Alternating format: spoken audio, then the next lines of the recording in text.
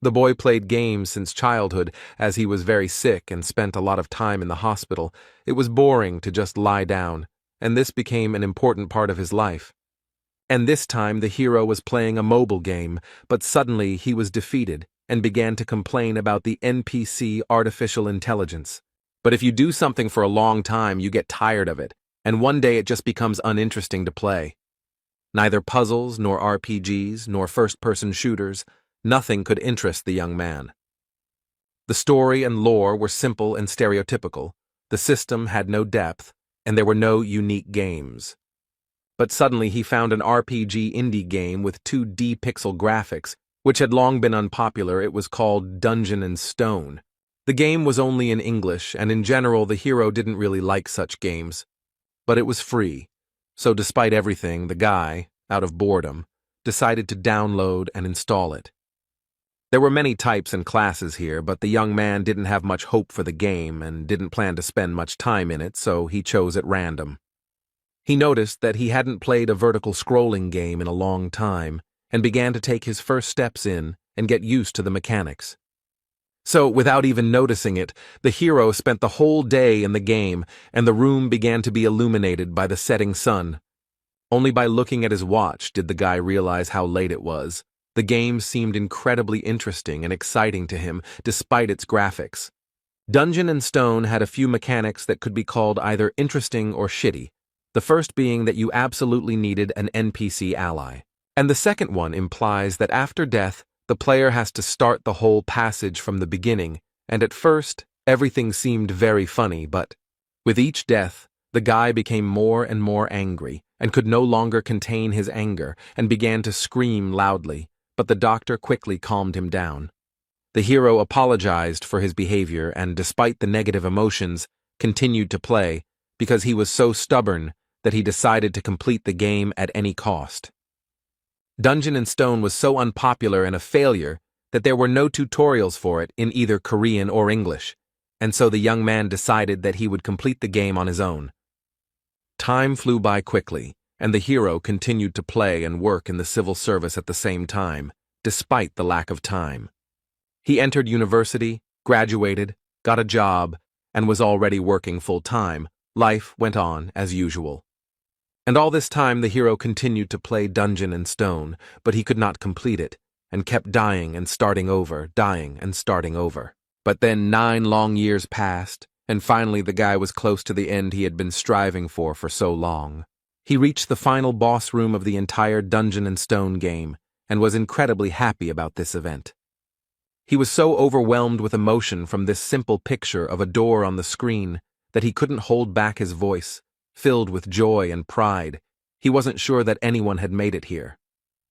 The hero shed tears of joy because he had been working towards this for 9 years, but he gathered his courage and agreed with all the pop-up notifications when entering the room. Among them was a strange window with information that he might never return, and the guy decided that it was just because it was the final boss. While waiting for the loading, the young man thought that he would hardly pass the first time, and now he needed to collect as much information about the enemy as possible. He also assumed about his features, ultimate attacks, and so on. The hero also allowed himself to dream that thanks to all his experience and preparation, he would be able to defeat the main boss the first time. The download was complete and new notifications appeared, among which was one that made the hero surprised and even scared, and it said that the training was complete. But what made him go crazy was the Korean language in the notifications, because he thought that Dungeon and Stone only had English. And he spent almost 10 years racking his brains trying to get through tons of dialogue and descriptions in English, which made him very frustrated. Suddenly, a bright light began to shine from the monitors, which blinded the hero. He did not understand what the hell was going on here. Suddenly, this light burst out from the monitors and swirled around the guy like a beam, causing hellish pain throughout his body. A moment later, the hero's body disappeared without a trace, and the rays rushed back to where they came from, into the monitors. The guy lost consciousness, but through his oblivion, he heard a voice congratulating the young fighters and saying that they would soon become real warriors, and when he opened his eyes, a crowd of savages appeared before his eyes. The hero found himself in an unimaginable situation. The darkness was illuminated everywhere, not by the usual LEDs, but by real, smoking torches. There was a crowd of wild, pumped-up barbarians standing around, wearing a variety of very primitive clothes and covered in tattoos. And some strange and no longer young, judging by his gray hair, man reads out an equally strange speech, and now he called for choosing a suitable weapon for himself. The hero was completely confused. He did not understand what kind of weapon was being talked about. He did not understand where he knew the language that the leader apparently spoke, and why the young man was here at all. The guy quickly pulled himself together and decided to sort out the situation and gather information, and the first thing he noticed, remembering the recent terrible pain, was his body. And I couldn't help but be surprised again. Rough hands, powerful muscles, tattoos, all this was extremely strange. The guy couldn't believe all this, but he couldn't think forever, because the situation continued to develop, and the leader shouted out to those who would be called to come out. Despite the complete confusion and lack of understanding of what was happening, the young man began to observe the situation because a cry was heard calling a certain third son of Vanon, Karak, and the barbarian standing in front of the young man walked forward. Standing in front of the gray-haired man, he began to quickly look around, as if searching for something. It soon became clear that the young barbarian was choosing a weapon, for he picked up a double axe and raised it upward, to which the chieftain praised his choice. And with all the power of his mighty lungs he declared him a warrior, after which he shouted the next name in the same style, only now it was Fenelon's second daughter, Einar. And then a strange thought came into the hero's head. Because he remembers something like that, this is a familiar situation for him. The young fighters choose their weapons and are recognized as warriors, the boy thought as the ceremony continued. And with the leader's words about blessing Raphonia, it was as if a city from his fantasies and memories appeared before his eyes. An incredible guess pierced the guy's head, his pupils narrowed, his breathing became intermittent, and cold sweat appeared. This is the world of the game dungeon in stone. He chose a barbarian as a starting character and just played for this class. The hero simply couldn't comprehend how this was even possible. Heavy thoughts occupied his head. Completely focused on his thoughts, he didn't even notice how the rest of the sounds of the ceremony seemed to be muffled. But suddenly, the hero heard the barbarian standing nearby say the name of the game, which aroused serious interest in the young man. He was different from other barbarians because he had horror on his face, his eyes were darting, and he was afraid of everything. The guy realized that he was not the only one who got into the game and that this barbarian was the same player as he was. Suddenly, a threatening voice was heard very close by, asking who dared to open their mouth. Raising their heads, the two young barbarians saw the figure of the leader towering over them. He had a threatening look, and his very appearance inspired terror. The hero was feverishly thinking about how the chief had ended up here so quickly and unnoticed, but his occupation was interrupted by the chief's question, asking if it was he who had done it. The guy shouted out decisively, denying it and trying to hide his fear, excitement, and worries. The hero glanced sideways at the barbarian standing next to him, mentally blaming him for what was happening. The leader realized who was guilty and turned his terrifying gaze on him, to which the barbarian tried to apologize hesitantly. And he asked if this was all really dungeon and stone, and there was horror in his eyes, cold sweat running down his forehead. But the young barbarian's words were interrupted by the chieftain, who simply swung his fearsome axe without the slightest mercy. The hero looked in horror at the place where the head of someone as unfortunate as he had recently been, and could not move from the fear that gripped him. Despite the emotions that overwhelmed him, the guy stood straight and tried not to show anything on his face because he could become the second victim. Without taking his eyes off the hero, the chieftain reported that Kadua's son, Orm, had been captured by an evil spirit. Seemingly satisfied that the second barbarian was okay, the chief turned around and walked back, ordering everyone to forget the evil spirit's words along the way. The ceremony continued, and the hero thought hard and realized several things, namely that people like him are called evil spirits. If someone finds out about them, they kill them, and that his head could be lying on the ground. The following names of the barbarians were heard, and the guy realized that he had one small problem. He didn't know his new name. There was no character screen, but the hero was able to figure out what to do. He would just wait 2 seconds after each name and then go. Of course, it could be the name of another evil spirit, but he would have to take a risk with that. After some tense anticipation, the next name was called Jandel's son, Björn. The hero quickly glanced at the crowd of barbarians, but none of them moved, which meant it was time to take a risk.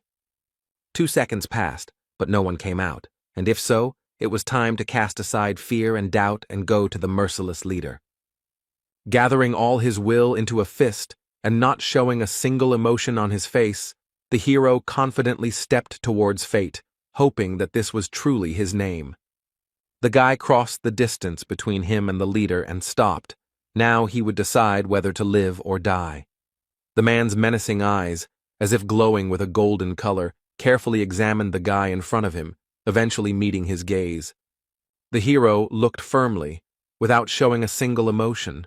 This continued for some time until the leader decided something for himself.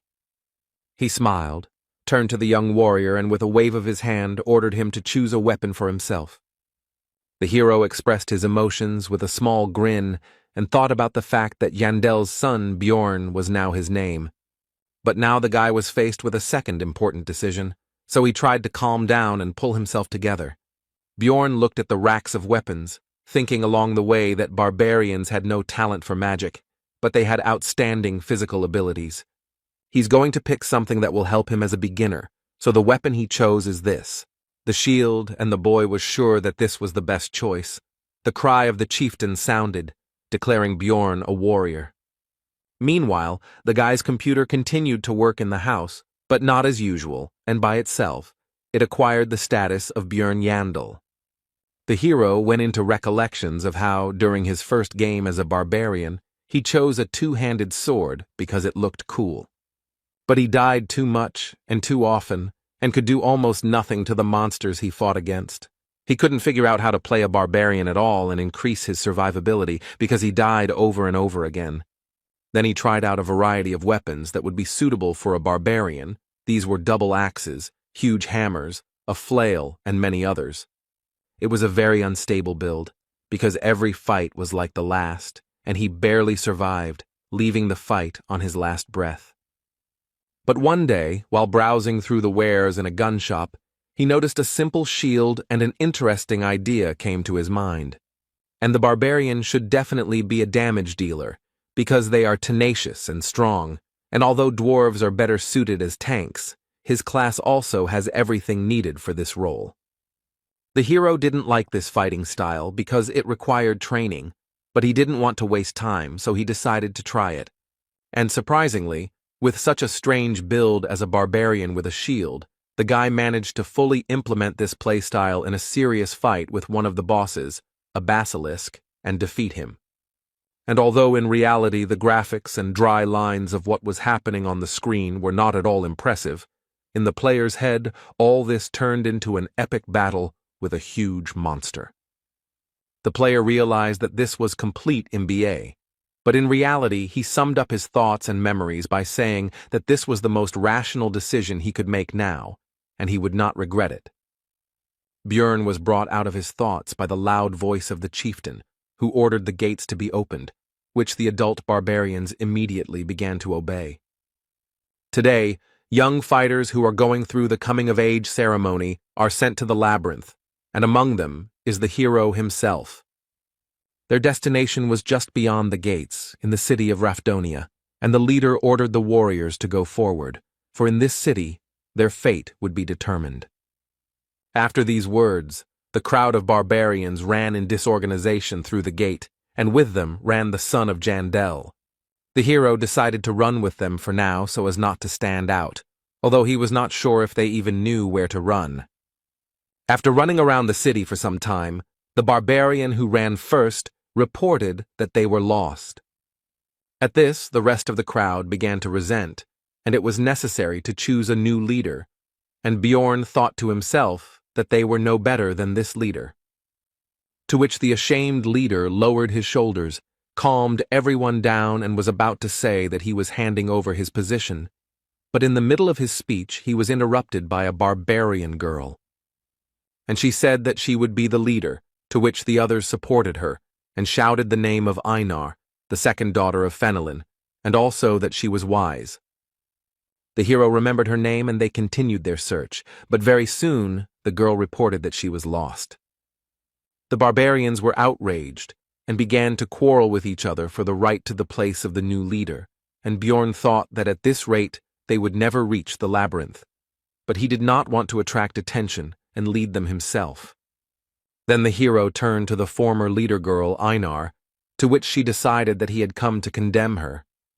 But Jandel's son explained that he wanted to tell her how to get to the labyrinth, to which the surprised girl asked how to achieve this. In response, Bjorn pointed his index finger at the group of adventurers and explained that they simply had to follow them. The adventurers looked at the group of barbarians with disdain and mocked them, and they were also sure that they would not find the way. The pair of barbarians paid no attention to this, and Einar exclaimed that she would try to do just that. The girl exclaimed that she had found the way to the labyrinth, to which the naive barbarians immediately believed and returned her role as leader, and also began to praise her wisdom, while the hero wondered if they were really that brainless. Soon, following Bjorn's advice, the group actually reached the entrance to the labyrinth, and a huge crowd of various intelligent beings had already gathered there. The hero was overcome with doubts about the advisability of sending him to the labyrinth, because in this chaos no one would notice his disappearance, and he himself had been an ordinary person all his life. He had never even fought with anyone in his entire life, and would he be able to defeat the monsters? Would he not find another way to pay Rafdonia's taxes? Taxes are one of the strange systems of Dungeon and Stone, the essence of which is that upon reaching 20 years of age, each resident must pay money to the state, but the peculiarity is that if you do not pay, you will be executed. There are several ways to earn money. The first is by fighting various monsters in the labyrinth.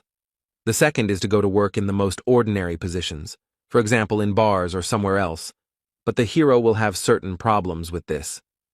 He is a barbarian, and in this world, barbarians are not preferred for employment and are generally viewed extremely negatively.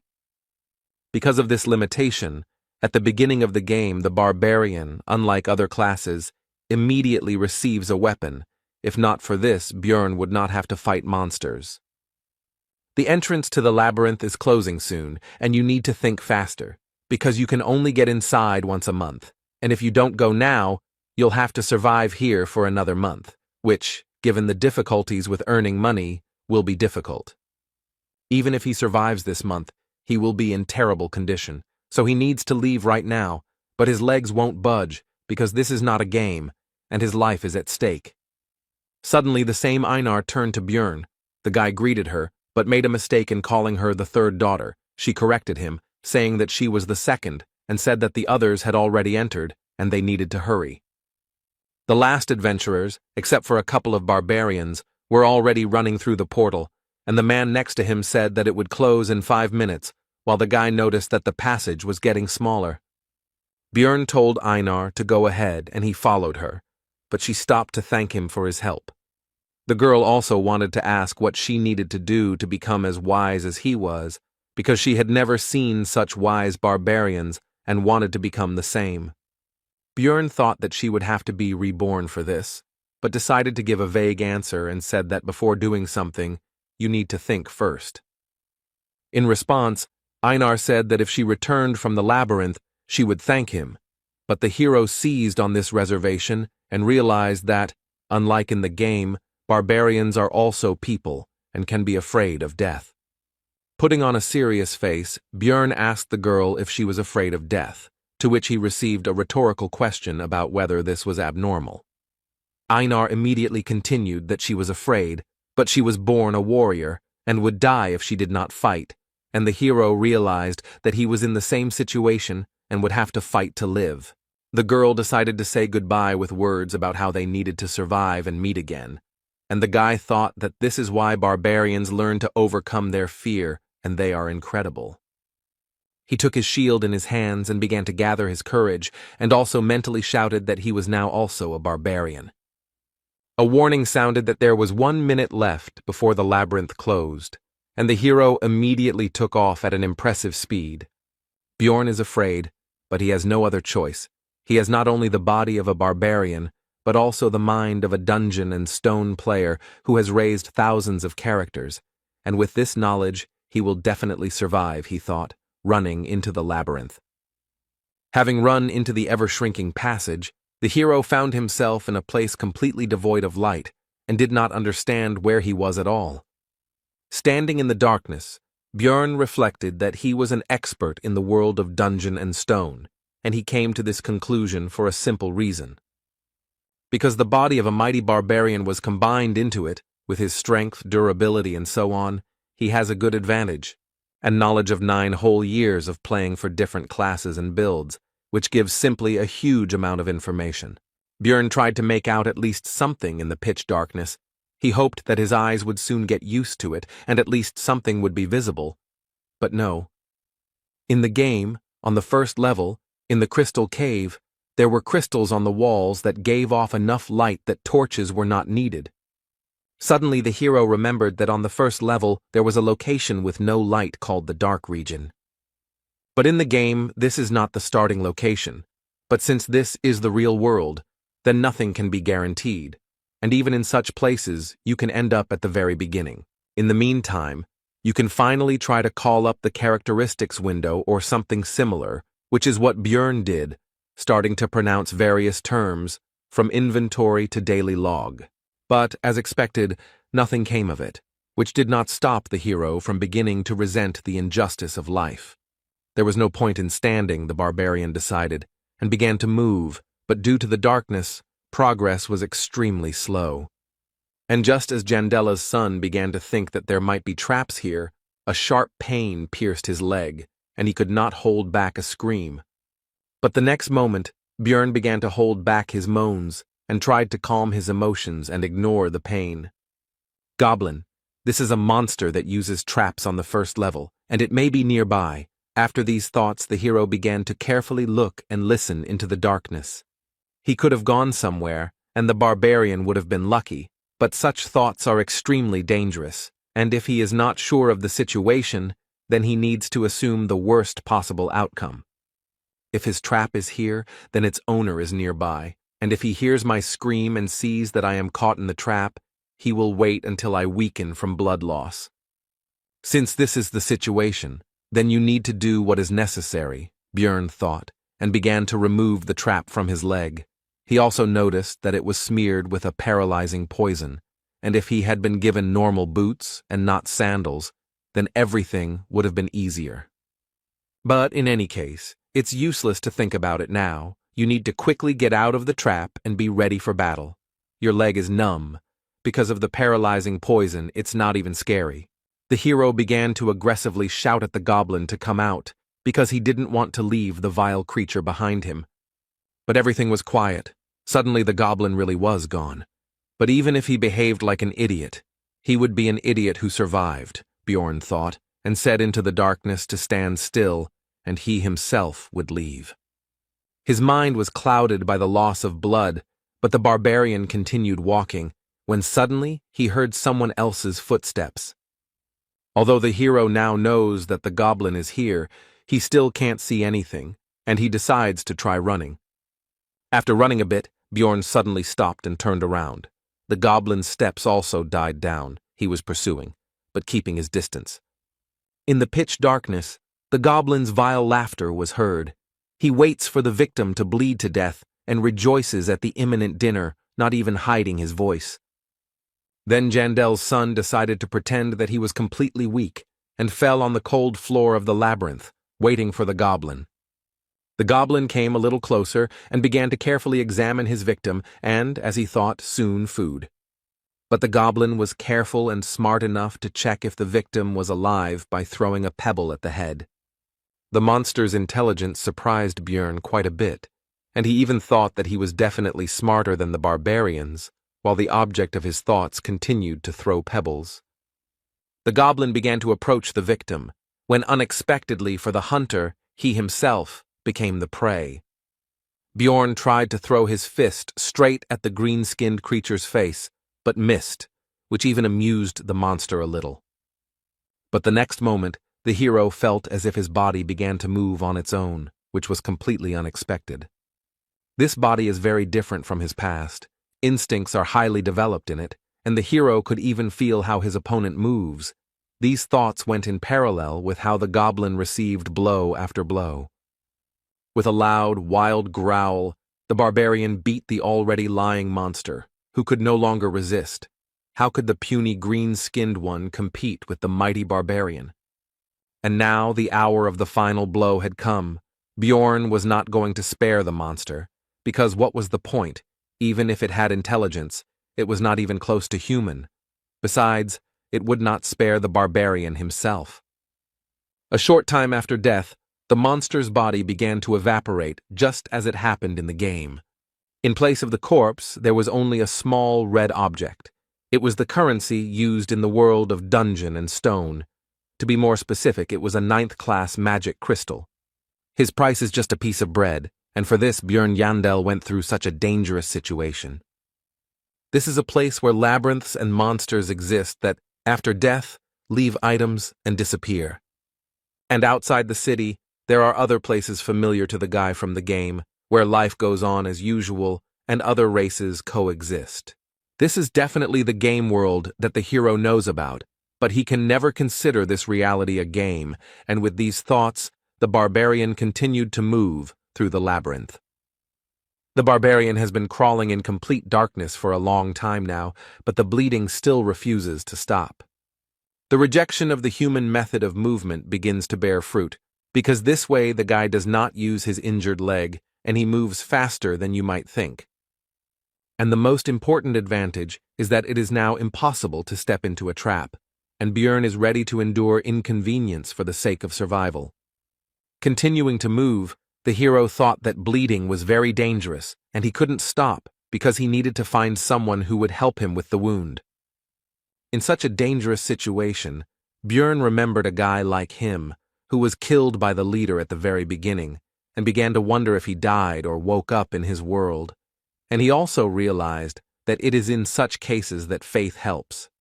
It seemed to the hero that he was coping, because light was already visible in the distance. After all, the entrance to the first floor should not be covered in darkness. The guy is sure that someone will help him there. Suddenly, Bjorn saw himself, but different. It seems that the loss of blood and the stressful situation itself are already causing hallucinations.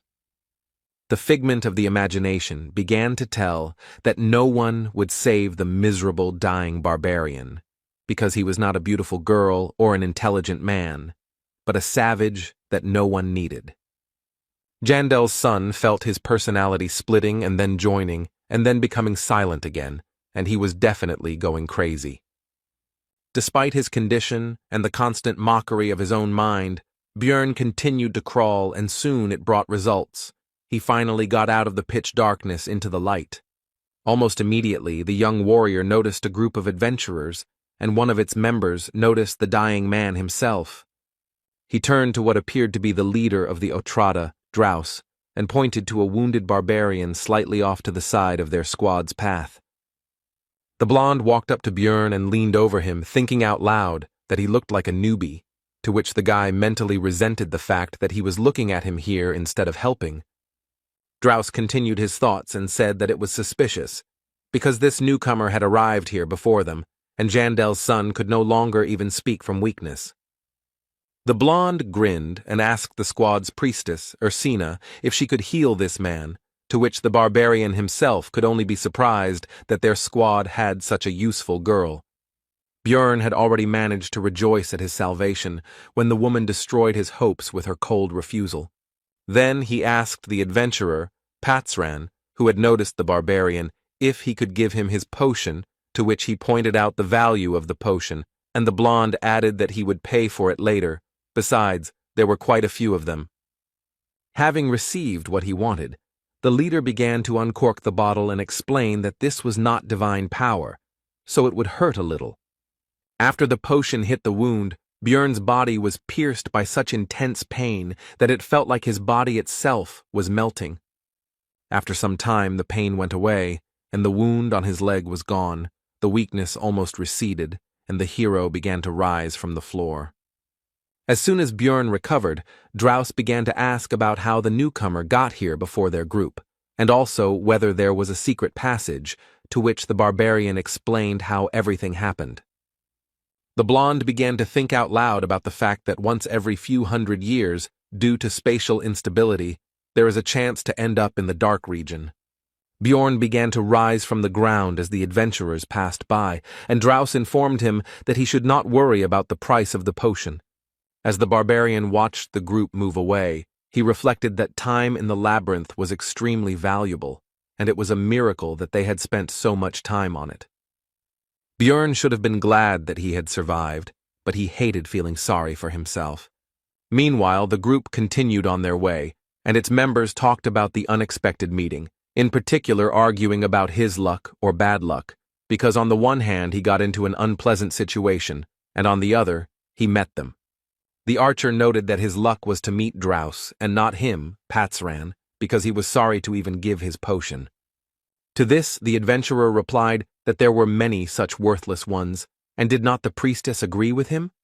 To this, the archer said that if it were not for the rules of the temple, the barbarian could have been cured without any problems. Continuing the argument, pointing out the kindness of Draus, because he gave the dying man the opportunity to pay for help with information, and barbarians do not like to accept help from others, they also noticed that the bloody trail had been going on for a long time. The priestess noted that it was convenient to have a guide, who was the blonde man, to which the archer noted that he had memorized the map of the entire first level, which was an extreme rarity. But when the group finally reached their destination, they noticed that they were the first to arrive, and Draus came closer. And he activated the portal that leads to the second level of the labyrinth, and the adventurers began to move to the next location. But the archer made everyone pay attention to the sandals of their recent acquaintance and the trap nearby. The magician illuminated the cave, and everyone saw that the bloody trail stretched all the way from here, which surprised everyone, because they had lost him. The magician asked Draus how long it was to walk from here to the place where they met the barbarian, to which he received the answer that it was about 15 kilometers if you didn't take a shortcut. Patsran, having learned that he had crawled for so long in pitch darkness, wondered whether he could repeat it. He also remembered that the barbarian had then pulled his magic crystal towards them, which he carried with him all the time, no matter what. He simply had nothing more to thank them with, and after these thoughts he informed the group that he took back all his unflattering words about this guy. He realized that people like this barbarian never give in, no matter what, and never escape from problems through death. After his recovery, Bjorn continued to encounter green-skinned goblins in fairly large numbers. The first time, the barbarian was in pitch darkness and was also nervous, but now these monsters pose practically no threat. The traps are set randomly and not even camouflaged in any way, making it almost impossible to get caught. Their attack directions and ambush sites are extremely predictable, and they cannot pose a serious threat. But a new problem has appeared, and it is extremely simple. It is hunger, because enough time has passed, and the energy has gone to recovery and physical activity. Suddenly I remembered that they were given provisions at the very beginning, but while crawling the bag got damaged and a fair amount of food was lost.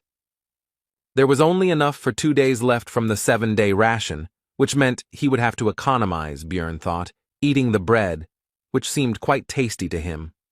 Only the first problem, the need for food, was more or less solved, as I wanted to drink, but this will be more difficult. Dungeon and Stone only had a hunger system, which worked in the labyrinth, and it had no information about water. But this is not a game, but the real world, and since they were not given water to take with them, it means that there must be natural springs somewhere, and the hero went in search of them. After some time, Björn heard the sound of water and went there, where he met a lonely adventurer resting. It was the first time he had met anyone outside of that blonde guy's group, but in the labyrinth there was an unspoken rule not to interact with others unless absolutely necessary. Having quenched his thirst, Björn decided to count the crystals he had obtained from the goblins, of which there were 44, which turned out to be quite a good haul for him. And now, the third problem has arrived, also connected with the needs of the body, namely, the need for sleep. And there are two ways to rest in the labyrinth. The first is to simply go to bed and hope for luck. The second is to find people who can protect you in your sleep. In other words, temporarily unite with someone. But here too the hero was in for a failure, because some were openly afraid of the barbarian covered in blood, some did not trust him, and some simply did not like people like him. This whole situation was extremely irritating to Björn, but he couldn't do anything about it, and he just wanted to sleep. But suddenly, some lonely adventurer approached him with an offer to become night companions, which at first angered Björn, but he explained that he had nothing reprehensible in mind. The barbarian agreed with the proposal, and also remembered that a night companion is an in-game term, although in real life it sounds strange. After that they introduced themselves to each other. The new acquaintance was called Hans. The adventurer said that it was pointless to look for another comrade, and that they would spend that night just the two of them, which made Björn tense up because of the ambiguity of the phrase and the manner of speech of his new acquaintance.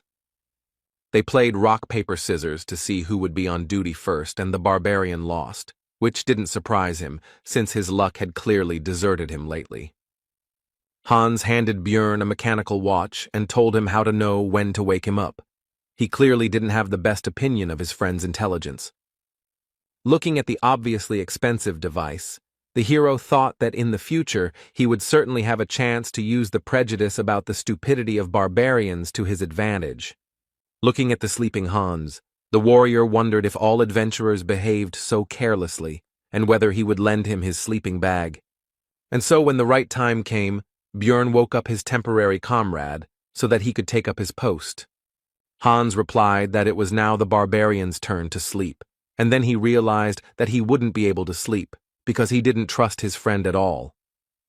The hero decided to just pretend to be asleep, simulating a loud snore, but in reality he listened attentively to the actions of his temporary comrade. But during the entire dream, Hans did nothing, despite all of Björn's expectations and suspicions. Looking at the carefree sleeping man, the barbarian doubted whether it was all justified, or whether he was just winding himself up in vain. So, while thinking, the hero began to feel sleepy, because recently he had had very intense adventures, an injury, and the very fact of getting into this world.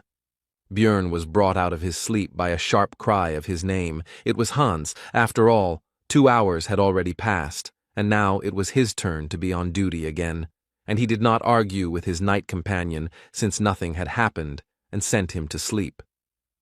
And although intuition told me not to trust this man, the facts said otherwise, because he was the first to turn to him when the barbarian was in a difficult situation. He didn't scold him for his mistake, so he could sleep. But suddenly Björn woke up and saw Hans hanging over him with his huge hammer, who was surprised at his light sleep and said that he should sleep a little longer. The next moment, the adventurer's weapon rushed straight at the barbarian's head with impressive speed. But not enough, because Björn had good enough speed and reaction to dodge and jump away from the opponent. Hans clearly did not expect such agility from the barbarian, and now he was confused and did not know what to do next. Björn was furious about the attempted murder, and Hans began to try to justify himself, which only made the big guy even more angry because he thought his people were so stupid. Quickly closing in on the enemy, the barbarian delivered a blow similar to an uppercut, but with his metal shield right at the man's chin. Hans' jaw was strong enough to continue his excuses. He tried to stop Björn, saying that he had an explanation. The hero didn't even listen to him. He was thinking that, unlike the goblin, he didn't die from the first blow, which meant that he needed to hit again. The barbarian immediately put his thoughts into action, delivering a direct attack with his shield right into Hans's face, likely knocking out a couple of his teeth. He flew away from the force of the blow, but before he could recover, the terrifying figure of Björn appeared in front of him, the mere sight of which made him lose all will to fight. Hans began to beg for mercy, but the hero was not concerned with these screams. He was interested in the reasons for this vile attack in his sleep. The man began to explain that he needed magic crystals, and the hero could not believe that they tried to kill him for this. Seeing the distrust in Björn's eyes, Hans continued that he also wanted to take the shield, since the barbarian's equipment was considered to be of very high quality and was quite expensive.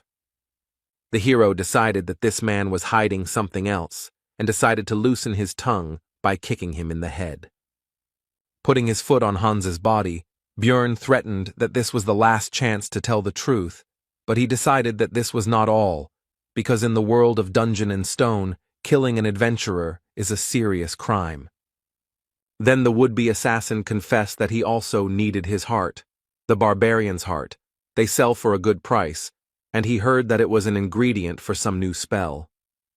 Then Björn realized that for this man he was like a goblin, just a very difficult but also valuable prey. The barbarian also learned that Hans had not attacked the first time only because he also wanted to sleep, and the former knight companion asked that since he had told everything, would they forgive him. At first there was a few seconds of silence, and then Björn explained that he would probably meet more people like him later, and he was not going to forgive anyone. These were the last words that this man heard. 2 days had passed since entering the game. Despite his first kill, the hero tried to find some positives. Among them was that he received new equipment.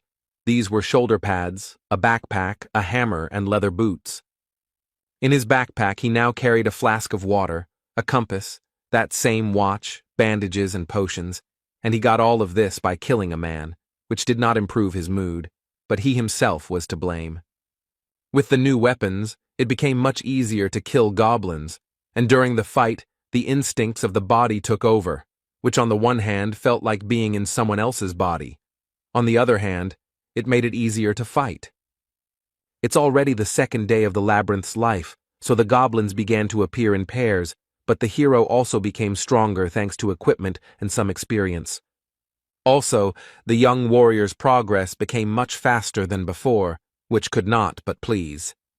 But there was one serious problem among this news, because he had not slept for a long time, and this threatened significant problems, and remembering the previous experience of searching for a comrade, the hero decided to sleep alone. But as soon as Björn began to fall asleep, these green-skinned people appeared, which irritated him greatly, as a result of which they lost their lives. Then the barbarian tried to kill all the goblins in the area, hoping that they would not appear again, and fell asleep. He was awakened by a sharp pain in his chest, and opening his eyes he saw a monster in front of him who plunged a dagger straight into his body. But the green-skinned man did not rejoice for long, because he received a fist in the face and died instantly.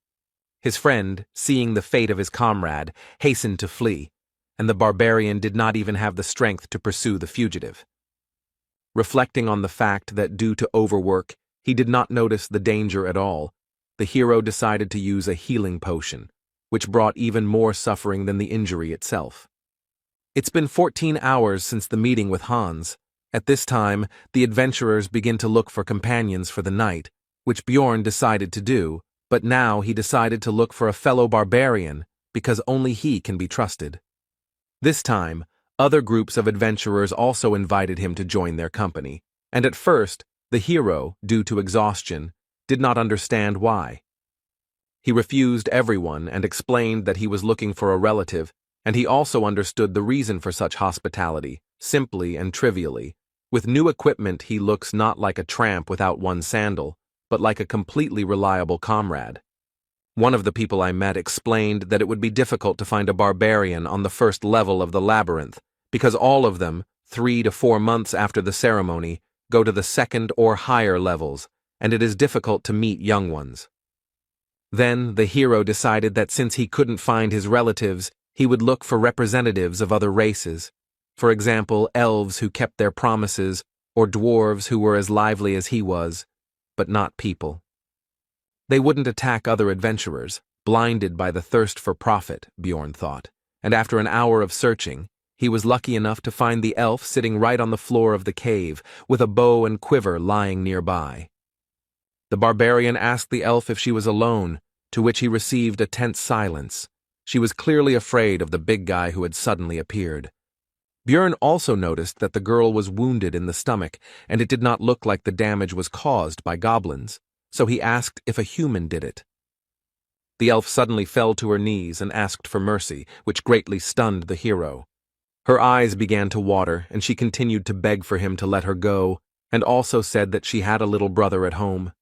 Björn just stood there the whole time, thinking that in the game all the elves were very cold and very different from this representative. In order to calm the elf down, the hero tried to smile kindly, which clearly didn't work out, and on the contrary, he scared her even more, and even added that he didn't plan to kill her, as if an even worse fate awaited her. The next moment, the girl burst into tears and began to say that she knew that the warrior opposite her was a barbarian, but he did not have to kill her. At this sight, the hero could only marvel at the bad reputation his fellow humans had, and he could only guess how they had earned it. Bjorn decided to throw the elf some bandages and some herbs that he didn't know, but the pointy-eared one recognized them. They were the healing leaves of Liko. When the girl asked why he was giving it to her, he replied that there did not necessarily have to be a reason for helping, although in fact he wanted to make as positive an impression as possible. When the elf finished bandaging the wounds, the couple decided to introduce themselves to each other. The possible friend's name was Erwin. Sitting down opposite, Björn asked the reason for her fear of him, to which she simply replied that it was because she was an elf, and he was a barbarian. And she explained in detail that their races had fought with each other about 10 years ago, which made the hero surprised and made him think about how much time had passed since the situation that was presented in the game. But then Erwin said that enough time had passed, and now there was peace between them, and she did not hate his people, and also did not want to fight with them. In response, Björn said that he also held no grudge, which made the elf happy, and then asked her if she would like to be his companion for the night. Erwin was wary of the barbarian, but remembering that people like him value their military honor, she asked him to swear by it that he would not harm her, and seeing the displeasure on the big guy's face, she assured him that she would swear by her tribe. Bjorn agreed with this, but decided to first deal with the fact that the girl constantly calls him Mr., which makes him feel old, and once again reminded him of his name. When this question was decided, the barbarian and the elf began to pronounce mutual oaths, and the full name of the pointy-eared one turned out to be Erwin Fornaci de Tercia. Björn decided that he would sleep first, and gave the girl the watch that he had gotten during his last attempt to spend the night. Lying in the sleeping bag that used to belong to Hans, the hero thought that he would never have thought that it would be so difficult to get the opportunity to sleep, and also that he needed to pretend to sleep a little. But he didn't succeed, and soon Erwin woke him up because 2 hours had already passed, and he decided that it was the power of the pillow and the backpack as a pillow. And he decided to let the elf use these things for sleeping, because this way she would also certainly not be able to pretend and would fall asleep, and she, it seems, was no less tired than he was. This made Erwin extremely happy. She could not even imagine that such a barbarian as Björn would take care of her. As soon as the elf laid her head on the backpack, she immediately fell asleep, and the hero began to guard the sleep of his night companion. Bored, Björn sank into his thoughts. Memories of his past life began to penetrate his head, and as a result of his reflections, he came to the conclusion that even if he could return, there was nothing to do there anyway. The barbarian and the elf swapped places a few more times, and soon it would be time to go their own way.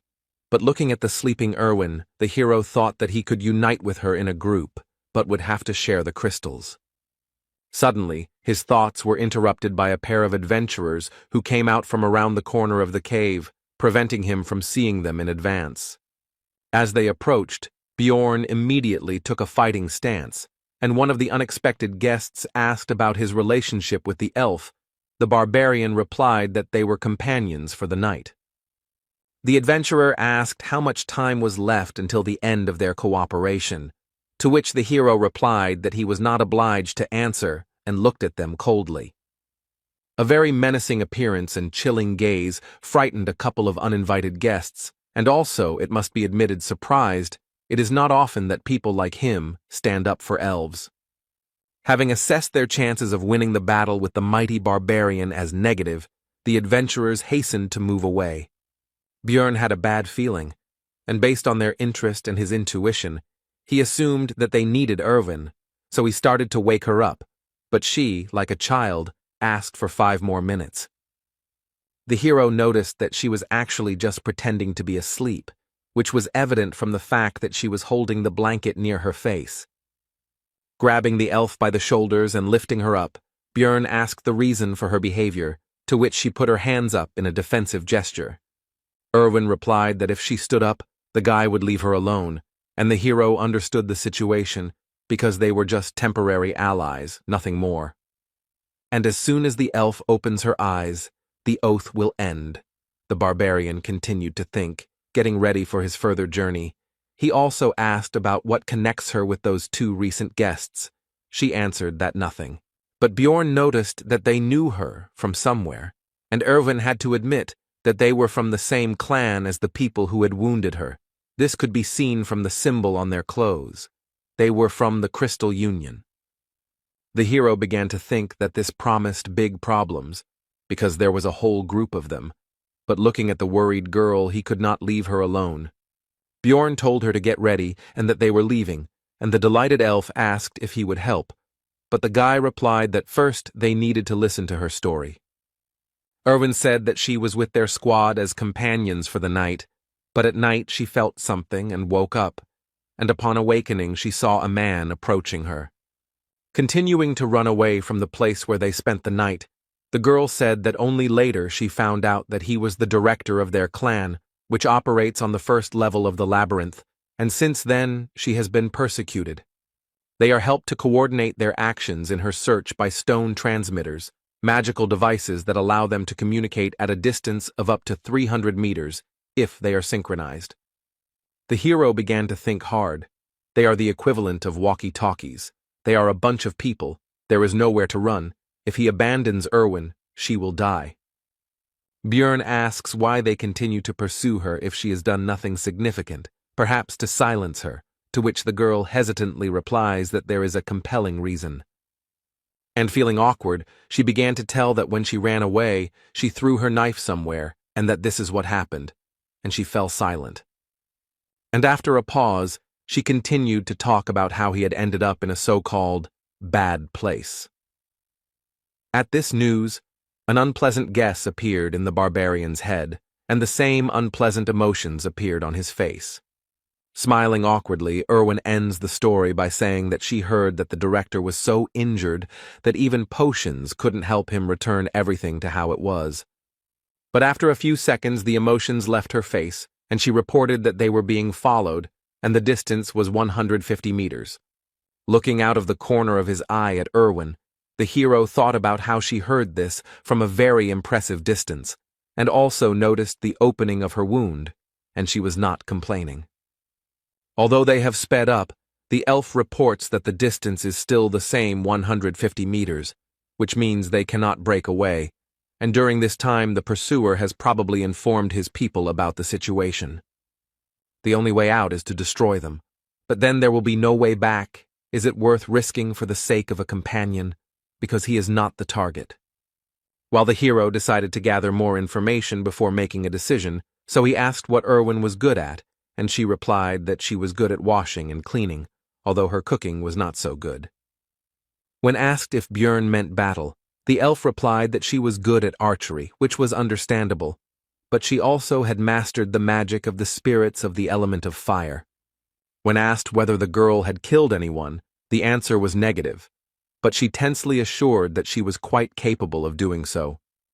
The hero had made up his mind, so he asked if Erwin would become his ally until he left the labyrinth, on the condition that she would only get 10% of the loot, to which he agreed.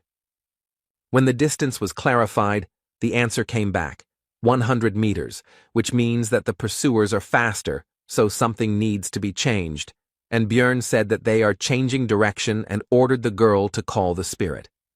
The fiery spirit illuminated their path to where the hero did not expect to return so quickly, to the dark region, and as soon as they had gone deep enough there, An order was given to cancel the summoning, after which they were left in the darkness.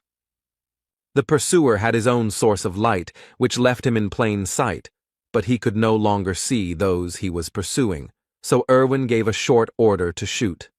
A moment later, an arrow, torn off the bowstring at great speed, pierced the enemy's head and got stuck in it. No one can live with such injuries. The barbarian tried to cheer up the elf after the first kill.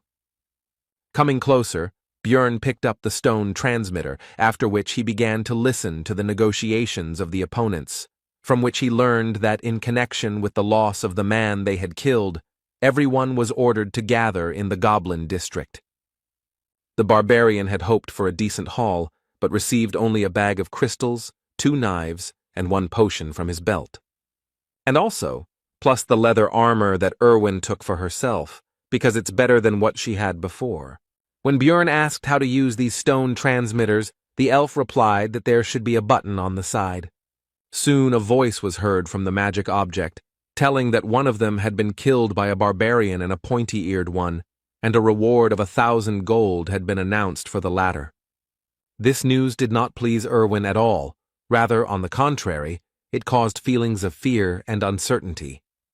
Björn, however, did not lose his head, ordering the spirit of fire to be summoned, because they would be moving through the darkness to go to the 2nd floor, which surprised his companion. Erwin hastened to clarify that the level they are at now and the next one are fundamentally different. The barbarian explained that they would succeed, because they were a great couple, and continued mentally in game terms, a tank melee and a damage-dealing archer. Besides, in any case, it would not be possible to earn much here. But Erwin doubted it because this was their first trip to the labyrinth, and she made a comparison that they were running from goblins to end up in an orc's lair. But the conversations coming from the stone transmitter about what the clan fighters would do to the elf if she was captured made the girl decide that it would be better to go to the 2nd floor than to stay here. While moving through the dark region, or alternatively known as the Goblin Lair, the pair talked about how to get to the 2nd level, and Björn told them that on the way north, they would definitely come someday. After all, based on his knowledge, the dungeon is designed in such a way that by continuing to walk into the darkness, you will reach the portal in any case. Soon a goblin trap appeared on the couple's path, which Erwin immediately noticed thanks to her excellent eyesight. Based on the fact that they encountered the trap quite late, Björn decided that he was unlucky to encounter it at the very beginning, and while the hero was lamenting his failure, his companion said that she would disarm the trap. The barbarian called out to her and told her not to use the fire spirit for this purpose, to which the elf agreed with an uncertain look, inwardly surprised at how he knew about her plan. As soon as the girl came closer, those who had set the trap jumped out of ambush. The monsters decided that she would be an easy target. But they were wrong, and a moment later an arrow pierced the head of one of the greenskins, causing him instant death. The 2nd goblin tried to strike with his claws, paying almost no attention to the death of his kinsman. But the attack was unsuccessful. The elf turned out to be too fast and agile, and before the monster had time to understand what was happening, his, as he thought, victim was already behind him, with a drawn bowstring. A moment later, Erwin was already relaxing, and the bodies of the goblins evaporated around her, leaving behind their prey. The elf asked the barbarian if she had done well, to which she received well-deserved praise, which made her seem to glow with joy. Erwin handed over 2 magic crystals to Björn, after which she said with shining eyes that at this rate she too could earn something. From the stone transmitter came information about the update of data regarding the elf. Now the reward had increased to 2,000, and alive or dead, and the barbarian tried to console his companion. Suddenly, Erwin noticed a new danger in the darkness ahead, ghouls, which surprised the hero, because according to his information, such monsters should live in the south, not the north. The meeting made the guy think about the strange experience system in Dungeon & Stone, which consisted in the fact that EXP is given only when a representative of a new species is defeated, and there is no reward for a repeat kill. After closing the distance, the ghouls turned their ugly heads towards the living, and in their eyes one could see only hunger and no glimmer of reason.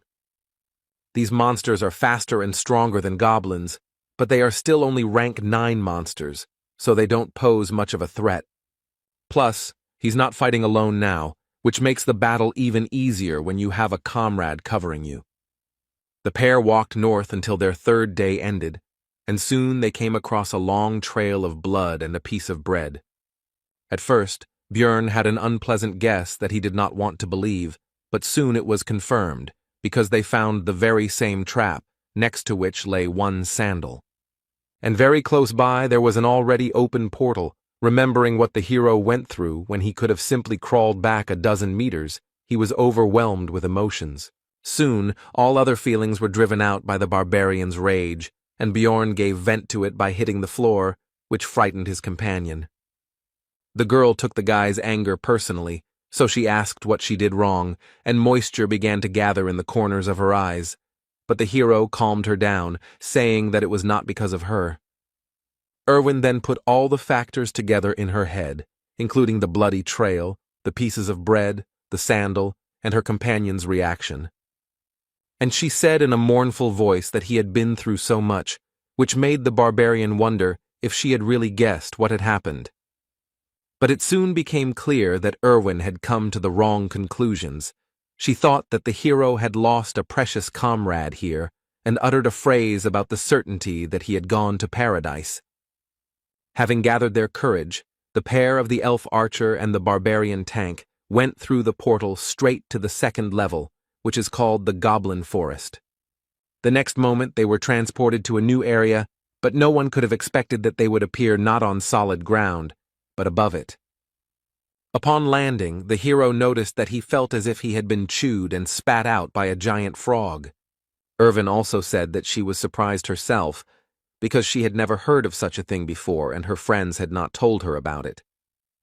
While scouting the area, Björn came to the conclusion that the lighting from the stars was so-so, but there was no point in waiting for dawn because they were in the labyrinth, and also decided that in case of a threat, they could return to the 1st floor.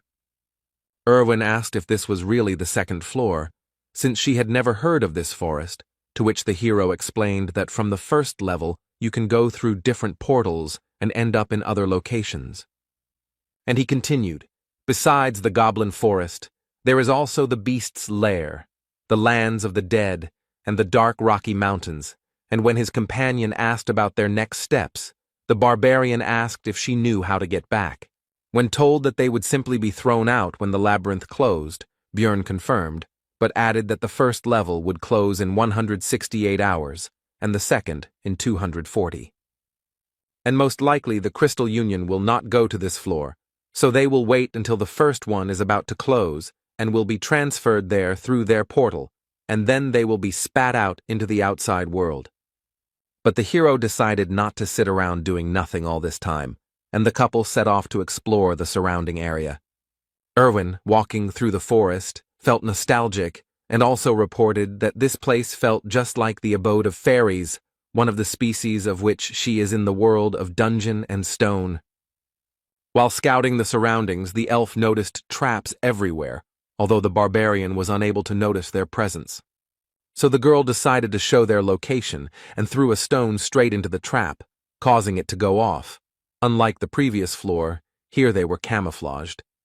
After that, Erwin started begging for praise, but Björn decided not to overdo it and simply said that she was throwing stones well.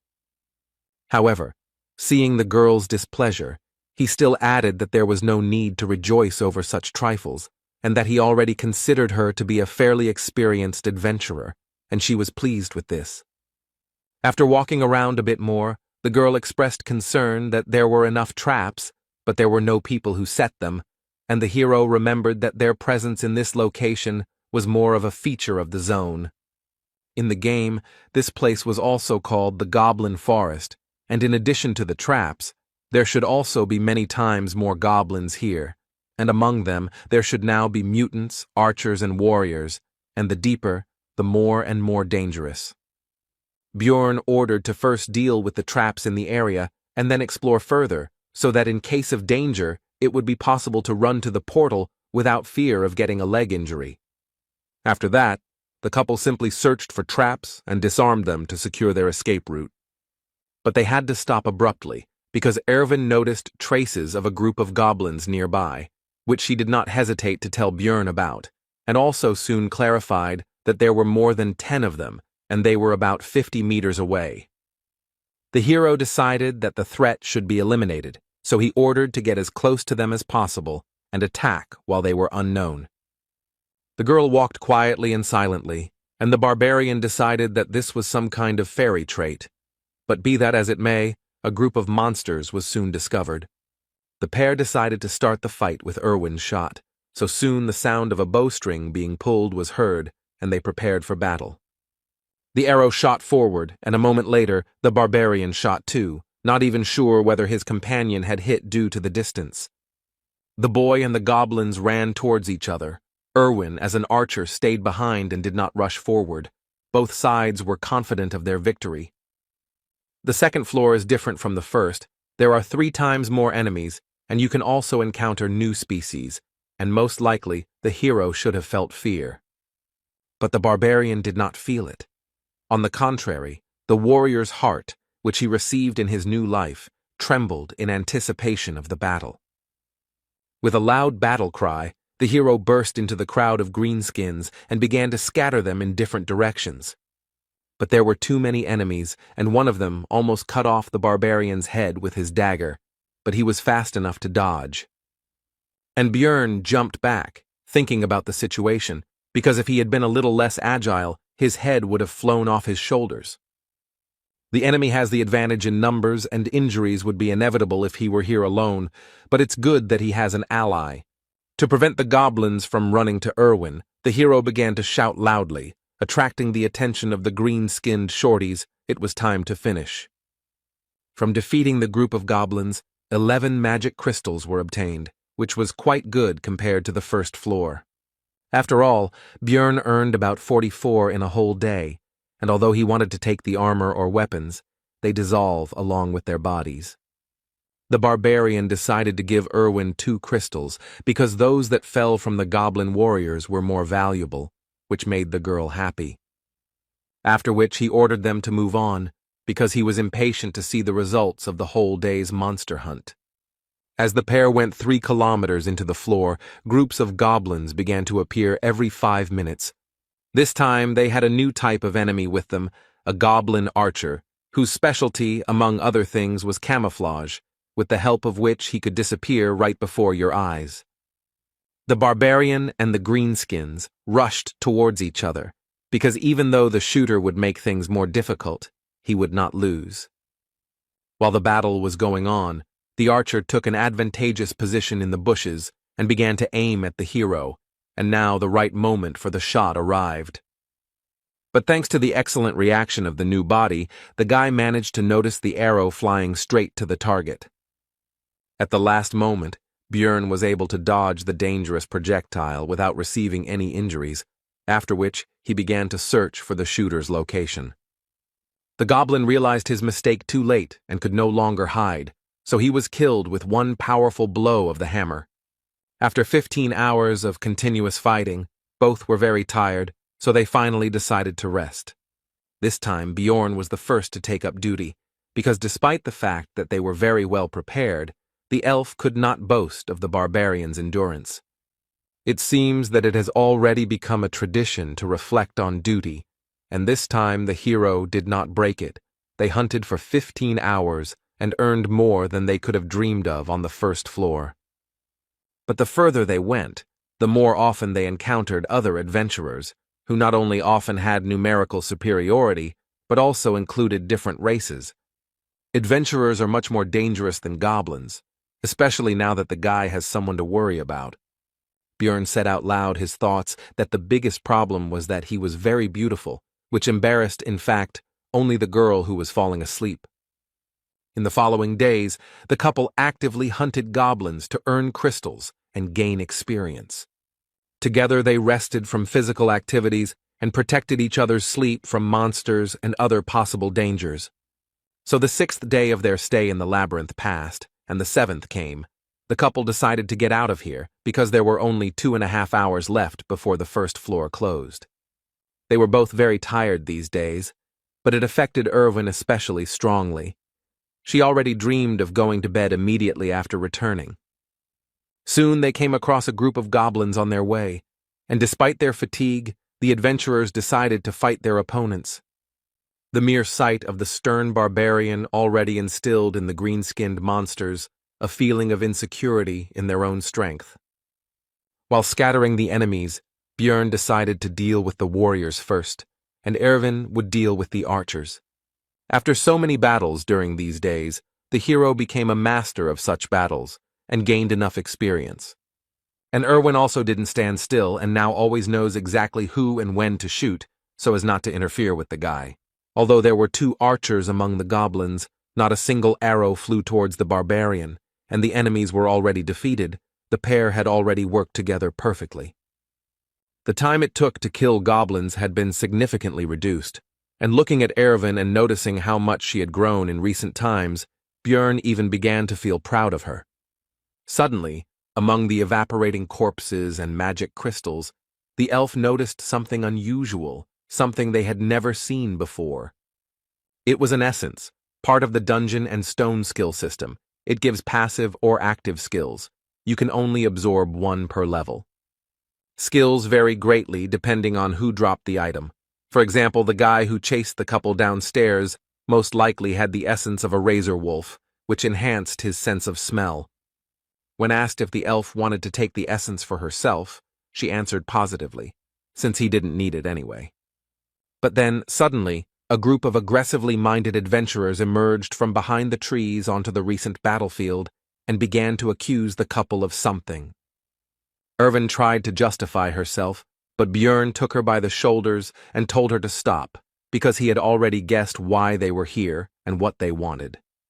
After which, he simply threw the girl's light body into the essence that rose into the air, because that was exactly what these people had come for. A bright light flashed and blinded the adventurers, who realized what had happened and were extremely outraged that the valuable prey had slipped out of their hands. Bjorn Yandel decided to try to intimidate the adventurers by making a brutal face and saying that he was ready to fight right now. After some time, the couple was already running through the forest towards the portal to the first floor. The guy ordered his companion not to slow down until the portal itself. The 4 adventurers still did not risk encountering them, but Erwin asked if they would pursue them, to which she received the answer that they were hanging around near the portal, which meant they were going to leave this place. And also, there are only 4 of them. They have the same tactics as their couple, to which Erwin praised the guy's intelligence. Soon the girl reported that there was a group of goblins ahead, and they were running straight towards them. Björn realized that he would not be able to simply get around them. This was suspicious, because goblins usually don't behave like this, and they didn't want to run into them now, when the pair's goal was the portal, so the barbarian ordered to change direction. But before the girl could answer, a projectile flew towards her, and Björn pulled her out of the way by the collar. Rubbing her injured neck, Erwin noted that she herself would have dodged the goblin's arrow, to which the hero responded that it was a crossbow bolt, which meant it was those adventurers. Most likely it was they who lured the greenskins, and they themselves are sitting in ambush on the other side, wanting to exhaust them. Bjorn decided that there was no other way out. They would have to fight, but they had an advantage, the power of the essence. The goblin archer's essence, based on game knowledge, should increase stats and give 1 passive and 1 active skill. The first is arrow poisoning, and the second is camouflage. When Erwin remarked that she didn't know how to use them, Björn pointed out that she was already using them, and it seemed to be done simply by the power of thought.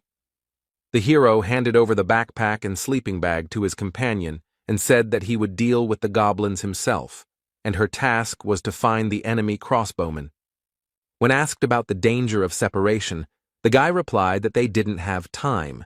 She needed to keep her head down and shoot her target after the signal.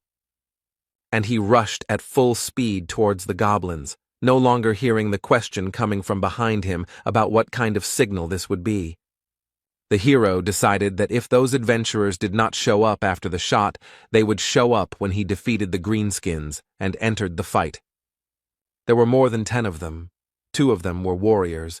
It was more difficult to fight without support. There were no archers in sight.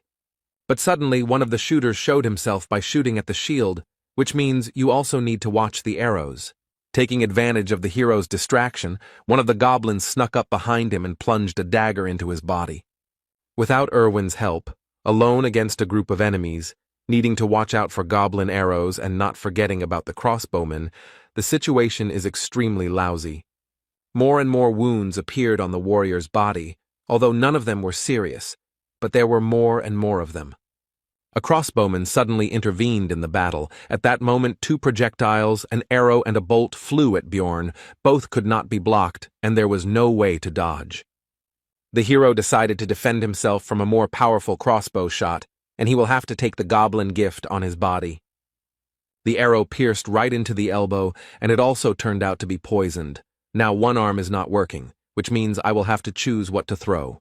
The hero decided to leave the shield, because although it would be easier to kill goblins with a hammer, the real threat comes from the crossbowmen, and without a shield it will not be possible to defend against a bolt.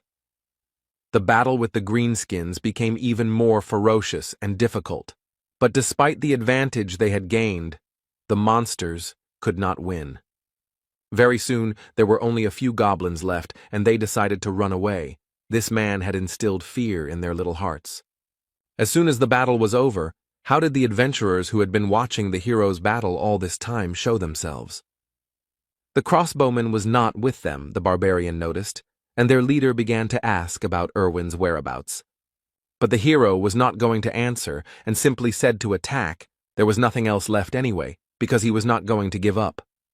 The adventurer gave a speech about how, although the barbarians had a lot of energy, this representative of theirs already had enough wounds, and now they would defeat him and find out where the elf had gone. Finally, the leader said to imagine that they were fighting a huge monster. The group rushed towards the hero. Choosing a unique gesture for this world, suitable for giving a signal, the guy decided to raise his hand higher and put out his middle finger. Seeing the suspicious movements, the adventurers became wary and stopped, and the hero wondered whether Erwin had understood the signal. But in any case, it doesn't depend on him, and all that remains is to trust his companion, thought Bjorn, making a dash towards the enemy. He met his onslaught and blocked the blow, but realizing that he would not be able to compete in strength with the barbarian for long, he called his comrade for help. An elderly man with a katana named Elias intervened. He drove the hero away with a blow from which he had to move away and break the force contact. But despite the less than ideal situation, Bjorn could not retreat, because in order to help Erwin, the enemies needed to be distracted. So the son of Yandel entered the battle against the 3. But everyone had to turn away from the battle because some kind of projectile was flying towards them, and no one knew whether it would be a crossbowman's bolt or an elf's arrow. The above-mentioned projectile would have hit one of the adventurers, if not for the shieldman, from which it was concluded that it was Erwin. The warrior with the shield shouted to his comrades to focus on the barbarian, and he himself would protect them from the arrows, and the hero realized that this was his original plan, and that was why he almost did not interfere in the battle. And since you can no longer count on help from Erwin, it's enough that she practically took one of the 3 enemies out of the battle. You need to win yourself. But despite the barbarian's strength, the battle was not in his favor. His opponents were noticeably stronger, more skilled, and more cunning than some goblins.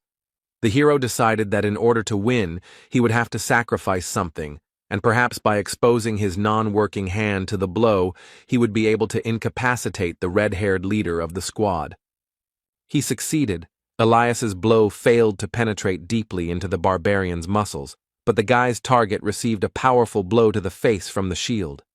Taking advantage of the moment of vulnerability after the blow, the older man attempted to cut the hero in half with a downward swing of his katana, but Bjorn was able to dodge. Elias was extremely surprised that such a mass of muscles could move so quickly, although he seemed like a clumsy brute, and froze in surprise. Erwin tried to take advantage of this, but the shield man covered his comrade and urged him to be more attentive and not get distracted. But this arrow turned out to be a trick. The elf was counting on the warrior taking the shot, because this arrow carried fire magic, and now the wooden means of protection would soon burn out. Erwin's next attack pierced the shoulder of his opponent, who was now unable to hide behind his shield, while Bjorn was thinking about how extremely skilled his archer was. The situation on the battlefield changed dramatically, and now the scales tipped in favor of the hero, although victory was still far away, because the red-haired man was already recovering from the blow to the face. The adventurer decided to deal with the elf first, and the barbarian could not stop him, so he only believed in his companion. The fight continued, and in an instant Elias opened himself up for a strike, which Bjorn couldn't help but take advantage of and tried to strike. But the elderly warrior managed to dodge, but the barbarian saw an opportunity in the fact that a former shield wielder was running behind the warrior with a katana who could no longer boast such dexterity, and the blow landed right on his skull. Now they were left alone. The other driver was unlikely to get up. Bjorn was thinking about the fact that Elias was very strong, and it was unclear how he ended up on this team. They fought each other.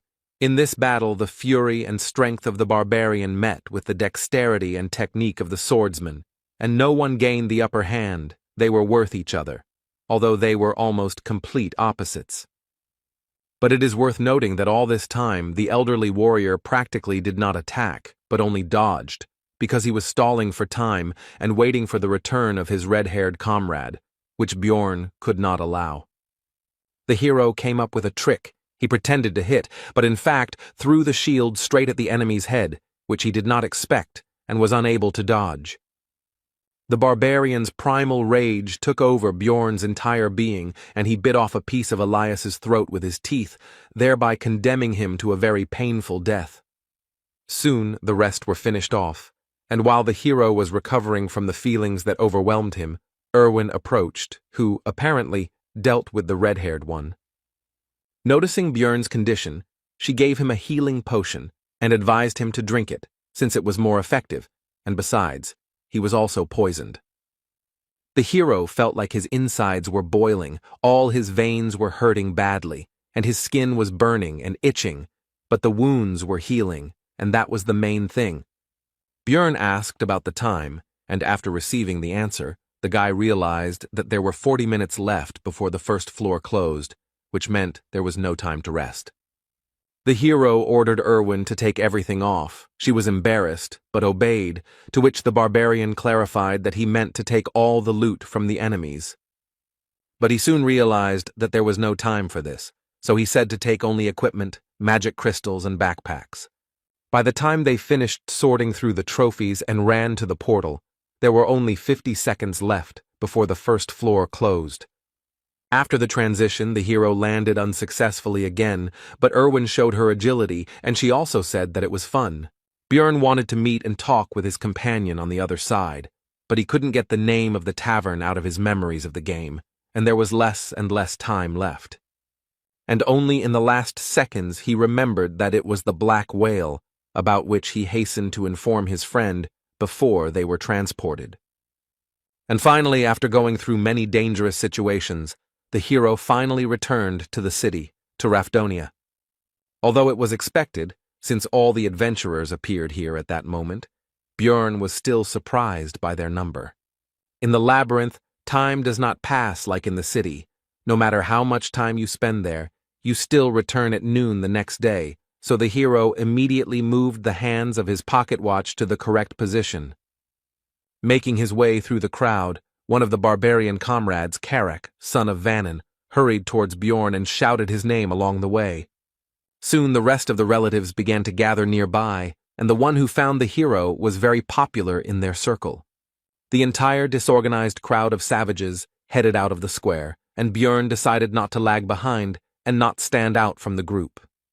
Soon all the barbarians began to take turns exchanging magic crystals of various values for money, while simultaneously finding out who had managed to earn more. The woman behind the counter worked extremely quickly and professionally. Her vast experience was clearly visible. It turned out that the hero had earned significantly more than the others. The amount was over 180,000, which was significantly better than the others, in connection with which the relatives began to congratulate one of their own. The barbarian did not hesitate and accepted the praise, and also raised his hammer and shouted that he really was the best warrior. Others also noticed that he returned with better equipment, which only added to the joy.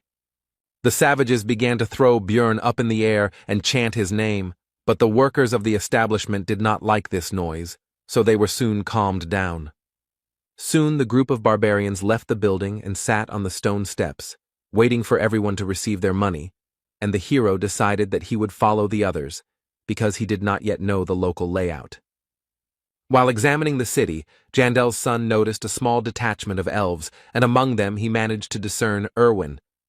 The girl also noticed her friend and waved awkwardly to him. Björn also greeted his friend and quietly asked to meet tonight, and despite the distance, the sharp ears heard everything. But the attentive elven eyes of one of the group of adventurers noticed the couple exchanging glances, so the attentive person asked if Erwin knew this barbarian. But only the pointy-eared can boast of excellent vision, so Karak also noticed what was happening and asked Björn about his acquaintance with this girl. Both began to deny the connection between themselves. As soon as the two groups turned their attention to each other, it became possible to notice with the naked eye the enmity between the two peoples. The tension grew. The last barbarians left the establishment just in time, and Björn hurried his relatives to leave, since in such a situation it would not be possible to have a normal conversation with Erwin anyway. Walking through the streets of Rafdonia, the hero noticed touching reunions of relatives who had returned from the labyrinth. But also everywhere there were grieving people who were unlucky enough to lose loved ones on this day. They cried, blamed themselves or others for what happened. Many did not wait for their parents, children, brothers and sisters, and loved ones that day. The hero had already seen all of this in the game Dungeon and Stone many times, but looking at all of this in reality, and not in a 2D picture, caused completely different emotions. But be that as it may, life went on. So soon the barbarians reached the tavern, where they began to celebrate their successful return with the spoils. Björn didn't like all this because he followed them because he thought he might accidentally miss some necessary step, and not for this reason. Therefore, he decided to leave without even trying the drink, and some of his relatives decided to see off the most successful warrior. Walking through the streets of the city, Björn's tension gradually eased because there were no monsters or hostile adventurers here, so there was no need to fear attacks, and he could finally relax a little. The hero became interested in the clothes shop. He wanted to buy himself a clean shirt, but his things needed to be cleaned of blood and other dirt. Lost in his thoughts, Björn didn't even notice how he had reached a quite decent hotel. His head was occupied with thoughts about the serious differences between the two worlds. Having paid for the room, the guy went to the shower to finally wash properly after so many days in the labyrinth, and also thought that living in this city might not be so bad. But lying in bed, the hero admitted that he was deceiving himself, and had done the same thing before, because in fact he wanted to go home, even though no one was waiting for him there, and with these heavy thoughts, he fell asleep. Björn woke up already at night and decided that now was the time to go meet Erwin, so he started getting ready. Having asked a local resident about the Black Whale Tavern, the hero received the answer that this place had had a different name for 10 years already. Finally, Björn became convinced that the game world was lagging behind this in time, and having learned about the current name of the tavern, he went there. Nowadays it was called Python's Paths, and the hero noticed that he could read the local language because he understood what was written on the sign, which meant that he should visit the library soon, but now he needed to go inside. The tavern had a good atmosphere, there were many customers, and finding Erwin here would certainly not be an easy task. But the hero was lucky. The girl was the first to notice and call the guy, but there was another elf sitting next to her. He had seen her during the day. She was clearly in a negative mood, and when asked who she was, the answer was that the pointy-eared one was Erwin's older sister. When the guy asked if she had a name, He answered Tessia, which was part of his girlfriend's full name, from which it was concluded that she simply did not want to introduce herself normally. The hero asked why she was here, to which the girl flared up and said that it was because the barbarian invited such a young elf to such a tavern. And she continued that the meeting was scheduled for last night, but the guy never showed up. He's just an insensitive barbarian. The hero was surprised why it was last night, and Tessia thought that he was just making a fool of himself. Björn decided to make sure, so he asked Erwin how many hours had passed since leaving the labyrinth and received the answer 30 hours. The hero thought that only 4 had passed, but it turns out that he had slept for more than a day, which made him feel guilty. Jandel's son decided to apologize and explained the situation he found himself in. He didn't think it would turn out like this. Erwin's elder sister was shocked. She couldn't even keep her face. It seemed like she had never seen barbarians apologize. After this, Tessia asked about the reason for the meeting, but the hero did not want to talk in front of her, so he said that she could find out everything from her sister after the meeting. Further dialogue did not take place. Sparks seemed to fly between the two of them, and Erwin was torn, trying to calm her friend and relative. During the argument, Tessia suddenly slammed down a heavy bag and said that these 350,000 magic stones were payment for the essence. Björn began to explain that he would like to continue hunting in the labyrinth with Erwin, and she could earn the necessary amount with him, and they would divide the spoils in half. At first the girl was happy about this, but a moment later she became gloomy and refused, and the hero could not understand the reason because they made a good team. Tessia explained that now Erwin would be on the same team with her, and before that he was alone, due to the tradition that the first entrance to the labyrinth should be solo. The hero realized that now his girlfriend had people who would take care of her and decided to take the money, but noticed that based on the agreement he had made with his girlfriend about dividing the spoils 1 to 9, there was still 280,000 missing. To this Tessia responded with a bag she had prepared in advance, and Björn realized that she was simply trying to trick him, but he kept it all to himself and asked her to leave, because he still wanted to talk about something with his friend. But she didn't want to leave her little sister here and was about to start objecting when Erwin herself intervened. She really appreciates her sister's concern and is glad that she came here with her, but she needs to thank Björn and say goodbye to him. Tessia agreed, but only on the condition that the barbarian swear that he would not sleep with Erwin, which embarrassed her sister. Björn calmly swore an oath on his military honor, because he didn't give a damn about it anyway, just like he didn't give a damn about the oath itself in principle. Tessia was satisfied with this and was already heading for the exit, but halfway there she turned around and thanked the hero for saving Erwin's life. Left alone, the friend said that she had never contradicted her sister before and asked if she would be angry about this. The hero calmed Erwin down because Tessia didn't look angry when she left and even thanked him with a smile. The girl tried to apologize for having already decided to be on a team with her sister, but Björn stopped her, and also thought that he himself would not have refused if a high-level elf had invited him. After that, Erwin handed the hero a bag with the red-haired man's and the crossbowman's magic crystals, and she had already taken her share. She also left the rest of the equipment in her house, and tomorrow they should sort it out and decide what to do with it. Erwin said that she wanted to somehow thank Björn for saving her, and he realized that this was precisely why Tessia had demanded an oath, but nothing had come to his mind yet, and the guy suggested ordering something. The girl's eyes lit up, and she said that she had deliberately not drunk anything yesterday so that she could share her first return drink with the hero. It is a special drinking tradition that involves having something to drink upon returning from the labyrinth, and for young elves it is quite important. Erwin was a little worried that this wouldn't be Bjorn's first return drink, but the hero said that this would actually be his first as well. The girl was very surprised by this, to which the hero replied that he had already said that he was only 20, and she thought it was a joke. Soon the table was covered with all sorts of dishes, because Björn had slept all day and was terribly hungry.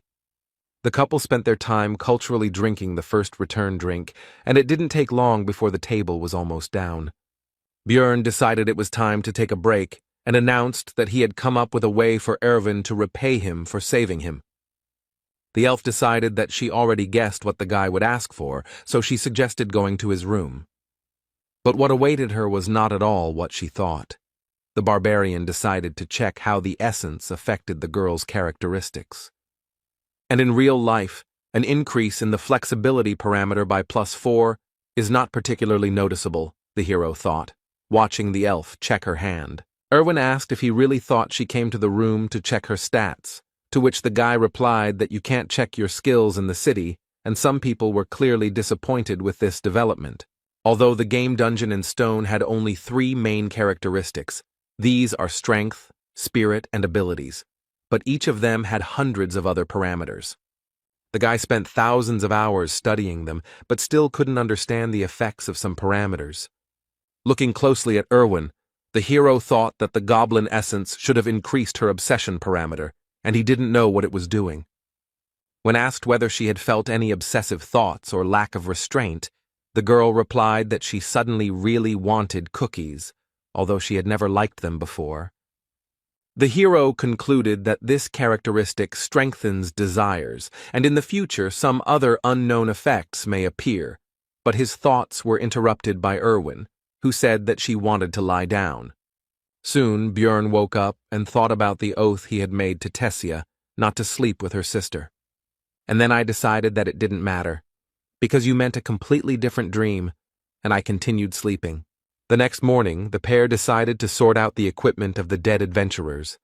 Erwin asked if the barbarian was going to sell everything, to which he agreed, but specified that he would leave a couple of things.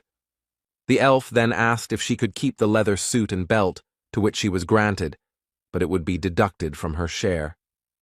After this, the couple began to go to various shops and stores, and in order to sell all their loot, they had to go around a lot of places. The total came to 1,450,000 stones, but taking into account the equipment, 50,000 is Erwin's share, which does not change the impressiveness of the remaining amount.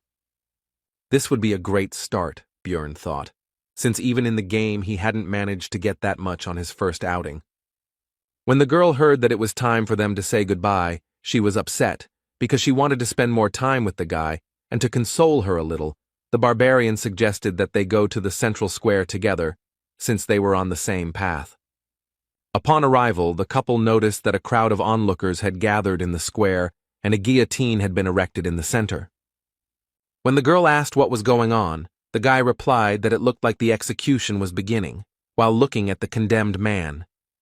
There were other unfortunates nearby, whose only guilt was non-payment of taxes. People have no other choice, because the rest of the world was destroyed by the witch's curse, and only here, thanks to the labyrinth, there are resources. But they are limited, and in such a cruel way one has to control the number of hungry mouths, the hero thought, watching the locals dip bread in blood and eat it. When the girl asked about the reason for their actions, the guy explained that there is a belief that the blood of the executed brings financial luck, and then asked about the amount of crystals for the first year's tax. To which I received the answer that the amount is 700,000 for non-humans, but in the second year it is already 800,000, and a commission appears upon exchange, which is slightly different from the game, but close. Taxes are growing every year, which means he can't stop training, otherwise his blood will end up on someone else's bread.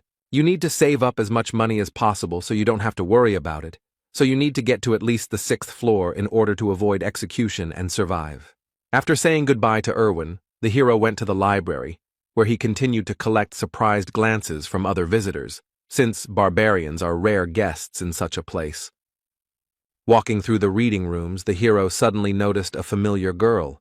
It was Einar, the second or third daughter of someone there, he didn't remember, who seemed to have fallen asleep right on the book. Björn decided to wake up the blonde, because he was curious what she was doing there. She woke up easily. The girl was glad to see her son Jandel, which she announced very loudly to all the visitors of the library. When asked to be quieter, she justified herself by saying that she did not expect to see a fellow barbarian in this place. The hero asked about the reason for her stay here, to which the girl replied that she decided to follow his advice to think before doing something, so she decided to gain new knowledge here. She also said that while in the labyrinth, she realized that it was not only monsters that posed a danger, so Einar decided to study, but she faced a problem, which was her poor reading skills, and now she is going to the Temple of the Barbarians to fix it. As she was about to leave, the girl remembered her promise to repay for the advice, so she said that she should be looked for in the Angry Bull Tavern. The library was simply huge, and the hero couldn't even imagine how to find the books he needed here. Björn decided to approach the female librarian, but noticed that she had fallen asleep at her workplace, so he tried to wake her up with a soft cough. She immediately opened her eyes and began to find out what was required of her, to which she heard about the need to help in the search for books. But before the hero could explain the details, the librarian cast some kind of spell and cast some kind of effect on the barbarian. And yawning, she explained that he would find the book he needed if he simply wandered around. Taking them with him was forbidden. He had to read them in the library. Before Björn could find out exactly how it worked, the girl closed her eyes and fell asleep again. He quickly understood how magic works. Just looking around a little, it turned out that magic simply highlights the desired book, which was very convenient. Now it became clear to the hero why only one person looks after such a large library. Magic makes life much easier. The first book Bjorn picked up was called The Fallen World, and it told the story of how the lands had been cursed for thousands of years, and only Rafdonia survived, thanks to the ruling family who opened the way to a dimension called the Labyrinth. The second, Basic Notes on Alchemy 4, covered ways to turn magic crystals into food, water, steel, and other resources. The book Holy War 3 described the reasons for the enmity between the barbarians and the elves, but he was already impatient to touch the fourth, the most useful for him. Bearing the name Evil Spirits of the Abyss, which was the name given to those who came from another dimension to take over someone else's body. The reasons are not described here, but it is clear that the ruling family and the church have done a lot to get rid of this phenomenon. For him, as an evil spirit, the information from the book was very useful. As long as he didn't give himself away in any way, he would be fine. The fifth book on the death of the king told of the death of the first ruler, who was called the Immortal, Ravigian III, and he died 150 years ago, and it is from this event that the events of the game begin. Next, records of dimensional instability, which suggested that he himself was to blame for ending up in the dark region, as interference in teleportation could cause passage through a closing portal, which is what he did. Those events could have been entirely his fault, but even thinking about it was disgusting to the hero, and so, while reading books, night approached.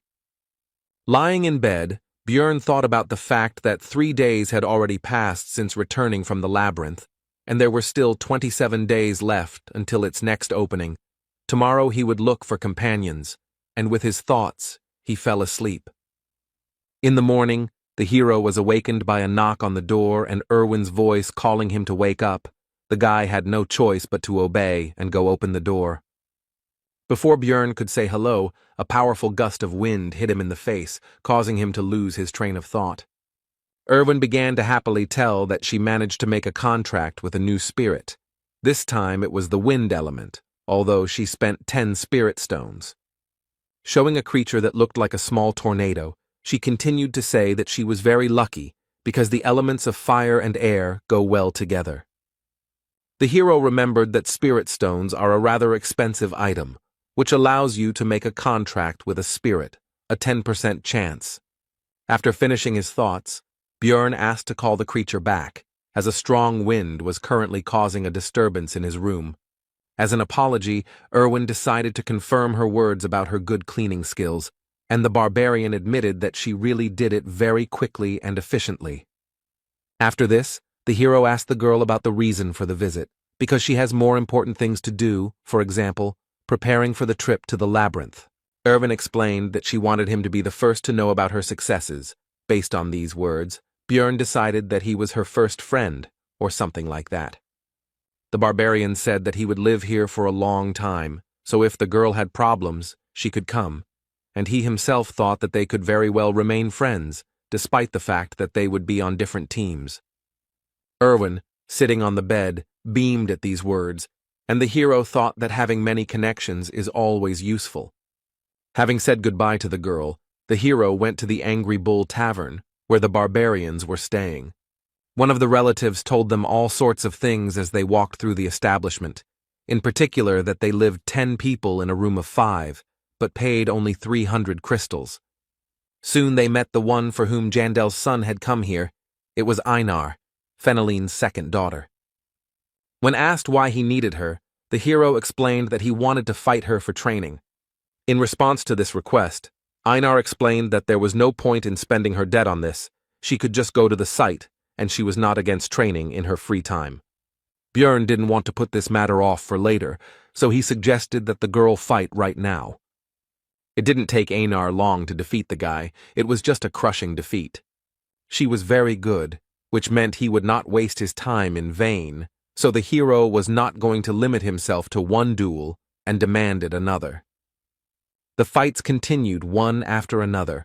Einar emerged victorious from each one, but Bjorn was not upset. Because she was very strong, the main thing was that he learned. The moon had already risen in the sky and both fighters were tired, so they decided to finish training. Looking at the girl, the hero found her very strong, smarter than the other barbarians, and she was also unlikely to betray him. Björn decided to find out if Einar had a team, to which he received the answer that she was going to go alone, because she did not have the money to assemble a group. Having learned the information he was interested in, the hero decided that the best choice would be to invite the girl to join him. And he began to explain the conditions under which he would take 80% of the spoils for himself, but would pay for the creation of the team himself. But in the middle of the speech, Einar interrupted Björn and said that, not a word more. She looked determined. The hero tried to explain the benefits, to convince. But this was unnecessary. The girl meant by her words that she agreed without any words, since she wouldn't understand anything anyway, and simply trusted him. This brought a smile to Björn's face. He was glad that he finally had a reliable teammate. The next day they went to the Temple of the Barbarians, where the hero had recently begun his journey. There they were met by the same man who had conducted their ceremony back then. Björn had no desire to return here, but there was no choice. The man recognized them and asked the hero if he was following in Einar's footsteps in wanting to learn to read and write, to which he received a negative answer. When asked why he was here then, Björn replied that he wanted to obtain a certain spiritual seal, or more precisely, the seal of the immortal. The non-human races have different features. For example, elves can make contracts with spirits to borrow their power. Dwarves can also gain the blessing of armor, which increases the effectiveness of their equipment. Beastmen have the ability to form contracts with ancient beasts, called spirit beasts, and the barbarian race has the ability to apply a spiritual seal in the form of a tattoo on the skin of the back.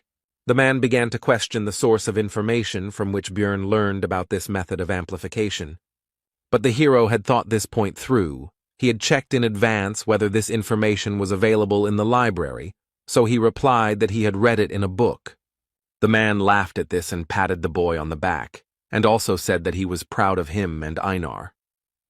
The chief noted that he had no reason to refuse, but the cost of this service was 800,000 stones. To the rhetorical question of whether the newcomer could handle such a sum, the hero answered in the affirmative, which surprised both his companion and the man opposite him. The chief became serious and asked where the young warrior got so much money. It was very suspicious. But the hero thought this through too and began to talk about how he was lucky to meet a wounded elf in the labyrinth. He used her as a slave and took away the magic crystals he obtained, and also gave her essence. And upon returning from the labyrinth, the guy forced her sister to pay for the provided item. With his story, the hero greatly pleased both the leader and the barbarians who gathered around to listen to his story.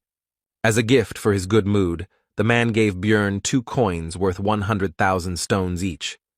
The hero shouted that he would continue to bully these useless elves in order to become a cool warrior, and the more he looked at his new relatives, the more he became imbued with their spirit. Spiritual seal is a kind of strengthening technique, the purpose of which is to fill the body with special ingredients that will give special strength. Barbarians tattoo newly born children when their souls are still pure, so that the paths of the soul are visible even after they grow up. So every one of his kind has tattoos. The shaman gave the young warrior a chance to think better, because he would not be able to choose another spiritual seal, but would remain with this one until the end. The seal of the immortal is the main requirement for a tank barbarian. Other seals are also very useful, but the hero has already made his decision. Getting the tattoo was excruciatingly painful, and Björn was already shuddering at the thought of having to go through that again in the future to level it up. Its effect was a significant increase in natural regeneration and physical characteristics. At parting, the guy thanked the shaman, which surprised the latter because for the first time he saw a warrior who thanks people like him. At this news, Björn hurried away as quickly as possible, hoping that his unusual behavior would not reveal his nature. The next morning, the hero went to the shopping district to buy the necessary equipment, thinking along the way that thanks to training with Einar, it became clear that the sword would not suit him. Björn plans to focus on learning shield techniques, so the weapon should be easy to handle. The hero's choice fell on a medium-sized mace, the cost of which is 220,000 magic stones. The barbarian also took half armor for 360,000 and a custom helmet, since he couldn't fit into the usual ones, for 170,000. After that, time flew by.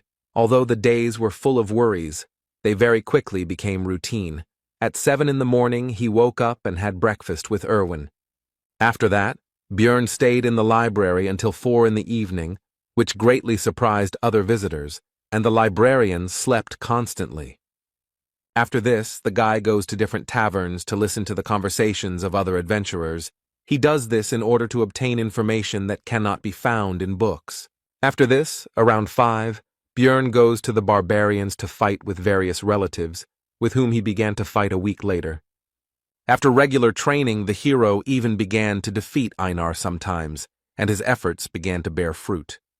He succeeds in this because the girl, although strong and skilled, has direct and predictable movements. He told her this, but it has long become her habit, which she is unlikely to easily correct. At 9, Björn returns home, washes up and meets Erwin again to have dinner with her. They finish around 11, after which the elf leaves, but this time she reminded them that the labyrinth opens again tomorrow. The month has passed extremely quickly. The next day, Björn and Einar went to the Explorers Guild to establish a magical connection.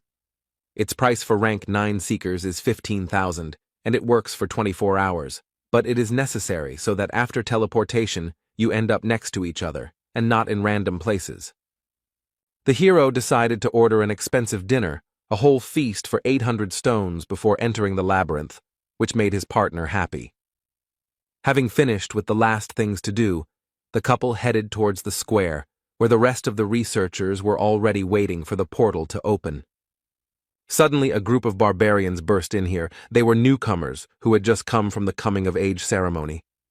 Their appearance brought a pleasant nostalgia to Einar, even though only a month had passed since she had been in their place, and Björn thought about how they managed to find their way every time in an unfamiliar city.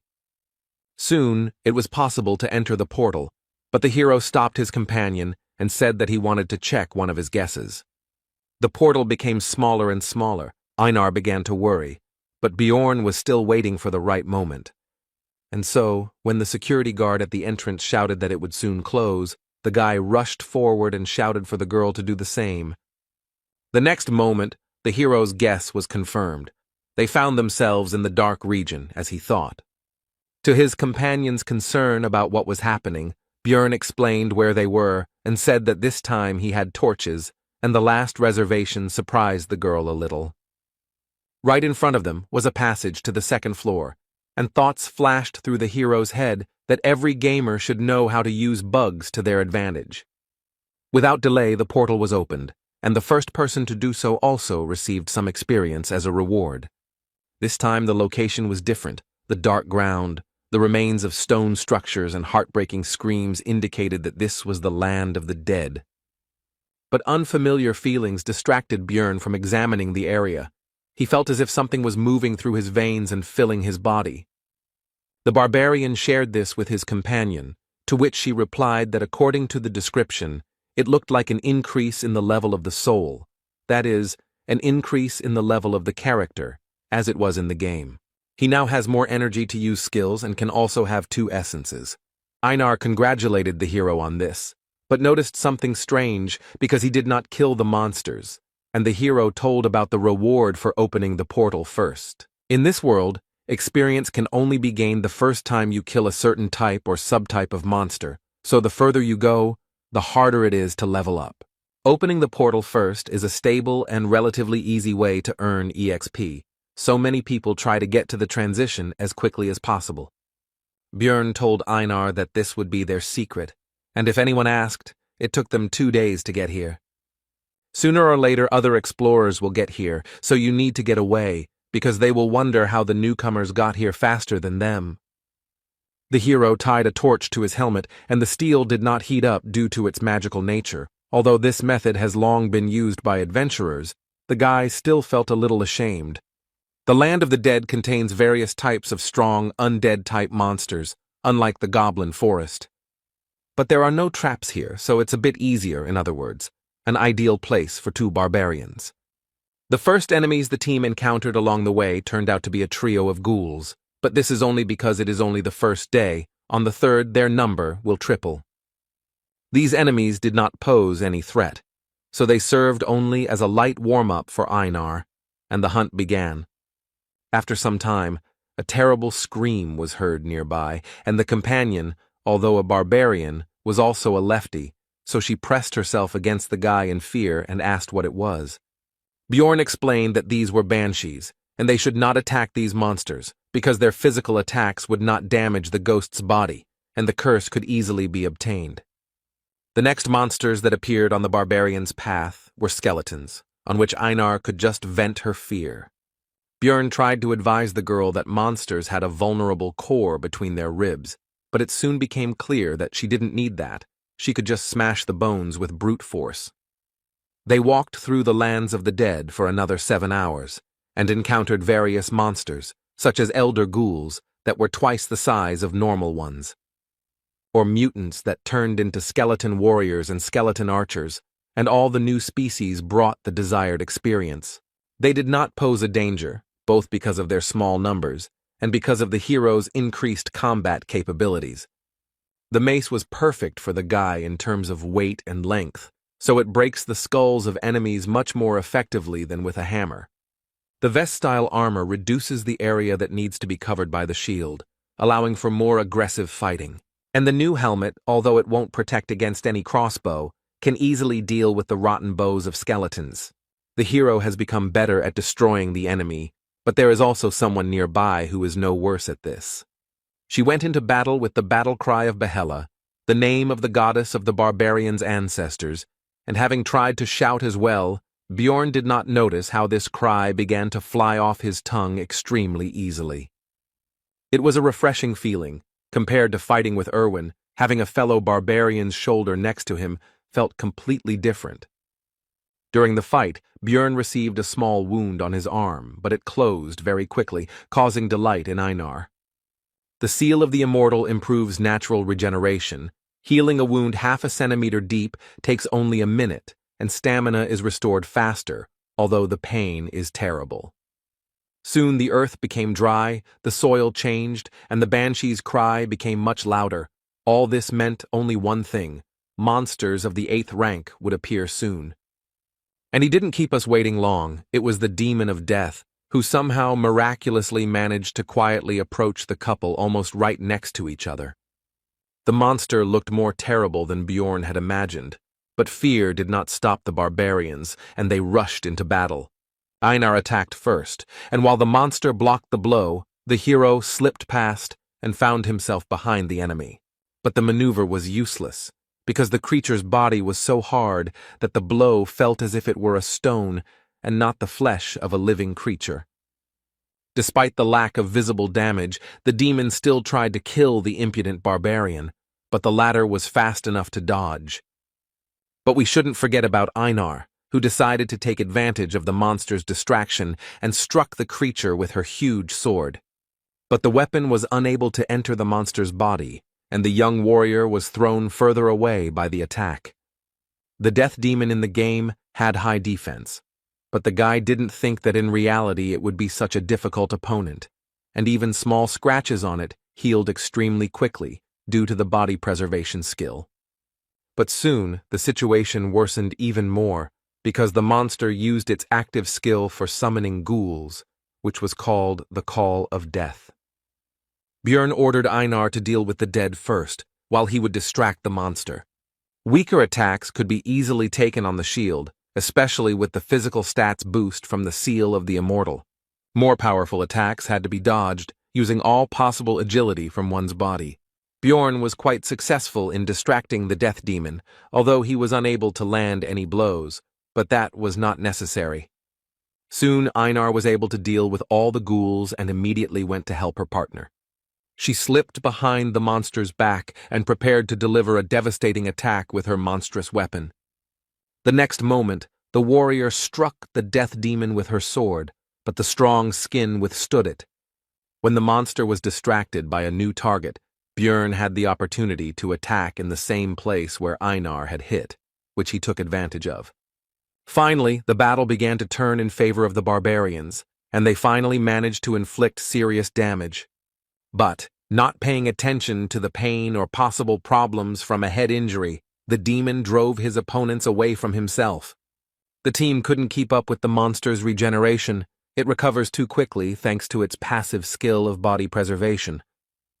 Already thinking that they wouldn't be able to cope with the demon and would have to return to hunting 9th-rank monsters, the hero saw that Einar had grabbed the enemy's leg in an attempt to upset his balance. This seemed like a great idea to Björn, and he hastened to support his companion in the attack on the monster. And in the end, the barbarians managed to drop the monster on its back.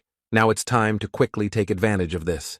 But it turned out that there was no hurry, because nature, or whoever created the demon of death, did not think of a way for him to get back on his feet after falling. Now the barbarians can take advantage of their advantage, and the monster began to feel like a victim. The pair of researchers began to joyfully beat and cut the helpless enemy, who not long ago seemed to them, if not invincible, then at least an extremely difficult opponent. After defeating the demon, a very large magic crystal remained in its place, which made Einar happy. But Bjorn hastened to explain to her that the cost of extraction was actually only 100 stones. But it turned out that for the girl, this sum was quite good, because for this price she would be able to buy the delicious bread that she ate at the feast before leaving for the labyrinth. The hero decided that it was not right to limit himself to one demon, so it was time to go and continue hunting, and also realized that hunting with barbarians was quite good, and Erwin was a little passive.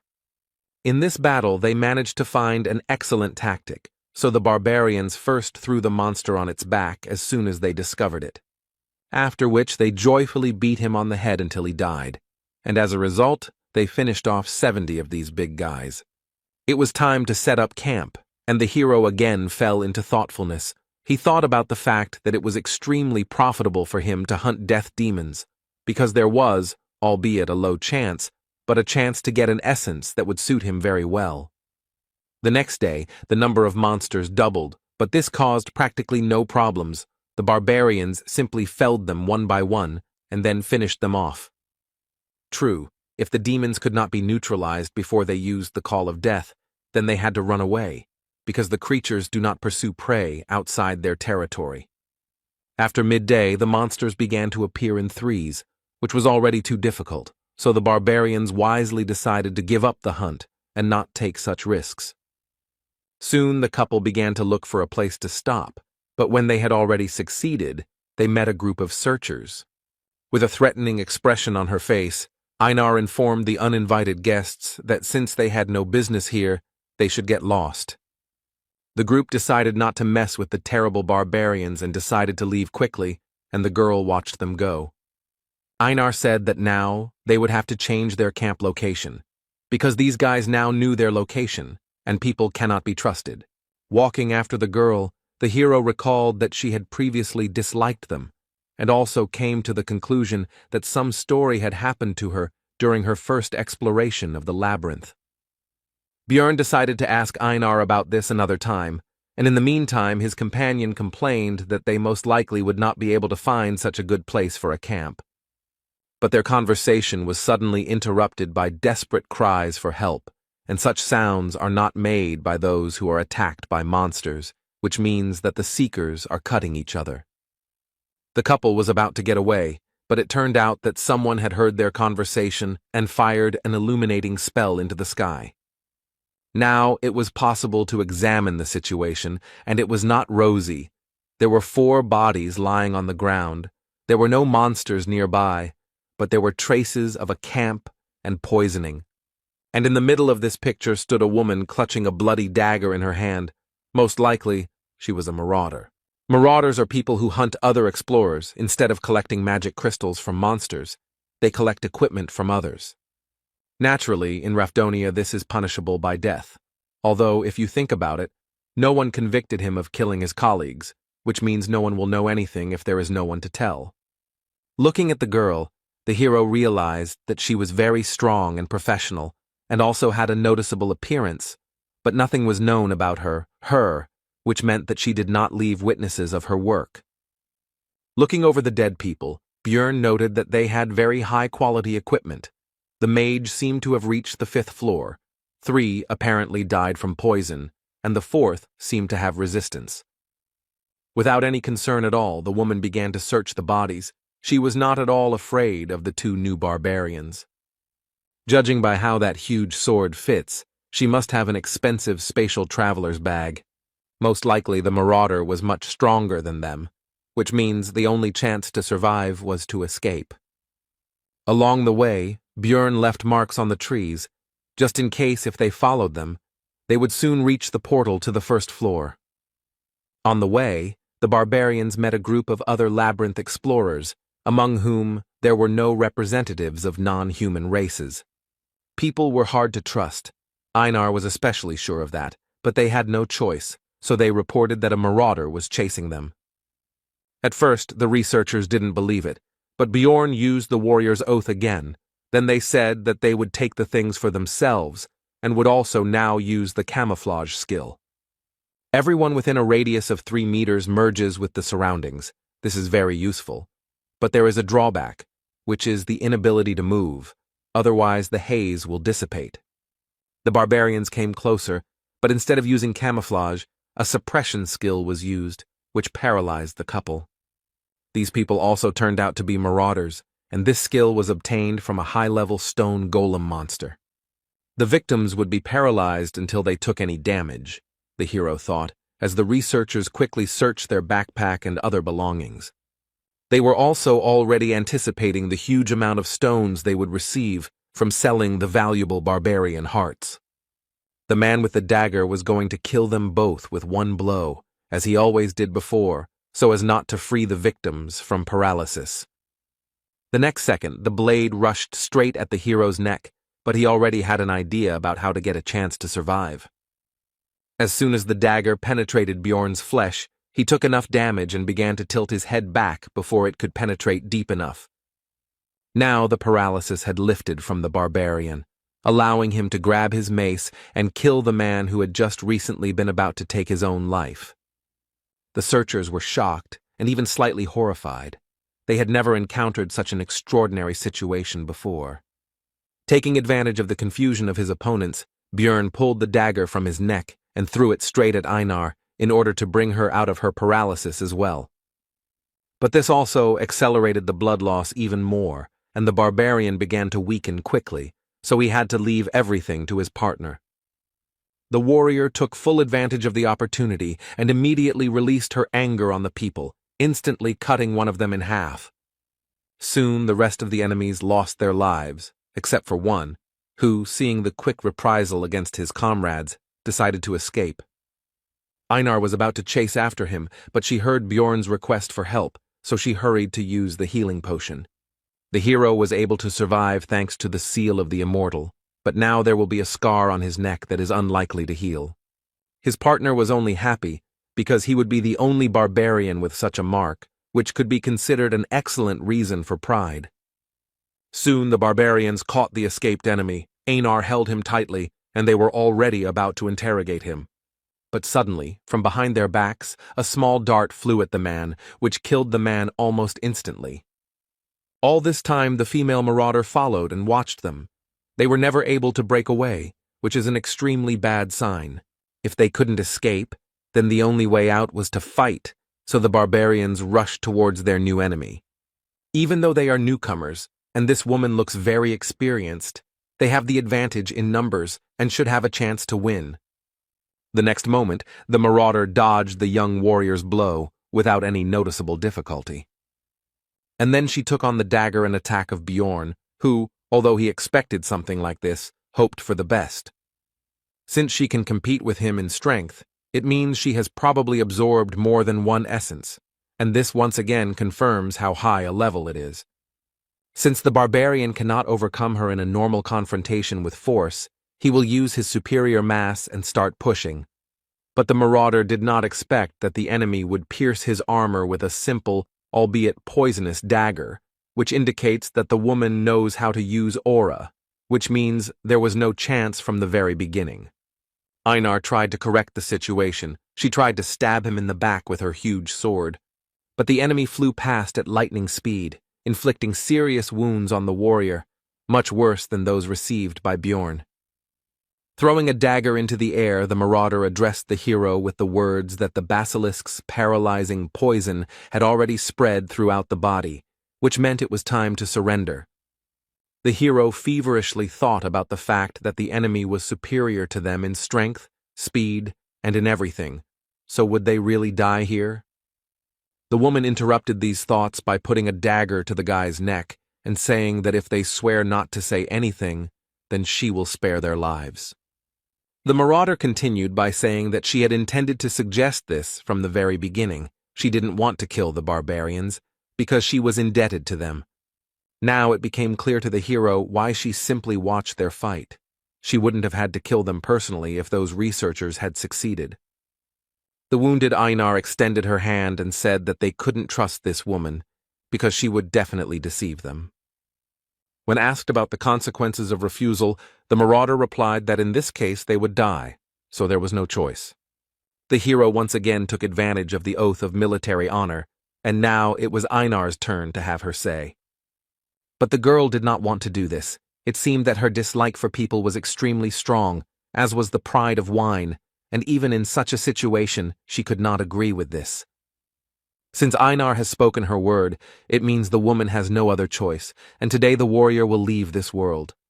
But Bjorn categorically disagreed with this, so he began to persuade the girl to take the oath anyway. He desperately reminded her that Einar had said earlier that she would follow all his orders. She just needed to trust him. The warrior did not want to swear by her military honor, but still gave in to her partner's persuasion. The marauder was satisfied with this and was about to leave, but the hero finally asked what floor she had reached, to which he received the answer that she had reached the 8th, which meant that there was no hope of victory. Soon the pair of barbarians returned to the first floor, and the guy noticed that Einar took it all much worse than he thought. It seemed that for his kind to beg for mercy, with the honor of warriors, was extremely shameful. Bjorn tried to console the warrior with the words that they survived, and that was the main thing. And in the future they would still have a chance to defeat that woman in the future. Einar responded to this by saying that she would endure the shame and the desire to kill herself in order to become as strong a warrior as the hero. Seeing his partner's attitude towards this situation, the hero understood that he would hardly ever understand her feelings, and the reason for this is simple. He is not a real barbarian. They began to rest, and Bjorn again plunged into thought. After these events, he was morally destroyed, although Einar was even worse. The guy felt about the same as he did on his first trip to the labyrinth when he hoped for help from that blonde guy's group. When the priestess refused to heal him, and the swordsman threw the potion as if his life was worth nothing, as if he were a wounded dog, Although he was happy to survive, he cannot forget that feeling. Björn believed he was making the best choices in the situations he faced, focusing on survival, and he didn't understand what he could have done wrong. As soon as the hero got into this world, a man was beheaded before his eyes, and then unpleasant things continued to happen, and the barbarian decided that something needed to be changed. He had a new plan. Björn woke up Einar and asked her if she would agree to try to become stronger if it involved great risk. The warrior agreed, because if they didn't achieve this, they would most likely die anyway. This life will always be filled with chaos, no matter which path you choose, so it is better to attack first, Björn thought, and told his companion that they would go into the rift. The team headed to an area that was also shrouded in darkness, but there were 4 types of monsters there. In addition to the goblins and ghouls they had already encountered, there were gnomes and razor-maned wolves. Soon, an ancient monument appeared before them, and when Einar asked what it was, Björn told them about the memorial to the man who first found the labyrinth, dedicated to Deflon Grandel Gabrielius. The hero said that he was going to open the rift and asked to keep it a secret. His partner agreed, but asked to tell what it was. Roughly speaking, it is a labyrinth within a labyrinth. In the game it was called an instanced dungeon, which was cleared by a selected number of characters. To open the rift on the first floor, you need to place the magic crystals of 4 types of monsters on the memorial, and with the stone of the death demon, 1 specific instance for 5 people will be opened. The difficulty depends on the number of participants, and the hero was interested in who else would be included in their temporary cleanup group. The rift is a passage to another reality that appears randomly on each floor, and they also have a recovery time, and the passage on the first floor opens once every 3 months according to city time. On the first level there are 4 rifts. The one they are going to has a red sky, clouds of crows flying across it, and a dark castle rises up ahead. This place is called the Bloody Citadel. Björn knew where they would end up because he used the death demon's magic crystal, but in real life it all looks much scarier. The most important thing now is who will appear here next, because the rest of the group members will be chosen randomly. Meanwhile, Erwin and his sister were on the first floor, and the elder was teaching the younger that she needed to be able to defend herself without a bow and spirit, but with just a dagger. To this, the girl replied that Björn told her that you need to concentrate on what you are good at and leave the rest to the team. Everyone should do their part. Tessia explained to her sister that he was also right in his own way, but you can't always trust your companions because this world is not particularly welcoming. Walking through the labyrinth, the elder elf told them that before heading to the second floor, they should look for a rift, because although it was difficult to find them, 8 months had already passed since the last one, so they had a chance. Erwin said that it was interesting. Björn didn't tell her about it, to which Tessia thought that it was natural. After all, he was just a barbarian, and a newbie at that. He probably got to the top in the most ineffective way. Their conversation was interrupted by some suspicious sound, and when they followed it, they realized that this was exactly what they were looking for, a rift. This was their chance to become stronger and make some good money, so the elves immediately rushed into the rift before anyone else got there. The girls had almost reached it when the entrance to the rift closed right in front of their noses. It looked like some researchers in other places had managed to get into other entrances earlier. Meanwhile, in the Bloody Citadel, the barbarians waited for the first comrade to appear. It turned out to be a dwarf.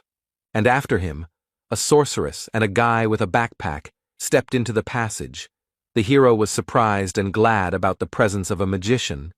Einar noticed this and asked about it, and learned that magicians are valuable for the city, and only the strong can go to the labyrinth.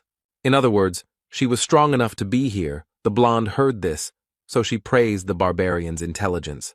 After which, she introduced herself. Her name was Aloa Raven, and she was a 6th-rank mage. The hero noted that she looked a little arrogant, but in the game all the mages were crazy, so the girl looked almost like a saint. The sorceress meanwhile introduced her companion. He turned out to be a professional porter whom she hired. His name is Tarjan. The explorers continued their acquaintance. The next one was a dwarf. His name is Hikuro Murad. He has been exploring the labyrinth for 3 years. After the introduction of the barbarians, the hero asked about the fact that they were not like those who would work on the first floor, since they ended up here. They decided not to reveal the details. They both just heard that a rift was about to open, so they were here. Everyone agreed to the proposal that Raven would be the temporary leader, and when Bjorn also wanted to accept this proposal, Einar interrupted him, because she considered him to be an intelligent, wise, and capable warrior. All this praise went on, causing the hero to feel ashamed and awkward. After hearing all this, Hikuro Murad laughed and said that it was difficult to find a wife who would respect you so much, and he was even jealous, which embarrassed the warrior. Their conversation was interrupted by the sorceress, urging everyone to move forward. It seemed she was not interested in this dialogue, so she changed the subject. The dwarf noted that they still needed to learn about each other's abilities, but Raven arrogantly noted that there would be monsters of the 7th rank and below here, and she and the porter alone would be enough. The sorceress continued by saying that she would also take the spoils from the keeper, which caused a conflict with Hikuro Murad, who was dissatisfied with the distribution of the spoils. The argument grew more heated, and the hero reflected on the fact that for successful magicians, research comes first, while for simple adventurers it is money, and here their interests clashed. Alua Raven tried to compromise. She said that she would give them all the magic crystals from this rift. Bjorn noticed that the argument was causing tension in the sorceress. She was very depressed. It seemed that she did not expect such a development of events. Raven agreed that she would give up some of the items, but the essence would be hers. The dwarf agreed to this, and also said that they would roll dice to decide who would get the rift stone. But Bjorn didn't agree that they were thrown out of the discussion altogether. But the two didn't agree that he had the right to the stone, but they did agree to give 2 essences from ordinary monsters. This was the maximum that could be bargained for. There would be no suitable essences for their level here anyway, and Murad and Alua had already resolved their differences and calmed down. Looking at the Blood Citadel, Bjorn became determined to conquer its peak and become stronger, so that he would no longer get into unpleasant situations, and so that high-level researchers would not treat him with arrogance. This rift is divided into 4 parts: a drawbridge, a battle zone behind the walls, an underground prison, and a place of worship for demons in the Lord's room. These thoughts flashed through the hero's mind as the squad approached the entrance to the fortress. On guard were gargoyles, rank 8 monsters that stand still most of the time and look like statues. But once you notice the enemy, they attack them and use their active skill petrification, which covers the one it was applied to with a layer of stone. Usually, explorers have to sacrifice one of their own, exposing him to the gargoyle's ability. But if there is a mage in the team who knows the magic of removing curses, then everything changes. And without their skill, these monsters turn into very simple opponents that can be dealt with without any problems. Hikuro Murad showed what his skills and 3 years of experience are worth, crushing his opponent without any problems. The magic crystals that remained in place of the enemy corpses began to fly up on their own and go to Tarjan's backpack. It was a spell for collecting stones. It would make their lives much easier. Now that the guards were down, the team could enter the citadel, which was quite dark, and magic helped with that as well. Now the researchers could see that they were not alone here. There was a group of ugly monsters nearby.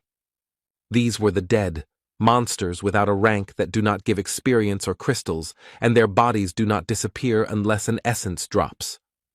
The part of the squad that was melee fighters took aim at the opponents, because it would be wasteful to waste mana on such weak monsters.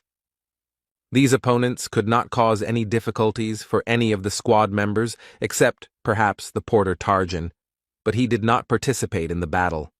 As a reward for exterminating the enemies, the researchers received a forge, which they took with them, because they would soon need it.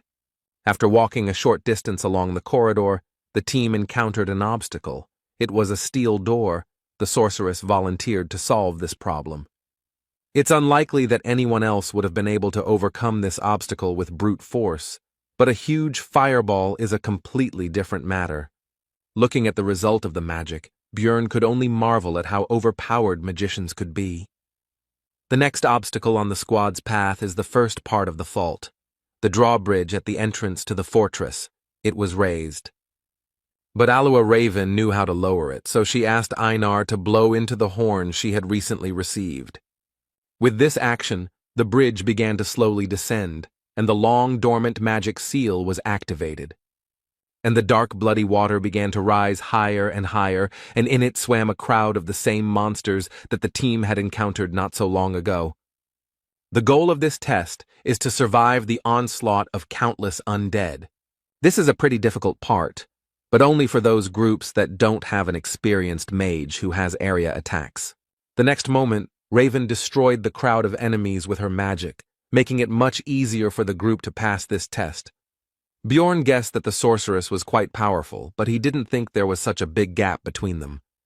The first part of the Blood Citadel was completed, the bridge was lowered, and the team was about to move on. But Bjorn was tense, because it had been ridiculously easy to deal with, which, given his luck, was highly suspicious, and there was certainly trouble ahead. The group of explorers easily crossed the drawbridge of the outer wall and headed towards the inner castle. Normally, they would have had to fight their way through a lot of monsters, but they had Raven, which was a big help in conquering this rift. Soon, she was no longer destroying all the enemies with one blow. This time, there were about 10% of the enemies left. Among them, the most dangerous were the death demons, who survived thanks to their durability and regeneration. Einar and Björn had already worked out their tactics for fighting these monsters on the second floor very well. This sight greatly surprised and discouraged Hikuro Murata, but the barbarians seemed to be having fun. Raven also decided to contribute to the victory over the monsters by hitting them with the spell Worsening Wounds, which negated the monsters' regeneration. Without one of their greatest strengths, the death demons have been reduced from fearsome foes to mere lumps of meat. Having seen the possibilities of magic, Einar understood why wizards are treated specially, which she told Bjorn. The dwarf supported her in this matter. Hearing the praise directed at her, Raven simply beamed and said that they study hard for this, but talent is also essential. Now the hero began to better understand her character. She pretends to be modest, but loves to brag and conduct research. The sorceress asked for help in collecting some materials, which no one refused her, and soon Targan's backpack became almost full. Björn noticed that she had examined the entire area, but had not paid attention to the statue. Did she really not know about it? Some gamers have a habit of pressing the interaction button when they see a unique object or a suspicious wall, and the hero was one of them, so he discovered a lot during 9 years of playing Dungeon and Stone. But it might hurt the sorceress's ego if a common barbarian knew something that she hadn't discovered, even though she had spent her entire life researching, so she would avoid things that might arouse suspicion. Soon, the group of adventurers entered the inner castle, which lay in ruins, and there were no monsters or possible prey nearby.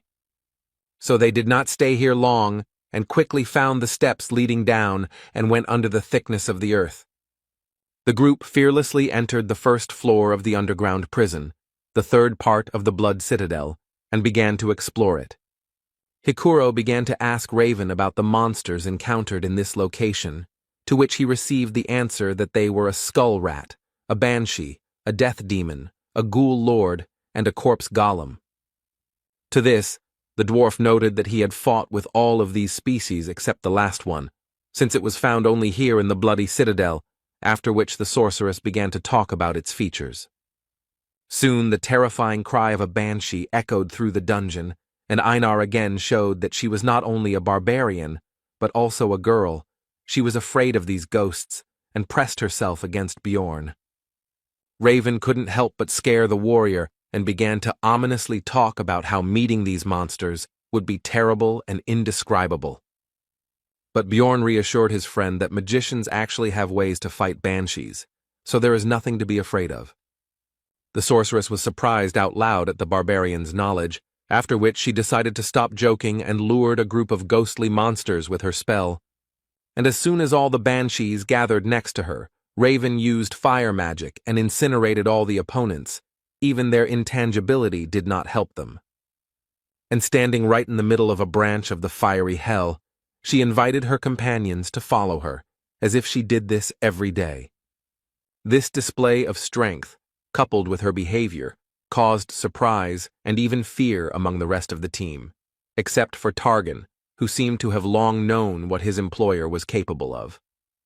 Soon, the researchers found themselves on the second floor of the underground prison, where they encountered new monsters, such as a chimera wolf. Or the Lord of Ghouls, and the interior of the environment began to resemble the laboratory of an evil scientist, since there were ugly monsters and objects everywhere. The sorceress did not feel fear, because she herself carried out autopsies. Aloha Raven had previously researched the first floor's rift maps, so she knew where to go and had no problem finding the secret door behind which the corpse golem's lair should be. Having prepared themselves, the group opened a passage, behind which they were met by endless piles of corpses, and a terrible smell instantly filled their nostrils. In the past, the hero would have definitely lost consciousness from all this, but the effect on the barbarian's strong body is not so strong. The first to succumb to the nauseating smell of rotting bodies was the porter Tarjin, and he parted with his breakfast. Next was Raven. She was used to looking at something like this during autopsies, but it didn't change the disgusting smell. Björn, Einar, and Hikuro were more resilient, so the squad moved on, with the melee fighters in front and the rest behind them. Soon, they reached the largest pile of corpses, and suddenly began to hear strange voices that became louder and louder with each passing second, and soon it became clear that these were the bodies talking to them. It turned out that this pile was the monster that the group came here for. The first boss, the corpse golem, awakened. The terrifying appearance coupled with the human-like voices caused fear in Hikuro, and he froze in place, as did Raven and Targan. The hero had thoughts about how they had always pretended to be tough, but now they were useless, which meant he would have to sort things out together with Einar. Dungeon and Stone is a niche game, but it has details that could appeal to anyone. One of them is the terribly realistic illustrations that look like photographs. They often flashed on the internet. The hero was once again faced with the fact that no matter how plausible the pictures were, reality was on a completely different level. Aloha Raven still couldn't recover from her dissection experience, so she wasn't just useless, but also a burden that needed to be protected. Hikuro Murad, a dwarf who had seen many terrible monsters during his 3 years of exploring the labyrinth, was no better. Tarjan, the porter, who looked quite stoic, especially for his role, was also of no help, which was to be expected. They all treated Björn and Einar like trash because they were newbies, and in the end, they, the barbarians, were the only ones left sane. And the corpse golem was not going to wait for the researchers to come to their senses, so it attacked them, releasing acid mixed with corpse poison from its body, from which the warrior protected herself with a broad sword. But Hikuro didn't defend himself in any way, and the splashes hit him right in the eyes, taking him out of the fight in an instant. Raven couldn't recover and was still vomiting. She couldn't even stand on her feet while Targan tried to help her with something. Seeing the dire situation, Bjorn ordered Einar to take the dwarf with him and go protect the magician, and he would try to distract the monster until the others came to their senses.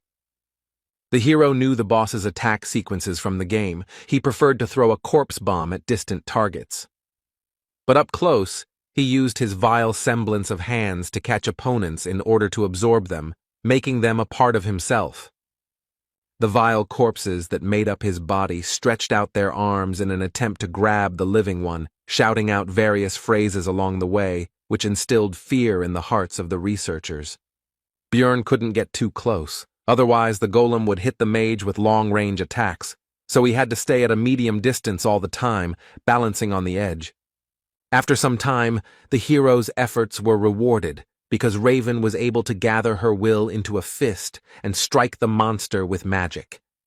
Watching the huge wall of flames, from behind which came the screams of the undead bodies being burned, Björn was impressed by the power of the spell, as it alone ended the first phase of the boss fight.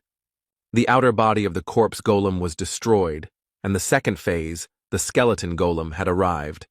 this was not the end yet. Einar and Bjorn rushed forward, because now the monster had no long-range poison attacks, and the two barbarians had every chance of destroying it. With their brute force, they would crush its bones. It wasn't long before they managed to break through his chest-bone plates and reach the golem's vulnerable core in the center, and the monster was defeated. At the sight of his death, as a reward, a beautiful ball of energy quickly formed. This was his essence. Elite monsters that do not appear in the regular labyrinth are highly valued by explorers, as they can be used to obtain valuable experience, which is very difficult to earn. Various magic rings, amulets, earrings, and other things that can be obtained from the Rift Keepers are also very good loot. But still, the main value of these instances is that the chance of essences dropping increases several times. After finishing his thoughts, Björn informed Einar that it should go to them, since they had contributed the most to defeating the boss. He himself wanted to get 2 essences, from the Death Demon, which gives powerful regeneration, and from the Wolf Chimera, which gives strength. Corpse Golem Essence is also good for a tank. It slightly dulls perception, but increases bone density by 55, as well as weight, which helps to knock down the enemy and reduces damage from enemy weapons by 21. The pain resistance is also useful, and the extra strength and poison resistance are a nice bonus. But the main problem is the essence skills. The active skill Flesh Explosion deals a lot of damage, but the price is your health points. The passive skill, Acidic Bodily Fluid, turns blood into acid, and with each injury will damage equipment, reducing its durability. The essence is good, but you'll have to spend a lot on potions and equipment, Bjorn concluded his thoughts, and told his partner that the loot wouldn't dissolve for another 30 minutes, and for now, they needed to help the dwarf with healing. Soon Hikuro was as healthy as before. He felt shame and regret for his behavior, and only thanks to Einar he saved his life. But it seemed to him that he had already seen all sorts of monsters, but the hero was irritated, because due to mental problems they almost died from a monster, with which otherwise they would have dealt without problems. Alua Raven had more or less recovered, so it was time to discuss payment. He said that it was thanks to him that their group survived this fight. So as a token of gratitude, he demanded that they take the Rift Stone for themselves, since if it weren't for it, everyone would have died, after which a tense silence ensued. The silence was broken by Hikuro Murad. He supported Bjorn, because he was in great debt to his partner Einar, and also, in principle, to him himself. Raven was against it, but decided that if they came across a Rift Stone, the barbarian would have a chance to get it, and he decided that he shouldn't count on more. After this, Bjorn decided to report that the corpse golem had dropped essence, which surprised his teammates. The sorceress simply beamed with joy and excitement, because this essence is extremely rare, so even large guilds do not know its effect, and she really wants to study this thing. Bjorn had a proposition. He could give up his loot from the boss, but in return he wants to get the essence of the keeper if it drops. Alua Raven was confused by this deal because the keeper might not drop anything at all, which she told the barbarian. Bjorn replied that he was ready to take the risk, which pleased the sorceress, since she was more interested in the rare, unexplored abilities of the corpse golem. When Hikuro asked how she was going to take the essence, she showed him the artifact vial and said that she had everything she needed. It was an extremely expensive magic item that wouldn't pay for itself with essences below rank 6, but she didn't seem to care. Soon all the work was completed, and the team hurried to leave the terrible lair of the corpse golem, moving on. On the way, the researchers came across statues that resembled gargoyles, but turned out to be, in fact, the most ordinary sculptures. Coming closer to examine them, Raven reported that the Lord's room should be very close now. After touching a certain point on the statue's face, a book fell from somewhere on the ceiling and was deftly caught by the sorceress. It seems she had read about the cache in advance, and the volume itself was called the Necronomicon and contained rich knowledge about black magic. Raven said that she was taking the book for herself. The dwarf agreed with this, because none of them possessed the magic of distortion, which was needed to carry out of the labyrinth what should usually disappear. These are usually the weapons and equipment of monsters. But this book was actually an ordinary item, and the sorceress decided not to report it, and the barbarian was forced to remain silent so as not to reveal his excessive knowledge. After that, they wandered around the rift and destroyed monsters until they finally met the second intermediate boss, the Bone Rider. Raven noticed that luck was clearly on their side, since they had obtained the essence of the corpse golem, and now they had also encountered a successful opponent. She was right, because the monster of the 7th rank, the Bone Rider, is divided into several types. The first one is called Sadness and uses fog, which causes psychosis, annoying the enemy. The second is Hatred. He uses the Soul Kill skill, which lowers the target's level, the hardest enemy. The team encountered a Desire type that could regenerate using the Life Force Absorption ability. Normally this would cause some problems, but the party's mage knew the spell Worsening Wounds, which could negate the effect of his skill. Without his main advantage, the boss was unable to cause any problems and was soon defeated by the researchers. And they were lucky again. The second elite enemy dropped Essence, which happens very rarely. By agreement, this was the spoils of the barbarians, and Björn decided to give it to Einar since it did not suit him very well. Since the life absorption skill is only fully revealed with swords, and he is not going to change weapons, it is better to try to get another essence with the help of the enhanced warrior. And during the adventures, the hero realized that Einar could be trusted, and the girl herself, meanwhile, beamed with joy and hurried to devour the prey. The only thing the hero forgot to do was to tell about the side effect of the Bone Rider's essence. At first, Einar did not understand what had happened, and why all her companions began to seem larger to her, but Björn explained that it was she who had become smaller. Raven explained in more detail that this is a standard effect for the essence of the Bone Rider. The density of the bones increases, but they shorten, and the hero already knew all this from the game. Einar was very upset about this because her relatives already looked down on her because she was a woman, and now no one would see her as a warrior at all. The sorceress tried to console her by saying that she had become more beautiful. Her facial features were softer, and now her appearance would impress even aristocrats. But this only upset Raven even more, because she no longer looked like a warrior at all. Bjorn told her that everyone already knew about her excellent fighting abilities, and he himself thought that if it weren't for the tattoos, she would look like a very ordinary girl, while the dwarf joked that if he took this essence, then everyone would stop noticing him. Soon a death demon appeared in the corridor, and Bjorn told Einar to stop being sad and try out her new powers. The girl didn't seem to be particularly excited about what had happened and didn't expect much, but she still had a duty, even though she didn't look like a warrior. After which, without burning with enthusiasm, she approached the monster and swung her sword, as a result of which she divided the monster into 2 unequal halves. Björn immediately pointed out her new power, and the girl looked in disbelief at the demon's dissolving body and quickly came to her senses. The hero encouraged the girl by saying that she was now not a simple warrior, but a great warrior, and Einar finally regained her good mood. Soon the team came to the door behind which the Rift Guardian should be. Their adventure was coming to an end. The hero thought that they had been lucky throughout their journey, since Einar had absorbed a good essence, and they had also received a large share for the corpse golem. But there was one thing. Has there ever been a time in his life when everything went easy and simple? What could be the worst-case scenario in this situation? After all, it was always like this for the hero. It just seemed that everything was fine, but then he would receive a new blow from fate, as happened, for example, with his personal life. And his arrival in this world, maybe someone would call it luck, but not him. For the guy it was the same trouble, only even worse.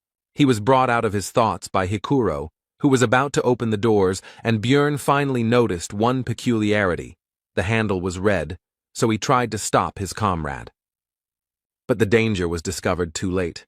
The door itself opened all the way. The master of the bloody citadel woke up from a deep sleep. And it was not the Death Rider that was usually found here, but a vampire, a monster that only appears after the 6th floor, who greeted them with the words that he had not seen living beings for a long time, and also an advanced mutated version, with intelligence and a named monster, the vampire Duke Cambermere. In general, monsters are divided into 4 categories. The first is mutants, which do not change race or characteristics, but receive a new class, such as goblin swordsmen or goblin archers. Advanced monsters, the rank significantly higher than the average for the floor. These include, for example, the Death Demon, a rare category like the Corpse Golem which can only be found in rifts, or the Mimics, which are very difficult to find on normal levels. And the last ones, those with an individual character and name, are advanced mutants, named monsters, which is exactly what their group met. The researchers sensibly assessed their chances now, so they immediately decided to run, and the hero shouted not to be distracted by conversations when Hikuro tried to ask about what happened. While running, the hero thought about the essence of the monster. This is a 5th-rank boss that can act in an unconventional way. He is strong both in close combat and in black magic. The conversation was brought up again by Raven, who was surprised that the Guardian had become an advanced mutant, since this had never happened before, and the hero could understand her surprise. After all, even he, having spent thousands of hours in the game, had never met the Vampire Duke, and only knew about him because he saw him on the stream. Even in such a situation, the sorceress could not suppress her curiosity, so she asked how he guessed about the trouble, because he said to close the door in advance. Björn couldn't come up with an explanation for his gaming knowledge, so he blamed it all on his well-developed intuition. And he understood everything thanks to the red pen, because he had tried many times to find the Vampire Duke himself, and when he watched the recording of his appearance again, he was able to notice this small difference from the usual rifts. Björn partly blamed himself, because if he hadn't been distracted by his own thoughts, he could have noticed this in advance and changed something, but now it was useless to think about it. Hikuro noted that they wouldn't be able to leave without finishing off the Guardian anyway, so shouldn't they turn around and fight, to which he responded that they needed to get to a place with sunlight.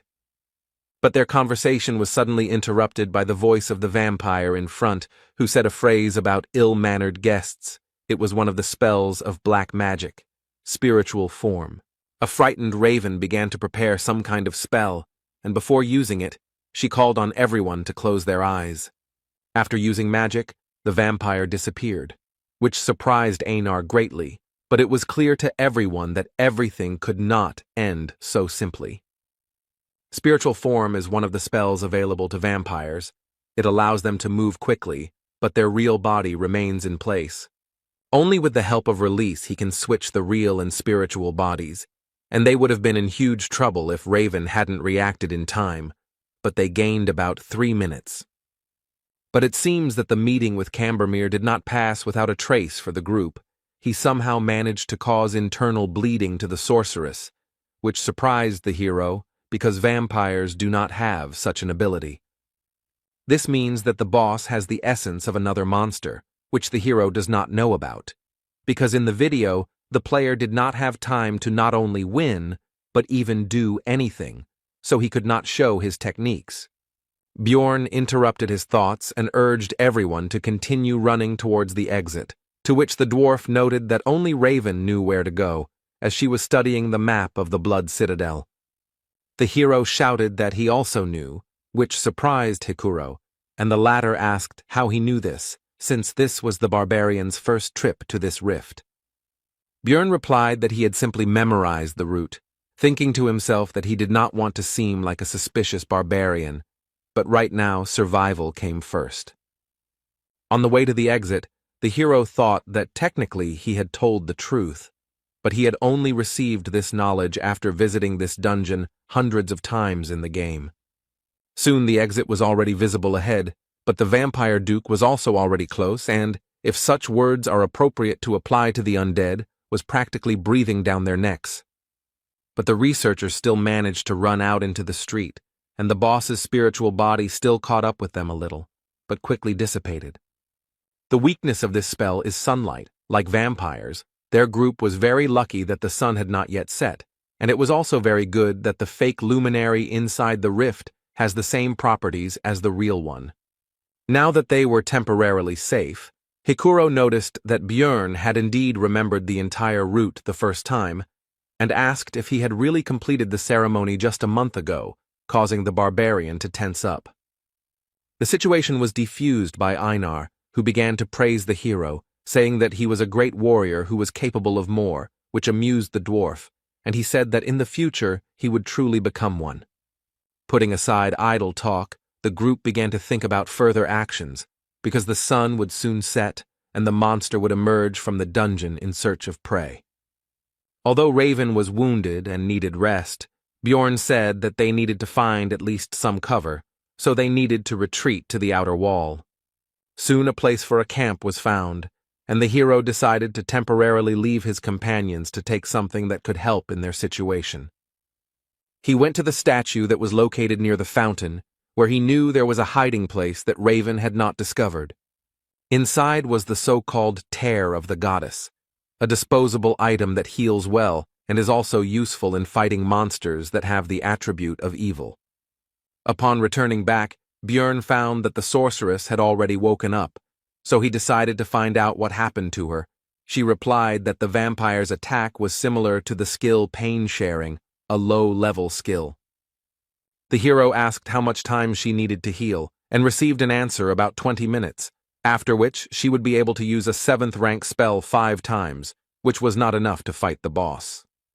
Then Björn asked about the presence of solar-type magic, and although in this world it was rude to ask a mage about his arsenal of spells, he took advantage of the reputation of barbarians.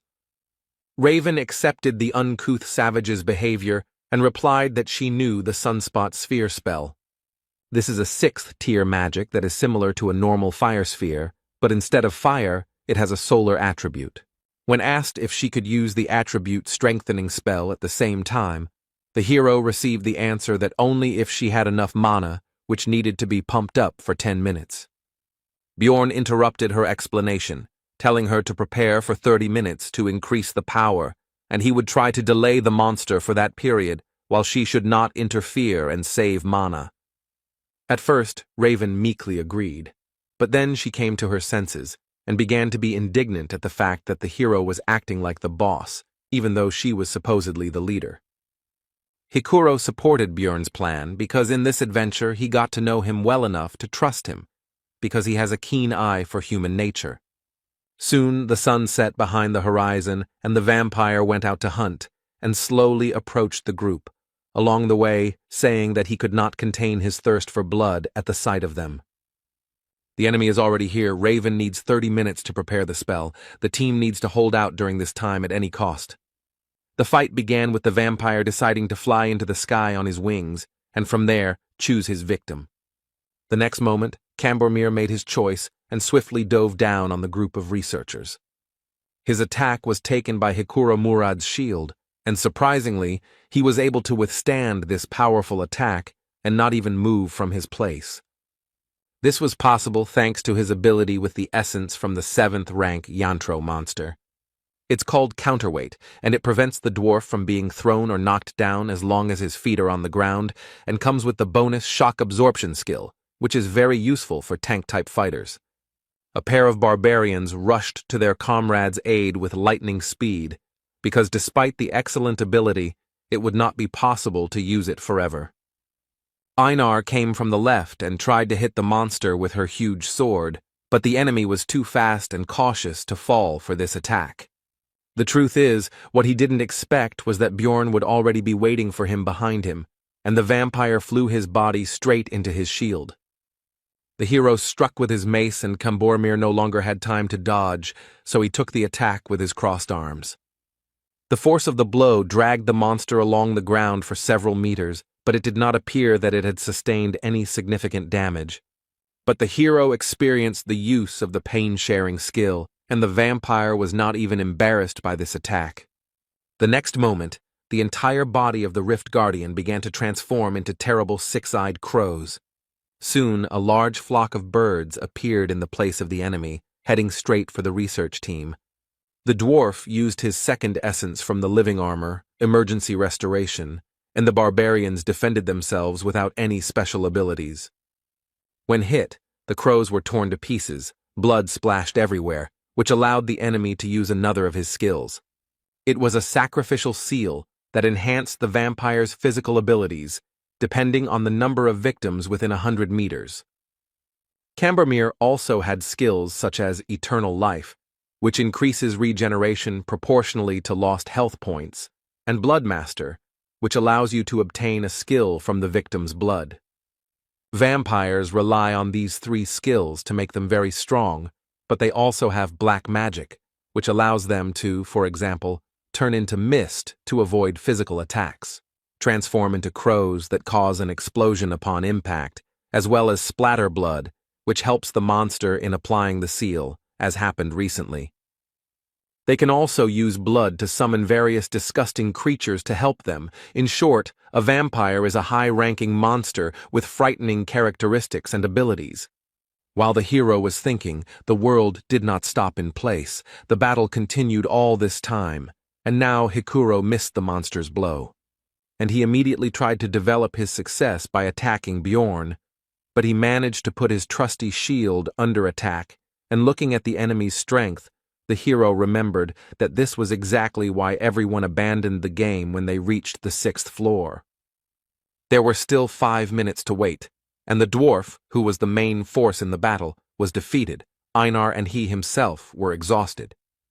Then a plan appeared in Bjorn's head, and he immediately ordered his partner to take Hikuro and retreat back, and he would hold off the vampire.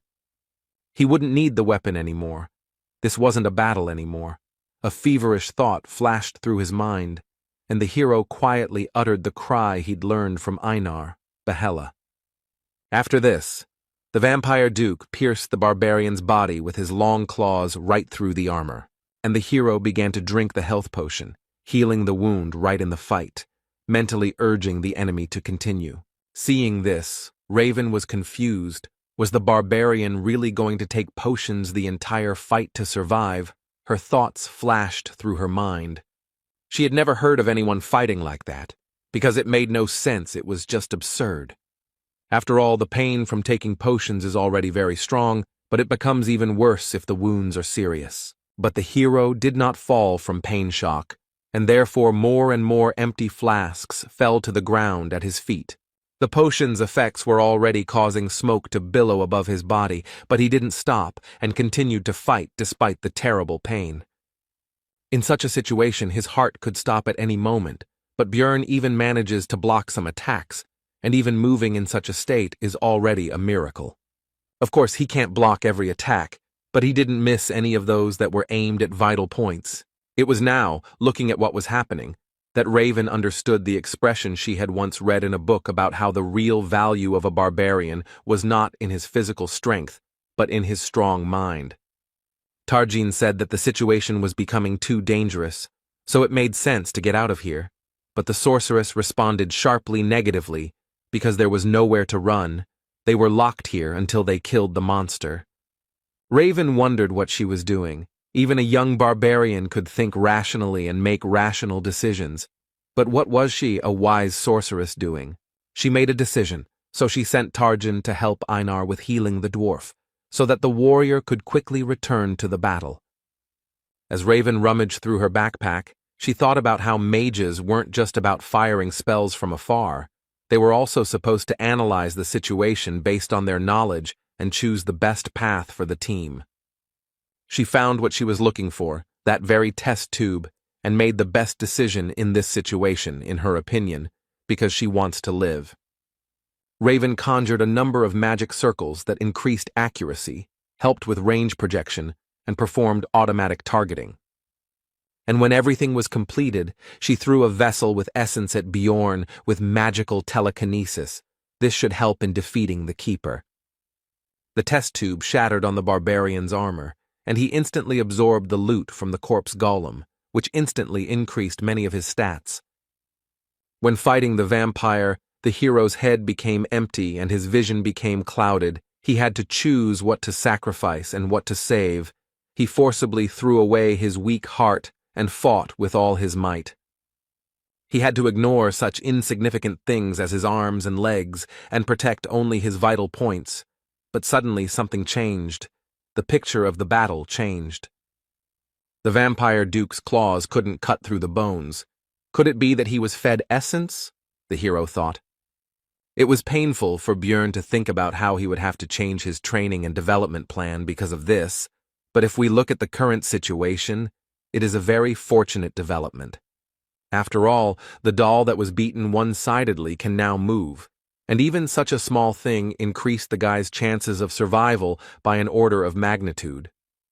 The thought flashed through the barbarian's mind that he couldn't just keep taking damage, and suddenly someone seemed to hear it, and a restoration potion hit him in the back, increasing his regeneration. It was Raven, who had already come to her senses and seemed determined to use up her potion reserves in this life-or-death battle. If he can regenerate at the same level, then there is still a chance the immortal barbarian mode is activated.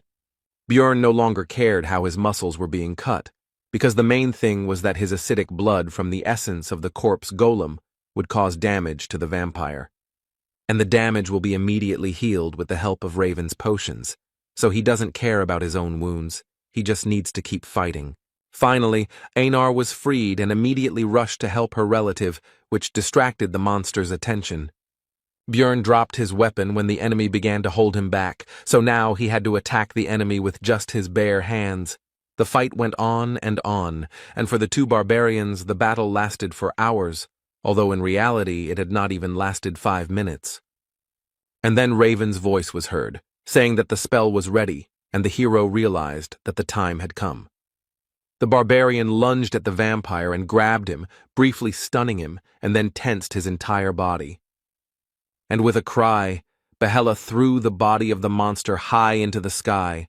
Although Cambormir had enormous strength, he was still quite light. After this, Björn shouted at the liked Murad to use another of his skills to hit the vampire. The dwarf began to charge the lightning. Discharges gathered around him, hitting his shield, and the power grew. To strike the airborne Rift Guardian with full force in the next instant, inflicting a stun effect on him. After this, Björn decided to use his trump card. These were the very tears of the goddess that he pulled out of the statue. In the confusion of the battle, he was able to save this item no matter what. Running up to the vampire, the barbarian shoved the flask into his mouth without even opening it. But that was not necessary. After all, immediately after this, the hero delivered a powerful uppercut to the monster's jaw, which damaged the flask, and the liquid was released. At the place where the item was destroyed, grace was formed, which temporarily sealed all of Duke Cambormir's resistances and increased the damage dealt to him. The monster's intense shock changed its stunned status to paralysis, leaving it temporarily defenseless.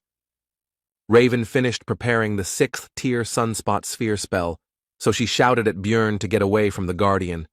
But it was too late. The hero should have run away earlier, and now he would fall under the influence of magic, along with his enemy.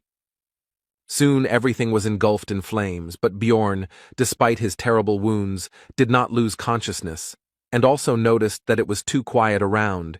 He did not realize that the vampire had used pain sharing. It was necessary to make sure that the keeper was defeated, so, overcoming the weakness in his body, the hero began to rise.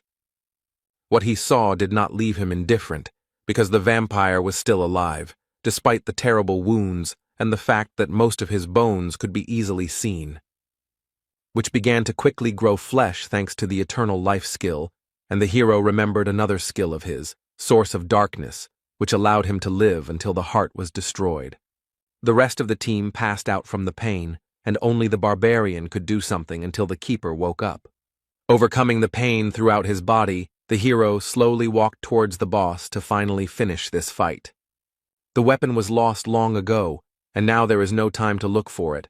But after absorbing the essence of the corpse golem, the guy has a new ability that can help.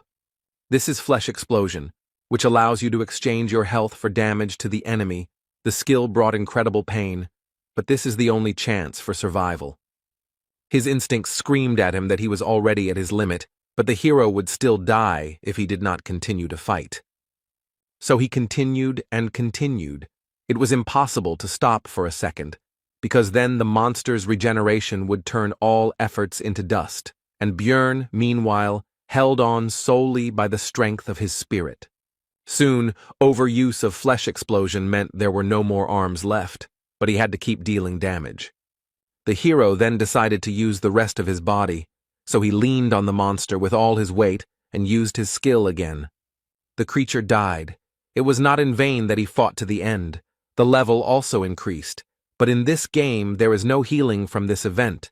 The only thing that can save him now is the loss of essence, which is possible, since the chance is 33%. And the hero was lucky. The essence was immediately absorbed, thanks to which death did not overtake him today. And in the meantime, a line about an abnormal growth rate appeared on the guy's monitor in his world. The manager is watching him. The first thing Björn saw when he woke up was Einar's face, and he also realized that his head was lying on her lap. The first thing the hero did was ask about the whereabouts of the rest of the team, to which he received the answer that they had left 3 days ago. But now it was more important whether he himself was okay, since the barbarian had been unconscious for 4 days. Björn immediately rose to his feet with alarm, because it turned out that this was already the 7th day in the labyrinth. And only after that did he pay attention to his body, surprised that he did not feel any changes or injuries. He also noticed that something was missing, so he asked Einar where his pants were, to which he received the answer that they were too damaged and had to be torn off. And his partner also encouraged the barbarian by saying that he had nothing to be embarrassed about, because she already knew that Björn was a great warrior, and he himself mentally asked her to stop. The hero cast aside his embarrassment and asked about what had happened during these days.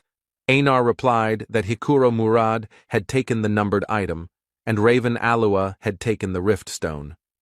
Björn thought about the fact that since he survived, it meant he absorbed the essence of the enemy, and this meant that they had all 3 items of the keeper, and the warrior was indignant that they had actually agreed on something else. But Raven was very insistent on her right to possess the rift stone because she had huge expenses, and the dwarf withdrew from the discussion, leaving them to sort it out themselves. And then the sorceress said that Björn had already taken the best thing, so he would not complain that this thing did not go to him. The hero realized that it seemed that she was the only one who realized that the guy had absorbed the vampire essence, and also mentally agreed with her sorceress, because Raven had spent her potions, test tube, and golem essence. Einar continued the story by saying that the sorceress then walked along the rift and collected various items and then simply walked through the portal without even waiting for the barbarian to wake up.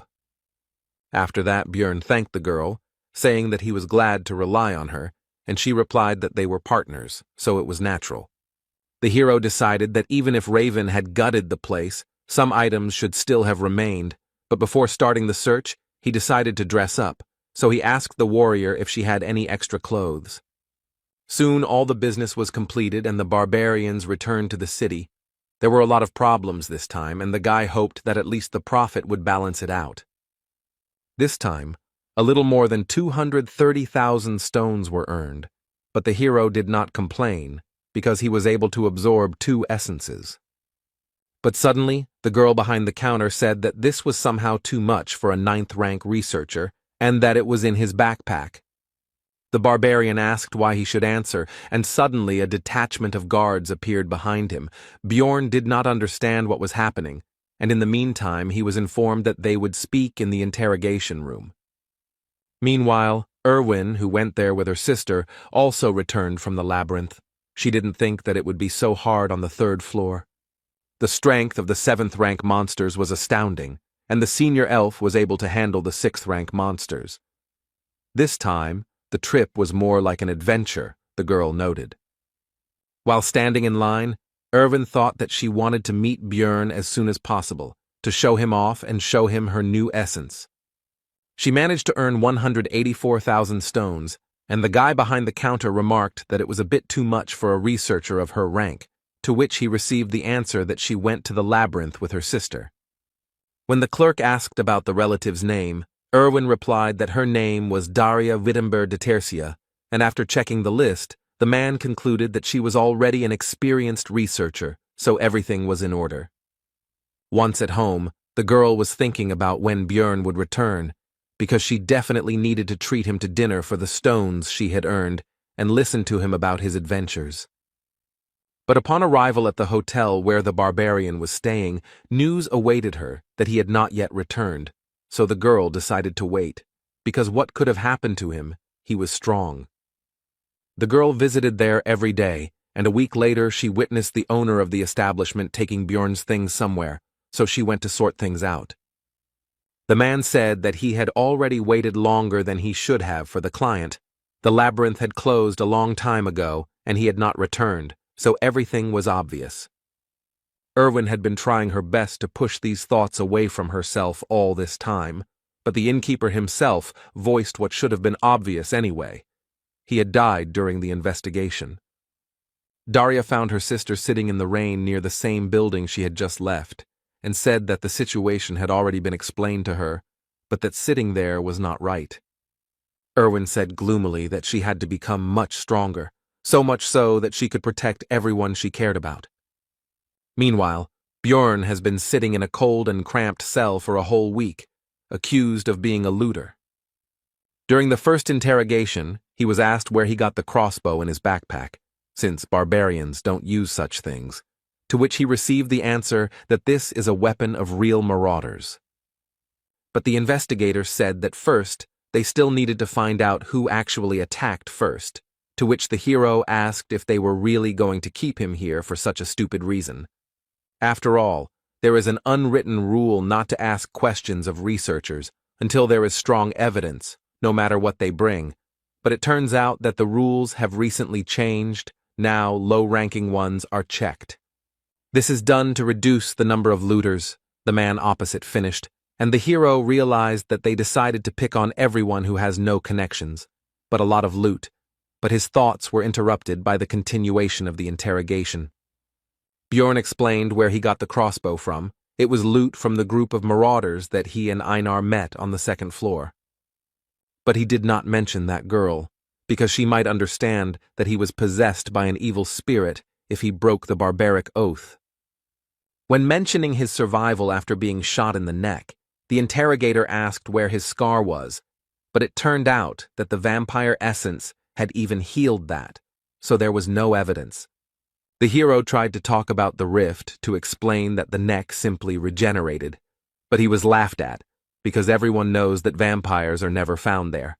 Björn became angry and demanded that in this case, a magician be called to check the veracity of his words using memory magic. The investigator said that only researchers of the 7th rank and above could ask for this, so the barbarian offered to pay such a wizard from his own pockets. The man replied that they would take the money after his death anyway, so spending it on something so useless was pointless, but he still deigned to call a low-ranking mage from the guild. 2 days later, the wizard arrived, but was unable to pass through the hero's powerful mental barrier, so he said that a more powerful colleague from the tower needed to be summoned. The investigator said that he couldn't call such important people for such a trivial matter, and when Björn mentioned Hikuro and Raven, he didn't even listen. The man offered to surrender and then continued to pressure him to confess. The next morning, the 7th interrogation took place, to which the interrogator brought an object that was immediately identified by the hero, and the man reported that they had received significant evidence.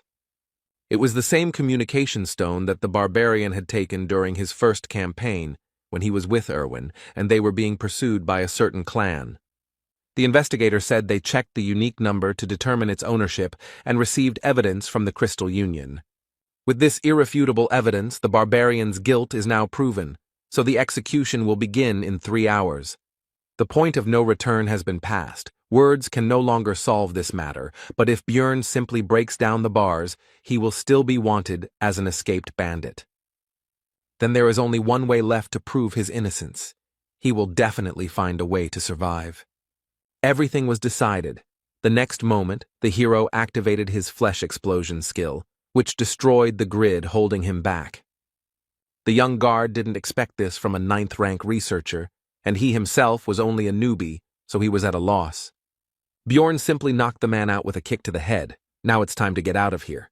Right on the guard's belt was a bunch of keys to the cells of this prison. These could be used. After all, there are plenty of prisoners here who can create the chaos that is so necessary now, which will be a great help to the hero. Surely a significant portion of them committed some crimes, but the innocent researcher doesn't care about that now. Soon all the prisoners came out of their cells, and then began to shout the word barbarian, and someone soon added freedom, and a chorus of voices began to chant the phrase barbarian freedom. Directly above them, the usual life of the Explorers Guild continued, visitors and employees not yet even suspecting what had happened on the floor below. Their peace was suddenly disturbed by a crowd of prisoners who broke down the doors and began to wreak havoc. One of the guild workers called on the researchers to help subdue the criminals, for which there will also be a reward. The hero understood that the former prisoners would not hold out for long, since they did not even have any weapons, and only some were able to get hold of some improvised means, so he rushed to the second floor. Bjorn had a plan. He didn't just want to escape, so he instantly passed this floor, but at the entrance to the third, a small detachment of guards blocked the way forward. The barbarian extended his hand to the side and used flesh explosion, and then acidic blood mixed with pieces of flesh and bone rushed like rain onto the first floor. All of this fell directly on the crowd of prisoners along with the researchers, which allowed the hero to activate the sacrificial seal, which enhances physical abilities depending on the number of victims. They give their bonus at a distance of 100 meters, but this will be quite enough. The mighty barbarian received even more power than he had before. Bjorn rushed forward with a Yahello cry, and the magical doping allowed him to literally drive his opponents into the ground. It also increased defense, although not so much that the guards' swords would not cause any damage at all, but enough that the blade would stick in the muscles. But all this was pointless. The guards could not believe their eyes, because the wound healed almost immediately, thanks to the hero's new essences. Bjorn feels the power that overwhelms him. The effect of this doping is simply mind-blowing. These guys can't do anything against him. The guards were at a loss. How could a 9th-rank barbarian be so strong, since only low-ranking researchers were locked up in the branch? There is a prison for high-ranking people, but today they were just unlucky enough to meet a hero. They were clearly not ready for something like this. Soon the way was clear, and Bjorn could now calmly enter the branch manager's office on the 3rd floor. As soon as the hero opened the door, he noticed an ambush, but there was no way to avoid it. However, it was not necessary. The man's sword reached the barbarian's flesh, but he did not rejoice for long, and the reason for this was not even the enemy's rapid regeneration. Much faster than he could see the enemy's recovery speed, he was hit by the effect of the corpse golem's acidic blood, which instantly took the swordsman out of the fight. Suddenly the barbarian noticed that there were not only the two of them in the room, but also some girl in a rich dress. The man, overcoming the pain, shouted not to touch her, because she was the daughter of the head of the district, which made Bjorn think that he had hit the jackpot. The barbarian interrupted the swordsman's threats with a blow to the head. Now, due to new information, the plan has changed. Initially, he did not intend to do this, but the presence of the girl changes everything. While the hero was thinking, the daughter of the head of the district tried to interrupt his thoughts, outraged by his terrible act and calmness. She accused him of knowing about her presence from the very beginning and setting everything up. Bjorn became irritated by this and shut her mouth. The guards burst in, but did not dare to do anything, because the barbarian had the head of the district's daughter in his hands. Then, the hero demanded that they bring him the investigator who was handling his case, the leader of the Crystal Union, and the magician from the Magic Tower. But that wasn't all. Bjorn went out onto the balcony with the hostage and took a deep breath, because it was time for the next point of the plan. The barbarian shouted his battle cry, attracting the attention of the onlookers so he could deliver another blow to his enemies. There were enough people nearby, and the hero began to loudly talk about how he was a 9th-rank researcher, whom the guild tried to frame and kill, and also swore that he was innocent. The bastards set him up. He didn't do what he's accused of, and now their leadership won't be able to hide such a grand event. Now a lot of people know what's going on. Meanwhile, a respected old man from the Tower of Mages received a message from the branch manager that some psycho was wreaking havoc and they needed a wizard. And the elder decided to send Raven Alua there, and also clarified that the one who arranged this freed the prisoners and took the daughter of the head of the district hostage. The sorceress agreed to go there because she still needed to find someone, and she was also curious to take a look at this crazy man. Upon arrival at the Explorers Guild, Raven fulfilled both of her wishes, although she was not particularly happy about it, and the barbarian simply clarified whether she was the mage they had sent. The sorceress was confused, so she shouted out what Björn Yandel was thinking when he did all this. And she continued to be indignant about whether he really thought he had several lives, and she was also curious who it was, and it was the hero again. But Bjorn interrupted her, asking her to use the memory check magic faster. The sorceress agreed. Only if in the future the barbarian fulfilled one of her requests, he accepted the conditions. But the spell didn't work. Then Raven asked if he had any equipment against psychological spells. The hero answered negatively, and the hostage meanwhile tried to understand what was happening. Their dialogue was interrupted by an investigator who ran into the room and immediately rushed towards the branch manager, apparently not even noticing the others present. He asked what could have happened here, since they had taken care of most of the prisoners on the first floor. And only after that did the investigator notice the others, and immediately pointed at Björn and shouted that it was he who had caused the disturbance, to which the manager replied that he was already aware of this. And he continued his explanation, saying that this barbarian speaks of his innocence, and it was precisely the investigator who was conducting his case, and what evidence there was. The man in glasses began to say that no one had set him up, because it was impossible. Too much evidence proved that the barbarian was a marauder. The first piece of evidence is that he brought too many magic crystals for a 9th-rank researcher. Also, in his backpack, there were various equipment, such as a crossbow, swords, a shield, which seemed to have been stolen. The investigator also found the owner of the message stone that was found on the barbarian, and received information from the Crystal Union that Bjorn Yandel was killing innocent people and stealing their things. The hero noticed that this testimony was not only from a member of the same clan, but had not yet been verified by magic. This news surprised the branch manager, and he asked if these words were true. The investigator screamed that this was because the barbarian continued to lie about being wounded in the neck and surviving, and also said that there was no scar because he had absorbed the vampire essence. The interrogator continued by saying that this was complete nonsense, and that Bjorn had lied because he knew that memory magic would not work on him, and how, under such circumstances, could he bring the precious magician from the magic tower there?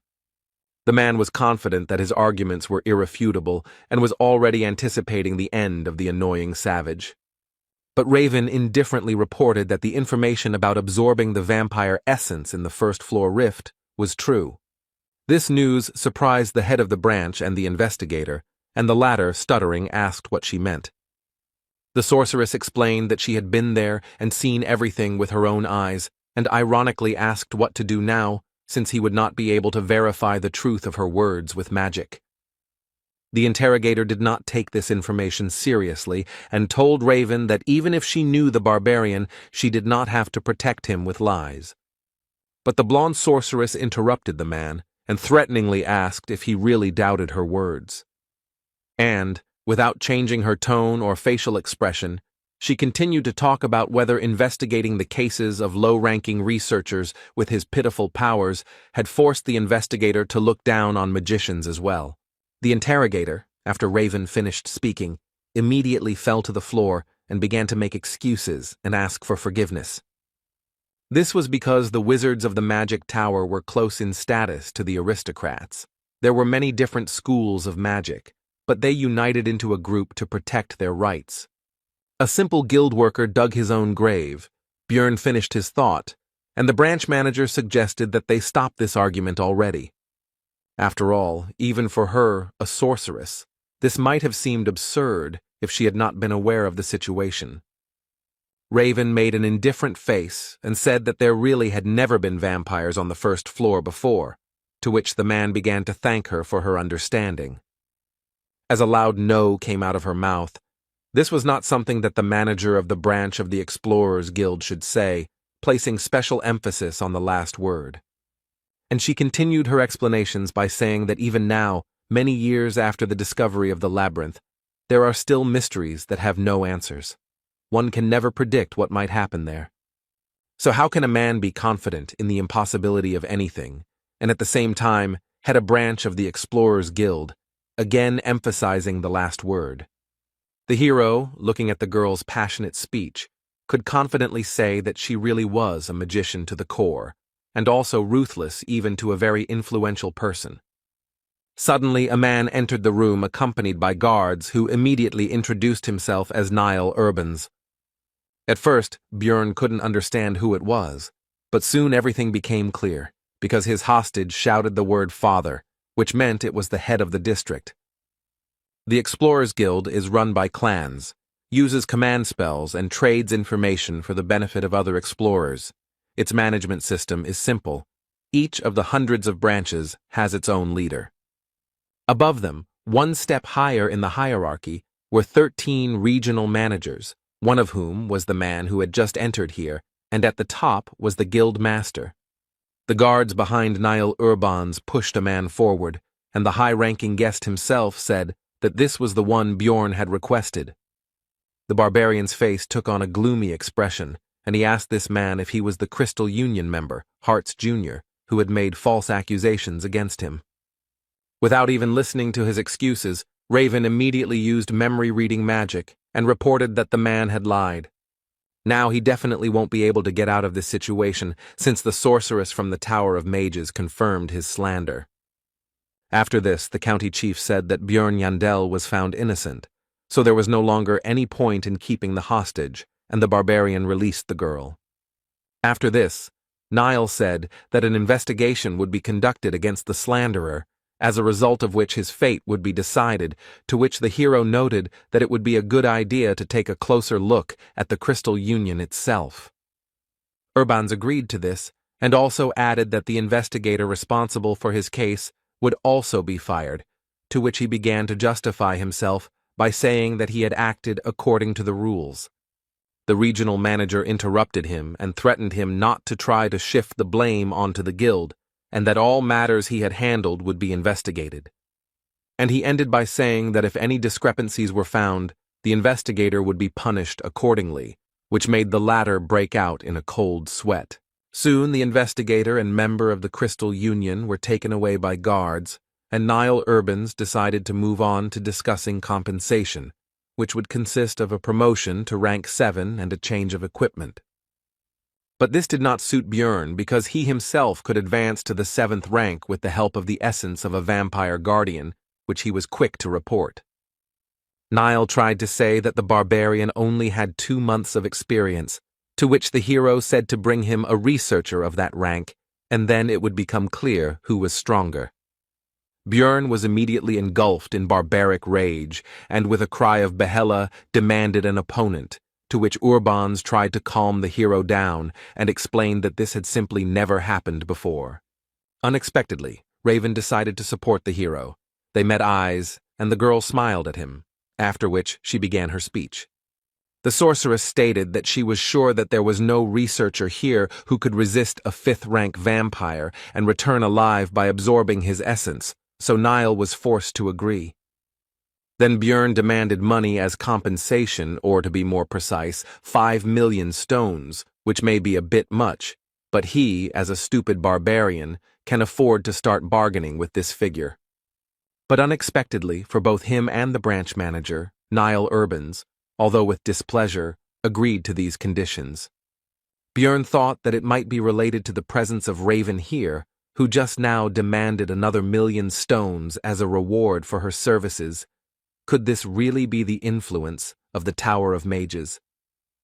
Soon all the issues were resolved, and the barbarian and the sorceress went to the latter's laboratory, which was in disarray.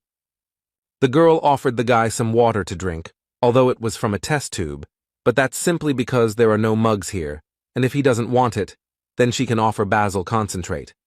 The hero did not risk drinking this liquid because, most likely, this flask had previously contained strange liquids and monster organs. Putting the vessel aside, Björn asked why he had been invited here to the magic tower. Raven reminded that the barbarian had promised to fulfill one of her requests.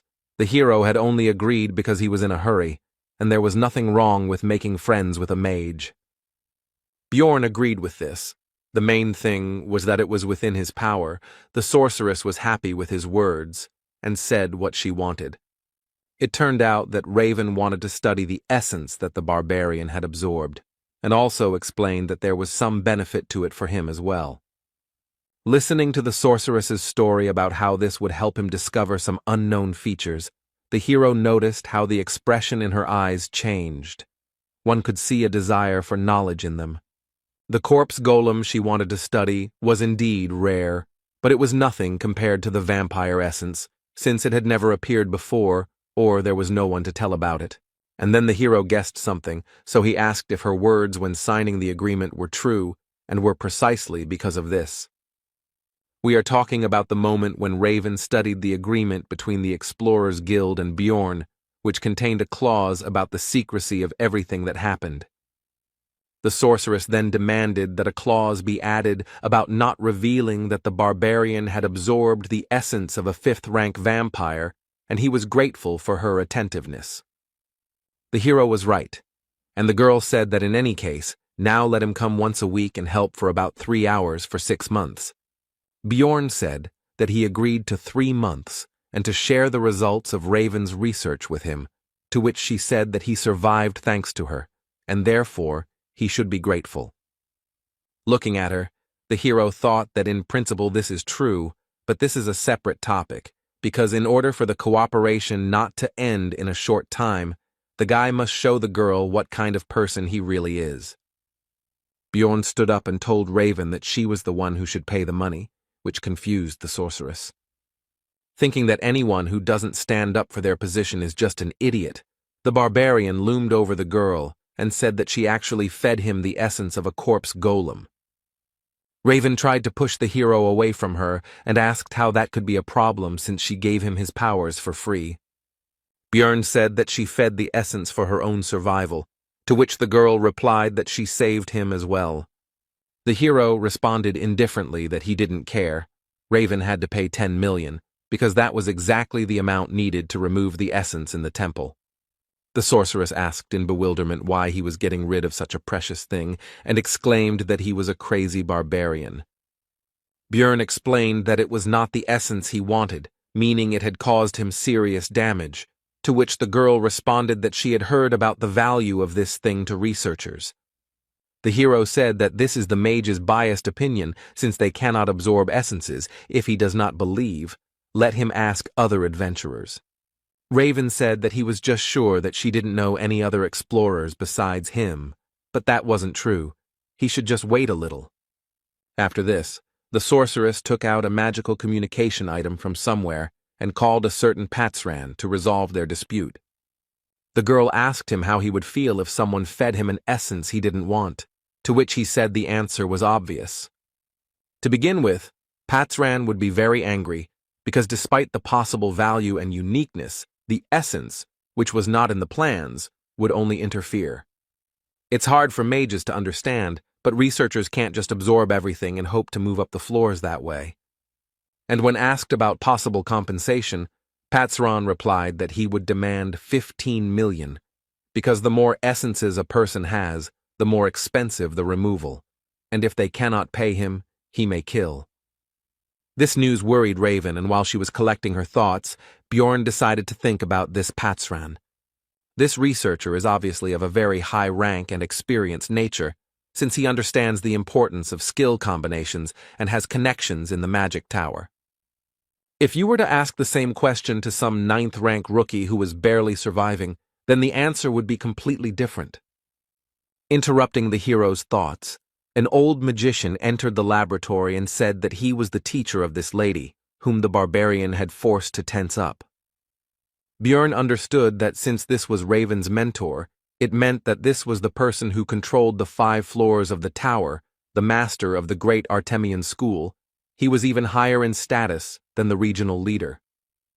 The old man said that he had overheard their conversation and drew the sorceress's attention to the fact that her sound insulation magic was working with many holes.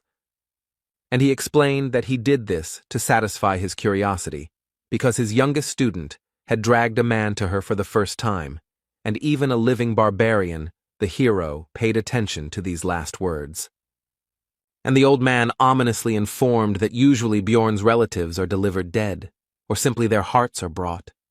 After which he changed his behavior, laughed, and said that it was all just a joke, but the hero was a barbarian who understood the mood of others well. Bjorn decided to respond with a barbaric joke, so he pointed his finger at the wizard and said that he really wanted to crack that skull. And after a few seconds he said that it was all a joke, so the old man should relax and laugh. Raven, looking at this disgrace, exclaimed that Bjorn had already gone completely crazy, although this was clear from what he had done in the guild. Having already decided that he had gone too far, the hero began to think about how to resolve the conflict, but the old man laughed and assessed the character of the boy in front of him. He also said that the older generation could easily tell the difference between a joke and a threat, although it was clear that he was actually furious. The hero decided to take advantage of the reputation of his people and praised the magician, saying that since he understood barbarian humor so well, he was not such an old man, and asked if there were any barbarians in his family. Teacher Raven decided to return to what he came for. He had heard about compensation and would like to offer Bjorn something else. He took out a box and presented its contents. It was an artifact. Number 9425, the Ring of the Frost Spirit. Numbered items are rare things. You can only get them from the keepers, and each of them contains a unique skill. Would he really just give away such a valuable thing? Bjorn asked what use he would be. The mage replied that he absorbs one of the skills of the absorbed essence, and this would be useful to him, because having acidic blood is very problematic. The hero agreed, because it seemed that even the head of the school did not know about another function of the ring. He was escorted to the exit by Raven, who reminded him not to forget about helping in research. The sorceress tried to ask her master for forgiveness, but he said that the item was useless anyway. Its market value was 1.5 million stones. Bjorn, meanwhile, was also pleased with the deal, because thanks to his game knowledge he knew about another ability of the artifact. Both parties were pleased with the deal, thinking that they had deceived each other. When Bjorn arrived at the hotel, its owner was surprised that he was still alive, and also said that he had already thrown out his things. The hero got angry because he had paid for another week. He said that he would reimburse everything, but the hero was not free of anger. He did not want to forgive. But the next second he calmed down, because he realized that this behavior was not typical for him, and he tried to remember how long he had been behaving like this. From the moment he came to this world, even when his life was in danger, the boy kept his emotions in check and remained calm. When I first killed, I only thought that it had to be done. The process was simple. Even during the escape from prison, there were no doubts. Remembering the argument with the old man from the tower, Bjorn knew that 29-year-old office worker Lee Han-soo would never do something like that. It seemed to the hero that these were all just changes under the influence of the surrounding reality. But the discomfort continued to grow, and now he is sure that after each battle the body's instincts break out. His mind becomes simple, rough, and aggressive, as a barbarian should be. It seems as if his consciousness is merging with this body. But for survival it would be even better. Bjorn summed up his thoughts, after which he demanded 30,000 stones from the innkeeper as compensation.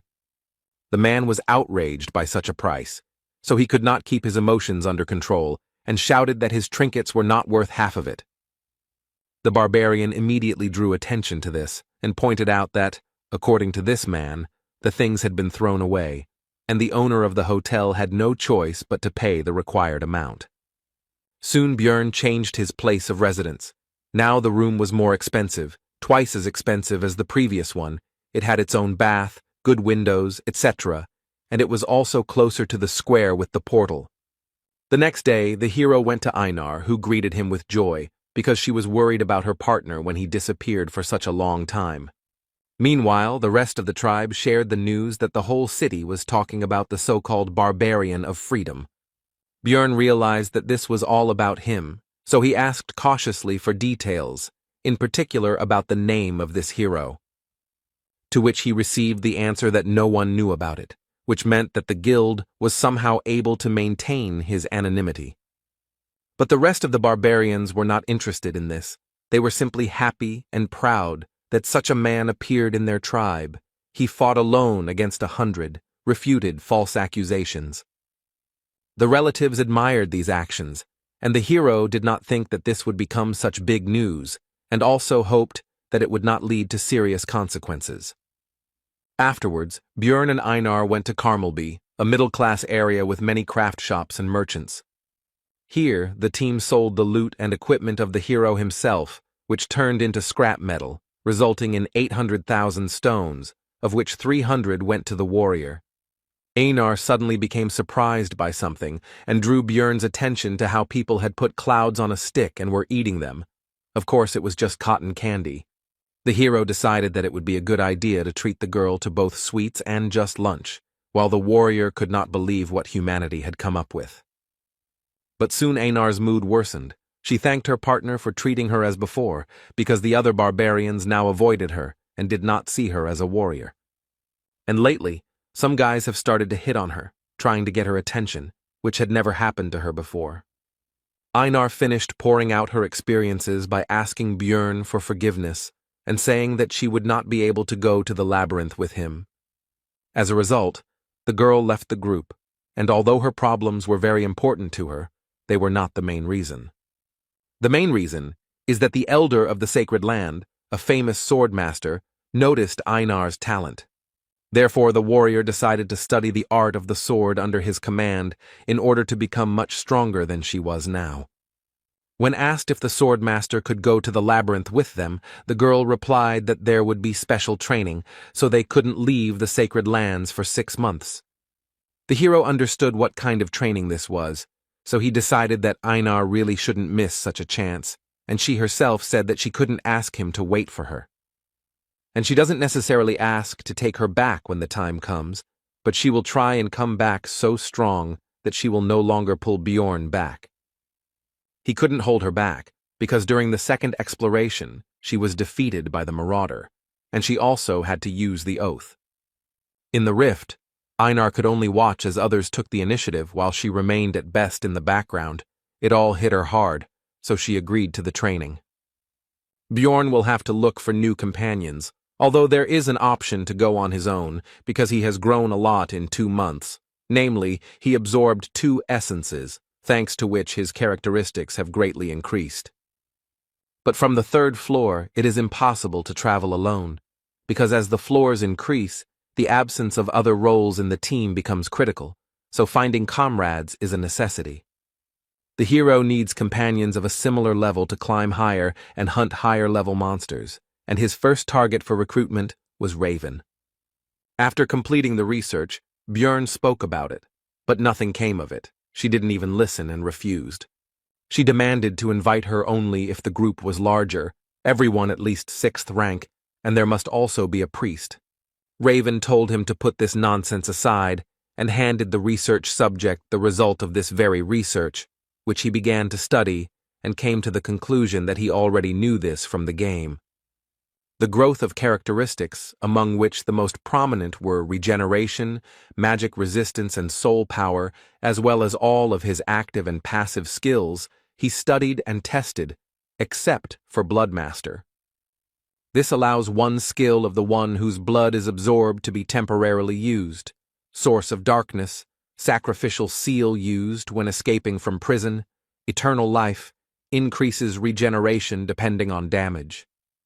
Before Björn left, Raven decided to inquire about what that thing was that the hero had shoved into the vampire's mouth during the battle in the rift.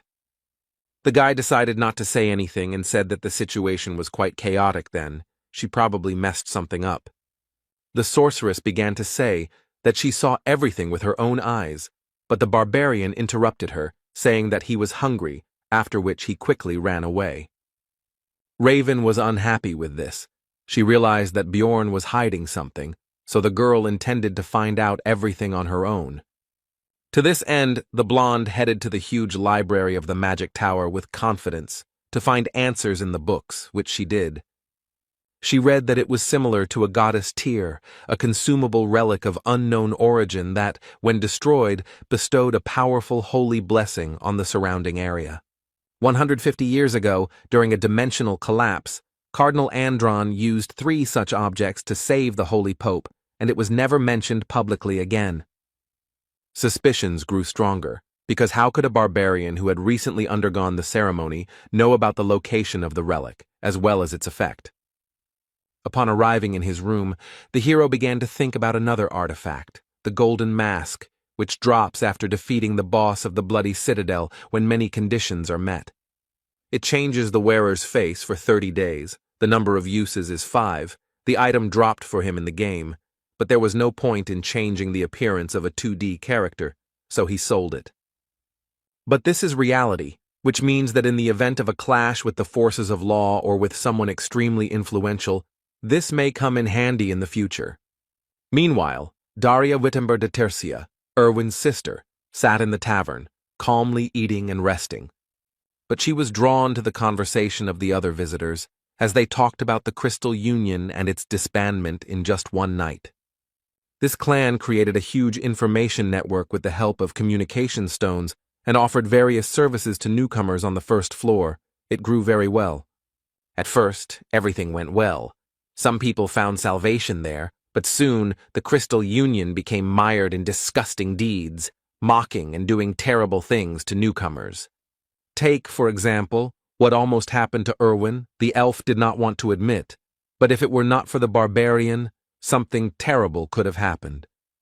Daria finished her meal and was about to leave, but decided to listen to the curious information when she heard that they fell apart because of some barbarian of freedom, because it seemed ironic to her. The researchers talked about the recent incident in the Explorers Guild, and one of them said that the rule about increased search for marauders among newcomers will be revised due to the growing problem. They continued their conversation, and when it came to the fact that it was a 9th-rank barbarian, Daria decided that it couldn't be a simple coincidence. If this barbarian of freedom is that same Bjorn, then the situation with his disappearance becomes completely explainable, the elf thought, heading home. But should she in that case tell her sister about her suspicions, who still can't get over the shock? The next day, Bjorn Yandel went to the Explorers Guild to find out about the gathering teams, active above the 3rd floor. Having received the ID card and the hero's badge, the employee could not contain his surprise and exclaimed about some 5 stars. When asked what it meant, the man tried to change the subject, but Bjorn already guessed that it was some kind of internal guild code, and as a result of recent events, he received the status of a VIP client or something like that. Among the list of proposals, the hero noticed a familiar name. It was Hikuro Murad, so he immediately decided to meet him. They greeted each other and sat down at the table, but the dwarf suggested not to talk about anything for now, because another person should arrive soon. It would be a magician. He didn't keep them waiting long. He immediately introduced himself. His name was Lior Wabdvalki, and when Hikuro asked if he was the one they were waiting for, the wizard replied that it would be good luck to meet another sorcerer here and now. Murad didn't seem to be very good at understanding clever words, so Bjorn explained that the magician meant that everything was correct. They introduced themselves again. Hikuro added that he was 6th rank, and Dvalki said that he was an 8th rank wizard of the ruling family of Rafdonia. The barbarian had to explain again that he simply did not work for the guild. The hero decided to ask directly why a mage of such a low rank would go to the labyrinth, since it was dangerous for such people, and it was more profitable and stable for them in the city, to which he replied that he wanted to glorify the family of Baron Martuan. Hikuro Murad was surprised that he turned out to be a nobleman, to which he received the answer that his mother's sister's husband was the 3rd brother of the Baron's wife, to which Bjorn thought that he was not connected to them at all. Lior Wabdvalki himself continued by asking them not to be nervous, because he was not going to act arrogantly, which made the barbarian think that he looked like a fraud with these stories. From the subsequent conversation, it became clear that the magician knows how to use daily and administrative magic, knows a couple of spells like curses, and is well versed in cold magic, a wizard without experience. There are nuances, but the very presence of a mage in the team will become bait for good fighters, so Hikuro and Bjorn decided to accept Dvalki. As expected after that, requests from various researchers poured in, so they met several times a week to review documents, but it felt like the hero was doing all the work. Be that as it may, but soon the composition of the future team was approved, the group was assembled, and soon there will be their first trip to the labyrinth. On this occasion, Bjorn even decided to update his equipment, as he had some extra money as compensation from the Explorers Guild. With this, he decided to go to the Abode of Knowledge. The librarian asked what this meant, to which the hero replied that he would have to explain, since she asked. And Bjorn began to boast that this was his brand new armor and shield, made of good material, lithium, and behind his back is an extended backpack, which was not too expensive, so it was bought. But the indifferent Miss Librarian took a step back and said that the hero would be complained about by other customers, so he should not come in armor anymore. Bjorn was already returning home when he noticed one of the barbarians who was simply sleeping in the alley, but he would not have paid much attention to this if not for one thing. This kinsman has no weapons, and yet they store their weapons as if their lives depended on it, no matter how hungry, weak, or poor they are. Bjorn approached him and asked where his sword or something was and what he was doing there, to which he received a polite answer that he had no money, so he sold it. The hero smiled at his fellow man, but inside he understood from his behavior and actions that this was not a barbarian, but an evil spirit just like himself. Bjorn invited this Tarikan, son of Lien, to the tavern, where he learned that he had undergone the ceremony a month before Jandel himself. But then he got lost and couldn't find the labyrinth, but it's obvious that this is a lie. He was just afraid to fight monsters. It would have been easy to escape, but the problem is, in the consequences of this decision, he probably couldn't find any work, because no one needs barbarians. This made the hero wonder if players really end up here when they open the final boss room, since such an experienced gamer should have understood the consequences. When asked what Tarikan was doing a month later, he replied that he again did not go to the labyrinth, because he was unarmed, to which Bjorn exclaimed that he had gone completely crazy. That's why it was necessary not to lose him, the hero wondered. Did this man even play the game? And if so, how did he make such mistakes?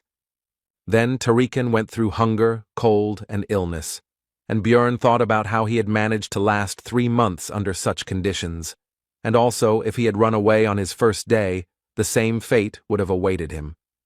The barbarian, on the contrary, finished telling his story and asked how he liked it, whether the hero felt sorry for him, whether he would help his fellow man, whether they would go to the labyrinth together. Bjorn refused this, but gave Tarikan 150,000 stones so that he could buy himself a weapon and go on the campaign himself. When his relative said that they should meet again next time, the hero responded with a sharp refusal, saying that he didn't care what would happen next, but that he shouldn't even try to look for him. Already in his room, Bjorn analyzed what had happened, and his behavior. He had behaved disgustingly. Did he remember the past? A logical person would say that this Tarikan is nobody to him, and the hero is stupid for giving him his money, but an emotional person would be angry at the weak help to that barbarian. Both points of view had a right to exist, but Bjorn believed that he had made the best decision, and now he could only hope for the survival of an evil spirit like himself. Soon, the newly formed team set out on their first expedition into the labyrinth. The squad's wizard, Lior Wab Dvalki, an 8th-rank mage, 25 years old, was inspired and ran around everywhere. Brown Rothmiller, human, rank 7 researcher, 34 years old, 8 years of research experience, seems to be the most normal member of their group. Hikuro Murad, a dwarf, a 6th-rank explorer, a tank and the leader of the group, and right next to him stands the second tank, Bjorn himself, a 7th rank.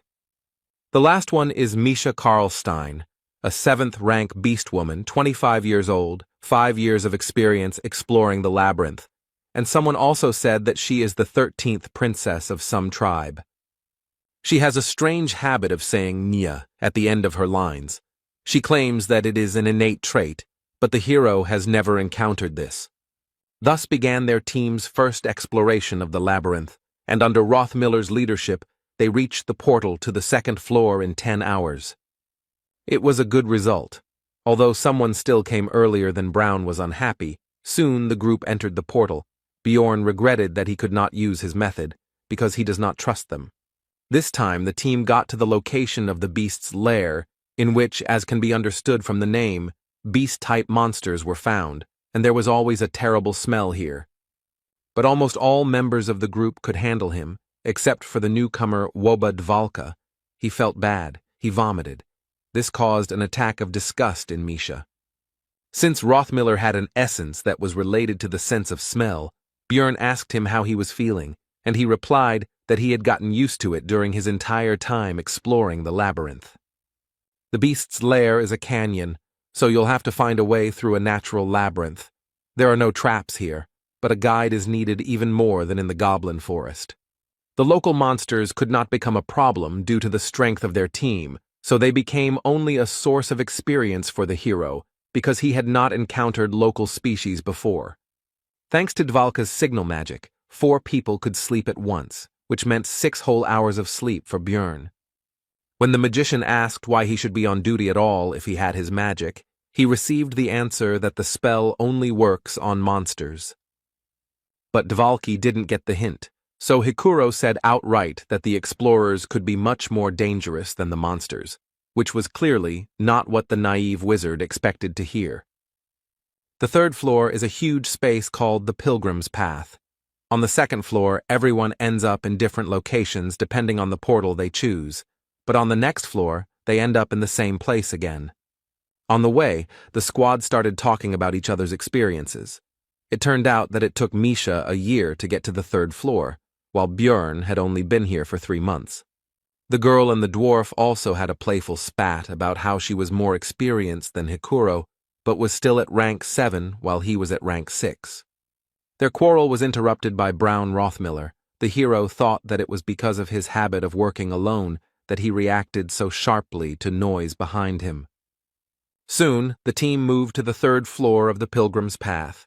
They came out on a location called the Hill of Steel Rocks, and almost immediately, Bjorn, as the squad's tank, had to block the attack of a massive monster, although usually no monsters live right next to the portal. The enemy was not alone. Hikuro began to hold back the 2nd one. They were strong, and if it were not for the hero's lithium shield, it would have been bad. The dwarf had worse equipment, but he compensated for this with skills. He restored the damage with emergency recovery, and he also had the essence of the same monster, so he used its counterweight skill, which gave resistance to knockback. Thanks to all this, even a small dwarf could resist a huge monster called an iantro, which was not so easily restrained even by the barbarian Bjorn. This power struggle did not last long. The team's mage, Lior Wobdvalki, used an 8th rank spell, Corrosion, on Murad's opponent. The effect manifested itself almost instantly. The monster's tusks began to melt. Hikuro instantly saw an opportunity to attack, which he took advantage of. He delivered a crushing blow from above straight down to the Iantro's head, finishing him off. And Misha decided to help Bjorn's opponent. Using her agility, she jumped into the air straight from the barbarian, after which she attacked the monster from above. The fight was over. It was suspicious to meet monsters right next to the portal, so the hero asked Brown to check the area for people nearby. Then Rothmiller used his heat search skill. No one was found, but he informed Bjorn that their scent was still strong. They were a maximum of 2 minutes away from here. Then the barbarian assumed that these people were watching the fight, and then left. When Hikuro asked if this was a staged attack, Rothmiller replied that they were not specifically interested in their group, as luring monsters to the portal was a common tactic among marauders. Misha Karlstein suggested catching them and beating the crap out of them. Besides, they could give a good reward for them, as well as for the equipment of the scoundrels. The group continued their discussion, also considering the murder option, and listening to all this, Dvalki began to understand that this was not a fairy tale or an interesting adventure, but a harsh reality. The team continued on their way, talking about what had happened along the way. In particular, the conversation turned to the fact that there were not many opportunities to encounter marauders, which surprised Björn. The hero immediately asked about this, and it turned out that, for example, Misha met with them 8 times in 5 years, while the barbarian met them 5 times in 3 months. To this, the rest of the group could only say that Björn seemed to have no luck at all, and the dwarf said that 150 years ago, the situation was very bad, but lately the number of marauders has been less. Soon the squad decided to set up camp. It was not a very convenient place, but it was on the border of the location, where there were fewer monsters, which was more important. At the halt, Hikuro decided to inquire about Dvalka's condition, because he looked so-so, and at some point he stopped talking much, although before he never closed his mouth. Then the wizard replied that his fantasies of adventure had been destroyed. Perhaps he would be called naive, but the fact that researchers kill their colleagues in pursuit of money cannot be called a fairy tale. Dvalki continued by saying that in that case, he would sooner or later have to kill a person, so he had been preparing himself for this all the way. Then Björn asked about his success in this matter. The magician replied that he was ready, but was not sure that he would really be able to do it. When the time came, the hero noticed that the magician was full of confusion and fear, had determination without self-confidence. Björn decided that this was much better than people who acted confidently and then started to cry and wail when faced with death. Brown said it was important not to overestimate his strengths, and it was good that Wob seemed to understand everything, but now he asked the team to give him some time. He wants to show something.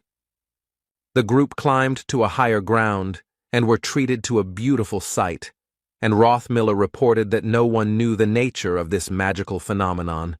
But the reasons were not so important when you saw something like this. Soon the light disappeared, and the labyrinth was filled with the usual darkness. Everyone went to bed, but Bjorn remained at his post. But Dvalki also did not fall asleep soon. It seemed he was thinking about everything that had happened during this time. The next day, the hero analyzed his development. The amount of experience earned was about 50. 150 were needed to reach level 4. It would take a lot of time, but there was no rush, because there was another slot for essence. The barbarians' thoughts were interrupted by Brown Rothmiller, who said that they had reached their destination, and that the orc settlement began here. This is the area with the most monsters on the 3rd floor. All of them are rank 8 and above, making it the second most difficult area on the level, but if the party isn't going to the 4th floor, this is a good place to hunt. The squad leader, Hikuro Murad, said that this was the best place for the team members to get to know each other, and only then would they decide what to do next. Soon after these words, the first detachment of greenskins appeared nearby, and the explorers prepared for their first, more or less serious battle. The fight began with Wob casting the 8th tier spell Ice Spear. He and Brown Rothmiller would deal damage from a distance. Meanwhile, the squad's tank, the hero himself, and Hikuro Murad will hold back the monsters and protect the rest of the team. Misha Karlstein will kill those approaching one after another, taking advantage of their stiffness and his agility.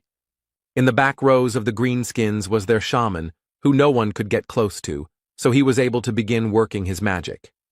It was the rage skill. He cast it on a simple orc warrior, and now his resistance to physical attacks is tripled for 10 seconds. Taking advantage of its temporary advantage, the monster broke through the tanks and decided to attack the back row of fighters. No one had time to stop him, and they couldn't hit him because of the buff. But the long-range fighters weren't that defenseless, or rather, Rothmiller wasn't that defenseless, so he took out a small shield, which he used to block Dvalka's attack. The orc was unable to develop his attack and properly use the opportunity. 10 seconds had already passed, and Misha could have killed the greenskin. Soon, almost all the enemies were defeated, and the last of them, the orc shaman, lost his head from a crushing blow from the barbarian's mace. The battle was over, so the team began to rejoice and share their impressions with each other. The hero was thinking that the battle had taken 8 minutes. They were lacking damage, so it was slow, but expected, because the squad had 2 tanks and a scout who did not have much power, not fast, but stable. After that, the explorers continued to walk through the monster settlement and fight. The closer to the center, the more monsters they encountered along the way. Once they even met a great 7th-rank orc warrior, whom they managed to defeat without any particular problems. But the calm and simple hunt could not last long. Right in front of the squad, a powerful explosion of some high-ranking fire spell thundered.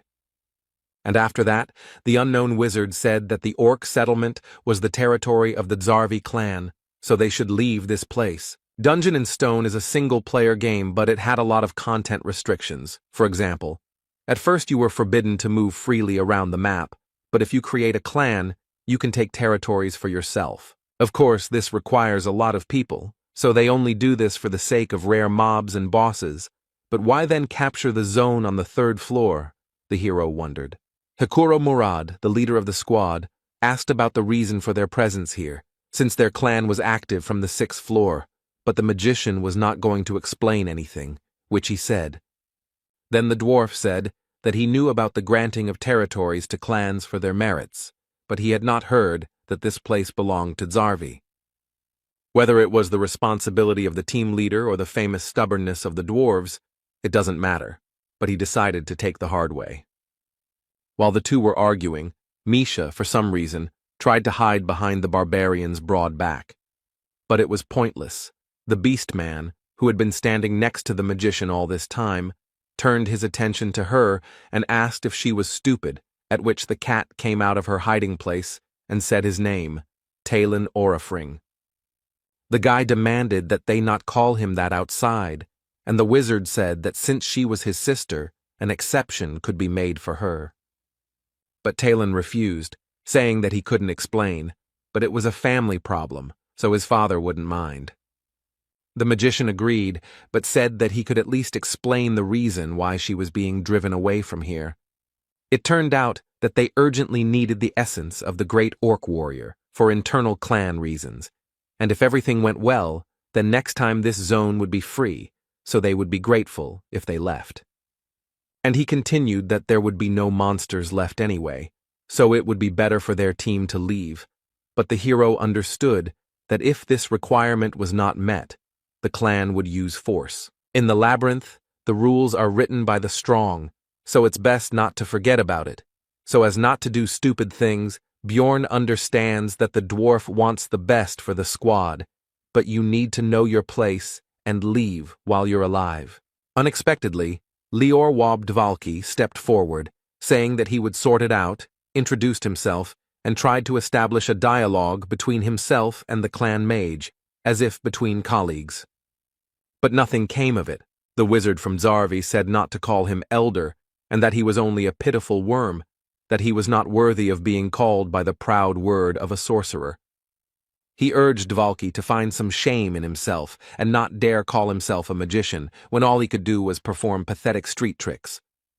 Lior had completely failed. It was sad to hear such cruel words, but the hero believed that nothing could be done. He had to leave. But Hikuro Murad, as the leader, decided to stand up for his own, and Björn believed that now was not the time or the situation for arguments. The dwarf finally lost his temper and began to charge his discharge skill, and the hero was already doubting his sanity because he was going to fight the clan of the 6th floor. Additional fighters from the Zarvi clan approached the magician. They all just looked at Hikuro and were not going to leave, because what could such a low-ranking researcher do to them? The dwarf lunged towards them with a cry of rage, while the wizard seemed to be only waiting impatiently for this, since in this way he would be able to kill this squad with impunity, citing self-defense. But the hero couldn't let that happen, so he made a lightning-fast dash and knocked the commander of his squad into the ground. He pinned Hikuro's head to the ground, not allowing him to move, and told him to stop. The dwarf himself seemed to also begin to understand what had almost happened just now. The Zarvi clan members just watched the performance with predatory eyes, and their wizard said that they had a good team, and Murad should definitely thank the barbarian later. The squad moved away from the scene, and then Hikuro began to apologize for his actions, saying that he had lost control.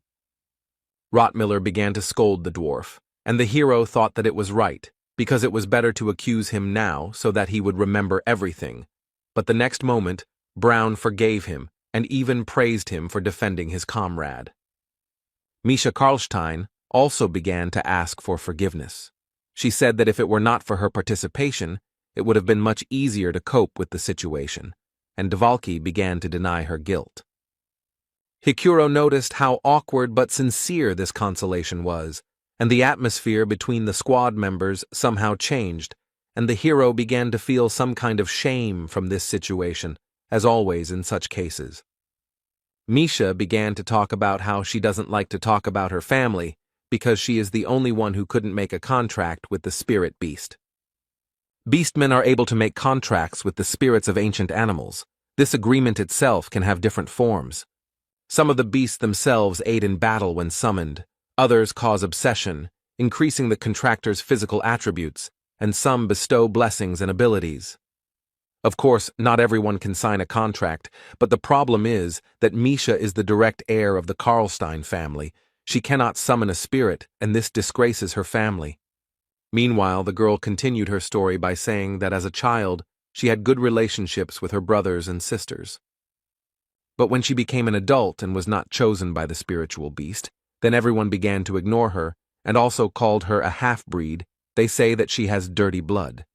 Misha's mother died immediately after giving birth, so there was no one to tell the truth to. The girl could not tolerate such an attitude, so she left home and learned to fight, and that's how she became a researcher. The dwarf and the beast woman had a touching scene, with the former feeling sorry for her, and the latter saying that he reacted to the recent event in this way because he considered them true partners. The hero felt worse from the sweetness of this moment. He mentally asked to stop this conversation, but this was not destined to happen. Hikuro decided to tell his story too. Murad dreamed of becoming a blacksmith, but he lacked talent and was unable to complete his preparatory training for 10 years. That's one of the reasons why he became an explorer after he was 30. He needed money for taxes, so he had to run away. Lior Wabdvalki was completely moved by all this. He shouted out that he considered himself the most untalented and also decided to talk about his failures, about how he was able to become a magician thanks to his family status. But he didn't have the talent to enter the magic tower. If he was a real magician, then that person from the clan would have shown at least a little respect. Hikuro began to console the boy, telling him that the old man was just a bad guy, and that Wab was a great sorcerer. Rottmiller, who was standing next to Björn, said that he had been in many teams, but had never encountered something like this, to which the barbarian mentally agreed that it was strange. But the next moment, Brown also became a part of all this, and the hero thought that at least someone from this squad understood him, but it turned out not to be so. He said that when Murad and Misha talked about the experience, he was very upset because of envy, because they were not born human, so they do not know what he had to go through. They were surprised by this, and they asked the question, don't human researchers have advantages because they can become magicians, priests, elementalists, and open the aura? The hero mentally noted that this was only available to the talented, but he remained silent, while Hikuro laughed and noted that it turned out that they had a team of losers, and if so, they would cover for each other's shortcomings. There was harmony between the squad members. Everyone encouraged others. Dvalki promised to do everything possible to be useful. Misha encouraged everyone to try, and Murad expressed hope for long-term cooperation. They all laid out their problems and supported each other, and now all eyes turned to the hero. Now it was his turn. This made Björn tense up. They were all looking at him so strangely, waiting for something. Would they throw him out if he didn't say anything? And what should he say at all? These thoughts were rushing around in his head. In the end, the barbarian could not think of anything better than to shout loudly that he was left without a mother, after which there was silence. His comrades looked at him strangely. The hero was still tense and decided that this, apparently, was not enough. Then Björn started screaming again. but this time about how his mother died when he was born, and his father went into the labyrinth and never came back when he was little, and now he is an adult, but he cannot see them, even if he wants to. The hero fell silent and began to wait for the other's reaction to the speech. Also, technically, it was all true. Einar told him about it. Rottmiller noted that it was hard for him at such an age, and Misha decided to apologize because she complained about the difficulties in her family, and for him, everything was even worse. Dvalki decided that the hero was just pretending that everything was fine, and Hikuro offered to replace his parents if he wanted. Björn shouted that everything was okay, but inside he was screaming for them to leave him alone. The shame inside him was beyond all bounds. Somehow the hero became the most pathetic member of the group, but he didn't care, and it wasn't like he actually had a mother. In fact, he is a barbarian who uses his knowledge from the game as an advantage over other researchers and has already reached rank 7 in a measly 3 months. Although, if you think about it, he is a loser who somehow ended up in another reality, where he is considered an evil spirit, who are killed as soon as they find out about them, and he has already been on the verge of death. While Björn was thinking about how shitty his life was and was being consoled by Misha and Dvalki, Hikuro and Rothmiller discussed the group's next steps, eventually deciding to go to a location called the Witch's Forest. When asked why not move to the 4th floor, Murad replied that he had seen too many teams underestimating the difficulty and dying there, so they needed to work on their teamwork first.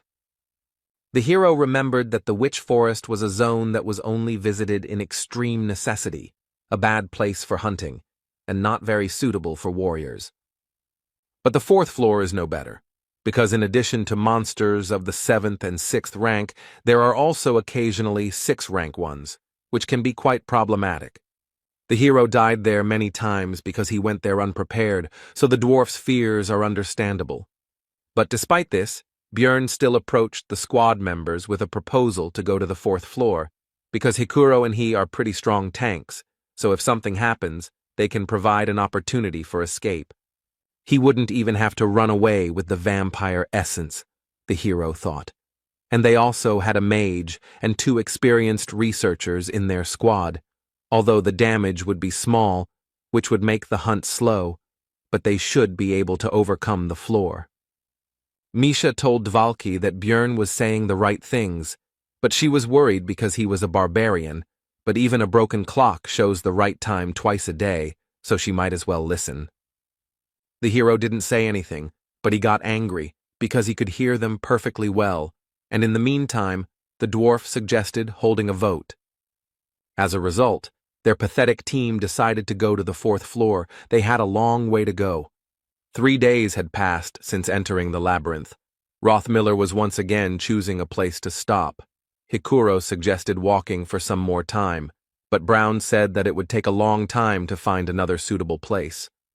Björn noticed that they set up camp at 9 in the evening, just like the last 2 days, which was quite curious. It seems to choose its future resting place based on the remaining distance and speed, which doesn't sound very complicated, but is impressive, especially in the labyrinth, where the concept of day and night does not work.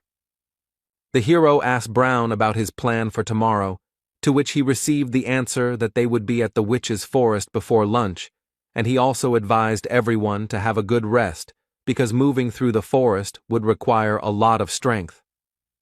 Björn thought that Rothmiller didn't even think about the answer. He was just a walking GPS navigator, but he didn't expect anything else from the veteran researcher.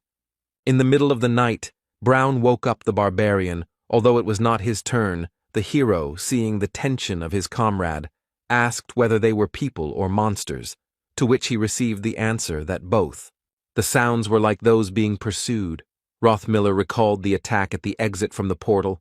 Björn replied that the guide said that it looked like a trap for those who escaped. Brown confirmed this and said that he smelled the same scent as then, and their conversation also woke up Hikuro, who became tense from this news. It seems that for some reason they were specifically targeting them, and now they decided to deceive them by pretending to be people in trouble. In this situation, Björn decided to take advantage of the opportunity and ask the others not to interfere. Soon, 3 explorers appeared from behind the trees, screaming for help, but the barbarian stopped them with the words that if they approached, he would break their skulls. Orcs appeared behind the night visitors, and they themselves began to talk about the fact that the rest of their team had died, and also promised to reward them for their help. Bjorn demanded that they first put their weapons on the ground, but the adventurers were unwilling to do so, arguing that there were monsters right behind them.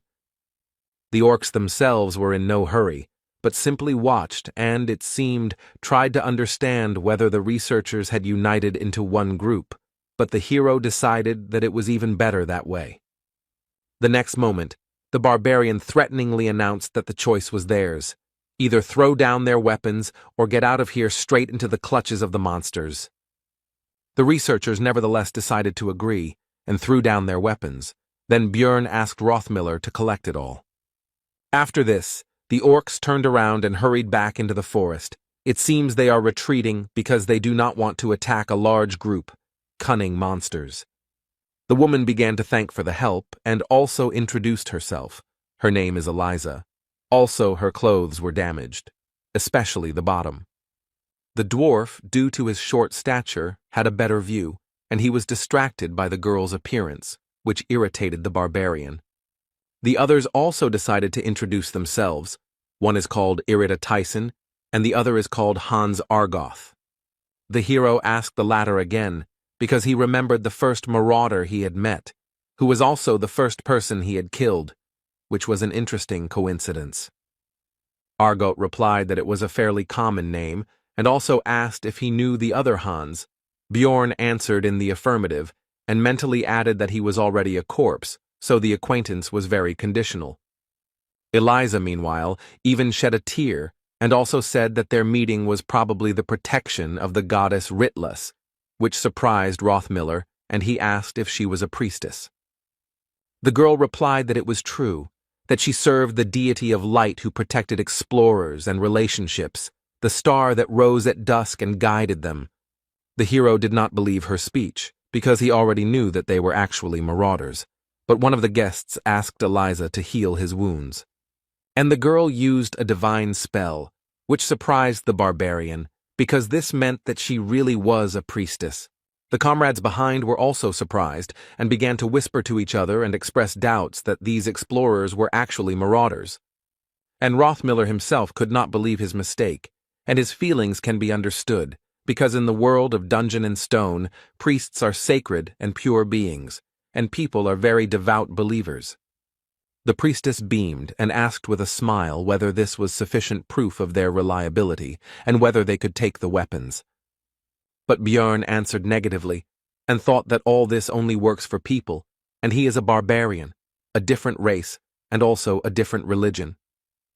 The hero demanded a reward from their team for saving them, because even though they were using a holy attribute, he didn't care, but the priestess asked about the amount of the reward. Bjorn demanded 2 million stones, but they did not have that kind of money, so the girl asked to give it to them when they got out of the labyrinth. But the hero said that he only trusts those who belong to his tribe, and if they do not have the required amount, then let them give in things. Armor will be just right. Soon the night guests' gear was neatly stacked nearby. This was part of Bjorn's plan to first take as many items from them as possible. The researchers had already relaxed, but the hero, thinking that in any game you need to kill the healer first, had already raised his mace over the priestess's head. The girl's head was broken, blood splattered everywhere, and both the teammates and comrades of the dead woman were shocked by what they saw. The barbarian, however, responded with a grin and an apology, and explained that his hand had twitched, and it also seemed to him that they might be marauders, and he could not help himself. Irida and Hans began to panic. They said that they would die now, and all because of this crazy savage, but they were looking somewhere down. Soon one of them was enveloped in some kind of dark purple haze, and he began to die quickly. Hikuro asked Dvalka if this was his magic, to which he received a negative answer. Suddenly the seemingly dead priestess, whose body lay behind Bjorn, stood up and in an inhuman voice remarked that this was strange. Her face was covered in blood from the wound, Her eyes were red and her head was turned at an unnatural angle. She asked the barbarian how he knew she was an enemy. The hero only wondered whether his life could be normal and why everything couldn't go peacefully. Eliza's resurrection from the dead clearly left no one indifferent, and Rottmiller and Misha froze as if they had seen a corpse golem. Bjorn, saying that he would sort everything out, rushed forward and hit the priestess on the head with his mace again, and he also realized that since she had come back to life, there could only be one answer to the question of how this was possible. This is a hidden class that can be unlocked upon reaching the 5th floor, the Karui priest, who has a huge number of combat spells and curses. It also allows them to use dark and light magic at the same time, allowing them to disguise themselves as ordinary clerics. Of course, there are also weaknesses, for example, the fact that Karui is an evil god, and if such a priest is found out, his head will be cut off immediately. Also, for full use, it is necessary to regularly sacrifice living creatures.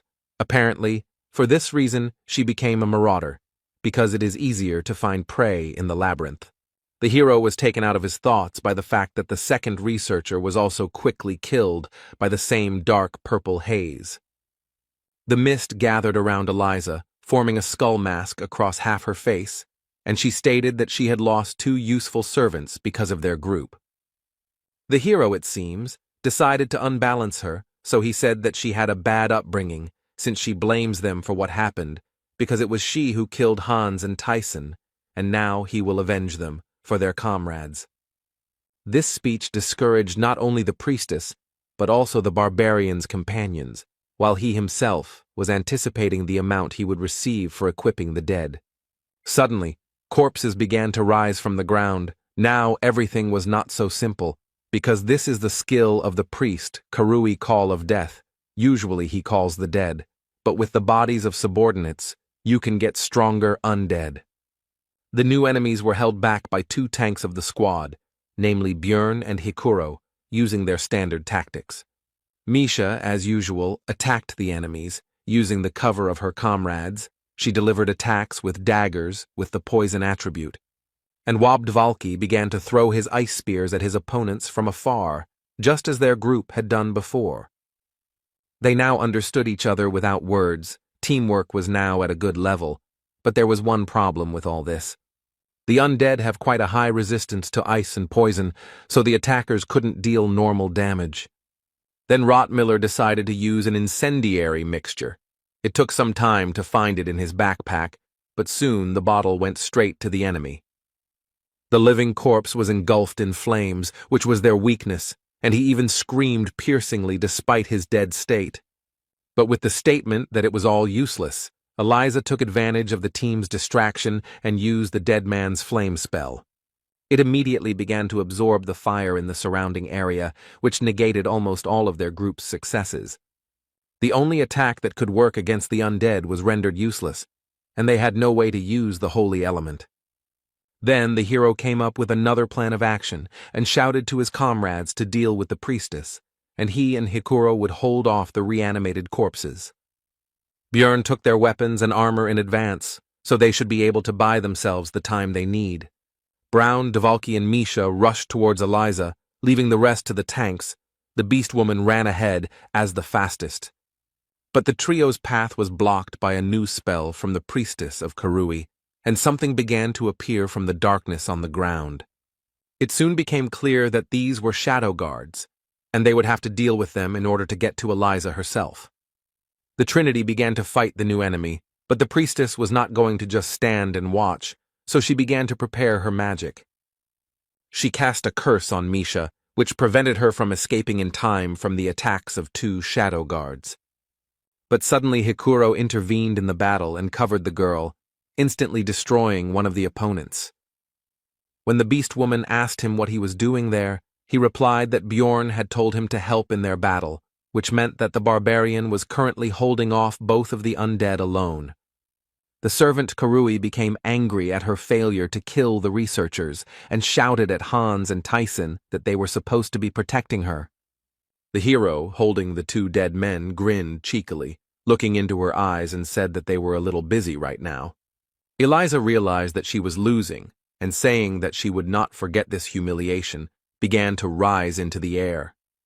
After looking at the hero one last time and telling him that he would never get out of here alive, she left the battlefield using one of her skills.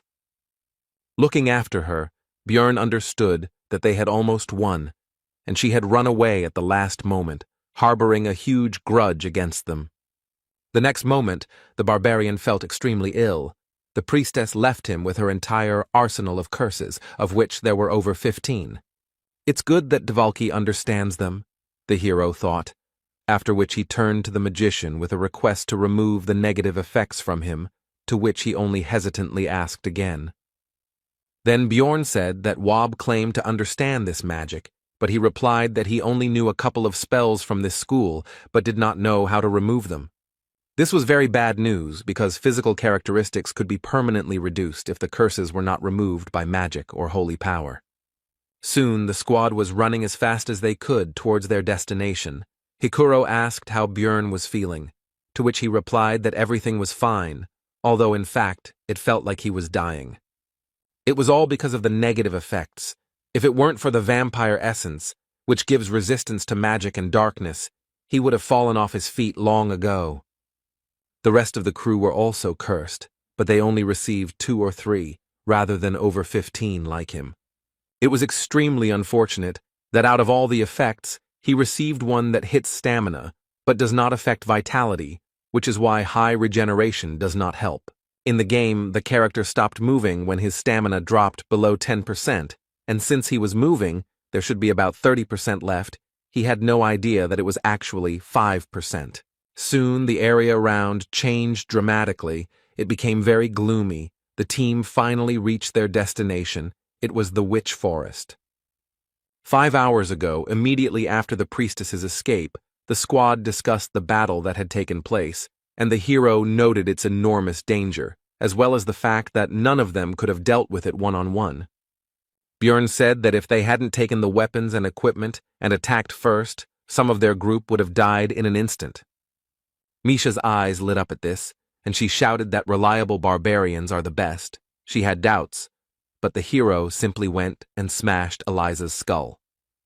Björn asked Rothmiller if he could track the priestess, but he replied that there were no traces, so it was impossible. The hero informed everyone that she would definitely try to finish what she started before the labyrinth closed, because they would be able to reveal her, to which Dvalki said that they did well and could do it again. Bjorn became angry at the wizard's frivolity and asked what would happen if monsters intervened in the battle, after which he said that they needed to go to the witch's forest. This is the area surrounding the portal to the 4th floor. There are monsters of the 7th and 8th ranks here, many of which have a spiritual body that is immune to physical attacks, so it is not the best place for warriors.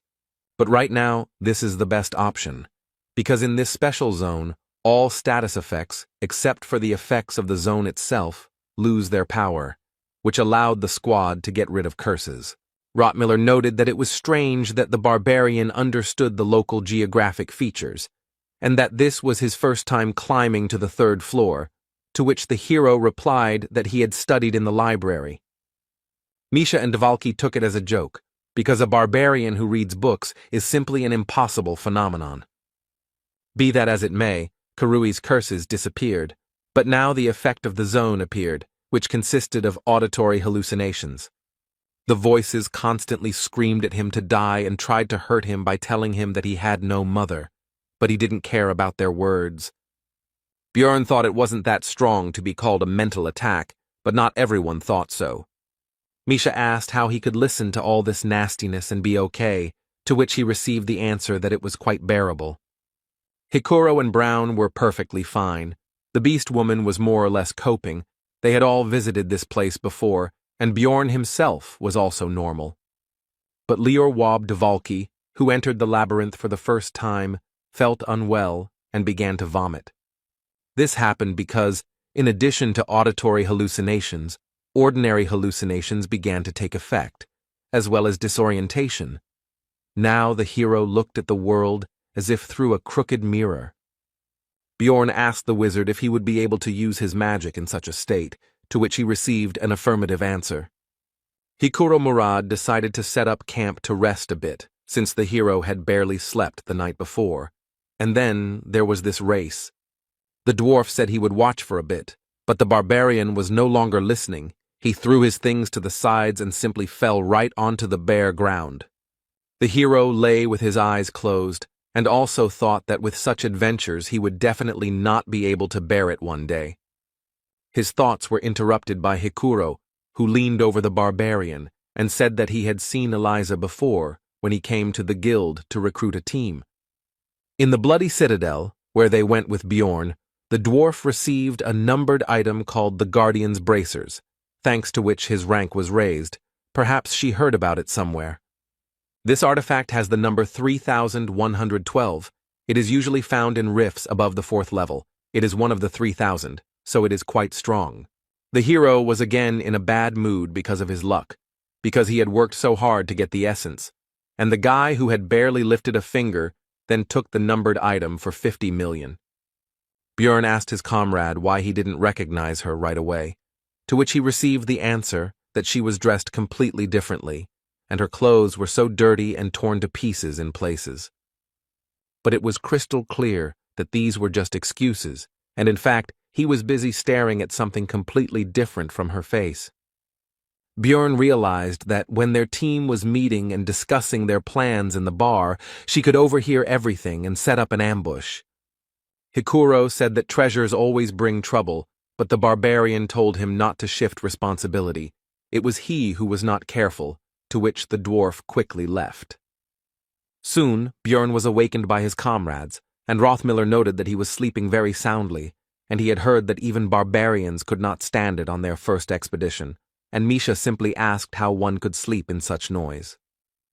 It turned out that the hero was disturbed by the presence of a group of enemies nearby. These were fairies who were flying nearby. These are rank 9 monsters whose only skill is releasing poisonous pollen mixed with stimulants, one of the few types of non-combat mobs in the game.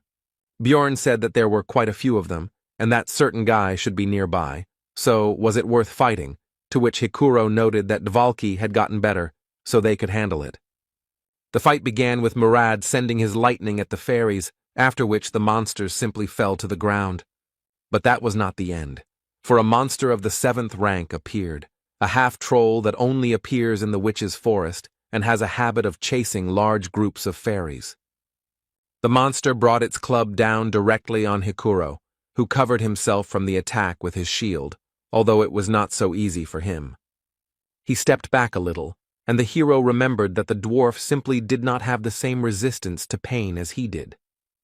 This is one of the main reasons why the location is not suitable for warriors, because they have to take damage, but here the pain is greatly increased due to the effect of increasing pain sensations. Most monsters are immune to physical attacks, and also use mental magic. The hero finished his analysis while Hikuro led the fight. Soon Dvalki finished preparing his spells. First he used Improved Freeze, which strengthened the following ice magic, and the half-troll was defeated. The strengthened ice spear pierced through him. Rothmiller urged everyone to get ready quickly, because the witch's forest is not the best place to relax, so they need to quickly move to the 4th floor. But the plans changed abruptly, because some group of researchers was coming out to them. Hallucinations and disorientation prevented them from being seen, but they were getting closer, so this would not last long. Among them was Eliza, who immediately pointed her finger at Bjorn and his comrades and said that they were the ones who killed her dear companions. The researchers prepared for battle, and one of them sent the priestess back, while the hero mentally complained about this woman and the problems she caused. Bjorn knew that this battle could not be won, so they needed to run, but before that they could use one item, which he shouted to the dwarf.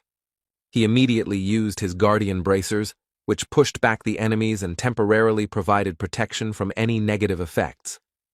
While the team is fleeing, Misha decides to inquire about how this woman managed to find them, wondering if the witch forest shouldn't be safe. The hero guessed that after entering the forest, Eliza lost their trail, so she began to look for the researchers. She decided to use them by pretending to be a poor priestess who had lost her comrades to marauders. And now he is trying to pit their groups against each other so that he can then simply go and devour all the participants in the conflict. But explaining all this would take too long, and the effect of the item would soon end. So the hero shouted to Misha not to chatter, but to run faster.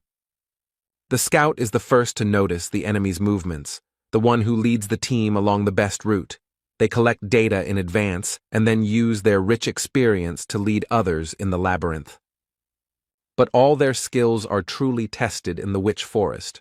Rothmiller's key strength is smell, because he has enhanced his sense of smell with special essences, and in this place, he copes surprisingly well. At a certain level of sensitivity, one can even smell mana, which now helps Brown in planning his route. But the enemy also had a good scout, who closed the distance at every opportunity, so they needed to speed up. Now it all comes down to who gets to the portal first. But the problem is that they are all tired, especially noticeable for Misha, who may be fast, but is not particularly resilient. Soon the girl tripped over a stone. Björn immediately rushed to her aid, but she said that it was just a cramp, so let him run on. The hero saw that she was lying. It was actually a sprained ankle, so he decided to take the beast woman on his shoulder and carry her like that.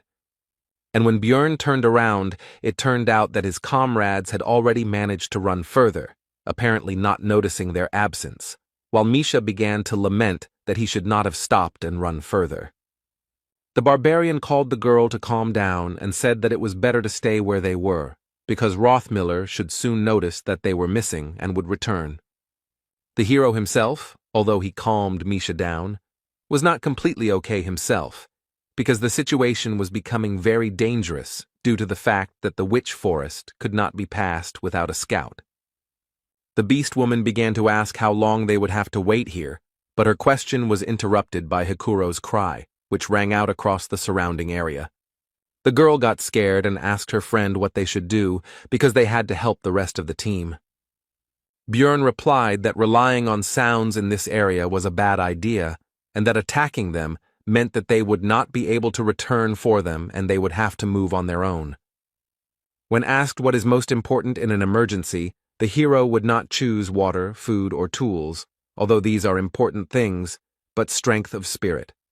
Right now, Misha clearly missed her. She was screaming that she didn't want to die like this, that she had worked and tried very hard, and it would be too pitiful. The hero told the girl to calm down, and mentally added that when you find yourself in such a situation, you need to accept reality and not deny it. Misha began to blame herself for this situation, because if she had not fallen, then this would not have happened, but Bjorn shouted at her to listen to him, because they needed to focus on the present.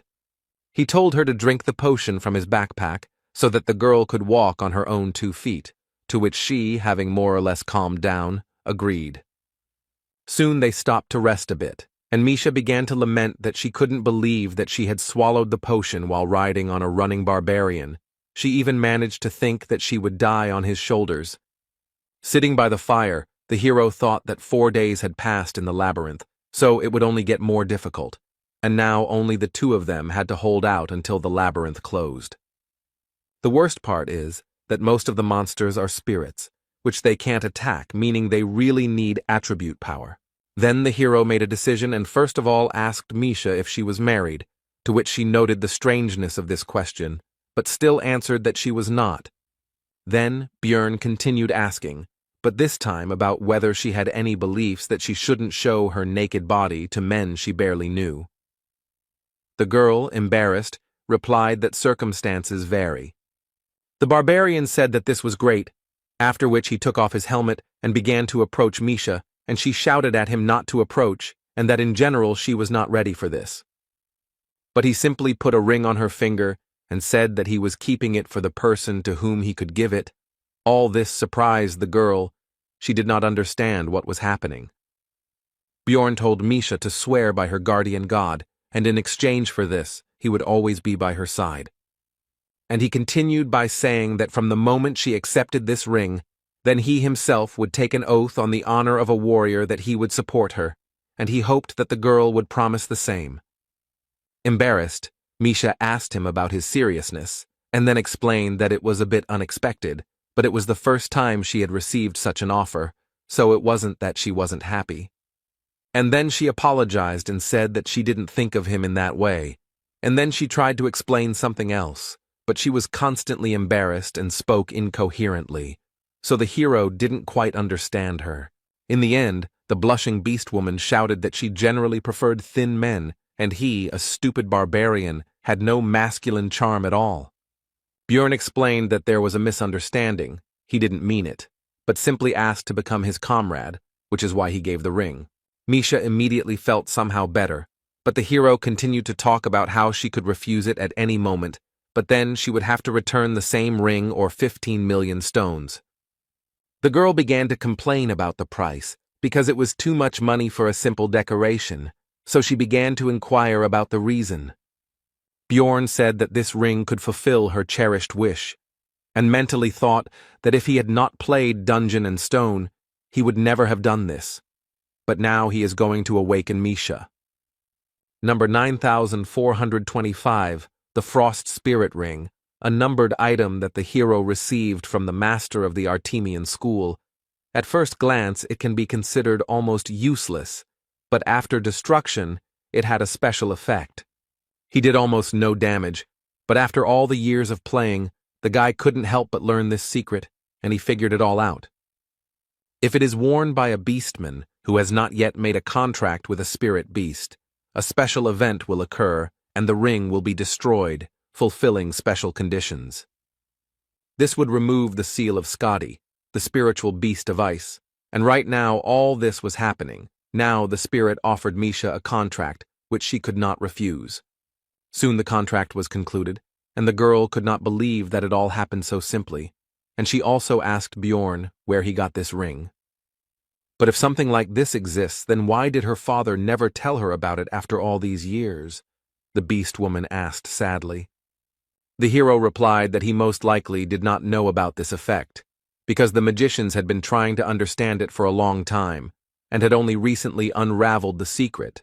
Then the girl asked how he knew this and repeated the previous question. Bjorn said that before all this talk, Misha should get dressed, after which he pointed towards her clothes, and also said that there was some useful equipment from the marauders there. The girl noticed that he was also wearing new clothes and asked why she was naked. The barbarian replied that he undressed her himself, because during the ritual all equipment is destroyed. Then Misha indignantly asked why it was necessary to ask about her husband. Bjorn said that if he had been, it would have made him very angry. The girl was angry that he thought about such things, but he did not think to warn her. He replied that he was in a hurry. But despite all the negativity, Misha quickly calmed down from the words that she should say something, and she sheepishly thanked the barbarian. The hero asked if that was all, and the girl, after thinking, decided to share with Bjorn something personal from her past. Misha said that she once tried to commit suicide, but her father found and saved her.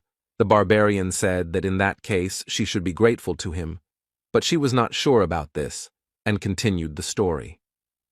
When the girl woke up, he said that if she wanted to die so much, let her do it in the labyrinth and not disgrace their family. The hero realized that her relatives were even crazier than he expected, and Misha said that it was then that she became a researcher, but not because she wanted to die. She simply ran away from that house. She thought that she could become famous and strong even without a spirit, and then her father would pay attention to her. She doesn't know if he will accept her with such an unusual contract, but it is a good thing anyway. And the next moment, the girl bowed to Bjorn at the waist and said words of gratitude once again, and also added that she would not forget his deed for the rest of her life, would seal it in her heart and thank him. A beastman who has made a contract with a spirit beast will receive one of 3 types of enhancement: Summon, Strength, and Fortify. Misha Karlstein received the last one, and now her body is forever imbued with the power of the ice beast, Skadi. Now they have the attribute attacks they needed so much, and finally, they don't have to worry about encounters with spirit-type monsters, and they are pretty weak, so there won't be any problems. Now Misha can fight alone, but like the barbarian spirit seal, the beastman must strengthen the spirit beast. The girl is only in the first stage, so she cannot yet add an attribute attack to her weapon, but she used to be a martial arts master so she can fight with her bare hands. But the witch forest is too difficult for one person. The monsters were weak, but there were many of them, so the partners had to run away. The hardest stage of survival is just beginning. 11 hours passed. All this time Misha and Bjorn avoided large groups of enemies, attacking only small ones. Thus, many were defeated. Despite the difficult situation, the researchers did not stop collecting magic stones, and the hero was simply happy that they did not encounter any 7th-rank monsters or Eliza. But now another problem appeared. The Ring of Frost spirit was destroyed, and now the corpse golem's passive skill became active again. The acidic blood began to corrode the equipment. Even the lithium breastplate and shield lost their shine. Although they were made of 2nd-level materials, it would cost a lot of money to repair. Also, during all this time, the partners failed to find a single attribute essence, so Bjorn could not inflict any damage on the ghostly monsters. Misha was forced to cope with this alone. Now she had less and less strength left. According to the hero's estimates, their chance of returning to the city alive was about 30%. The witch forest's debuffs get worse over time. Now that 12 hours have passed, they've gotten stronger. You can tell by the feel of it. Bjorn decided to tie a rope to himself and Misha so that if something happened, they wouldn't lose each other. He also asked the girl about her knowledge of the increasing negative effects of the zone. She already knew everything. In addition, they are now also affected by the witch's eye status, which is why it is considered that one should not linger in this place. After all, if you stay in one place for a long time, a rank 7 monster, Canevaro, will appear, and the time it takes for it to appear is reduced with each level of the effect. It had been more than 60 hours since the team split, or more than 50 since entering the forest. The witch's eye had reached level 5, and the other debuffs had also increased. During this time, the road was not found, and Misha and Bjorn cannot stop to rest, because at this level of effect, Canevaro appears in 10 minutes. It would take about 15 to kill one, so if they didn't keep moving, it would first turn into an endless battle, and then defeat would follow.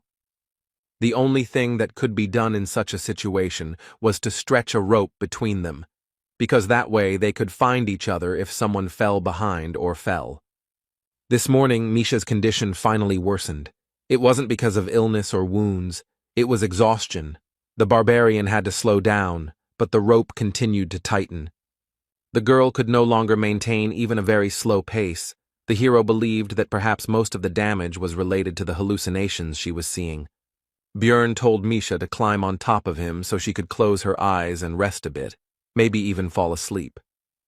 The girl tried to object, but the barbarian simply picked her up and placed her on his shoulder. Usually she would have resisted, but now she had no strength left at all. Another 17 hours passed. All this time Bjorn carried Misha. Except for moments of battle, the effects of the zone intensified again, including the witch's eye. The hero felt that he himself was also already at the limit, and if they failed to find a certain thing before it was too late, then everything could end badly. But suddenly Bjorn's thoughts were interrupted by a familiar voice. It was his ex. She was not at all like the illusion of the forest. The guy had a feeling that he would feel warmth if he touched her, and she, seeing his gaze, asked about what he had already managed to imagine. Bjorn noticed that she behaved exactly the same way in life, which meant that his memories were probably used as a basis. The ex skillfully manipulated the hero's weaknesses, made him get excited even in such a situation, and then told him to leave the beast woman and choose her. The guy already succumbed to her words. But Misha intervened in the situation. She delivered a powerful uppercut with the power of the attribute to the enemy and sent him flying. The hero, while his partner was fighting, slowly came to his senses and began to assess the situation sensibly, realizing that it was still some kind of illusion. Misha, meanwhile, continued the fight, apparently winning without any particular problems, even using only hand-to-hand combat. It was clear who would soon win, and so it happened. The girl approached Bjorn, all beaming, and reported that the dryad had been defeated. Then the hero understood everything. It was a very rare monster of the 8th rank that appears in this forest and uses the charm skill. Now it became clear to Björn why the illusion was so realistic, because it was not a zone effect, but a skill, so he thanked Misha. Without her, he would definitely have problems. But the conversation had to be interrupted as a group of researchers appeared ahead. This was the first meeting with someone after their team split up. The witch forest is huge, and no one uses it as a hunting area, so it is very difficult to meet others here. They spent 8 days on the 3rd floor. The main part of the squads have already moved on. They seemed friendly. Misha was already happy and asked Bjorn if they were saved, but he told her to calm down, and mentally added that they could not be trusted. The archer woman said that there was no need to be afraid of them, because they were not bad people. They themselves had children of the same age in the city. But these words never calmed the hero down. On the contrary, they made him wary, because this was even more dangerous, since it meant that they needed to feed even more mouths. This was a motive for making money at any cost. Misha asked what the problem was, since this was the help they needed so much, but Björn told her to just keep quiet. He had gotten into trouble many times and would usually ask for help if he promised a reward for getting him out of the forest. Then it would be a good deal. The first thing the hero did was to figure out who these people were. First, he introduced himself, then they started doing the same, but one of them turned out to be Hans, which immediately took away one point of trust from them. Bjorn analyzed the explorers. Their team consisted of 2 warriors, 2 archers, and a scout. It's all too dangerous. Besides, intuition tells him to be careful. Of course, he may be worrying for nothing, but these people look suspicious, so the barbarian decided to refuse help and began to slowly retreat. It soon became clear that his intuition had not failed him, because an arrow had been fired right at them, from which the hero had covered himself with a shield, which meant that these were not simple researchers. The young man didn't seem to expect this and asked a female archer named Viet why she did this, and she told him to look at the barbarian's equipment. It was made of lithinium, for which you can get a large sum of magic crystals in the city. She was already looking forward to it. The guy said that they were also explorers, but the scout told him to just step back, since he was not going to help. The rest of the squad, except for the young archer, agreed to the attack. Misha asked if they would run away. Bjorn thought about it, because the balance of power is not in their favor, and they also have a scout who will quickly find them in case of escape, so there is only one option. He then told his partner that they would have to stall for time, after which he offered the marauders his backpack and shield. Misha shouted at them to kill this barbarian because she was the princess of the beastmen and would generously reward them for saving them.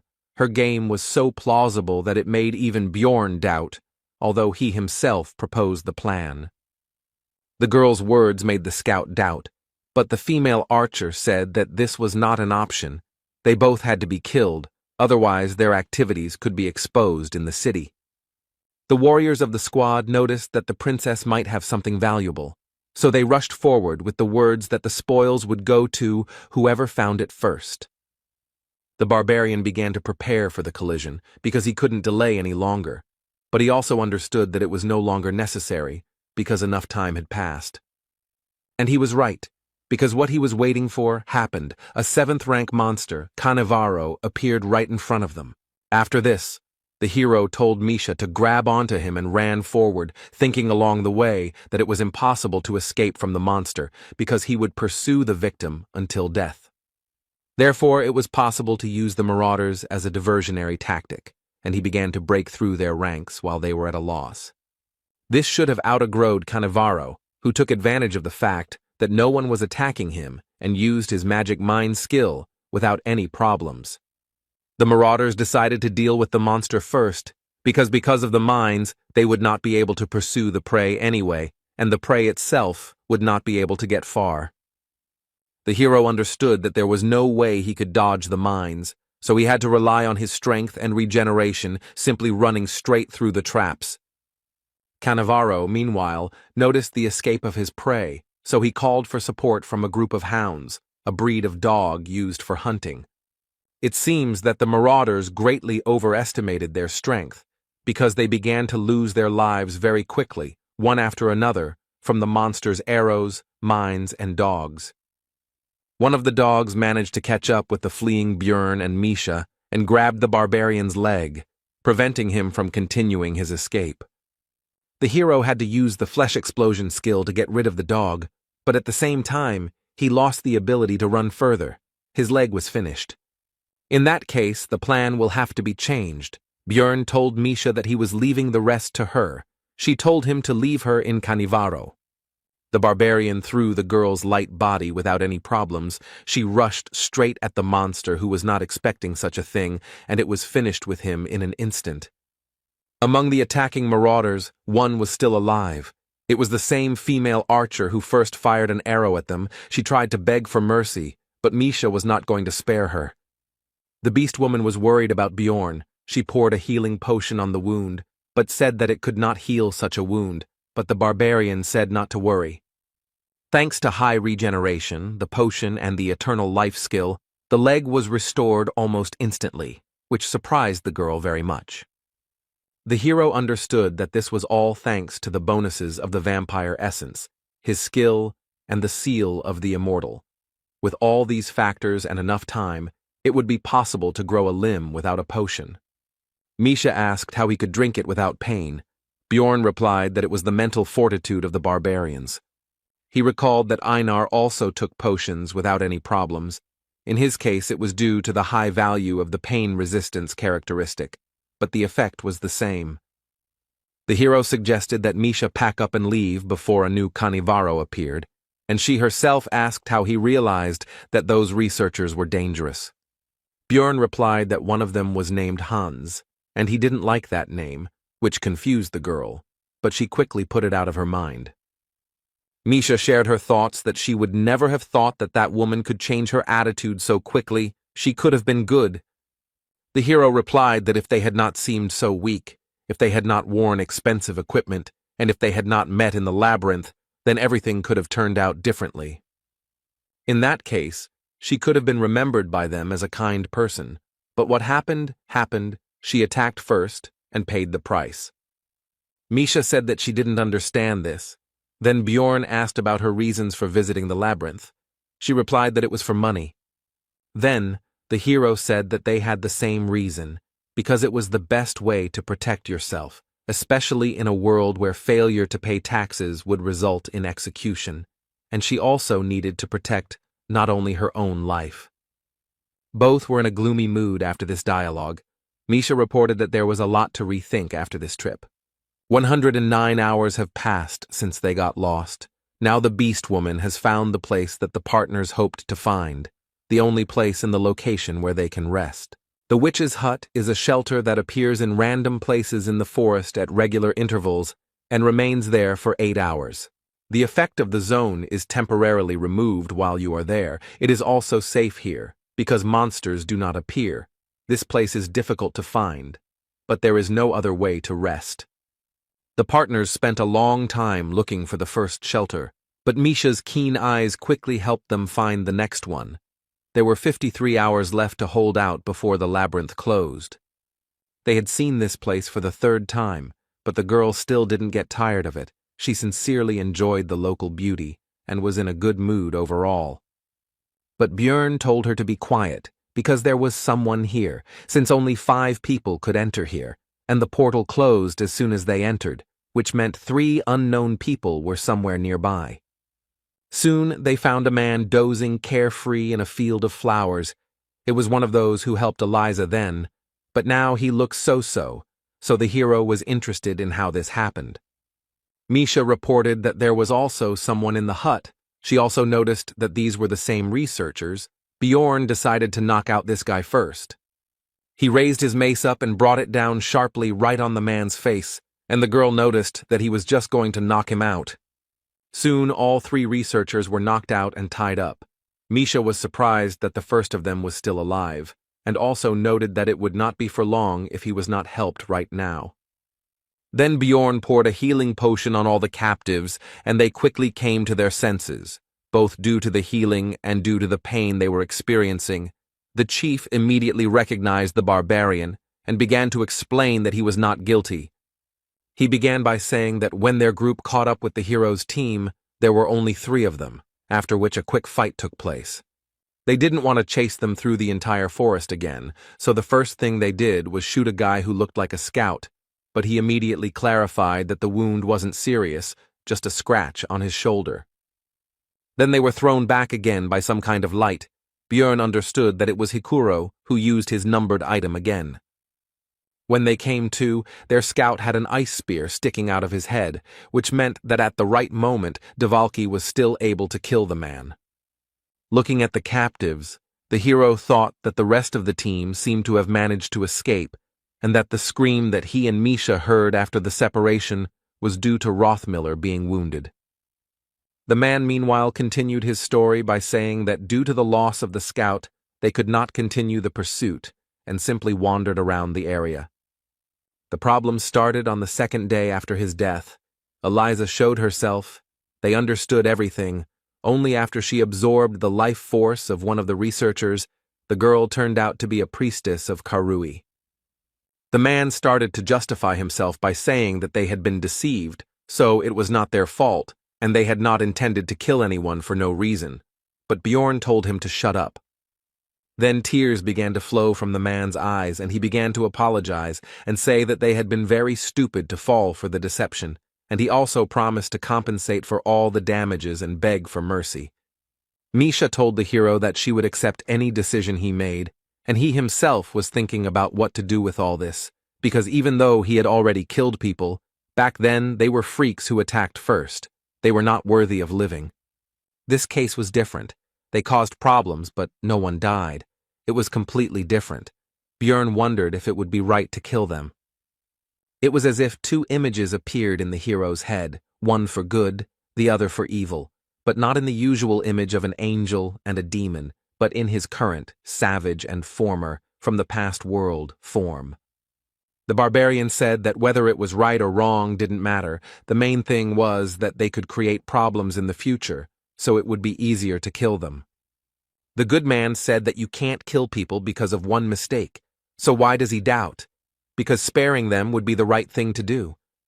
But the hero decided that the last statement only applied to his past, the civilized world from which he came, and not to this cruel and merciless one.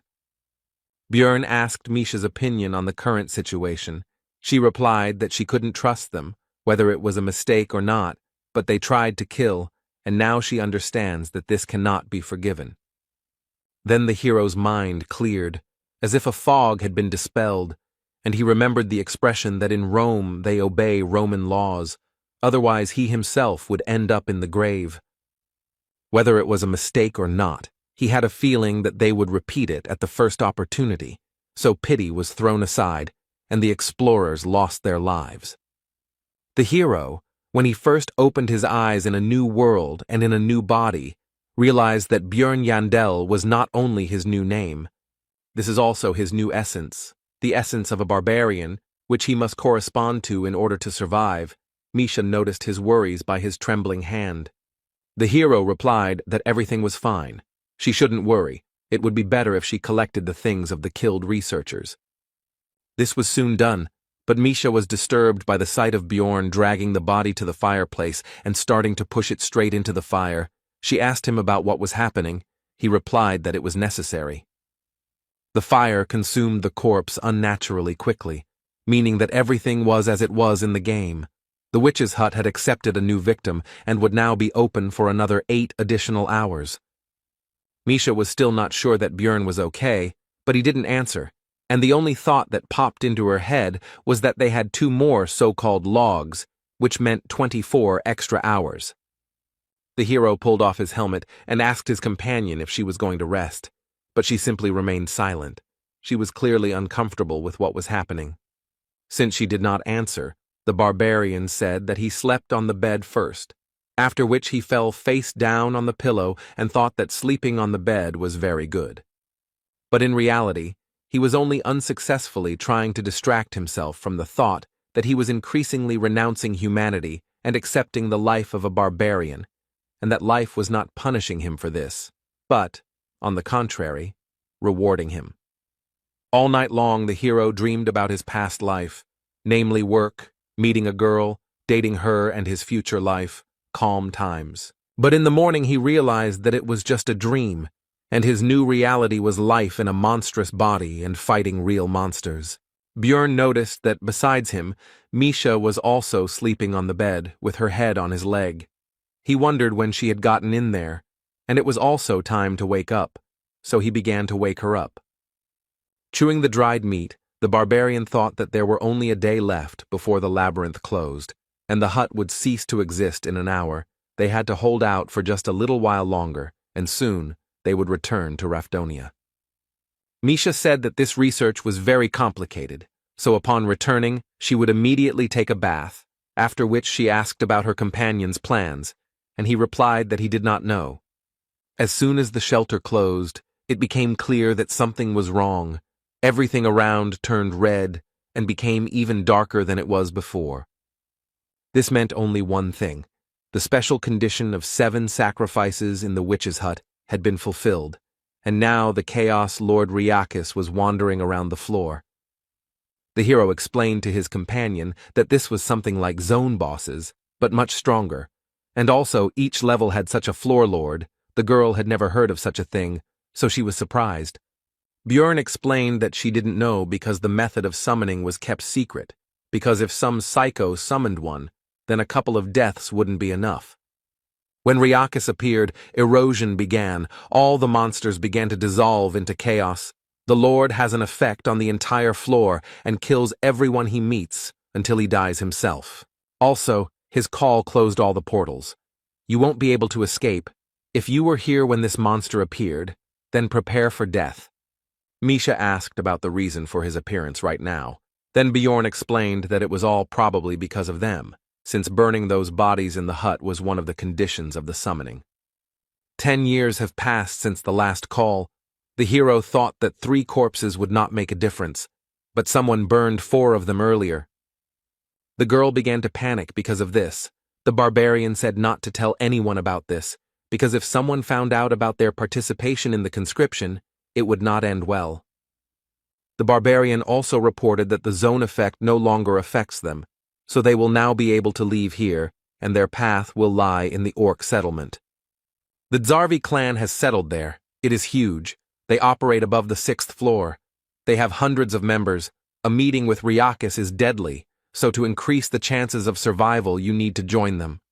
It's unlikely that the entire clan will be on the 3rd floor, but to control the area they should have at least 10 teams, which would already be good. A huge crowd of researchers had already gathered here. The clan leader tried to call for order, but from everywhere came requests for help, promises of a reward for saving, accusations, and lamentations. Suddenly, a golden barrier appeared around, causing the crowd to quiet down somewhat, although not completely. But this was enough for the man on the podium to shout to the researchers. He explained that it was already safe here, since their priestess had activated the announcement of the destruction of evil, and his clansmen were standing guard. And he continued his speech by saying that they only needed to hold out for a day until the floor was closed, during which time Zarvi would fulfill the agreement with the royal family and do everything possible to ensure that most of the people returned. He ended with a threat that if he created any problems or if anyone disagreed with him, he would be immediately thrown out. The hero decided that the last part was unnecessary, but overall the speech was good because the panic was calmed down a bit, and thanks to the barrier he would be able to rest a bit. Announcement of evil destruction is one of the main skills of priests, which creates a safe zone for explorers and keeps monsters out. Misha and Bjorn were resting by a tree. The latter decided that they were not going to drive them away, but they needed to be on the alert, because some problem might arise. The hero asked the beast woman how confident she was in her ears. She replied that she was not sure, but some people say that they like them. Bjorn was misunderstood, so he explained that he meant her hearing, to which she awkwardly replied that she could hear just fine, so he told her to listen to the researchers' conversations. They discussed how the last time Riakis showed up was 10 years ago, and now they were wondering what kind of madman did this, and also that they were lucky with this clan from the 6th floor. One of them admitted that he had never seen the evil destruction announcement barrier in person before, while the other remarked that it was great in a large clan. The hero understood that if the Zarvi came for the thing he was thinking about, then their chances of getting out of here alive were quite high. After some time, Misha leaned against Bjorn's shoulder and fell asleep, but soon the barbarian decided to wake her up. She asked about the reason for such a sudden awakening. The hero answered that more than 500 researchers had gathered here, a huge crowd. Misha didn't understand what that meant, but Bjorn explained that there were only 50 people from the Zarvi clan here, so they needed to see how they could handle controlling that many people. Soon, the local leader actually began his speech. He started by saying that thanks to the barrier, this was the only safe area of the floor, but the priestess would like them to show respect to her god. It should be 1,000,000 stones per person. You need to pay now. Not only crystals will do, but any equivalent items. The hero admitted that it was a smart move, since not every researcher would have such a sum on hand, and in this way it would be possible to take away some of the equipment from people to simplify control. The man on the podium meanwhile said that this is not only respect for the god, but also payment for protection. They may lose some equipment and potions, but there is nothing to worry about, because they will protect everyone. The hero understood that in fact there were enough reasons to worry, because the barrier, although powerful, was not comparable in strength to the floor master. They were unlikely to kill him, but for now they had to obey the rules, so Bjorn asked Misha to take the things they didn't need. He thought they were very lucky to have taken the equipment from the marauding attackers and wouldn't have to give up their own. Many researchers were unhappy with this situation and were unwilling to pay 1,000,000 magic stones for protection for one day. As the heroes expected, some people began to leave the barrier and cope with survival on their own. There were about 300 researchers left, which meant that the Zarvi clan received 300 million magic stones. They made money and at the same time reduced the number of people, killing 2 birds with 1 stone. And now all they can do is pray to the heavens in the hope that the floor master won't come here, otherwise they are doomed. The 3rd floor is quite large. Everyone hopes that they will not encounter it. In this situation, both those who left and those who remain optimistic, but the hero prepares for the worst scenario.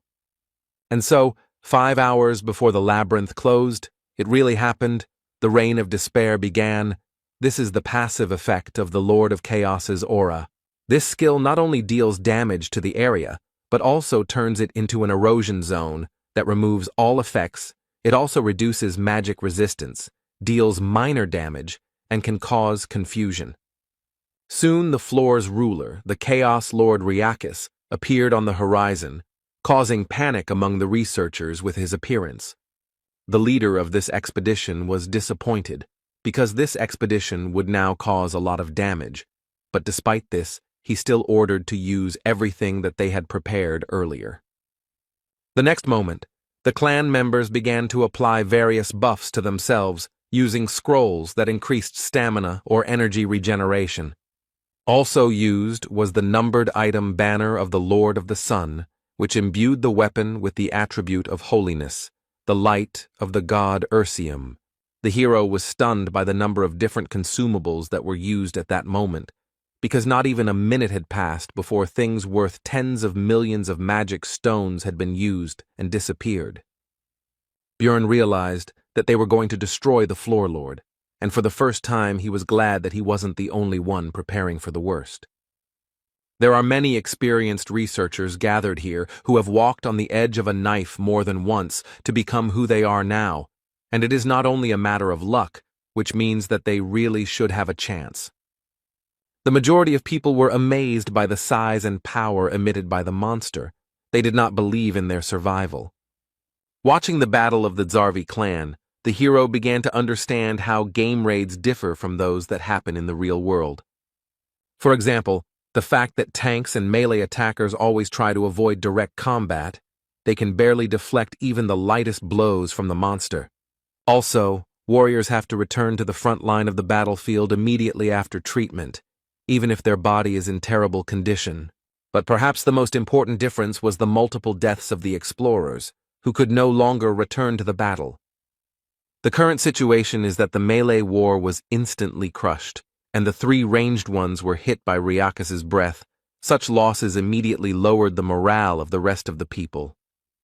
They don't understand what they're talking about because the clan is doing everything possible to fight the war, holding back the floor lord, and the mages are suppressing him. Suddenly, spheres appeared around the boss, and the expedition leader immediately forbade attacking him, because first he needed to focus on new targets. Bjorn was glad that the clan knew about his features and the second phase, but the other researchers did not understand why they did not attack Ryakis, did not understand their actions. About an hour passed. 11 people died. 20% of Zarvi's force. It's not scary. The worst can still be avoided. It's still possible to hold out until the labyrinth closes. However, the real problem is that ordinary researchers start to panic, and this will not lead to anything good, even though they have reasons for it. After all, every time Ryakis became enraged, someone who had paid for protection died, and the hero believed that it was their own fault, since they came so close to the battle and did not monitor the situation at all. Misha told Bjorn that things looked really bad and asked if they weren't going to do something, but he said what he thought. One man in the crowd said that they could no longer just watch. They needed to intervene in the battle to increase their chances of survival and protect themselves from the monster.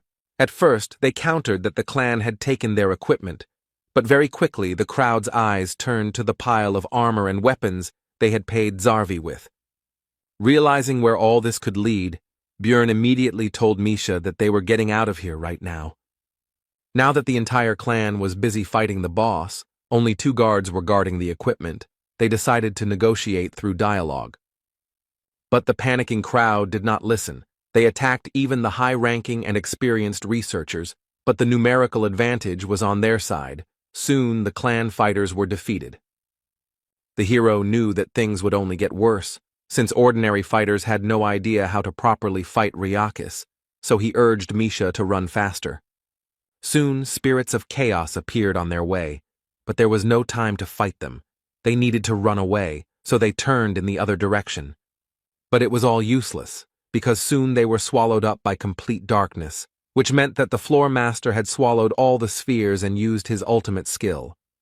Evil Cleft is a reactant skill that appears after absorbing 10 spheres. The radius of action is 5 kilometers. The term is 45 minutes. If you do not have time to escape, then death awaits you. There are also many chairs, the peculiarity of which is that it attracts all those who fall under the effect to the center of the zone. Soon, Misha and Bjorn found themselves there along with other researchers. There were about 200 of them left. Of the Zarvi, who were originally 50, only 20 remained. With 11 dying in the few hours of battle and the rest in the last minutes, it was obvious what happened when the pair escaped. Now the clan fighters were aggressive towards the other researchers. They bared their blades in their direction and refused to let them get closer to them, because it was because of them that many people died. They also said that they should be grateful that they were not finished off immediately, and that there would be no protection now. The ordinary researchers were at a loss, and then one of them said that they needed to get out of here as quickly as possible, otherwise everyone would die. He had read about this in ancient texts. He also said that they needed to get out of the 5-kilometer zone. There would be monsters in their way, but if they acted together, then they would have a chance of salvation. Bjorn understood that the main problem was that if you move away from the center, the clones of Ryakis and the spirits of chaos will attack like crazy. More than half of the researchers left, but the hero and the girl were not going to bet on such low odds. They would bet on what looked more reliable, on the clan. So they headed there, but Talon blocked the way. Bjorn started the conversation in a friendly manner and asked if they had received the essence of the orc hero. He first answered that they had, but then came to his senses and asked how he knew this. Meanwhile, the vice-captain of the Zarvi clan, Iraz Magrain, was later informed that 23 people had survived, including 3 priests, 6 mages, 12 ranged attackers, and 2 warriors. He was especially saddened by the fact that only 2 fighters survived, many of whom died when the commotion occurred, and many were unable to get support from the others. They tried to buy time, but Ryakis still absorbed the spheres, and now the lack of melee warriors will be fatal. Only 2 of them will be able to clear the way for everyone else, especially this spear swordsman. The vice captain was constantly asked to give orders, asked about something, reported new problems. Everything was very bad. Iraz Migraine could not come up with a plan of action, but suddenly a cry from the entrance to their temporary camp distracted him from his heavy thoughts. The vice captain asked who it was, to which the fighter replied that it was a barbarian from Karlstein's sister's team, and that he had somehow learned the information that they needed the essence of an orc hero. And he said that he could clear a path with her help. Then Migraine used his skill survival instinct, which can highlight targets that can increase this very chance of survival, and Bjorn glowed brightly. Iraza application saved from many situations, and now it said that this barbarian was a chance for salvation, so he came closer and first of all asked the name of the guest. After that, he introduced himself and asked how he knew about the essence of the orc hero. Bjorn replied that it was an assumption, but why else would such a respected clan occupy a zone on the 3rd floor and take so many expensive consumables with them? These items are clearly not for ordinary orcs, which means their target was higher, a rank 5 monster, an orc hero, a hidden boss that can be summoned at the altar in the orc settlement, and 777 magic crystals of these same orcs. And such a large number of supplies was due to the possibility of calling the orc lord instead of him, and since these things are still there, it means that he did not come. Then Iraz asked the reason why he should bet on the hero. He then replied that he was a barbarian with the seal of the immortal, who had absorbed the essence of a vampire guardian from the rift and a corpse golem that gave pain resistance. The vice captain interrupted him, asking him not to go into details, since he already understood that he could drink potions and fight at the same time. Migraine said that was pretty good for a 3rd-floor explorer, even excellent compared to his remaining warriors, so he was betting on the hero. Talon tried to remind the leader that the nobles had ordered the essence, but he replied that they could always say that they simply had failed to extract it from the monster. By donating crystals, 3 orc heroes can be summoned, each of them a different named monster, in other words, high-level opponents with inconvenient essences. That's why the group that hunts them must be strong and special, even though this monster is only a rank 5. Each orc brother drops an essence of a certain color. Danish drops a red one with the Cry of Passion skill, and Velt drops a blue one with the Banner of Struggle. But the hero hoped that the clan had met Targus, with one special skill that could become the basis for his build. And Bjorn was lucky. It was what he needed, the green essence. Such luck makes him think that something very bad is about to happen. The barbarian absorbed the essence of the orc hero, which instantly increased many of her stats, such as strength, agility, morale, bone strength, and physical defense. The hero felt his body filling with power, and although his pose seemed funny from the outside, no one laughed at the situation. The vice captain only reminded him to take off his equipment before using the new skill. On Migraine's orders, potions and scrolls were quickly brought. Bjorn understood that the former clan would indicate the appropriate support.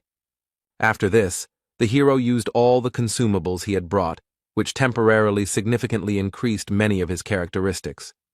It was not necessary yet that all the clan's mages, as well as their priest, also began to impose their blessings and magical enhancements, among which was something that increased his aggro level, that is, attracted monsters specifically to him. After that, it was time to use his Bloodmaster skill, which allowed him to temporarily use someone else's skill by absorbing the owner's blood. The best target was Talon Orifring of the Karlstein family. Judging by the redness of the eyes, it was the Unholy One, which reduced the maximum amount of essences by 1, but increased the effectiveness of active skills by 1.5 times. After that, the hero finally used the skill he received from the orc hero's essence. It was Gigantification, which increased his body size, his aggro level, and his physical characteristics. All his clothes were torn. The people around him had different reactions. but the blushing Misha covered her eyes with her fingers and then peeped through them. Erasmus decided that the hero needed to cover himself with something, so he ordered several cloaks to be brought, and soon the preparations for the exit were complete. There were 30 minutes left before death, so the giant barbarian, with a cry of Yahello, rushed forward at maximum speed. Behind him ran 23 members of the clan, Misha and 40 researchers who decided to stay here. They were allowed to join in exchange for all the equipment. Migraine also suggested using the sacrificial seal on them, which increased their characteristics depending on the number of victims within 100 meters.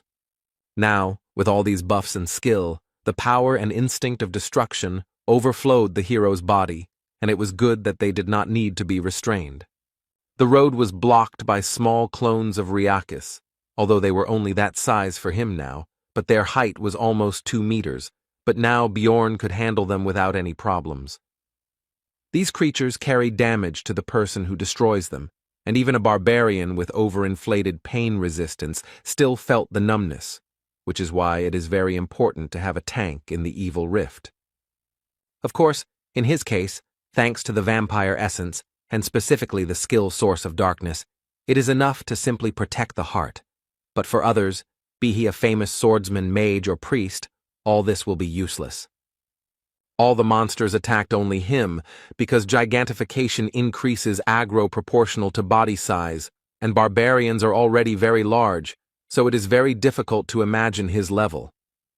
Talon Orifring entered the battle, and after destroying one of the clones he immediately received a blowback, so he asked the priest to heal him so that he could continue the battle. The hero shouted at him to stop getting wounded for no reason and get out of here, because he should be the only warrior on the front line. This is because he has the Orc Hero's Path passive skill, which increases all defense when health drops below 50%, with the maximum effect being achieved at 20. And to use this skill to its full potential, no one should approach the front line. He will deal with everything himself. The giant barbarian was breaking through the path for the rest of the explorers, and he was doing it as quickly as possible. The others were also hurrying after him, because soon this place would collapse. The vice-captain decided to send Tylon to the back of the crowd, because you never know when monsters will appear from behind. He himself was worried that just one single attack had caused him unbearable pain, so he had to retreat like an idiot, and he didn't understand how the hero could stand it. The Beastman wondered who this was, because at first he seemed like a simple third-floor explorer hanging around his sister. He seemed like a simple barbarian warrior. No matter how much resistance he has, even though he is a tank, how can he not hesitate at all? In the crowd of researchers, conversations began to break out about how it was true what they said about the barbarians, that in bravery there was no equal among them, and also that with such a person in the clan, they would be like behind a stone wall. They were surprised that he was still unknown, and no one knew his name. They were afraid to think about what they would do without him. Mac Klana noted that if there was a barbarian hero among them, the famous Balkan, then Bjorn would most likely be like him, while Tylon thought that everyone would soon be talking about him. Soon the exit from this location appeared ahead, so everyone gathered their remaining strength and hurried to leave it as quickly as possible. Immediately after leaving there, Bjorn's soul power was depleted and the gigantification skill was immediately cancelled, and he began to return to his usual size. A few seconds later, when not everyone had yet managed to leave the zone, an explosion was heard that destroyed the entire orc settlement and those who remained inside. They were very lucky that gigantification ended immediately after their exit. It's a real miracle that they managed to escape. But Erasmus said that it was too early to relax, because after escaping from instant death in the evil cleft, one of the survivors would be chosen as prey. The chance that it would be Misha or Bjorn is 1 in 15. And again, the hero's failure showed itself in the video. The partner was chosen as a victim and could no longer move. The so-called prey is a person who is affected by the paralysis effect and becomes the sole target of Ryakis. In other words, he will pursue her until her death. Erasmus offered to help protect her, but on the condition that the hero would want to join their clan. Bjorn replied that he couldn't work with the others yet, to which the vice-captain expressed his regret and said that he hoped to meet him alive in the city, to which he replied that if he got out, he wouldn't mind. Iraz replied that he had a gut feeling that he would succeed, and as a parting shot, he ordered his subordinates to give her buffs that would speed up her movement speed and improve the restoration of her soul power. Björn said words of gratitude, to which the vice-captain replied that it was not necessary, because if they died, Ryakis would run after them, and they would serve as a diversionary tactic, so he also had an advantage in this. There were 15 minutes left before the floor closed. The Chaos Lord had awakened, and the hero hoped to hold out for that time, so he quickly ran away from here. The roar behind them was getting louder and louder. Misha understood that they would soon die like this, and it was also clear that they were chasing her, not Bjorn, so she asked him to stop. And she explained that he had done enough for her, and he didn't have to die for her, because they weren't that close. Without him, she would have died much earlier. He had even already fulfilled her wish. She could die without regrets. But the hero refused, because she really doesn't want to die at all, and doesn't necessarily have to tell him all this nonsense, and he also understands that the girl is afraid of being abandoned. The beast woman shouted that the barbarian didn't understand anything, and she didn't want to be a problem for others. Then Björn said that this feeling was not more important than her life, so if she wanted to survive, she just had to ask him, and then she would have a chance. These were simple words, like the barbarians themselves, but the girl still understood them, because even from the forest he had constantly tried to help her save her life. In his eyes, the beast woman was definitely pathetic and whiny, and simply giving up and saying such stupid things was not what the man who was trying so hard for her wanted to hear. Misha said that if Bjorn saved her, she would be there for the rest of her life to help, to which the barbarian noted that she had already said that before in the forest. Then the girl replied that in that case, she would give him all the money from this study, and the hero replied that this already sounded better. This exchange of words raised both their spirits. But their high spirits didn't last long, because the buffs from the Zarvi clan ended. A rain of despair began to fall, which meant the presence of Ryakis nearby, and more spirits of chaos were getting in the way. The hero was going to use it later, but he had no choice, so he used his skill called gigantification, which raised his stats, but now what was more important to him was that his steps became bigger. With the remaining soul power, the skill would last for another 2 minutes, and there were 200 seconds left before the labyrinth closed. Bjorn told Misha to give the countdown. The further path was blocked by the spirits of chaos, so the hero had to engage in battle with them, but he did not experience any problems thanks to his increased characteristics. There were only 90 seconds left before the labyrinth closed, but things became more complicated because they were now within the radius of its deadly breath. On the plus side, some of the chaos spirits also died from Ryakis' actions as he cleared the way for them to escape. But there was no point in thinking about it, because he was already at a sufficient distance that he could simply take and lower his paw directly onto the giant barbarian. Fortunately, he managed to jump away. The huge floor lord, the Chaos Lord Ryakis, was at an impermissibly close distance. He carried a deadly threat, and his size allowed him to simply crush Bjorn, even under gigantification. In this situation, Misha again began to persuade him to leave her, but the barbarian was unwavering, because she would die in this case, while the girl believed that it was not worth it, and he himself should save himself. The hero told her that he would not break his promise, and also thought about who would return the money for the ring. He also said that they would not die today, they would get out of here alive. But their conversation was interrupted by a blow from Ryakis, which instantly deprived the barbarian of his hand. It happened so quickly that he did not even have time to feel it. Misha, with even greater force after what had happened, began to persuade him to leave her, but the barbarian simply demanded to clarify the time. There were 60 seconds left. Now Bjorn has to hold out for 1 minute without an arm. He can't escape, which means it becomes a little more difficult. The hero turned around and ran straight at the floormaster, which scared Misha, but demanded that she continue counting the time. He attacked with his breath the place where they had just stood. He wouldn't shoot under his feet. The main thing was that he didn't move. After that, the hero managed to dodge this monster normally, because he had managed to study its behavior during the battle with the Zarvi clan. All this was very difficult for the barbarian, because for a very long time he had not been able to rest normally. Even the time spent under the barrier could hardly be considered normal rest. At some point the monster still managed to strike, which the hero could not dodge. Even a light attack from such a monster was very powerful. Bjorn no longer had any strength to dodge, so Riakis was already preparing to cut him with his claw, without any problems. The thought flashed through his mind that this was the end. But just at that moment, the soul's village dried up and the gigantification skill began to cancel, returning the hero to his normal size and displacing the monster's blow. Bjorn was surprised at how timely it happened, because a little more and he and Misha would have lost their lives.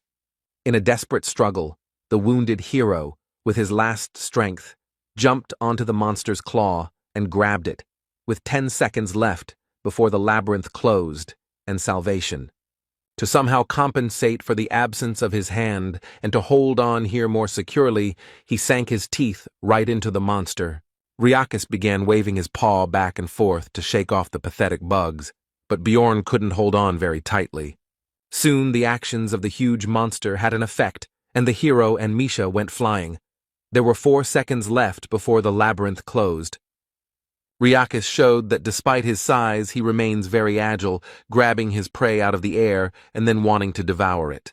The hero smiled, because he understood that the enemy would not have time to do anything, because right now, his mental countdown was approaching 0. Meanwhile, the residents of Rafdonia were waiting for the researchers in the square. They were wondering how much money their families would bring this time. The children were simply waiting for their parents. Soon the portals were opened, but the townspeople were faced with a picture they did not expect. Many people were injured and were now simply lying on the ground. Misha came to her senses. She immediately heard the words of those around her about the need to quickly call the guild and so on, but she only paid attention to how they talked about the seriously injured barbarian. The girl immediately pushed her way through the crowd and saw Bjorn, who was lying on the ground and showed no signs of life. Her heart sank into her heels.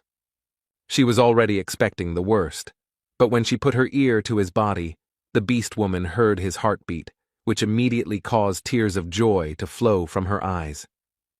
Soon, talk about what happened on the 3rd floor began to spread through various taverns and other places. The victims of the tragedy numbered in the hundreds. And the survivor said that they got out thanks to one barbarian who got to this floor in 3 months of research. His name is Bjorn Yandel. He was given the nickname Little Balkan. It didn't take long before this news reached someone high up. He didn't remember such a rapid growth during his entire career, and besides, the hero's essences go beyond the scope of simple researchers. There have been similar cases in history. They were intelligent, born under the star of a special destiny. They were forever remembered by everyone as heroes. The man was interested in who the researcher who interested him, Bjorn Yandel, was, such a hero or an evil spirit. 2 days passed. The hero finally woke up, and the first thing he decided to do was gather the whole team and discuss everything that had happened. Everyone was happy to see each other alive. Rothmiller began to apologize, because if he hadn't been wounded, they wouldn't have had to abandon Misha and Bjorn in the forest. But the barbarian interrupted him, because first they should place an order. The hero inquired about the events that had happened after their separation, and Hikuro then told him that with the help of his emergency recovery skill, he was able to use the Guardian's bracers without recharging. When they ran far enough and healed Rothmiller, they tried to find the missing team members, but nothing worked, and then they ran into the priestess of Karui again. This news excited Misha, so she demanded to continue the story. It turned out that the group had to run to the 4th floor, taking advantage of the entry restriction. This level is called the Sky Tower. The color of the portal that leads there changes periodically, and those who enter before it changes begin to climb 100 floors together, and there are also safe zones there. Hikuro reported that just sitting there for 10 days was unbearable. And also, in the very first test, they got the essence that Rothmiller absorbed. The hero was outraged by the difference in their positions at that moment. The monster whose skills Brown mastered was a rank 7 mimic. It gives the skill Treasure Warehouse, which gives a personal spatial warehouse. The key point here is that when you first open this space, there are various things to find inside. This time, it was 2 million stones, 3 top-quality potions, and numbered items. Hikuro decided to sell the last ones, since there was nothing useful there, and the hero was irritated by their luck, because at that time he was suffering in the witch's forest and fighting for his life, but decided not to take it out on his comrade. He decided to justify the bent cutlery by saying that he couldn't control his strength because of the new essence. Misha said that she hadn't noticed this in him, but Murad changed the topic to the adventures of the girl and the barbarian.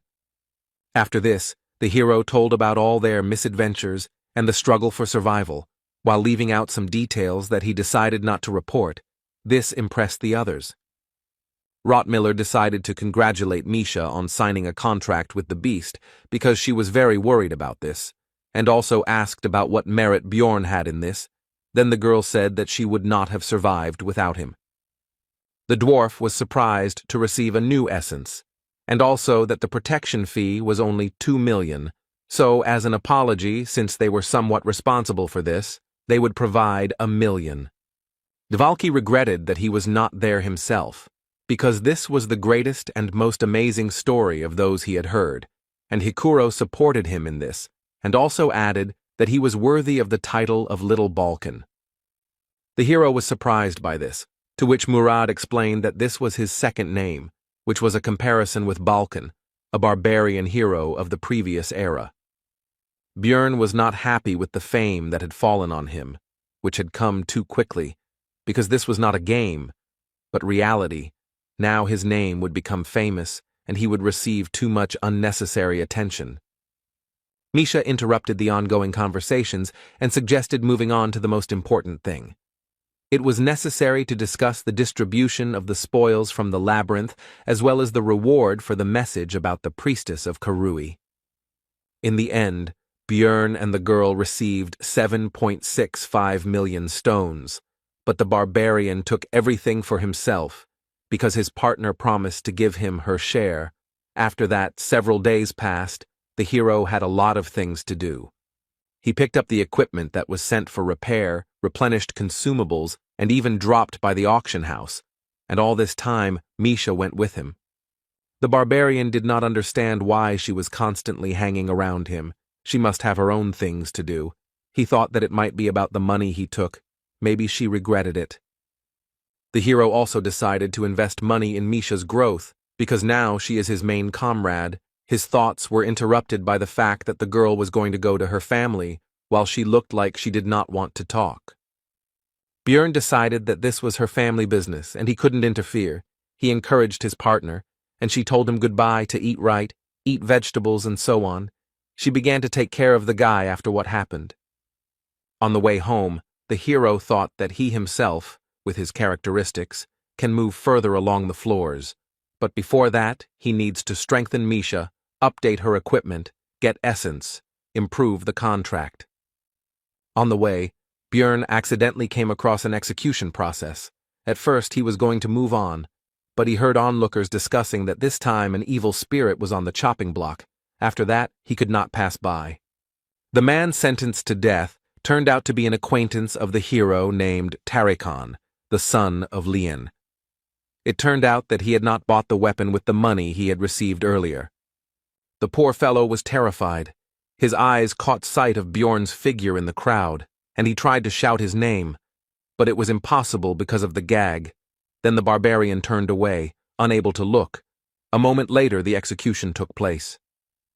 The hero understood that he could well have been in his place. He decided to think about it at home, but some guy called out to him and started asking where he came from, and suggested Europe, Asia, and America. He continued speaking, and the barbarian thought that this could very well happen, but he did not expect it to happen so soon. True, for this case he had one prepared answer, and it goes by the name of Strategy Einar. He made a stern face and said that there was no need for complex words, after which he demanded to speak directly. The blonde praised his acting and said that he was not to be feared. Because they were all here because of this damn game, Bjorn drew attention to the incorrect pronunciation of the last word. The guy continued to speak. He admired the hero's successes, after which he said that they have their own alliance, but the barbarian interrupted him and asked if he was an evil spirit. He answered in the affirmative, after which Bjorn shouted loudly into the sky and said that the leader of the tribe taught to immediately kill people like him upon discovery. After this, the hero simply rushed at the blonde with his fists, because that is exactly how a real barbarian should react. Soon Bjorn was sitting in the garrison. The guard first decided to thank him, because his younger brother would not have gotten out of the labyrinth alive without Jandel. The hero accepted his gratitude, after which he asked how much longer he should sit there, because he was hungry and unhappy that he had not managed to finish off that evil spirit. The man was about to answer when another guard ran through the door and said that the detainee had a certificate of a hunter of evil spirits, which immediately interested Bjorn, but he did not show it. After this, a man who also belonged to this organization explained to the barbarian that they always test those who have managed to become famous in a short period of time and show extraordinary abilities. Bjorn put on a show of being a simple-minded savage who was angry at these suspicions, after which he was released. Now he went home in a lousy mood. He didn't even think that these guys knew such details about evil spirits. That blonde guy was pretty good at using words from his world. But fortunately, the hero noticed the catch when the hunter messed up his pronunciation and said Vigra. If they had reached such a level, then it was no wonder that Tarikan had ended up on the chopping block. Now Bjorn considered this world even more dangerous and out of reach. Upon arriving in his room, the barbarian found an unknown envelope on the floor, given recent events. This could be somehow related. Inside was a pill and a letter, which said that it was sent, presumably, to the player, warned that this cannot be said about the hunters. They also have their own community. It guarantees complete anonymity, and to get there you need to take a pill. It is signed by ghost hunters, and at the end there was an insult to the king of Rafdonia. Meanwhile, in the secret Ministry of Public Order, which reports directly to the ruling family, a subordinate bowed before his superior and began to briefly recount what had happened. After which he said that it would be better to see everything with his own eyes and turned on the magic device, which showed Bjorn's meeting with that blonde man. At the end of the screening, the chief said that in such cases, evil spirits prefer to flee, and he attacked without a doubt, so by all indications, Jandel is found innocent. Standing by the open window, the man was surprised that Bjorn had become famous in just 3 months. He thought that fate might have prophesied a hero's path for him, and that was good, because the city had always lacked talent. The barbarian decided that yesterday's letter was not a fake, but in any case he had to show potential observers that he did not understand anything and wanted to get to the bottom of the truth, so he went to the magic tower. He went to the only competent mage he knew, Raven Alua, who said that this is what all researchers get when they become famous enough. She also felt sorry that it had not come to her, because she would have immediately checked the letters, which had now disappeared. She would have been curious to read what the evil spirits were writing in these letters. Raven also told about the pill. It was made by an extremely talented magician who must have mind control magic, other dimensions, and deep knowledge of alchemy. By swallowing it, you can enter a special world of spirits. Only the mind gets there. The body remains in place. This happens at midnight on the 15th day of each month. There, they most likely exchange information. And those who tried to get in there later died in a pool of bloody vomit. Bjorn asked about the possible toxicity of the pill, but Raven said that the magicians had studied it a long time ago, and there was nothing like that in it. Then the hero asked the reason for the death of these people. Then the sorceress answered that evil spirits, it seems, can distinguish between their own and others, and then separate the souls of the intruders from their bodies. Raven also added that in that place, everyone has the appearance of their soul, so they cannot recognize their appearance. And it is also impossible to establish that the pill was swallowed by someone, otherwise everyone would have already been caught. The sorceress began today's research into the hero's essence, and he himself was thinking about how he could remain anonymous in this world and obtain information, perhaps even about the method of return, maybe take a risk. After this, Björn weighed all the risks and possible benefits before deciding to swallow the pill, because if it was so dangerous, the community would not have created it. However, he wasn't going to accept it right now, because anonymity was anonymity. But the sender of the invitation probably had a way to find out who had joined.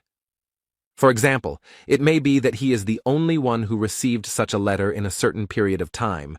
Then he will be immediately found out as soon as he joins, so it is better to wait 3 to 6 months. 15 days after the labyrinth was closed, in one of the laboratories on the upper floors of the magic tower, a mage asked a certain Queen of Souls if a newcomer had joined, and she answered negatively. He had to send the delayed letters further. The wizard was disappointed that it was again not the one he was looking for, although he took the shield at the coming-of-age ceremony. But it was not the player. Björn didn't notice how time flew by. He was promoted to a 6th-rank researcher. Every day he was busy with various things, and the magic stones flowed away like water, but it was necessary, so he didn't regret it. A new mace was purchased for 400,000. It was gigantic in size and mass, and a spell of immunity to acids was cast on the armor and shield for 510,000. Also, the hero couldn't show off naked with every gigantification, so pants with automatic restoration, size change, and the same immunity to acids were bought. It cost 900,000. For Misha, twin lich blades were bought for 550,000. As well as the blood of a wild beast, for pumping up spiritual beasts for internal use for 2 million, as Björn wanted, invested in its strengthening. The beast woman had upgraded her contract level and could now imbue her weapons with a human attribute, which was noticeable from the haystacks used as dummies. Another million went into the second stage of the immortal seal for Björn. It only took 10 minutes, which compared to the 12 hours of pain of the first stage seemed like a fairy tale to him. But the indicators of endurance and resistance to magic increased significantly. The spirit also increased, and the special ability improved. At the end of the procedure, the shaman offered to tell fortunes. The barbarian did not refuse. The man then said that he was destined to experience countless good and bad events that usually happen once in a lifetime, and that he was destined to share the fate of those who are called heroes. Björn decided that even if this was true, nothing would change. He had to do what he had to do, and in order to withstand any adversity, he would prepare for everything he could. Also, all this time the hero was visited by Misha. She took care of him, invited him to share food with her, and also tried to accompany him everywhere. It didn't take long before the barbarian returned to the shaman for the 3rd stage of the seal. It was time to choose a certain feature. It could be the spirit of flame, the spirit of iron, and the spirit of the wild nature. Björn chose the latter. It cost 2 million stones. In addition to the stats, it increased his threat level and gave him the skill Wild Splash, which also increased his threat level in exchange for giving a bonus to Constitution. To attract the attention of a crowd of monsters and at the same time increase the body's endurance, this is what, plus gigantification, this is best suited for a tank. The hero did not think that he would achieve such success in 3 months. The shaman said that last time he did not tell everything about Björn's fate. He also needs to always and everywhere beware of those who are filled with resentment. There will be many of them. If you dispel their grievances, then you will receive luck, and vice versa. The hero overcame the 3rd stage of the seal and was about to leave when Einar appeared from the bushes, calling him to her shelter, because she should not be seen. The warrior said that she heard from the elder about his new nickname, Little Balkan, and now she is burning with curiosity, so she asks to tell him how he got it. Björn told his story, and Einar was pleased that the hero had joined the team, because she was worried, but now she wouldn't be, because he was not alone and Hikuro seemed reliable to her. Jandel was concerned about the girl's condition, as she had become very thin, So he asked if the elder was starving her, but she explained that she was undergoing muscle compression. Suddenly, a loud voice rang out around the area, asking if Einar had run away again, so it was time for the warrior to leave before her mentor became even more angry. Finally, the girl said that she was glad that Bjorn had become more handsome, because before his face was filled with anger, which she did not consider bad, but now he looks relaxed. These words surprised the hero. Later, the barbarian visited the library, where the girl, who had never initiated conversation before, said that he had become a celebrity. But the hero simply said goodbye. Earlier, he would have tried to get closer to her to get benefit from the magician, but now it makes no sense, because he has become stronger, and there is already a magician in the team. This is rationalization. After all, his priority now is survival. He is not in a position to delve into other people's souls. His moral principle rejects idle curiosity. This is why the hero always treats the people around him with caution and weighs every action they take. That is why he always focuses on their possible value to himself and thinks about using them for his own benefit. That's why Bjorn killed people when they posed a threat, was ready for betrayal at any moment, and thought about how to get the most out of any situation. But at some point this thinking cracked. He kept his cool and acted for himself alone, until that situation on the third floor happened, and the barbarian risked himself for her. He changed, and Einar noticed it. The hero began to catch himself more often wanting to do something useless. His body changed. Something else changed. He doesn't know how to solve this, so he will be like a barbarian and will not restrain his desires. Bjorn demanded that the librarian say what she wanted to say. She asked how he knew about her intentions. He replied that he could see it in her eyes. The next day, the barbarian went to the Promise of Flowing Water Cafe. He somehow squeezed through the front door. The other visitors did not expect to see a savage in such a place, so they decided that the owner was in debt. Soon he was called by the client for whom the hero had come here. It was Shavina Amur, a 7th-class officer of the Administrative Department of Revision, and also a friend of the librarian. The girl asked him what he should get, to which he replied that he would like to have beer with meat, since he was not a fan of sweets. Obviously, there was no such establishment. It was just a little revenge for the invitation here. After that, he asked to get down to business. Shavina was surprised that he didn't know anything, because the librarian, whose full name was Ragna Litaniel Peproch, was supposed to tell her. The woman explained that the mission was to patrol the sewers. Usually they have a trusted squad that is engaged in catching tax evaders and other criminals, but they died on the 3rd floor. The hero had suspicions that these were again hunters of evil spirits, so he asked about the reason for his invitation, because there were more suitable researchers for this. To which Shavina admitted that it was simply a matter of his high popularity, and she was also curious to meet little Balkan in person. After which she said that she would order cookies to go and ask permission to tell her colleagues that he had given them to her, to which the barbarian hesitantly agreed. Amur said that the reward was only 200,000 magic stones, but if they worked together, Bjorn would show himself to be a qualified person in the eyes of other guilds and departments, and people would consider him reliable.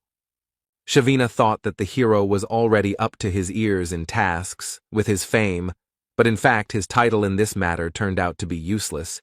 People did not consider the barbarian a good worker, so he agreed. He soon left, and the woman thought about how she hadn't met anyone interesting for a long time.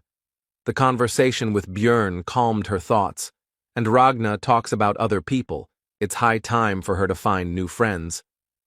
2 days later, the entire team of losers gathered again at the entrance to the sewers. Devalki complained about the stench. Although he expected it, he did not think that it would be so strong. The guard who escorted them asked them to be careful and not to lose the map, helmets with flashlights.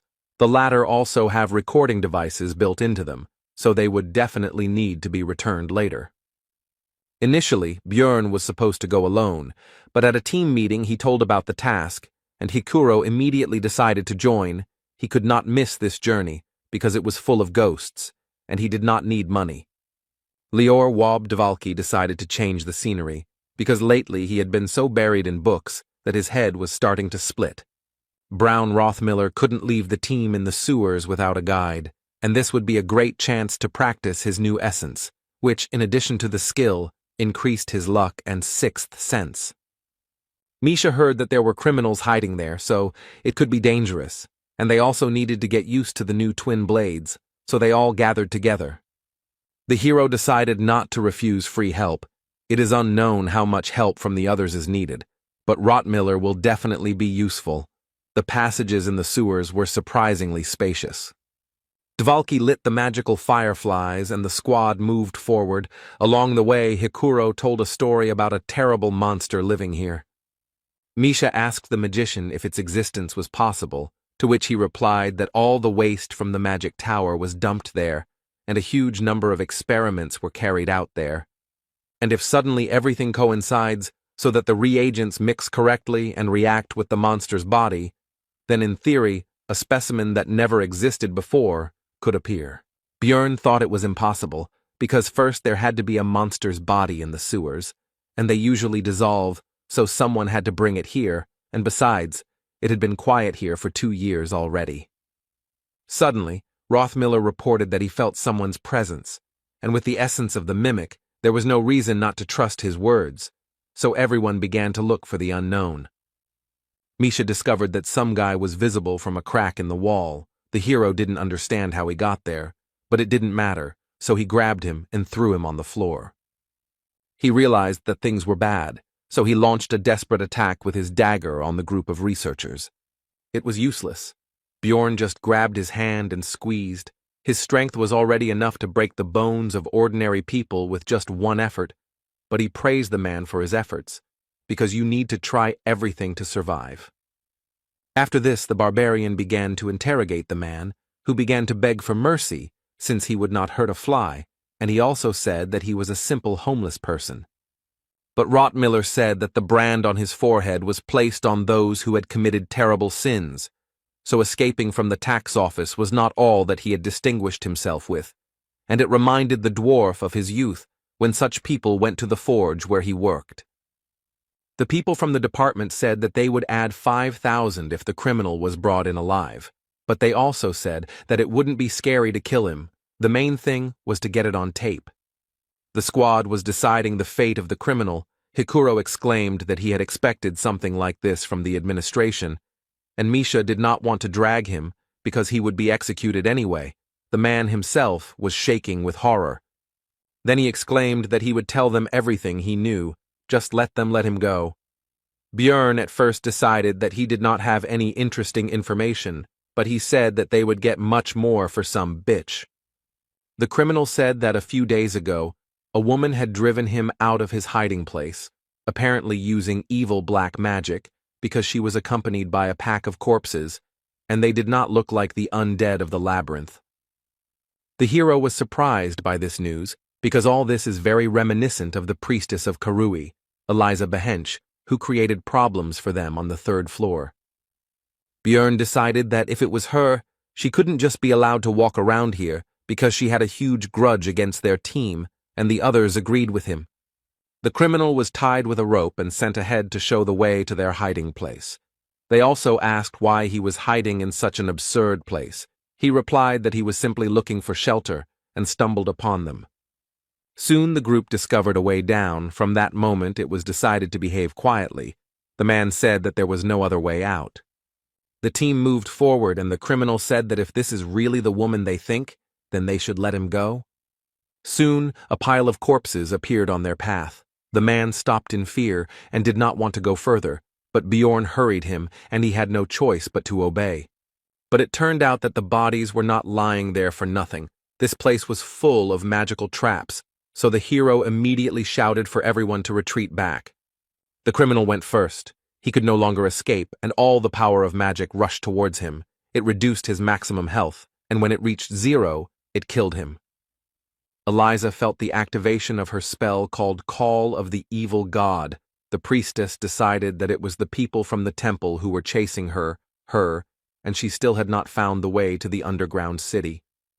And then a voice came into her head, demanding that she make a sacrifice to him, and then the woman understood what she needed to do to get help from her god. Bjorn pulled their guide closer, and he himself was partially trapped, which reduced his maximum health by 29%. It turned out that the criminal was dead, and Bjorn was glad that he had sent him ahead, because he could have ended up in his place. Hikuro noticed that the deceased had a nameplate. His name was Hans Mark, which gave the hero a bad feeling, because all meetings with the owners of this name did not bring him anything good. Soon the team reached the criminal's hideout. It turned out to be quite cozy, which they did not expect, but Eliza was not there. Dvalki found a faint trace of mana. After examining it more closely, the wizard came to the conclusion that something was hidden under the floor. Then the hero took off his armor and decided to break through the stone underneath with his massive mace. The squad's mage immediately said that with magic, everything would not work out so simply. But the barbarian didn't think so he used gigantification, because if you can't break through with brute force, it only means that not enough effort was put in. The squad watched with tension as the big guy began to punch the floor, and he finished his previous thought by saying that, by the way, this doesn't work on ghosts. But soon his efforts finally bore fruit. Hikuro asked Dvalka that it shouldn't have worked, but he himself was no longer sure of it.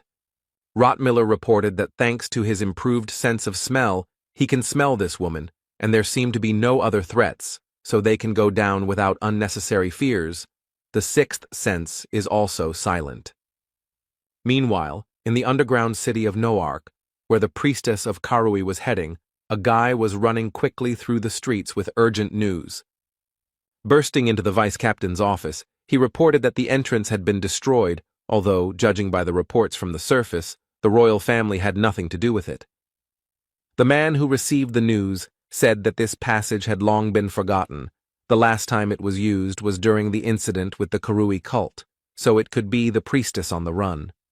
The vice-captain asked Amelia, the same female marauder that the hero and Einar met on the second floor, to go and sort out this incident.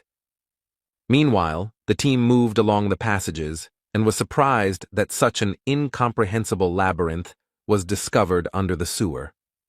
Misha was curious, so she first asked Hikuro, but he didn't know. Then she turned to Dvalki, but he didn't know anything about it either. Rottmiller stopped the group and reported that the smell of the priestess was getting stronger here. It was no longer just a trace. She was somewhere nearby. Eliza herself was wandering through the corridors of this place at this time when the voice of her god suddenly laughed. He did this only when something bad happens, and this could mean that people from the temple were already close. After that, she hurried to run away, and from behind she heard the voices of her pursuers, whom she recognized with surprise. It was the same barbarian blockhead with his gang. When Eliza realized what it was, she immediately decided to stop running away, because this time she would not let them go. They themselves were walking towards their death. After this, the priestess began to summon various creatures to help her with the spells Gate to the Kingdom of Demons and Shadow Guardians. Previously, Misha had some difficulties when fighting these opponents, but now she has become stronger thanks to the contract with the spirit beast and new equipment. Bjorn also became stronger. He rushed into the thick of enemies with the active skill Savage Splash, which increased his threat level, which lured enemies to himself, and also increased his physical characteristics. The others also entered the battle. They had won last time, but now everything was even worse, and Eliza decided to use the curses that had worked so well last time. But Dvalki used the 7th rank spell, Radiance, which removed all the effects with the evil attribute. It was the hero who asked him to learn a spell against this magic, and he went and learned a mass cleansing magic. Bjorn broke through to the priestess and tried to strike her, but she used the spiritual form spell, the same one that had caused her to fly away last time, and it also gave resistance to physical attacks. But Dvalki was ready for this too. He used materialization, which brought Eliza out of her ghostly state, and then used accuracy increase on the barbarian. Now the priestess was vulnerable again, and the hero grabbed her and slammed her into the ground with his enormous strength. But he did not stop there, although after this blow she was no longer capable of resistance. The others watched the beating of the servant of Karui in confusion, and could not say a word. But Dvalki nevertheless reminded the barbarian that they needed her alive if they wanted to receive the reward. Bjorn listened to his words and stopped. The priestess was tied up, and the hero began to carry her. The beating and paralysis magic allowed him not to fear any surprises. The hero, already in a good mood, praised the team and suggested getting out of here, but turned around and saw that the rest were lying unconscious on the ground. Before he could even react, he was poisoned by the basilisk's paralyzing venom, the effectiveness of which was halved due to his body type. Bjorn recognized the woman who came out of the shadows. He knew it was too easy, and it never happens like that with him. The marauder was surprised that the barbarian could still move. She praised him, because he had become noticeably stronger since the last time. After that, she looked at the hero's unconscious companions and assumed that he was not running away because of them, although he could, and Bjorn himself decided that she had come here to tie up loose ends. Then the woman let him go only because he was a greenhorn, but now he has become a celebrity with a nickname, and since he himself descended into this cesspool, it would be a sin not to take advantage of the opportunity, so thought Jandel. Bjorn shouted that he was keeping his promise, so there was no need to pursue him, but the marauder ignored his words. She asked how he knew about the passage here and why he invaded. But the hero did not understand anything, which he said. Then the woman clarified the details, and he replied that if she was talking about that magic thing, then he simply pierced it with a mace. The marauder was somewhat taken aback by this news, but continued the interrogation. She decided to find out the reason for his stay here, to which she received an answer about the priestess of Karui. Then Bjorn cheerfully suggested that they part ways peacefully. Since she had already found out everything, there was no need to give her an antidote. He could handle it himself, but she interrupted his flow of words. Amelia said that since the hero now knew about this place, she could not just let him go. Then he offered to take another oath, but the woman replied that this time everything was different. After that, Bjorn took off all his armor. The marauder asked what was going on, to which the barbarian asked if she knew 2 ways to piss off an opponent. She answered negatively. Then the hero replied that the first was not to finish the sentence, and the second remained unknown, because instead of continuing the sentence, he threw his mace forward. Amelia was perplexed by this development of events, but this did not stop her from dodging the improvised projectile. But after the mace, the hero's shield also flew, which surprised the woman. Bjorn himself called this action Captain America's throw. Amelia was flexible and agile enough to dodge this as well, and the thrower himself rushed forward after the projectiles, hoping to deliver a crushing kick. But as Bjorn expected, the opponent was too experienced and agile. Neither the blows nor the attempts to grab her achieved their goal, but that was not all. The hero decided to act unexpectedly. He used gigantification, thanks to which he was able to reach the woman who did not expect this. After that, he was still able to strike the enemy directly on the head, but it did not seem to bring the expected damage. She snatched the dagger and enveloped it in an aura, which was very dangerous. Such an attack would easily cut off his arm, so Bjorn had no choice but to use flesh explosion, which also splashed the enemy with acidic blood. The woman's view was now not as good, but she still continued to advance, but this time she was no longer able to dodge the kick. The hero was delighted and surprised by the success. He had already decided that he had a chance to win this fight. When the opponent's voice came from behind, it was the self-replication skill. He instantly understood.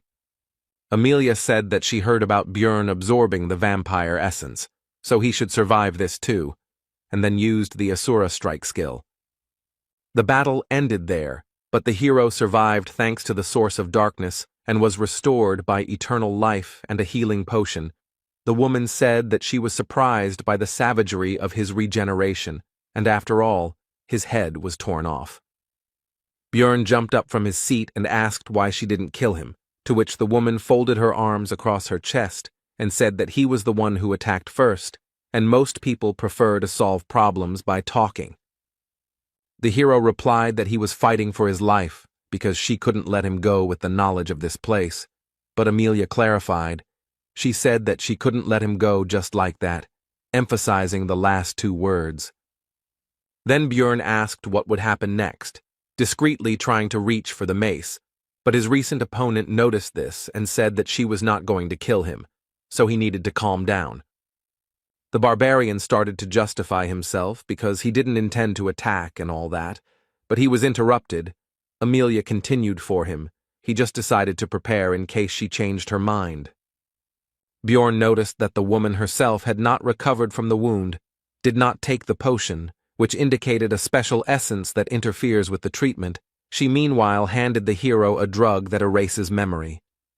The barbarian asked why she didn't give it to him last time, to which he received the answer that it was a rare remedy, after which he asked her motives because if she killed them, she would get a lot of money for the equipment. Then Amelia asked who the hero thought she was, but he decided to remain silent because he considered her crazy. Then the woman hushed up the topic and shoved the drug into his mouth, also saying that she had not heard of any side effects. The woman also decided to find out about the second way to piss off her opponent, which he had not told her about before the fight began. The barbarian began to respond, but a drug called Lethe's Blessing began to work, and he fell asleep. After a certain period of time, Bjorn woke up, but was surprised that his memory was still there. Even though the last hour should have been erased, he didn't know. For some reason, the drug didn't work on him. The next morning, the hero visited the administrative office to receive a reward for the task.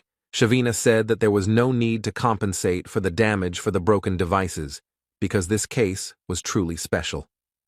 The hero agreed with this and plunged into memories of yesterday. When he woke up in the sewers, the equipment was with him, but the flashlight and recording device were broken. The rest of the squad didn't remember anything.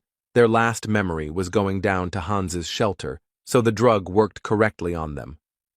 While his comrades discussed the loss of their memories and the fact that Eliza was dead even though they had no memory of the battle, Bjorn himself wondered why his memory was untouched.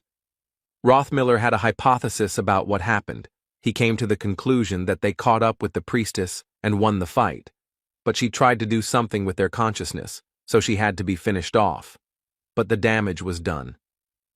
Devalki agreed with this, because it sounded plausible, and the servant of the evil god should have similar spells in her arsenal, while Hikuro was simply glad that they somehow managed to cope. And at the exit from the sewer they were met by Shavina and Ragna, who went to look for them since they were too late. Bjorn doubted their competence, to which Amor said that Litaniel was very strong. The librarian herself said that her friend had brought her here, and the hero, looking at her equipment, thought that he didn't know how capable a sorceress she was, but she clearly had more than enough money.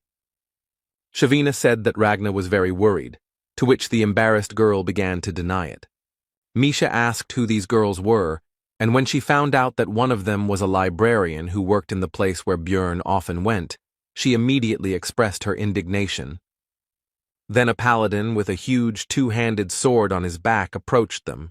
He made sure that the body next to them was indeed Eliza Behench, so his church would not forget about this service.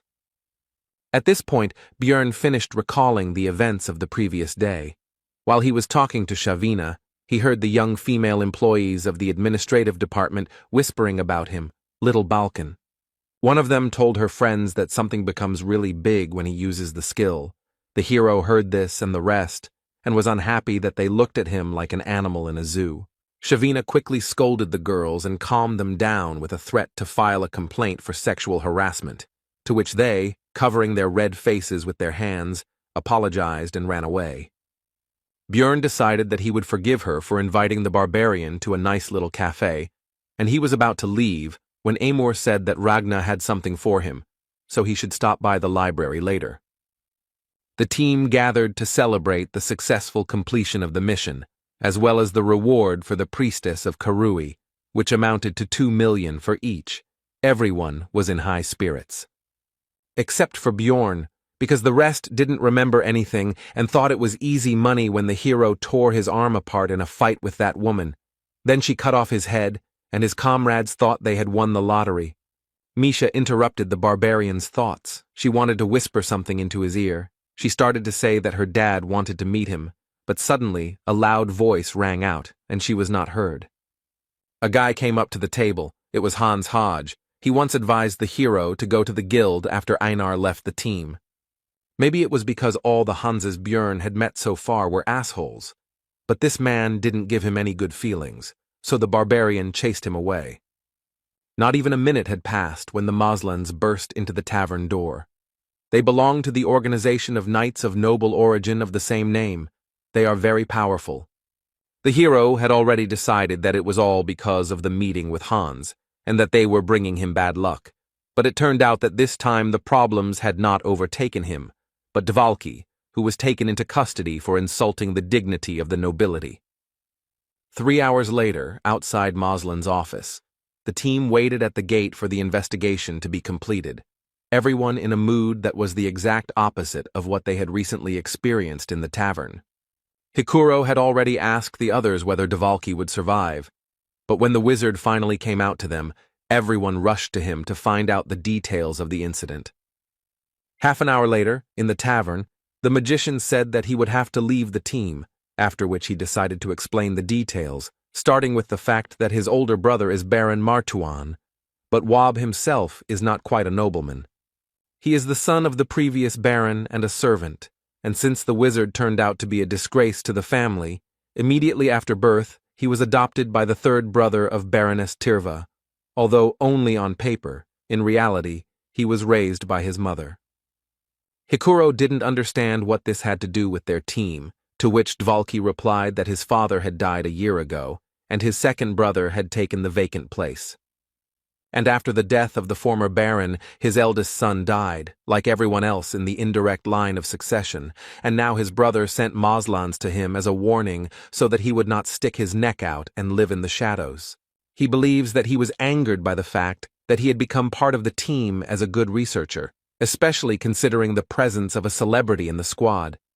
Bjorn clarified that Dvalki was leaving them out of fear of his brother. The wizard answered in the affirmative, but also added that in exchange for dropping the charges of insulting the nobility, he was forbidden to enter the labyrinth. The team members agreed to continue the discussion tomorrow. Rottmiller went one way, and Hikuro and Wab decided to talk some more. The hero decided to go to the library, because he had business with Ragna. Misha wanted to go with him, since she had nothing to do anyway. But Björn drove her away and also said that since she had a lot of free time, then let her train, he was in a bad mood because of the change of plans. Soon the hero arrived at the library, after which he said that he and Ragna had not introduced themselves, after which he began to, in fact, introduce himself, to which the girl replied that she obviously knew his name anyway.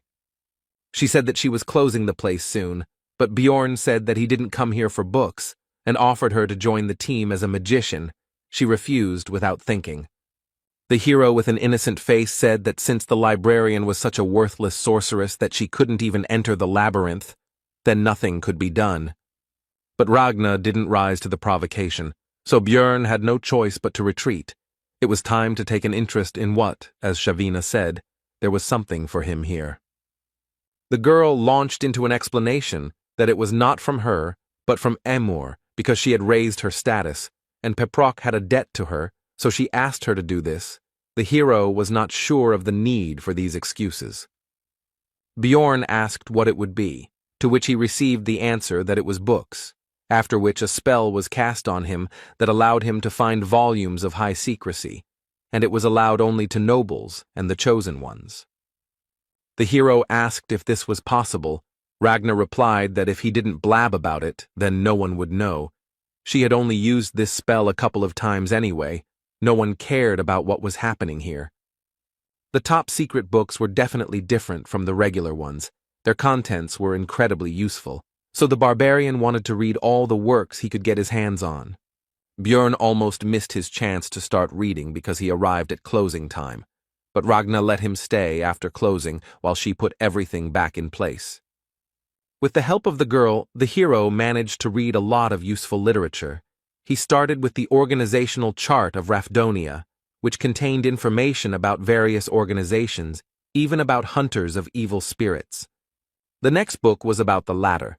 It was called The World of Evil Spirits.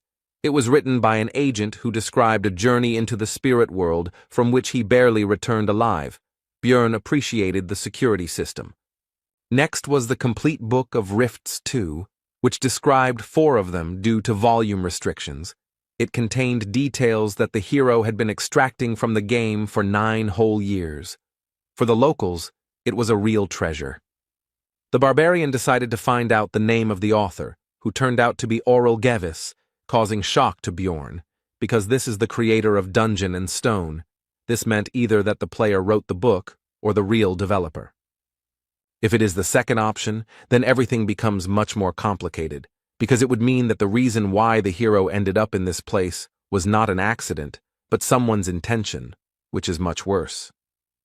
If that was the case, then the developer must not be a mere human, but some sort of divine being. But be that as it may, Björn was glad to know it, even though the world had once again reminded him of his ignorance. If he could track down that name, he might one day find his way back, since opening the gate to the abyss might not send him home, but asking everyone he met about it was a dubious idea, so he had to be careful. The barbarian was so immersed in his reading that he didn't even notice how morning had come. He asked Ragna why she was silent, because he would have left immediately if she had asked. She replied that she had decided to rest after work. Björn didn't believe her explanation. She told him not to imagine anything unnecessary. The hero looked at her face for a while and decided that she was actually a kind person, even though she seemed indifferent to everything. A few hours later, the barbarian was already in the magic tower. He came to Raven, who was unhappy that he came so early. Björn immediately started talking about joining the team, but the sorceress immediately slammed the door. Then he shouted that there was one more thing, after which he gave a piece of Oral's book and asked to find out the time of its writing. Raven invited the hero into the room and demanded that he first tell her where he learned about the tears of the goddess, with which he killed the vampire. The barbarian replied that he had no idea, but he found this relic in a statue. He broke it simply because he was bored, which shocked the sorceress a little. Raven noticed the oddity, because how did the hero know how to use it then? Then Björn replied that he thought that since it had the sign of the goddess on it, then it should help against the godless vampire, and swore on the honor of a warrior. The girl was upset by this, because she had already hoped that she would be able to get a copy of the complete Book of Rifts, but the hero decided not to say that there was one in the library, because it was a secret. Then Björn asked about his request, to which Raven replied that she would take care of it, but he would help her research supervisors with the research, since they were bothering her, and he would receive the results of the paper analysis next week. A little later, at a meeting of the Outcast team, Misha immediately attacked the hero with questions about where he spent the whole night. He replied that he was stuck in the library, which only made the beast girl tense up more. The barbarian explained that he had only read books, after which he remembered that his partner had wanted to tell him something yesterday, but then events had taken a turn and he had remembered it only now. But she was interrupted again, this time by the rest of the team. Their meeting began. Björn immediately said that it would be easier for them to find a new magician. He had already asked 2, however, both turned out to be. Hikuro was angry that the hero had resigned himself so quickly, but Dvalki calmed him down, as he believed that the barbarian was right, and the latter asked if there were any other ideas. Murad replied that they needed to meet and talk with Baron Martuan. Misha was surprised by this. Because he lives in the capital area, they won't even be allowed there. Hikuro replied that he often came to this tea shop where they were now, and usually showed up at this time. Björn was not in a good mood from such a surprise, because it meant that the meeting would be right now. Then the dwarf and the wizard, with an unhappy look, began to ask him not to abandon them, because if not today, then they would have to wait a whole month, and together it would not be so scary to approach him.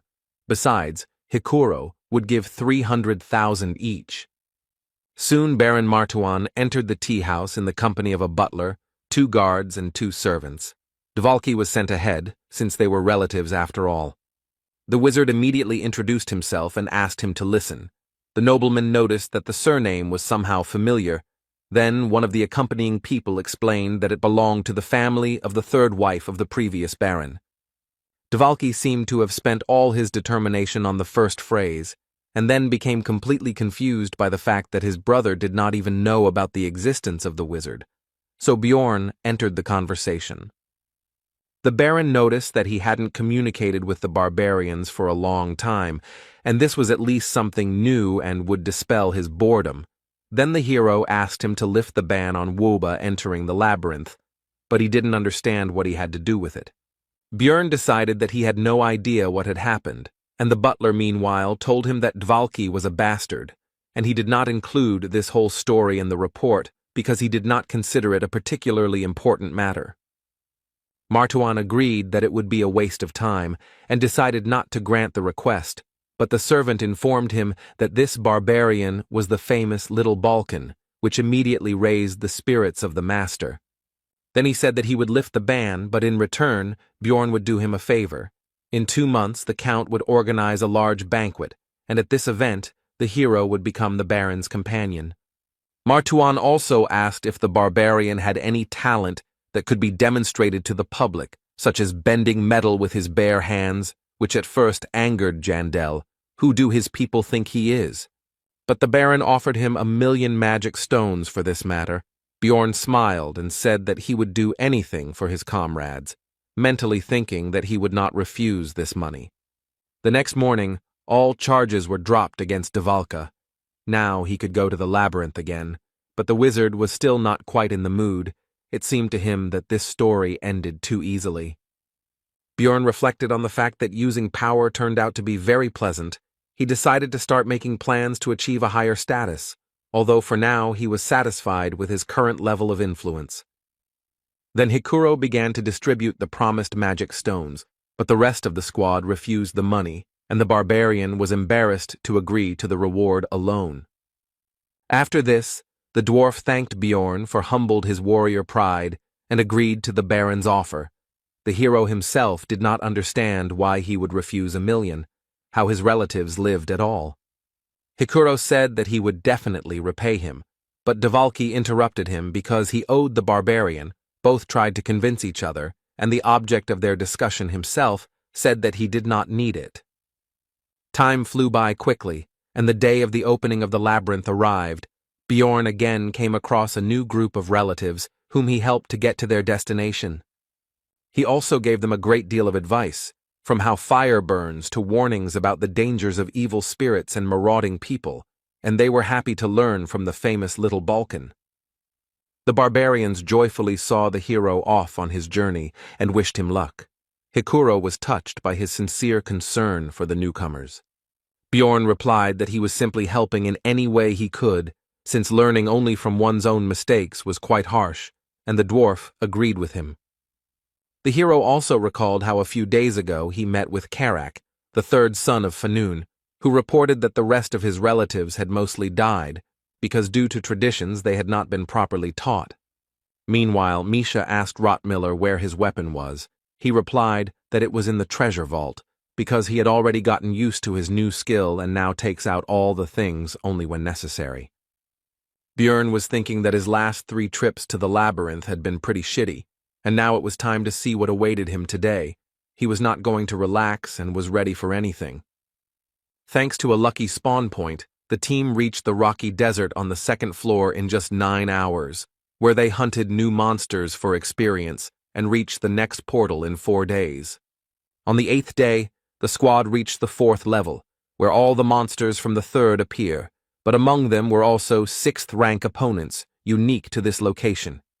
In other words, this is a great place for gaining experience en masse, because it's not for nothing that this location is called the Training Tower.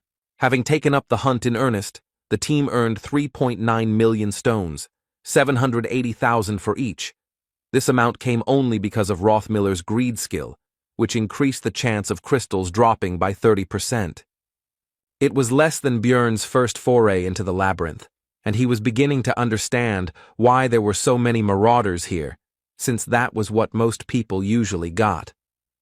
But the hero was not upset and continued to spend his time usefully. namely helping Raven with research and visiting the library. From the sorceress, he learned that the complete Book of Rifts 2 was created 150 years ago, which is also the date of the death of the first king of the dynasty and the beginning of the game. All this happened at the same time. Even in everyday affairs, Björn continued his thoughts. He would like to know what happened then, but he did not have such an opportunity. There was no choice. He had to continue his trips to the labyrinth. Time passed. Soon his fifth campaign ended. This time 790,000 stones came out per person. Nothing extraordinary happened inside, except that the level was raised, and now there is room for another essence. The hero tried not to be nervous because things were still going well, so little by little his strength was increasing. He was getting new skills, equipment, and so on. But suddenly he interrupted himself, indignant about the course of his thoughts, because one should not forget that if everything is good, then the situation only gets worse, because always when he relaxed, some shit happened. He couldn't stop. He had to keep pumping. That was the only way he would have a chance to survive. If someone saw him now, they would think he was crazy, but Björn believed that he should always prepare for the worst. The next morning, Misha noticed that something had happened to the barbarian, because his gaze had become somehow cruel. Then he decided that this was only his personal problem, that he could not sit still. The hero thought that he needed to improve, but his thoughts were interrupted by the girl's offer to touch her ears, which surprised Björn greatly.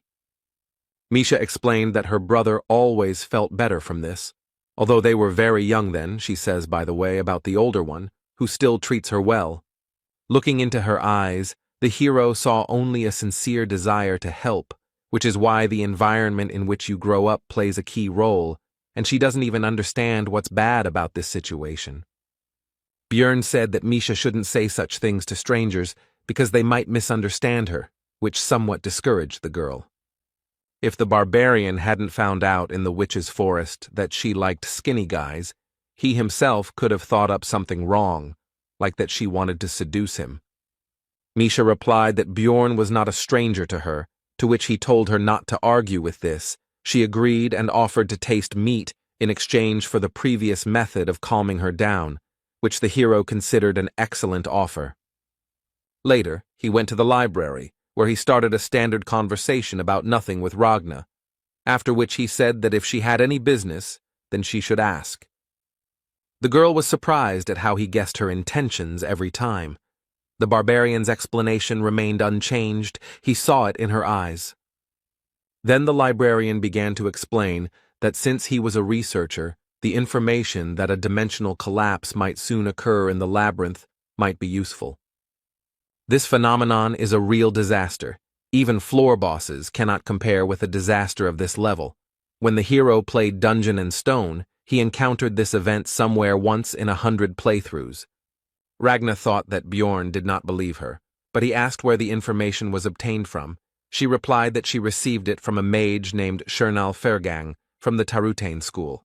They have been researching this phenomenon for many years.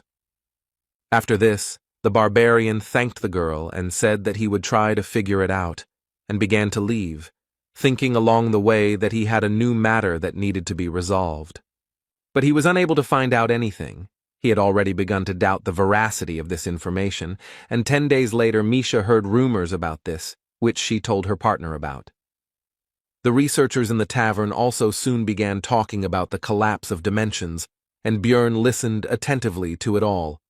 It seemed strange to him that rumors were spreading at such a great speed, although there was not even a trace of their source. He wondered if something was spreading this information. He would like to know what they were talking about in more secluded places, but the barbarian could not even hope for that. It infuriated him. So he was left with the last option. Björn wanted to wait 3 months, or even 6, and only then take this pill to access the world of evil spirits, but he decided that 2 would be enough, and then took it. Today was just the 15th, and soon it would be midnight, just the time when this special space opens. The hero was looking forward to it. And exactly at the appointed time, the barbarian's soul entered into resonance and began to be drawn to a certain place. He realized that he was already in some indefinite space and in a past body. Meanwhile, in the real world, a law enforcement officer was reporting to his superior that Lee Han-soo, 29 years old, had been reported missing by the company he worked for after being missing for a month. The man asked about his family, to which he received the answer that the missing man had a mother, but when informed of what had happened, she said that she did not care about it. Then the boss asked why they, the violent crime unit, had been assigned this case, and the subordinate said that the guy had entered his house through the cameras but had not left it. All the windows and doors were also closed. The case was suspicious. There were no signs of forced entry into the house, no lost items, no one had used his card for a month, absolutely no leads. The clothes he was wearing were found in the room, and the way they were lying, it looked like he didn't take them off himself, but as if his body just disappeared. Whoever did all this was just crazy. The boss ordered a request for an examination, but the subordinate said that he still had something to show, after which he began to take out a massive object. It was the missing person's monitor. It wasn't even plugged into a power outlet, but it still somehow turned on, and lines began to appear on it, stating that the coming-of-age ceremony had been successfully completed, and other inscriptions. The subordinate said that he had already been like that when he was found, and he had also already studied this issue and found out that this was not an isolated case. Something similar had happened abroad more than once. The hero thought about the fact that 5 months of his stay in this world had already passed. During this time he had already repeatedly committed all sorts of barbaric things for survival. Now he could no longer be the same as before. When he saw his computer, his body itself began to type on it, immediately needed to enter the password. Lee Han-soo decided to enter the insult to the king of Rafdonia that was at the end of the letter. Nothing else came to mind. Only then did he notice that he was now in his past body, but he was distracted by the change of surroundings, which turned into his room, which now looked like the real one. The first thing the hero wanted to do was try something from his home world, for which he immediately opened the refrigerator door. Inside, for some reason, everything was filled with cans of cola, but he didn't care. He couldn't resist, so he immediately opened it and tried one, but he was disappointed. There was no taste at all. It was as if it was not soda, but ordinary water. But his regrets about this had to be postponed for later, because suddenly the doorbell rang and a female voice asked permission to enter. The guest explained that this place is the location where the owner feels most comfortable, and because of his high mental defense, everything looks like fog to her. And she came here because the password that the hero entered initially was incorrect, and the girl came to check everything personally. Her name was the Queen of Souls. She was something of a guide for the members of the spirit hunter community, and she tested intruders by making sure they couldn't imagine clothes and a room from Earth. The hero remembered that the suit he was wearing was a gift from his ex, and also wondered how the girl would confirm that he was a player since she couldn't see anything, but she told him not to worry. He was now a member of the community. He decided that there were other ways to check since he was acknowledged, and the Queen of Souls continued by saying that now they would no longer use the method of killing by separating the soul from the body, as they do with NPCs. After that, the girl taught him how to use the community forum, which looked like a regular forum, actually. First, he had to create a nickname, but his usual one was already taken by someone.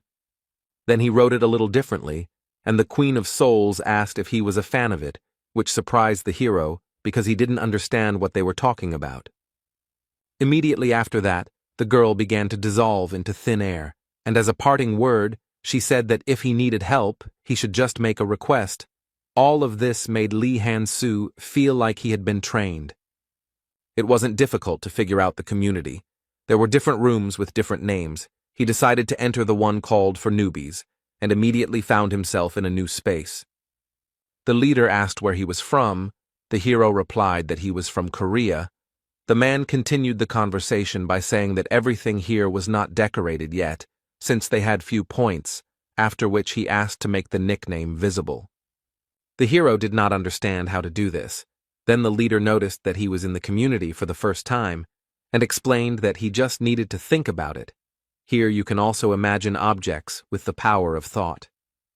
After that, Lee Han-soo managed to make his nickname visible. It turned out to be Elf Nunna. This immediately surprised the other players, who began to discuss it, which discouraged the guy.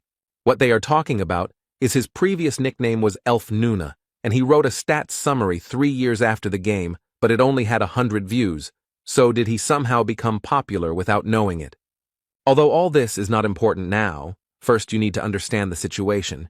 It would be reckless to attract attention without understanding the situation, so he pointed out that his nickname has 2 letters N. He is just a fan.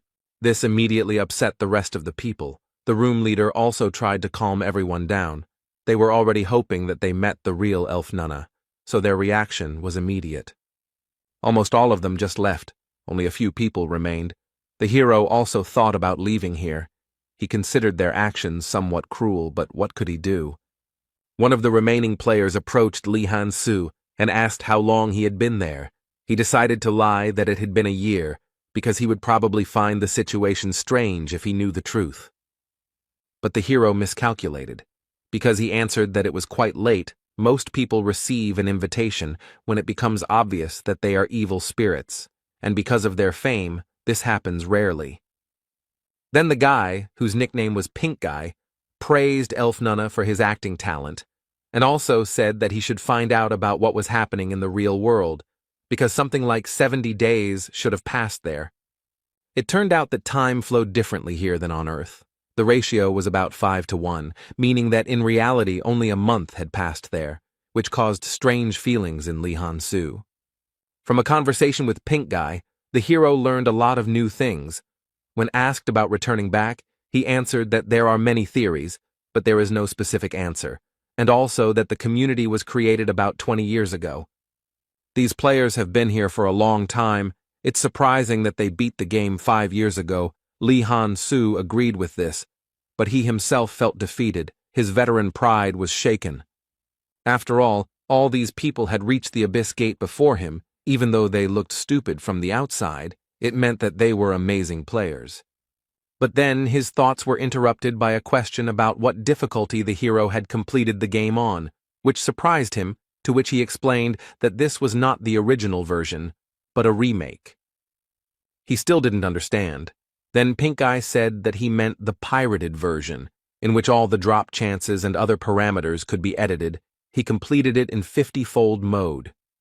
Then Lee Han-soo realized how these people could complete Dungeon and Stone. They received maximum experience, their maximum level was increased, and much more. He himself said that he was also in the 50s.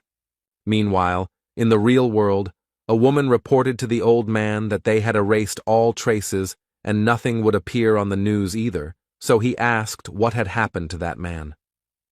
The subordinate replied that he was ordinary in everything. The old man continued that this was so, but besides the game, he was slightly evil. But besides that, he managed to defeat the legacy of Auril Gevis. The woman said that 5 years ago the world was perfect, but was sent to the trash because no one could cross it. The old man continued by saying that this man still managed to do it, so it was not a mistake. The man was curious about how far Lee Han-soo, a man who had gone through what everyone thought was impossible, could go. Meanwhile, the hero finished the conversation with Pink Guy. It turned out to be useful in many ways, because in addition to useful information, the guy got a conversation about all sorts of crap, which relieved a lot of stress from him. The monitor didn't show the usual time. It was counting down the minutes until closing. At first it was 12 o'clock, now it was 7 o'clock. Lee Han-soo wondered how the closing of this space would happen. After that, the hero went to the market, which was used to buy and sell goods and information for ghost points, the rate of which was 100,000 points for 2 million stones, and began to look through the orders. After sorting by value, Lee Han-soo identified several high-reward ads and began earning new currency. It was very effective. Soon his balance exceeded 130,000 VP, because there was no information that he did not know about this game. After that, he placed an order on the market for the information he was interested in, and almost immediately, a player with the nickname Elf Nunalove responded to it, which surprised the hero. In his post, he did not ask specifically about the collapse of dimensions, but about the Tarotane school and the mage Shernal Furgang who belongs to it. After all, it was still difficult to understand whether the informant was lying or telling the truth. He started by saying that he wanted to know what he had been doing lately, and immediately began asking about the source of the rumors. Thus, he was able to find a person with reliable information, and the player guessed that it would be about the collapse of dimensions. He replied that the rumors were true, but the phenomenon itself would not happen. He continued by saying that high-ranking officials and other politics were involved in this story. Then, Lee Han-soo said that he would add 20,000 VP on top, and Elf Nunalov agreed.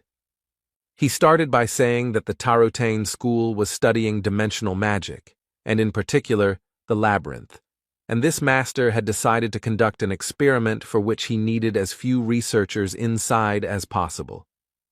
That's why the wizard spread the rumor, shouting from every corner that a collapse of dimensions would soon occur, and by doing so, they stopped the influx of people on a new journey. Lee Han-soo asked Elf Nunalov if there was any problem with him sharing this information. He replied that he didn't just blab it, but earned P.O. Moreover, the royal family will soon begin to act and calm down the rumors, starting speeches in the squares and posting announcements in public places. And their reason is simple. When there are only a few researchers working, the source of magic stones dries up. The hero was satisfied with the information, so he said that he was going to transfer additional compensation to Elf Nunalov's account, but he said that he did not need anything. He very simply gave up on what was essentially 400,000 stones, which allowed Lee Han-soo to understand that he had settled so well in this world that such a sum was nothing to him.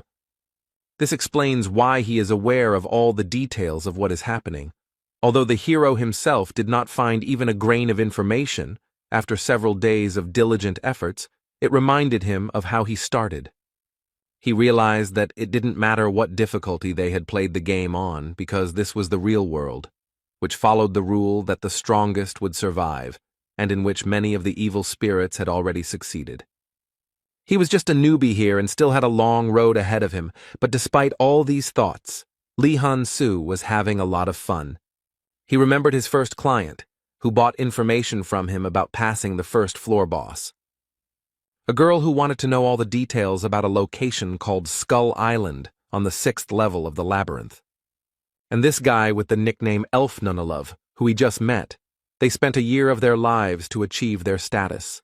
With all his knowledge, it never even crossed his mind that he would not be able to achieve all this himself. Meanwhile, in the real world, the old man read the logs that appeared as the hero's adventures progressed and could not believe what he was seeing. He considered this man to be completely and irrevocably insane. He asked the woman about the number of those who had made it to the 2nd floor on the first try. There were 117 of them, but there was not a single one in such a condition. He looked at the status that the hero had achieved in 2 months and did not understand how it was possible. But his subordinate said that even for some loser with a bit of luck, something like this is not something incredible. The old man interrupted her and said that luck alone could not achieve this, otherwise they would have already seen something like this. He falls outside the statistics. This case is unusual. It is impossible to determine the cause.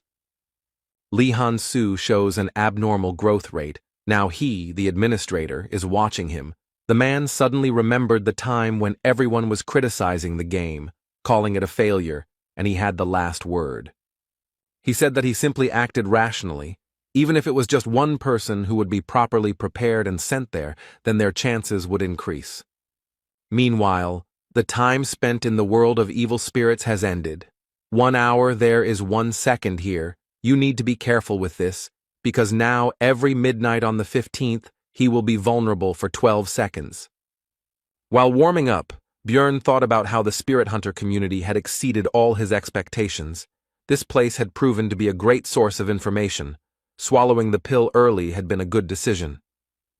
But enough thinking for today, because he had been awake all day, and then the mental fatigue from the extra 12 hours had piled on. Now it was time to sleep. Tomorrow he had to accompany the Baron. At noon the next day, Björn was given a suit that the aristocracy thought would be appropriate for a barbarian to wear to their event, and he set off for the first quarter, the imperial capital, Karnal. He led a column of mounted knights and carriages, and along the way he thought about how he needed to quickly sort this out, and then stop by the heavenly auction house. His legs were already aching because the journey was long. The Baron's butler approached the hero with a remark that he was obliged not to turn his head, but to look straight ahead and keep his back straight, since he was honored to lead the cortege of the respected Lord Martuan. Björn thought it was his own mistake. What else did he expect when he let the barbarian go ahead? So he was not going to listen to this man's lectures. The Count's house, where the banquet would be, was about 6 kilometers away. It was still summer now, hot. But soon this distance was overcome. The hero met the Baron, who was beaming with joy, because for the first time so much attention from the guests was focused on him, and he had only just arrived. After this conversation, Martuan went about his business. Bjorn was left alone among the nobles. One boy asked his parent to buy him the same barbarian. The latter felt uncomfortable, like an animal in a zoo. He was about to leave when one of the knights approached him and praised his endurance, since he had walked the entire way in that outfit without stopping, after which he suggested that they step aside for a conversation. The barbarian agreed. They walked away and sat down on a bench. The hero asked the guy why he didn't chat with his own people. He explained that he himself had been a researcher in the past, so the others treated him so-so. After that, they introduced themselves to each other. The knight's name is Karls Erimor. He seemed like a good guy to Bjorn from the very beginning. This was because he did not show the arrogance typical of the other nobles. Their conversation was interrupted by the butler. He again had complaints about the hero. This time he did not want to see him idle. The new acquaintance said that he was relaxing with him at his own request. Then the man leaned towards the barbarian and began to whisper that it was time to end the rest, because the rest of the people would see the big guy sitting there. The latter did not understand what the problem with this situation was. Then he shouted into the hero's ear that the nobles would consider him an ordinary weakling, so he needed to rise up, no matter who he was, but today he should be considered a warrior with iron blood. Björn remembered the reward for attending this banquet, so he became determined and stood up abruptly.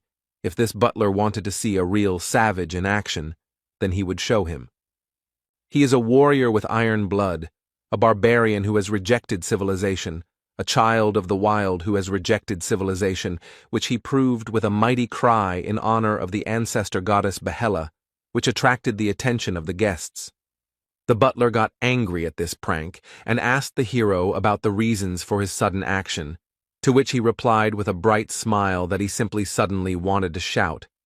After this, Björn, as befits a true savage, began to grab various dishes from the tables, mostly meat, and, in the literal sense, devour them. Of course, there was no talk of any manners or etiquette. This fueled the interest of the nobles who were watching the barbarian. They began to discuss what they saw, his wild lack of restraint, how he gnawed even bones, and also the fact that he could not even control himself. All this attention and their reaction was exactly what the butler wanted. He was sincerely happy about the situation, when suddenly the hero's strong hand was on his shoulder. Chewing the bone with his teeth, the barbarian threateningly addressed the man, saying that he was burning with the desire to break his shiny skull. The butler immediately broke out in a cold sweat, and stuttering asked if he was going too far with his jokes. With a loud crunch, the bone in Björn's teeth was bitten through, and he said that these words were not a joke. This was his sincere desire. The butler had already managed to forget all the obscenities that the barbarian had committed in the Explorers' Guild, but now he remembered it and was horrified. After that, he hurried to get away from there. This whole situation made Karls Erimor laugh. He didn't even think that this man could have such an expression on his face. The knight asked if Bjorn's teeth were in order. I received the answer that he was quite strong, and the hero was in a good mood because this banquet was finally beginning to come to life. For a while he enjoyed what was happening, like a true barbarian, But soon, curious nobles began to approach him. For example, two girls who asked to touch his hand. He did not refuse them. The ladies were pleased with what had happened, and as they walked away, they discussed their impressions. And now, a married couple of elderly noblemen approached the hero. They asked Björn to shout some more, to which he activated his barbarian opera mode and melodically chanted the name of his people's ancestor goddess, Yahello. This reminded the old couple of their youthful days, and soon new nobles rushed to the hero with their requests. Now Jandel felt like those mascots in animal costumes at various events.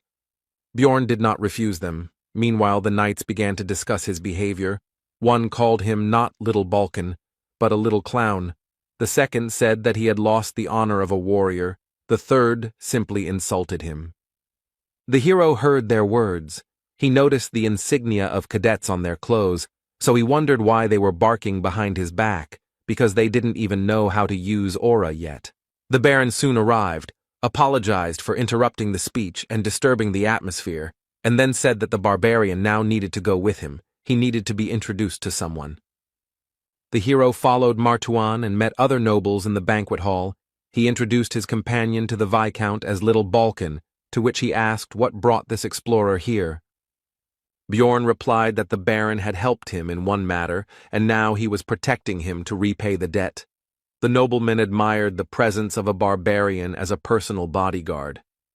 Martuan began to say that he had not demanded anything from the barbarian for his service. He himself had decided to thank him in this way, and the hero played along with him. The Viscount admired his noble way of thinking. So 13 more similar conversations took place. In other words, of all this, people only less than 15 were worthy of being called aristocrats. The fame of the Little Balkan grew. As a result, Björn got to know all the nobles present. In the game for this, he would have to raise his fame level considerably, after which he began to communicate with people and put on performances. Soon, the paladin who met the hero's team at the exit from the sewers came to the Baron to express his respects. He did not expect to see Jandel here, while Martuan was surprised by their acquaintance. It turned out that this man was not a simple minister of the church, but a whole captain of the 3rd Division of Paladins of the Order of Letless, the god of research, and also the goddess of the stars. His name is Pal Krovitz. While Björn was surprised that someone like him was earning extra money by collecting corpses, he said that the hero could always come to their organization if he needed help, because they would remember his deed. The Baron and the rest of the nobles were unaware of the reasons for this, so Krovitz told them about the capture of the priestess of Karui, and also added that they valued their relationship with Sir Jandel. The hero's fame grew even more. The nobles were delighted, but soon it was time to get ready, because Count Ferdehilt, the organizer of the banquet, arrived. He wanted to meet Bjorn. This caused a bad feeling. When they met, the elderly man shook Jandel's hand and said that he had long dreamed of meeting him, but the barbarian thought this was strange, since he had only become relatively famous quite recently. Even in the game, such an event was not triggered until quite a long time had passed, and the Count was sticking to him, meaning he wanted to appease him, which made the hero uneasy. Ferdehilt suddenly said that looking at Bjorn, he had a great idea. He offered the barbarian to participate in a dueling competition of knight cadets, which discouraged Jandel. The hero had a bad feeling about this sudden quest, but he still agreed to it, because he was promised 2 million magic stones just for participating. And for the victory, there was a prize. It was a numbered item, 7,777, the necklace of Garfus, which turns the crystals placed in it into a random substance, can only be found in the cracks on the 5th floor, very rare. In many ways, this artifact is similar to the Frost Spirit Ring. It also has a low number, and the unique property is considered not very valuable, which is why it is considered useless, and it also has a secret. The hero remembered his recent worries about the future. Now he decided to send it all to hell. He was still tense, but he decided to accept his fears and move forward. He was not going to avoid problems.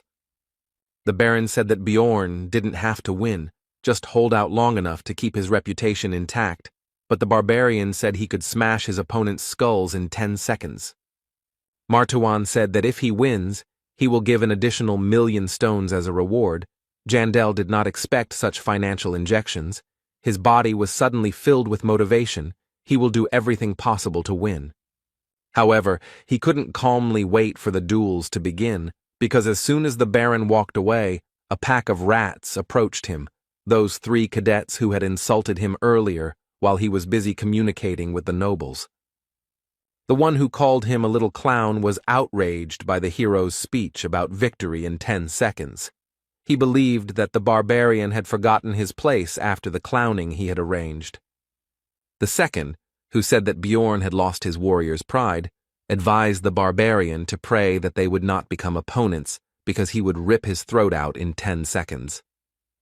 The third one, who insulted the hero, did not have time to say his line because he was interrupted by Jandel, who asked the knight cadets if they had any serious problems with their heads. After which he said that they pounced on him like a pack of cowardly rats, and even a baby warrior would not act like that. The knights were offended by this statement, but Bjorn shut them up again, pointing out that their courage had only awakened when the Baron left, and that this was their honor and dignity. Before they could respond, the barbarian began to shout to the whole area that the cadets had attacked another participant in the competition in order to try to scare him with their numbers, and added that they had problems with their heads. The surrounding nobles, of course, heard all this, so they began to discuss the situation. Some began to say that knights should not behave like this. They were ashamed of it. Therefore, the 3 cadets hurried away, and the hero said goodbye to them with the words that the next time they met, he would solve all their problems with their heads. He hoped that they would understand his hints. Soon the tournament itself began. The participants came out and fought each other, and when it was Bjorn Jandel's turn, he realized that his hopes were justified. One of those knights was his opponent. And he was also lucky that it was the most infuriating of them, the one who insulted him, although he himself was nothing special. After this, the opponent raised his blade up and began to swear by his honor and dignity that he would only use fair methods in combat, but then he was interrupted. This was Jandel, who once again used his battle cry praising Yahello. The sympathies of the audience were clearly on his side. This rudeness did not please the knight, but what did he expect from the barbarian? The fight began quickly. The cadet immediately began to rapidly attack his opponent with his sword, and due to the speed, after-images remained. It was not clear which of them was real. But this was not a problem for the hero. The solution was simple. He decided to simply fight them all off, which he successfully did. Now Bjorn is a true barbarian, but the enemy is definitely not one to be underestimated. Or rather, it wouldn't be worth it if they were in the same conditions. After these thoughts, Jandel used his skill Wild Splash, which increases the threat level by 3 times, and physical characteristics increase proportionally to this value. He remembered his recent conversation with Baron Martawan, after which he told his opponent to go to him, because there was still a lot of time left until the end of the agreed 10 seconds. Wild Surge increases the threat level, which provokes monsters, but it affects people differently. For example, those who are already afraid of it begin to shake in terror, and the brave at heart are filled with fighting spirit. It turned out that this knight belonged to the latter, because he rushed straight at the enemy with a cry. It seems that he is still part of the elite. The hero didn't have a shield in this fight. He was so used to it that now he felt like he had no arms. The latter, by the way, was what he had to defend himself with from the cadet's attack. But it didn't do much damage. The blade cut through the barbarian's skin, but didn't go too deep. The enemy didn't understand how that was even possible. The hero, seeing all the worries on the enemy's face, explained that he was simply too weak, while simultaneously pulling his hand back and yanking it, splashing blood. A certain amount of red liquid got into the knight's eyes, and it was acidic due to the essence of the corpse golem. After such a move, the enemy no longer posed a serious threat, so he was grabbed by the neck and lifted into the air. At the same time, the hero reminded him of his promise to solve his problems with his head. He definitely had problems, and if someone has them, then the easiest way is to get rid of the cause. Any barbarian would agree with this, and if not, then okay, After these thoughts, the knight was cured, if you can call it that. After the battle, Bjorn decided to visit the temporary infirmary of the followers of Letlas to find out about the condition of the defeated man. The priestess said that he would live, but the barbarian should have been more gentle. The hero replied that he did not expect such weakness from the enemy. He was a knight after all. The blow was delivered not even with an axe, but with a fist. He did not expect that he would be knocked out from such a jab. The priestess noticed that it was not a jab. The cadet's brains were already flowing. Bjorn replied that since he remained alive, then we count the knockout. At that moment, the girl experienced a semblance of the stupidity of 3 barbarians at the same time. The knight soon came to. He decided that he had to go to the competition. The minister of the church explained that he seemed to have lost some of his memory due to the injury he received in the duel, but it should return soon. The barbarian hovered over the victim and asked if he really didn't remember anything, to which he answered in the affirmative. The hero decided that he wasn't lying. Then Jandal asked him for a favor, after which he would immediately get out of here. He reminded him of his own statements addressed to Bjorn and told him to repeat them word for word. The knight agreed with this, but the further he spoke the phrase, the more uncertain his voice became, and soon he fell silent altogether, grabbed his head with his hands, and exclaimed that he remembered, but there was no joy in his voice. Bjorn was pleased with the patient's memory return. He smiled and encouraged him to continue speaking. This made the cadet quite tense. He was already covered in sweat while speaking, but now there was more of it. The knight knelt down right in his bed and began to apologize, admitting his wrongdoing and asking for mercy, while the hero said with satisfaction that his problems with his head had passed. The cadet was horrified. In an attempt to save himself, he crawled under the bed. The girl was stunned and kicked the barbarian out, and he himself was satisfied, because today he had healed injuries that even the priestess could not heal. As it turned out, the Baron was just looking for Bjorn. He asked where he had been. He replied that he had been visiting the knight with whom he had fought. Martuan was surprised by this act, because in battle he had beaten the enemy without mercy. Jandal refuted his thoughts. He said that if it had happened in the labyrinth, then that cadet would not have left alive, but as it was, he expected that he would be stronger, since he was so slow. The hero asked about possible problems. The knights were from noble families. The Baron replied that there would be no problems even because of deaths. If such did appear, he would sort it out. He should focus on victory. The barbarian was pleased with this answer, so he said that since that was the case, he would crack open all their skulls. And in the next battle, Bjorn was again pursued by luck. This was also one of that trinity of rats. This representative of them then spoke about the loss of military honor. As soon as the start of the duel was announced, the knight began to accuse his opponent of lack of shame, because he entered the ring after the previous dishonorable beating and warned that this battle would not be so easy. He still didn't attack, but continued his speech. He began to say that the barbarian's previous opponent was the weakest of their 3, but the hero was not going to conduct a dialogue here. He moved forward. The knight didn't have time to react to Bjorn's sudden attack right in the middle of his speech, so he got hit right on the head with an axe. The battle ended in 3 seconds. The treatment of the problems with the head continued. After his victory, the barbarian again shouted the name of the ancestor goddess Yahello, and it came out so naturally to him as if he had been in this body all his life.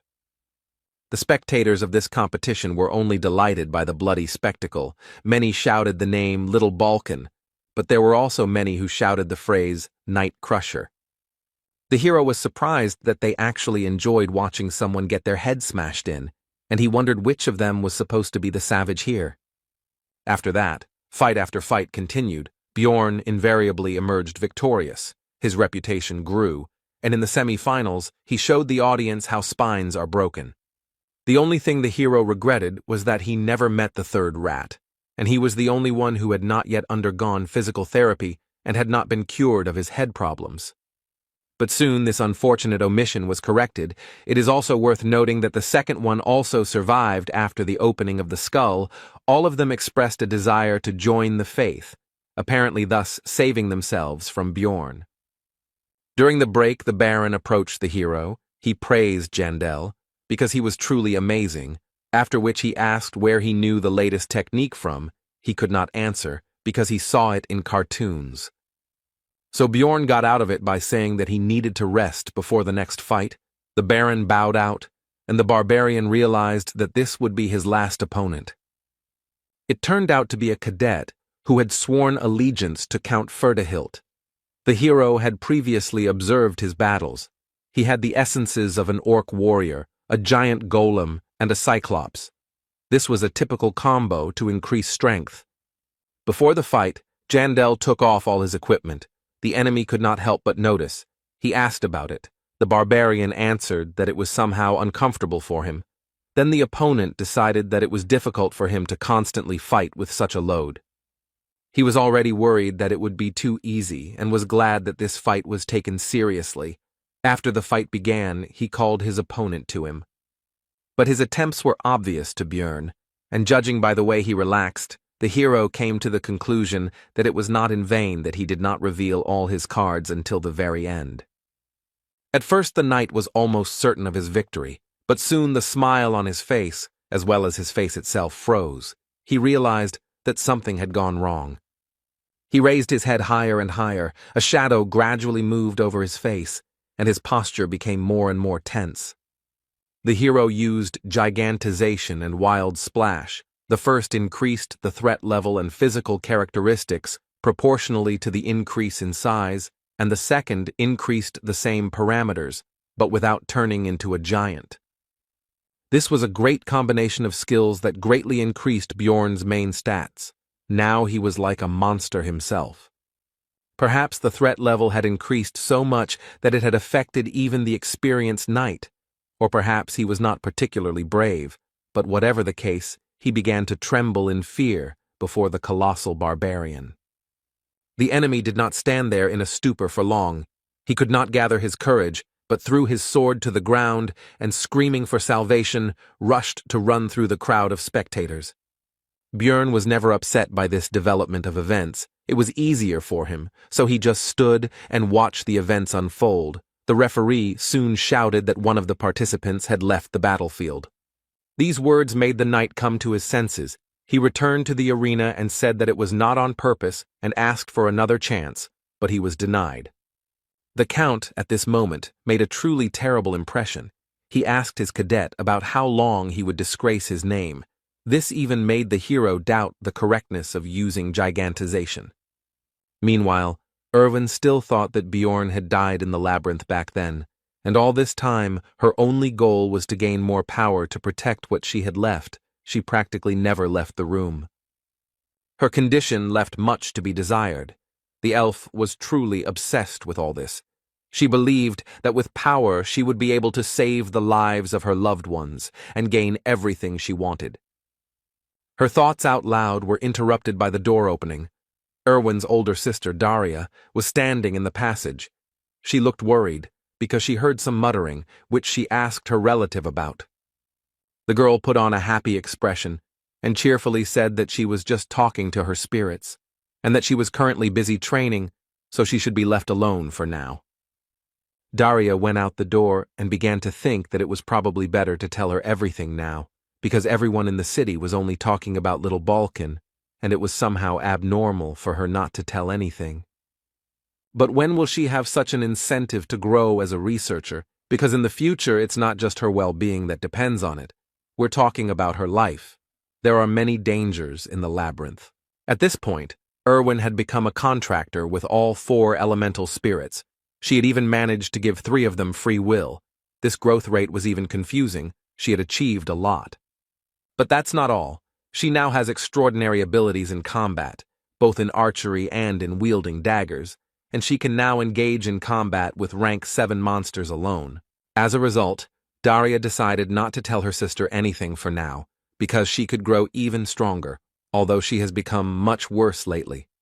At that moment, the elf was struck by the guess that Erwin's condition could be partly due to the essences of various monsters she had recently absorbed. In search of answers, the girl turned to books.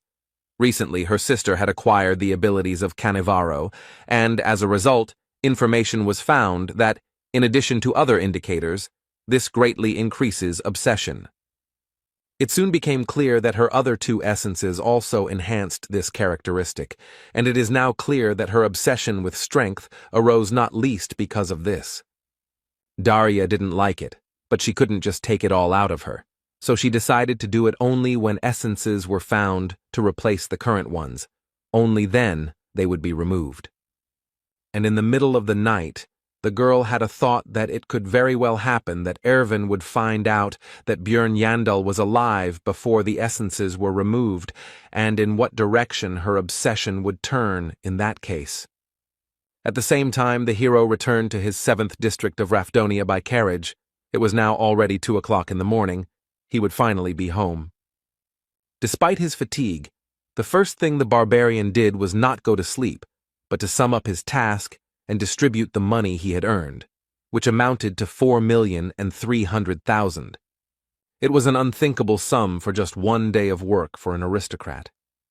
When they parted, Baron Martuan said that high society would talk about this for several months to come, and suggested that they contact him in case of problems. In other words, he was happy with their cooperation, but there was also a negative aspect. Ferdihilt looked quite angry. At first everything was fine. The Count congratulated Bjorn on winning the competition, and then said that he would call him when he was more prepared. The hero asked what it was all about. Then Ferdihilt said that he would not explain the details. The barbarian simply needed to ignore requests from other nobles. Jandel felt that something terrible would happen if he refused, so he nodded. The hero was pleased that he was able to obtain item number 7777 Garfa's necklace. So early, it is usually extremely difficult to obtain, even if you really want it. Then Björn reminded himself of his luck. From now on, he was going to even breathe carefully. The next morning, what the Count had spoken of happened. The barbarian received many letters from various nobles, all of them asking for the same thing, to accompany them to all sorts of events. The reward might have been small for the aristocrats, but it was impressive for the hero. But he remembered Ferdihilt and had no intention of angering him, but he couldn't just ignore them either. After the written refusals were written for each of the nobles, Björn thought about the Count. He considered him a dangerous man. People like him seem calm, but it is better not to cross the line. And it was so bad that he couldn't figure out his intentions. Jandel wondered what reason he could possibly have for being interested in some barbarian explorer. He decided to find out more about the Count and the community. Meanwhile, it was already the last month of helping Raven with her scientific work. Upon arrival at the magic tower, the girl looked somehow nervous. It turned out that the same old man, the sorceress's mentor, was already waiting for him here. During their last meeting, he had not made the best impression, so the hero was unhappy with his presence. Raven justified herself by saying that the master insisted on this. He himself reported the reason for his arrival. It turned out that he wanted to test his new magical device, which should detect evil spirits. Björn instantly pulled himself together, not showing a drop of worry on his face, and began to prepare himself for the worst. It seemed that this old man believed that he had figured out his true nature. The barbarian was not going to give up so easily. He decided to react first of all, not to the words about evil spirits, but to clarify about the magical device. This is a logical reaction, considering the experiments conducted on him. The wizard was outraged that the hero did not believe in the safety of his invention, did not trust the master of the Altemian school, but there was no need to worry. Everything would be checked by his student. She was surprised by this, but did not object. Björn decided that she would most likely side with her master. It was difficult to trust them both, but after analyzing the old man's behavior, Yandel decided that he himself was not yet sure of the outcome. Moreover, such a device most likely does not exist, and it did not exist before.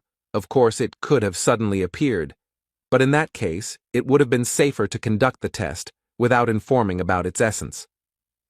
With all this in mind, Bjorn was about to act on his thoughts. The wizard asked about his readiness and said that it would only take 5 minutes, to which he agreed. Then the old man began to question the barbarian again to find out about his confidence because he had recently been worried about the safety of the procedure. This further convinced the hero of the correctness of his conclusions. He replied that Raven had already checked everything, so it was time to start, because he wanted to finish this as soon as possible and go on vacation. He had figured out the wizard's plan and was not going to fall for his bait. The test was soon over, and as soon as the door closed behind Björn, the sorceress began to demand answers from the teacher about what was happening. After all, the so-called magical device, although it looks strange, is an ordinary chair. She played along with the master, but now she was going to find out about the situation. Eventually, the old man revealed his suspicions that Björn Yandel was an evil spirit, so he questioned him about what happened in the labyrinth. The sorceress was unhappy. But in the end, the master admitted that he was wrong, and Raven understood his motive, because the hero was truly unusual.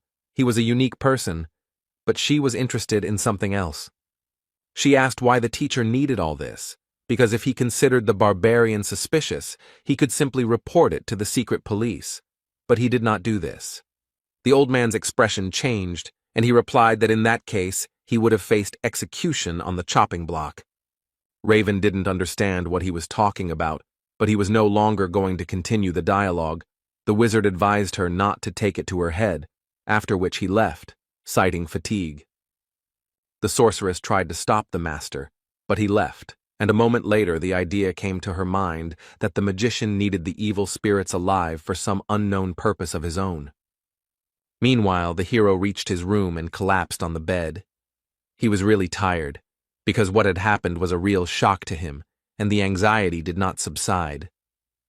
But despite all this, he showed himself well, reacted to the crisis situation extremely well. At least it seemed so to him. The old man, by the way, for some reason looked disappointed, but that's not important. As soon as Björn closed his eyes, Misha's voice was heard nearby. At first he was surprised by her presence, but soon remembered that he himself had given her the keys. The hero told the girl that he needed her. She immediately became embarrassed and began babbling about how it was still light, so it was not the time for such a thing, and she was not prepared, but was interrupted by the barbarian. It turned out that the guy needed help writing responses to the nobles who sent new letters. Misha asked if it was okay to use such expressions towards aristocrats. The hero replied that everything was fine, because barbarians could not be accused of insulting the nobility, violating etiquette, and so on. This was a privilege granted to their people for their great achievements in ancient times. If so, then Misha asked to tell her about the events that happened yesterday at the Count's banquet while she was scratching out these answers, of which there was a lot to do. Later, the regular meeting of the outcast team began. There were still 10 days left before the opening of the labyrinth. The hero was silent for now, pondering his knowledge of the main topic of today. This is a conversation about whether it is worth going on a research trip considering the possible collapse of dimensions. Hikuro said that he will not go, because if the rumors are true, then they are all finished. Dvalki and Rottmiller were of the same opinion.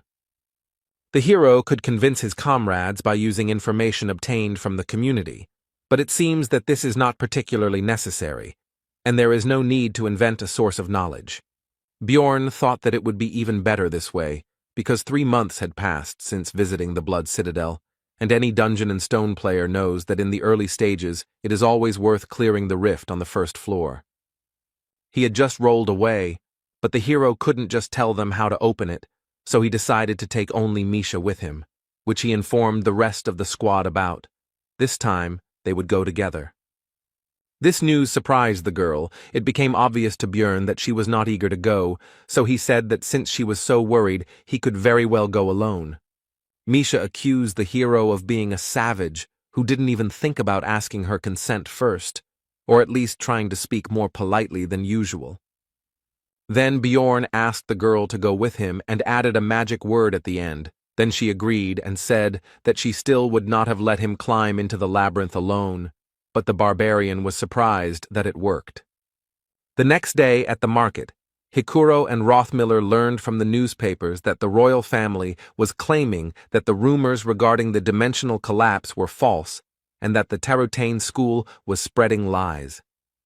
Then Murad went with the good news that they could go to the labyrinth together, but the barbarian replied that he and Misha had already taken the mission and could not, after which he slammed the door.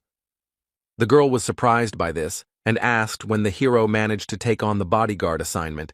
He replied that it was actually just an excuse, which aroused the cat's curiosity. Björn explained that this time they would go into the rift. Misha asked about his source of information about this.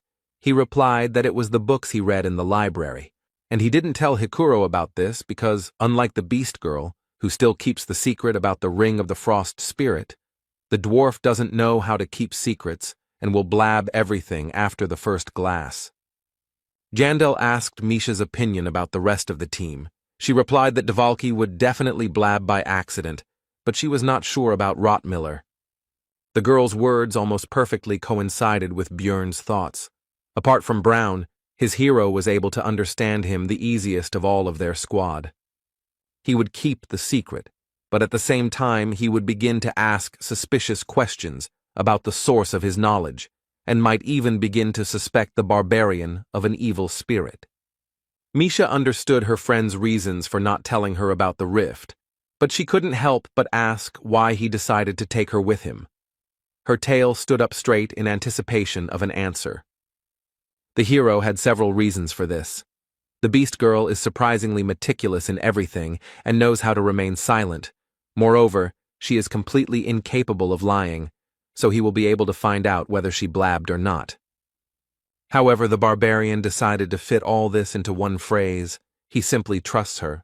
These words instantly made Misha blush. She said that she suddenly felt hot. Jandel offered her to drink some water. There were still 8 days left before the opening of the labyrinth, and it would take a lot of time to prepare. You had to strengthen both yourself and your partner.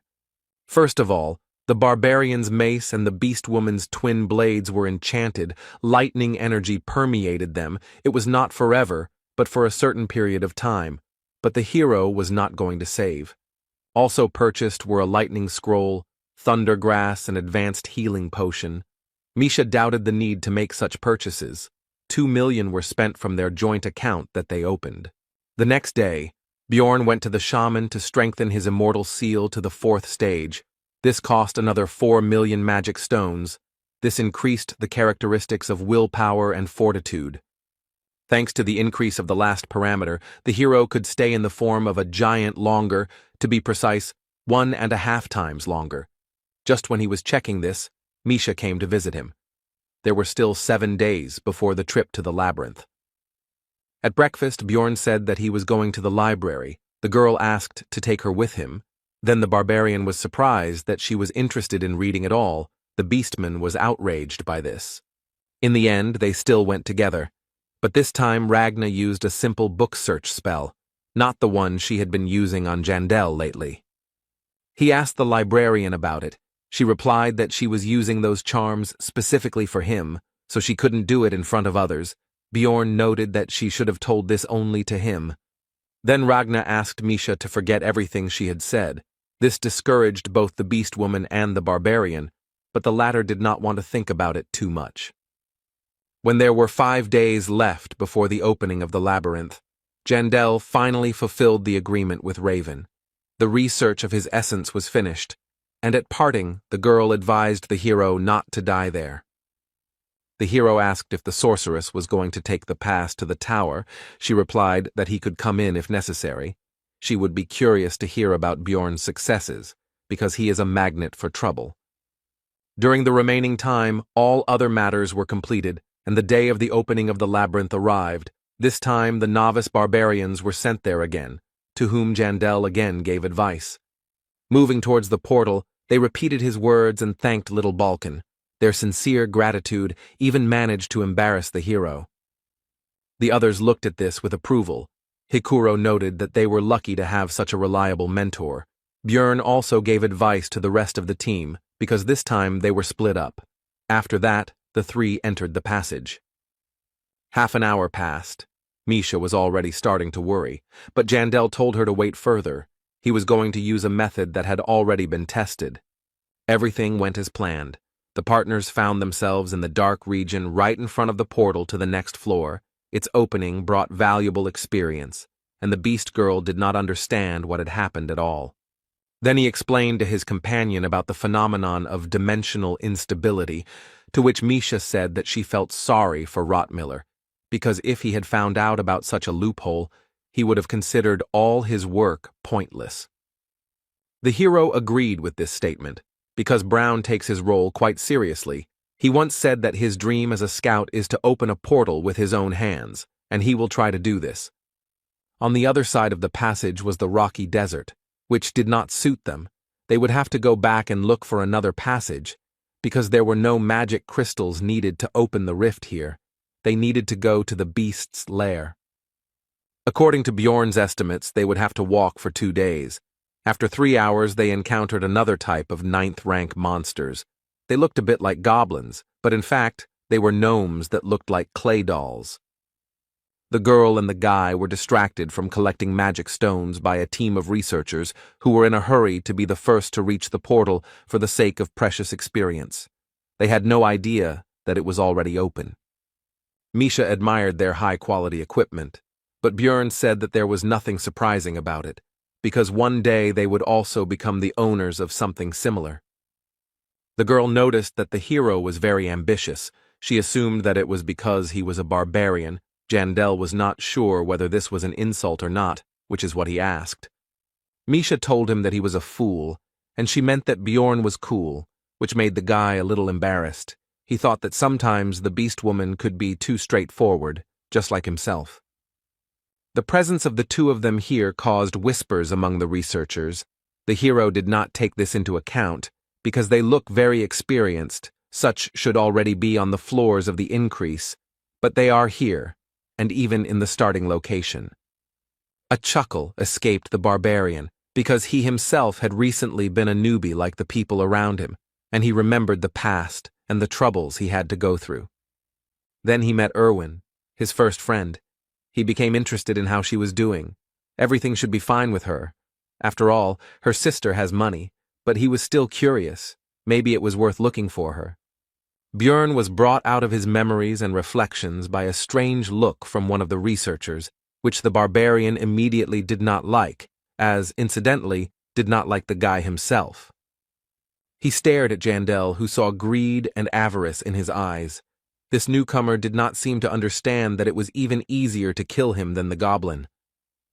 The hero felt worse the longer he looked at the researcher, so he decided to approach and ask if he had any business with them, and if not, why he was hatching. Misha grabbed Bjorn's hand and asked him what he was doing, because the man hadn't even done anything. This situation seemed familiar to the barbarian. The beast girl was now like a wife who was holding back her aggressive husband so that he would not get involved in a fight. Be that as it may, the hero decided to check something. He asked the name of the boy, who turned out to be Hans Ivan, and Bjorn expected to hear Hans, so he demanded to tell the truth and not lie. Soon Jandel began to calm down, but the researcher admitted that he really had been called that before, but he changed his name because it was too popular. Now it became clear to the hero why he felt so bad. As soon as he looked at the boy, it was another Hans, who always brings him misfortune. After this, the barbarian told him not to change his name back under any circumstances, but to continue living as Const. He agreed with everything and nodded his head actively. The hero was distracted from the conversation by Misha and the rumble that was heard throughout the labyrinth. Bjorn immediately grabbed his companion by the hand and ran towards the sound, because this could only mean one thing: the rift would soon open. Jandel decided that changing his name didn't help. If it was Hans once, it was Hans for life. They really were harbingers of trouble. Naturally, the rifts open once every 3 days, and while the first one was going on, it meant that someone had used the same method as him before to open this place. Bjorn was in a hurry. He had spent a lot of money on preparations. He also wondered who it could be, a former player or just someone with the right information. Whatever it was, he was going to find out. But to do this, It was necessary to get inside, so to increase the speed, and, accordingly, the chances of success. Because the space is limited, the barbarian took Misha in his arms and rushed to the entrance. The partners still made it in time. They were the last of the 5 participants. 3 were already inside. It was time to get acquainted with the new members of the formed Rift cleanup squad. The young man introduced himself simply as Carlson.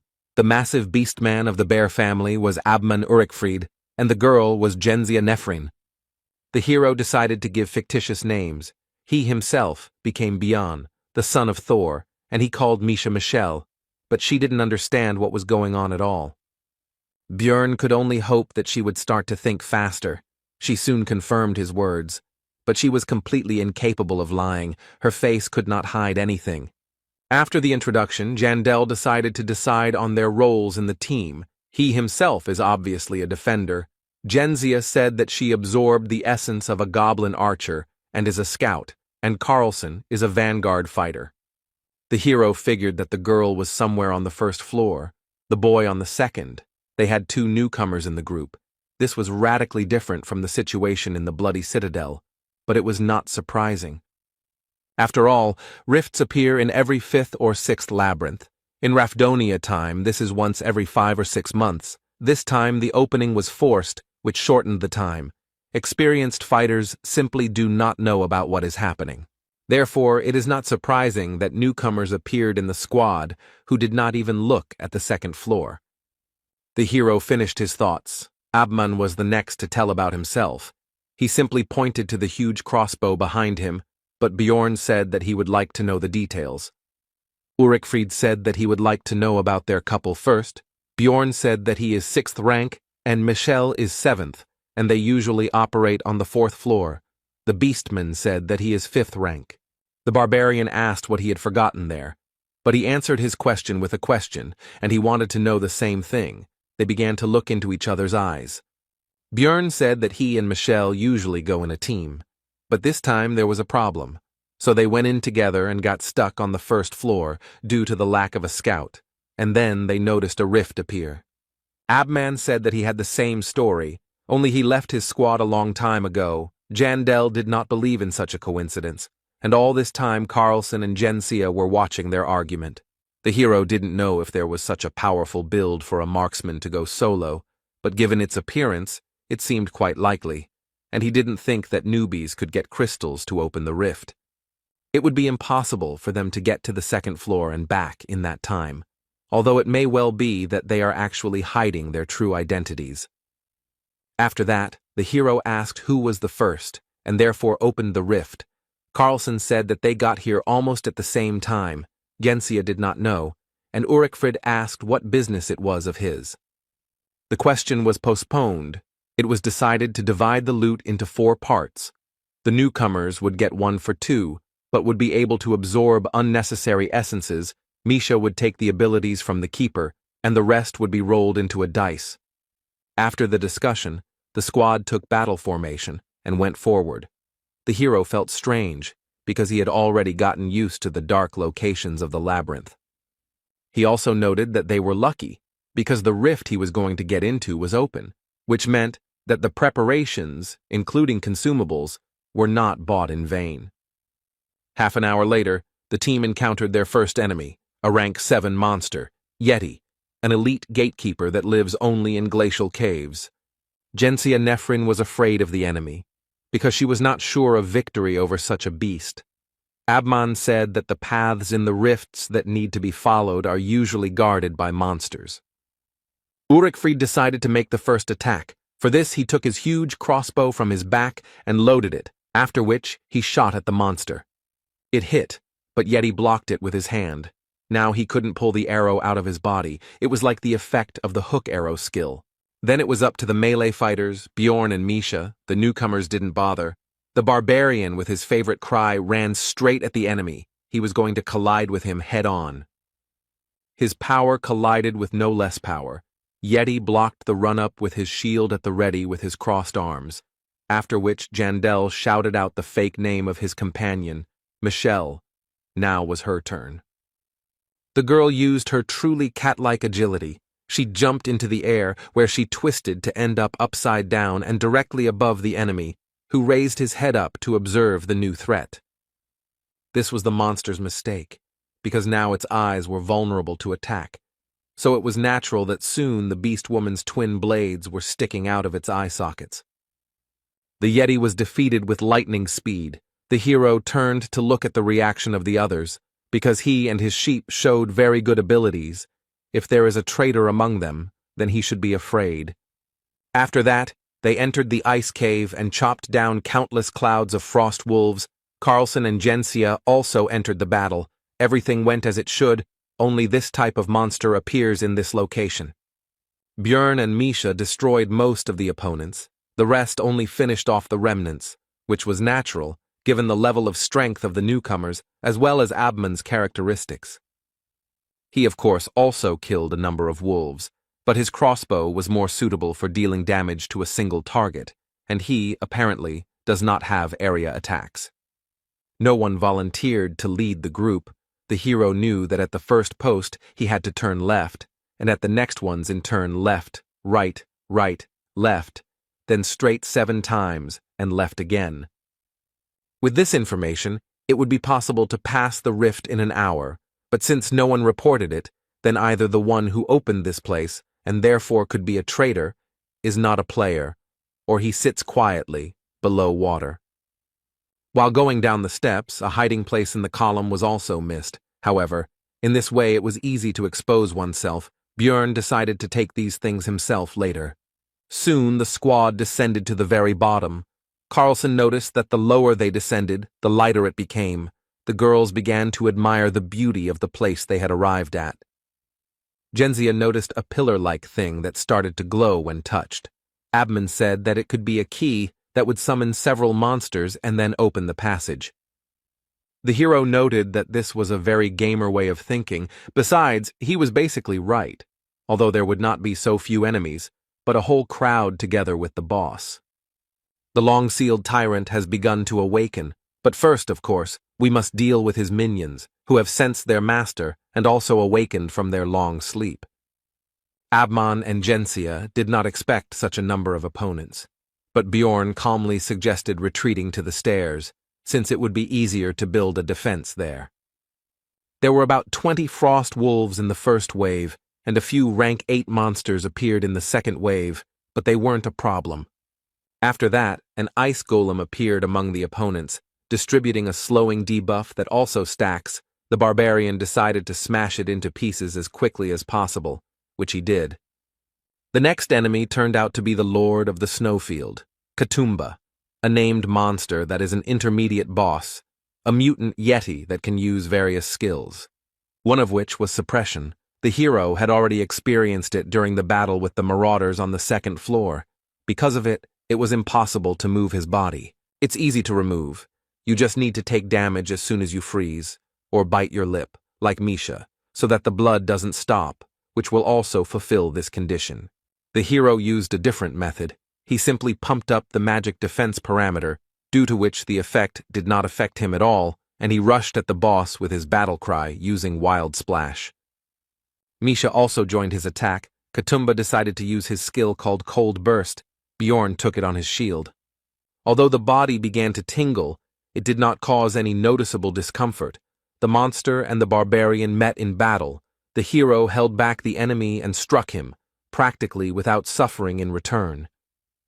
Ulrichfried told him to get out of the shot's path if he wasn't going to die, as he began to use his skills, which were enhancement, which strengthened active skills proportional to the soul's power, and hazardous materials. The combination was so powerful that it not only instantly killed the boss, but also dealt damage to the monsters that were nearby. The explosion was impressive. Misha was surprised that such a thing could be achieved with a regular crossbow bolt, while Jandel realized that the Beastman had had an area of effect skill all this time. He was just holding it back just in case. Björn wasn't entirely sure if this could be called AoE damage, but with the help of the bear, they were able to quickly deal with this wave. They were also lucky. They got 2 essences. Now the division of the loot should begin. Abman immediately said that he was not interested in this, and left the discussion to the others. The newcomers were about to say something, but Björn interrupted them. He informed them that the Yeti essence would go to them and Misha, and they could divide the second one between themselves. They agreed. The cat immediately began to congratulate the barbarian on acquiring even greater power, but it turned out that he wanted to give this thing to the girl. Misha hesitantly said that, in principle, she was not against such a development of events, but she was interested in how much she would owe for it. The hero was discouraged by these words. He was not going to fleece his partner. The girl continued to say something, but Björn was no longer listening to her. He was immersed in thoughts about the fact that the essence of the Yeti, a monster of the 7th rank, has quite decent stats. It increases bone strength and cold resistance. These are top defensive characteristics, and in addition to them comes sensitivity to the same cold. As well as a little strength and dexterity, all of this would be useful. But the sensitivity indicator is key for elemental damage dealers. It increases the damage from a given element. Misha, meanwhile, was still plaintively asking for an answer to her question. Björn continued to anticipate how much the power of his Koshara would increase. Because the color of the essence was also lucky, it gave the passive chill, which increased the damage of the attribute. But the main one was the active condensation of cold. Jandel could have dreamed about a better essence and thought about the prospects for a long time, but he came to his senses from Misha's touch, who thought that he would fleece her to the skin, since he had not answered for so long and with such a face. Björn finally replied that she shouldn't worry about that, since such things only needed to be taken care of with temporary companions, and it would be enough for him that the girl would continue to stay with him. These words somewhat confused the cat, but she still hurried to absorb the essence. This caused strange sensations in her, because the last time she did this was a long time ago. The barbarian decided to inquire about what the newcomers had decided. They said that they would not take their loot, which aroused the hero's suspicions, because such newcomers should seize any opportunity to become stronger. Carlson explained that Genzia saw that this essence fell from a frostwolf, and if so, then it would not suit him. Björn asked the guy about his reluctance to absorb this thing. Because these monsters are rare, it is unlikely that he knows about the granted abilities. The guy replied that it is rank 9, and something better will still fall out in the rift. It was a little suspicious, but such an answer was quite logical, because in this place the chance of essence dropping is very high, so I decided to find out Gensia's reasons for refusing to increase her strength. The researcher replied that removing unwanted essences was quite expensive, so she decided not to repeat her mistakes, because the girl uses a sword and she has the abilities of a goblin archer. The hero would have removed from the list of possible traitors those who would have absorbed the essence, but none of them took it, and the reasons given were almost ideal. He only hoped that they were not in cahoots. Genzia began to ask about the end of the monster's attack, as the ice ceiling above them began to crack, and soon a large paw of a new monster appeared from there. It was the final boss, somewhat similar to a lycanthrope, but larger and without weapons. But Björn was never worried about its appearance, because he knew that he would have to fight it later. Tyrant Tenerbus discovered the intruders and was very angry, so he used Ice Crush, which broke the floor under the team, and they all began to fall down. Just as the hero from the game remembered, it was time for the 3rd chapter. As a result, the squad ended up in a special zone, in which they were affected by the hypothermia effect, which reduced agility and doubled the damage received from the cold, and they all fell into freezing water. In the game, you just waited for the loading to complete, after which you start the 3rd chapter already on land, although your health points become smaller. But in reality, the barbarian was thrown around by the current left and right until he was thrown out of the waterfall, and he began to think that he would die like that. Now he understood the reason why he started this chapter in the game with reduced health. Because of this shaking from side to side, like a sack of potatoes, his body is now all in bruises and abrasions. The hero was distracted from analyzing his condition by a worried Misha, who shouted his false name and ran to the barbarian to make sure that everything was okay with him. When everyone gathered together, it turned out that Abman always carried firewood with him, Since he traveled alone, Björn decided that this fully proved the truth of his words. Nefrine and Carlson were worried that they were sitting right next to the fire, but it wasn't getting any warmer. Ulrichfrid explained that it could be an effect of a special region. His own limbs were getting numb. Misha was surprised by their conversation because she herself had never felt anything like this. But the hero was not surprised by this, because the girl's resistance to cold, according to his estimates, should have already exceeded 40 units. The cat asked how Björn was feeling.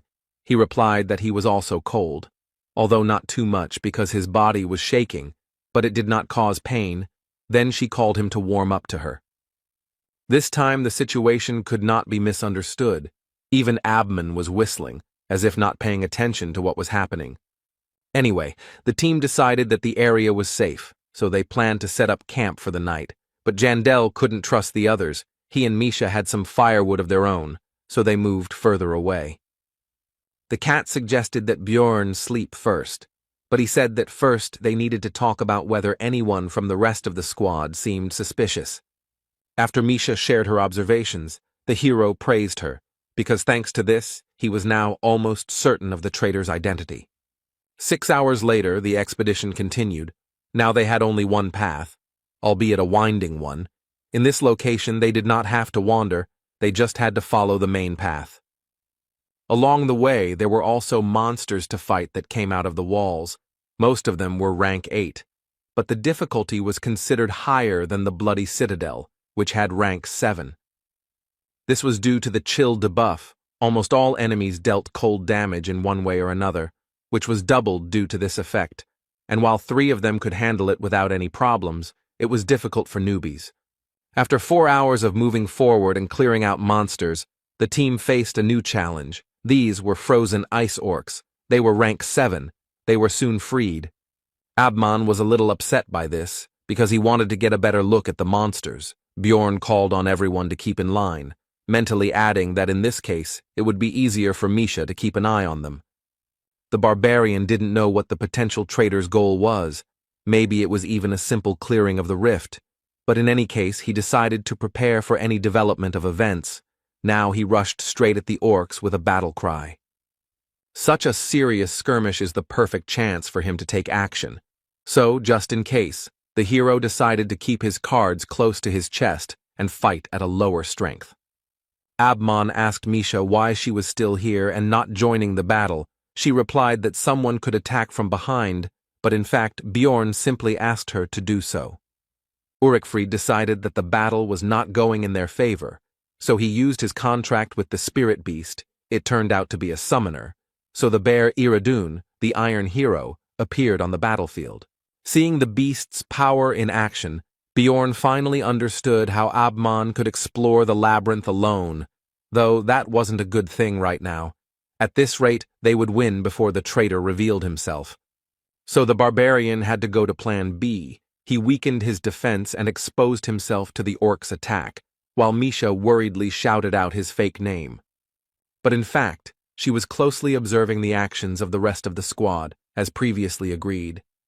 Björn was actually almost unharmed, because the combination of the helmet, the thickness of the skull, physical resistance and regeneration protected his head.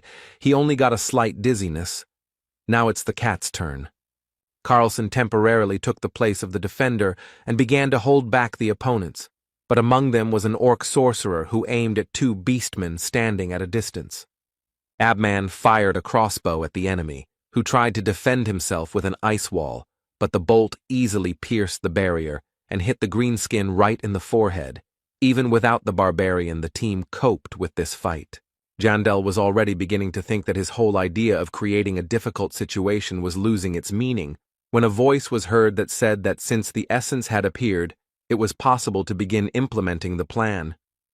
Genzia used armament change, which instantly changed all of her equipment to a higher rank, after which she used the skill Beast Walk, which imposed invisibility and speed.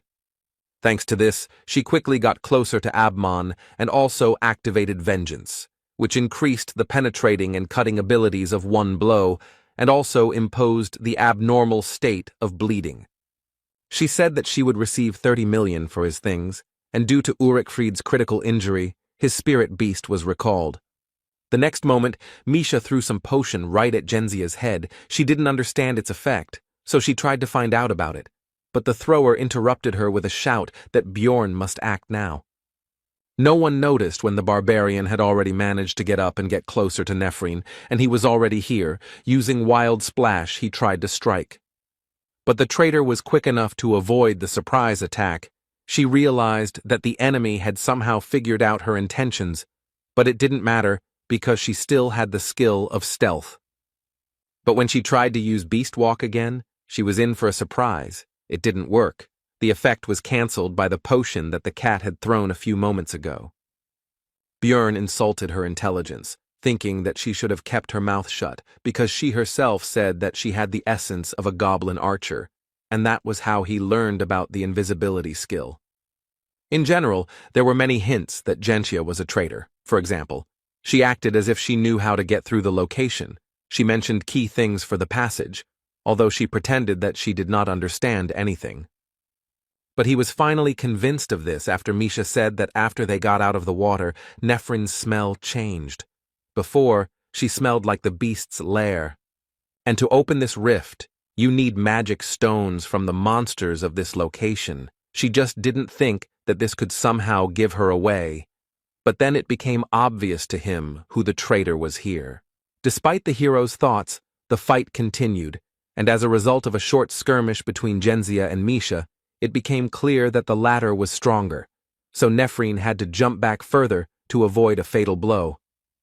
But there a barbarian was already waiting for her. Before the traitor could do anything, she received a powerful attack from a huge mace on her back. Blood spurted from her mouth. A normal speed fighter wouldn't be able to withstand this, but it seemed like this girl had invested a lot in her defensive stats, so she jumped back and angrily cursed with words about stupid NPCs. The hero realized that she was also a former player, like him.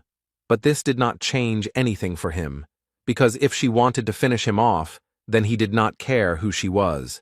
Now she was just an enemy. While Bjorn stood there waiting for Genzia's next move, an orc with an axe came up behind him, but thanks to Wild Surge, he couldn't deal damage, so he was ignored, and killing him would spawn a boss.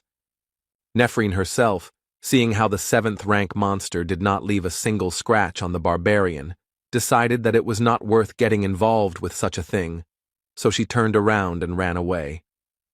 But it was pointless. It seemed she didn't know that when the ice orcs woke up, the passage would collapse. But as they say, a cornered rat will bite a cat, so you have to be careful. All this time, the enemy continued to beat the barbarian wherever he could. It seemed he was even starting to like it. Misha offered to take him on herself.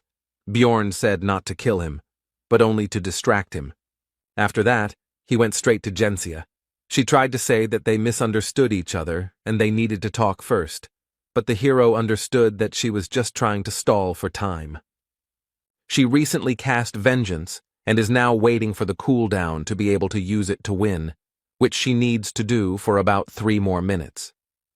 In other words, she wouldn't be able to break through the shield yet, but his thoughts were interrupted by the enemy's attack. He realized that despite this, she would still try.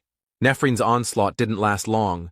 Jandel timed it right and struck her leading arm with his massive mace, causing the blade to fly far away from them and leaving the girl unarmed. After that, the barbarian returned to the conversation and asked about what they had misunderstood. Genzia at first did not believe that they believed her, but this was her only chance, so she began to explain.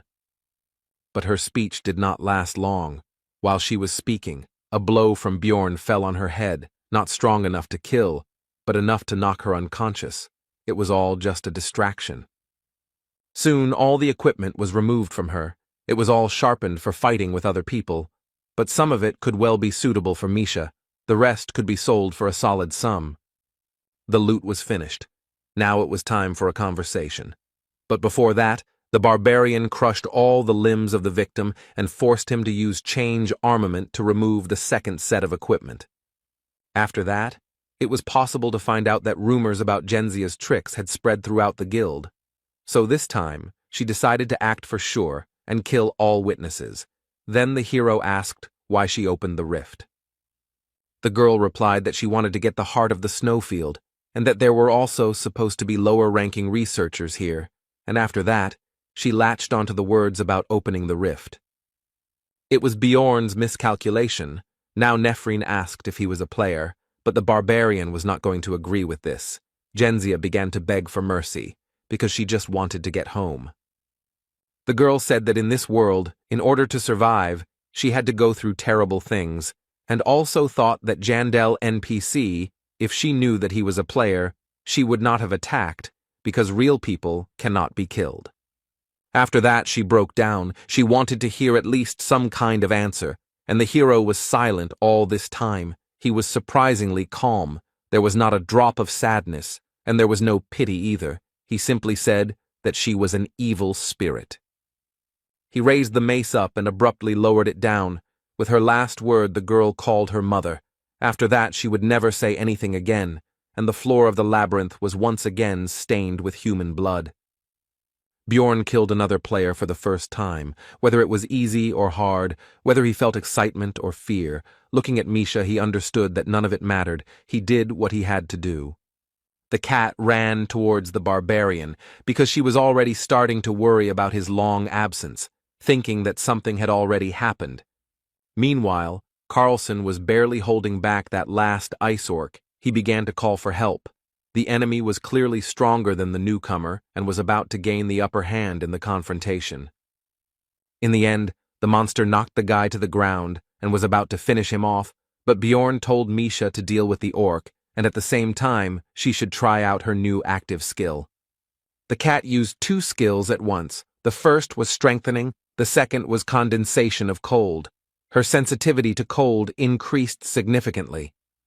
The orc was about to deliver the final blow with his axe when Misha rushed past at great speed and wounded his hand, saving Carlson. The wound looked like frostbite damage. It stops bleeding, but also prevents regeneration, which will be useful. It also significantly limits mobility on normal monsters. Without cold resistance, it will be even better. Having analyzed all this, Bjorn told Misha to hit him in the neck this time, which she did, as a result of which the enemy instantly froze in place. Most likely the frost reached his brain. Now, after asking about the cat's readiness, the barbarian attacked the helpless orc with his mace, after which the boss should appear. After this, the tyrant Tarunbas broke through the wall. Earlier he woke up from a long sleep, and now he also restored all his strength. This enemy has a few special features. He is 1.5 times bigger than a normal lycanthrope, and his stats are twice as high. He wields an ice club and inflicts hypothermia, but none of this is a problem.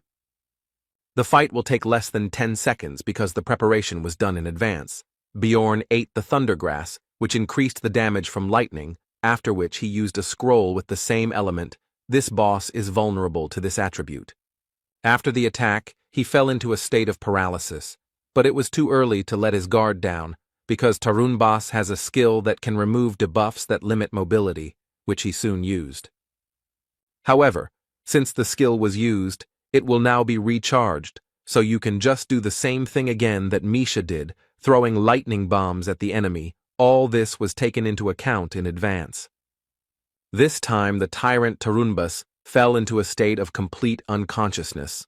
Only 3 seconds had passed since the start of the fight. Everything would be as easy as pie. The preparation was at the highest level. Now Misha and Bjorn began to beat the boss with weapons enchanted to deal lightning damage. It reminded him of the good old days when he and Einar also killed death demons. The essence fell from the keeper. It was previously decided that it would go to the cat. She again began a conversation about the same as last time, but he did not listen to her and simply forced her to absorb the prey. Here they were attracted by the weak voice of Abman, who asked to get a potion from his bag. Misha was glad that he was alive, although she could have sworn that a second ago he had not been breathing. Carlson and the girl found the best potion and, telling the wounded man not to complain about the waste later, began the treatment. But it didn't help, so they continued. The hero realized that the blade was probably lubricated with poison that prevents healing and regeneration. The antidote also didn't work. The bleeding didn't stop. Ulrichfried was getting worse. Then Misha remembered the advanced healing potion that she and Bjorn had acquired earlier and suggested using it. After using 5 regular and 1 advanced elixir, the bear's condition improved more or less. It should even grow back the severed limb. His poison was very strong. After this, Jandel gave Carlson his share. He noticed that there was too much here. Then the barbarian said that it was because he did not receive the promised essences, and also he should not talk about what happened here. Misha seemed to think that Bjorn did it out of the kindness of his heart and cast a warm glance at him, but he didn't understand why she was staring at him like that. When Carlson left, Abman finally woke up. The first thing he said was that he was very lucky to stay alive. The hero was pleased that he understood this. Ulrichfried assured that he would pay for the potion. Jandel said that it would cost 5 million. The bear noted that it was only 1 million, but agreed, because the price of items can change depending on the circumstances. He left one of his numbered items as collateral. It was 7611, Gravedigger's Deception, which after receiving fatal damage plunges the wearer into suspended animation and gives immunity to damage for a certain time. It was thanks to this that the bear was able to survive. There were only 2 out of 3 uses left, but the barbarian still thought about simply taking the debt with the artifact. But Abman understood his thoughts and did not agree. At parting, Ulrichfried promised that he would not forget everything that the hero did for him. Bjorn noticed that he looked very cool at that moment. After that, the barbarian called Misha with him and turned back. She was surprised that they were not leaving, to which he explained that he still needed to take something from here. These were the caches that he learned about in the game. Besides everything else, a consumable was hidden in one ice block, increasing sensitivity to cold by 3 points. It, of course, went to the cat, and he himself increased his resistance to frost with another find. After that, Jandel explained that they had not slept much due to being on duty, so they should rest before continuing the hike, and besides, there was no place safer than a cleared rift. But the barbarian was in no hurry to fall asleep. Now was the time to think about today and the decisions he had made along the way. First of all, he thought about what would have happened if he had been here alone. As soon as the hero killed the player, all sorts of thoughts began to creep into his head. He suddenly began to hope that she would still open her eyes, at least in her world, and her dream would come true. Bjorn was disappointed in himself. And even so, despite all his actions, he was overcome by greed. For Abman's equipment, he could get 30 million. This would allow him to raise his seal to the 6th level. He just had to wait. However, Jandel poured the potion on his wound, deciding that it would be wrong to let him die like that in front of the one he was going to work with in the future. Despite his corrupted morals, if it weren't for Misha, who was now looking at him and asking about his thoughts, how far he would have gone, he didn't know the answer to this question and didn't want to know. It was cold, so the cat and Bjorn spent the night under one blanket. The heat of the fire embraced them. They dozed off for a while. On the 3rd day of being in the labyrinth, the partners returned to the 1st floor, where Misha needed to check his new sword, which previously belonged to Genzia. It was some kind of numbered item. When the girl realized this, she realized that the blade was very expensive, so she tried to return Bjorn's loot, but he refused. He was still unhappy with the way she thought of him. Misha continued to get used to her new powers and equipment, and Jandel was going to continue these trainings on the 3rd floor. Now he did not interfere in the cat's battles, so she asked just in case whether the barbarian was forcing her to fight alone because of his laziness. He answered negatively. Looking at how much stronger Misha had become, Bjorn began to be proud of her. Because she had grown so much in such a short time, he did not expect that they would be able to catch the essence. The essence of the lycanthrope is as good as the Yeti. It increased agility, cutting power, sensitivity to cold, resistance to it, physical defense, fighting spirit. But these are not the main characteristics. Passive skill, Snowblood, which increases sensitivity to cold by 1.5 times. The longer you live, the more noticeable the bonus will be. Plus, it is an excellent synergy with condensation of cold. The active skill Ice Crush slightly increases damage dealt to enemies in the frostbite state. and greatly increases damage dealt to enemies in the frozen state, making it super effective for multiple attacks. The Indomitable skill removes all effects that affect mobility.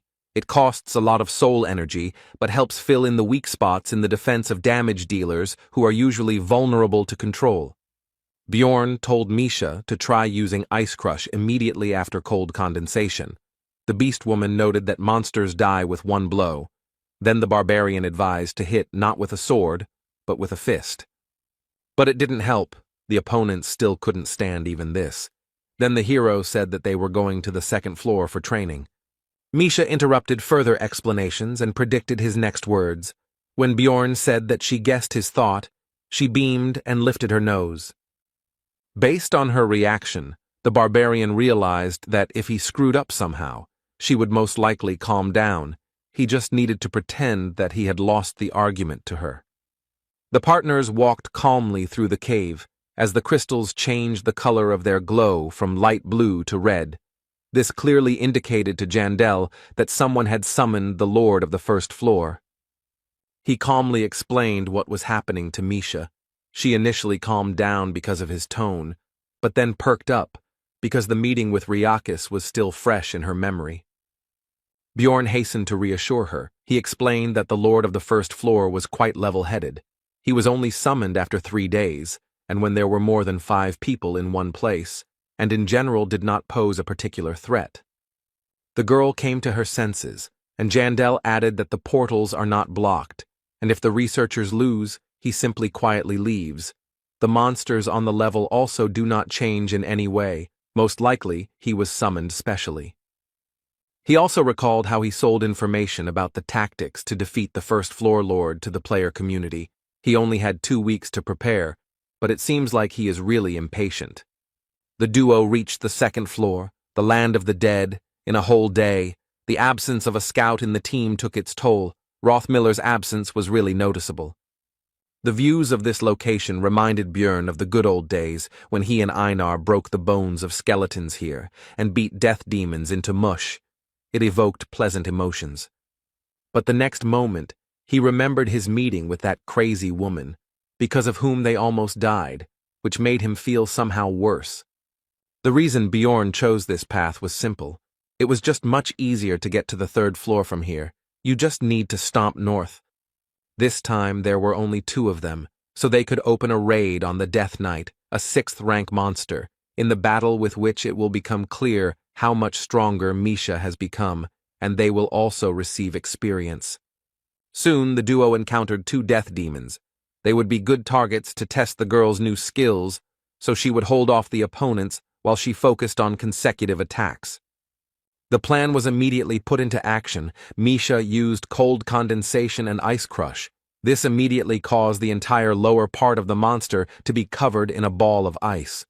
He was unable to move, but he was not going to give up, so he used Call of the Dead. New opponents pounced on Bjorn while he held back the second death demon, which made him unable to defend himself. The dead man, despite all the hero's physical protection, managed to bite through his skin and draw blood. The damage was not particularly significant, but it was unpleasant. Misha became worried and rushed to help the barbarian. But this was not such a dangerous situation as it seemed to the cat, because a moment later the wound began to rapidly regenerate with a hiss.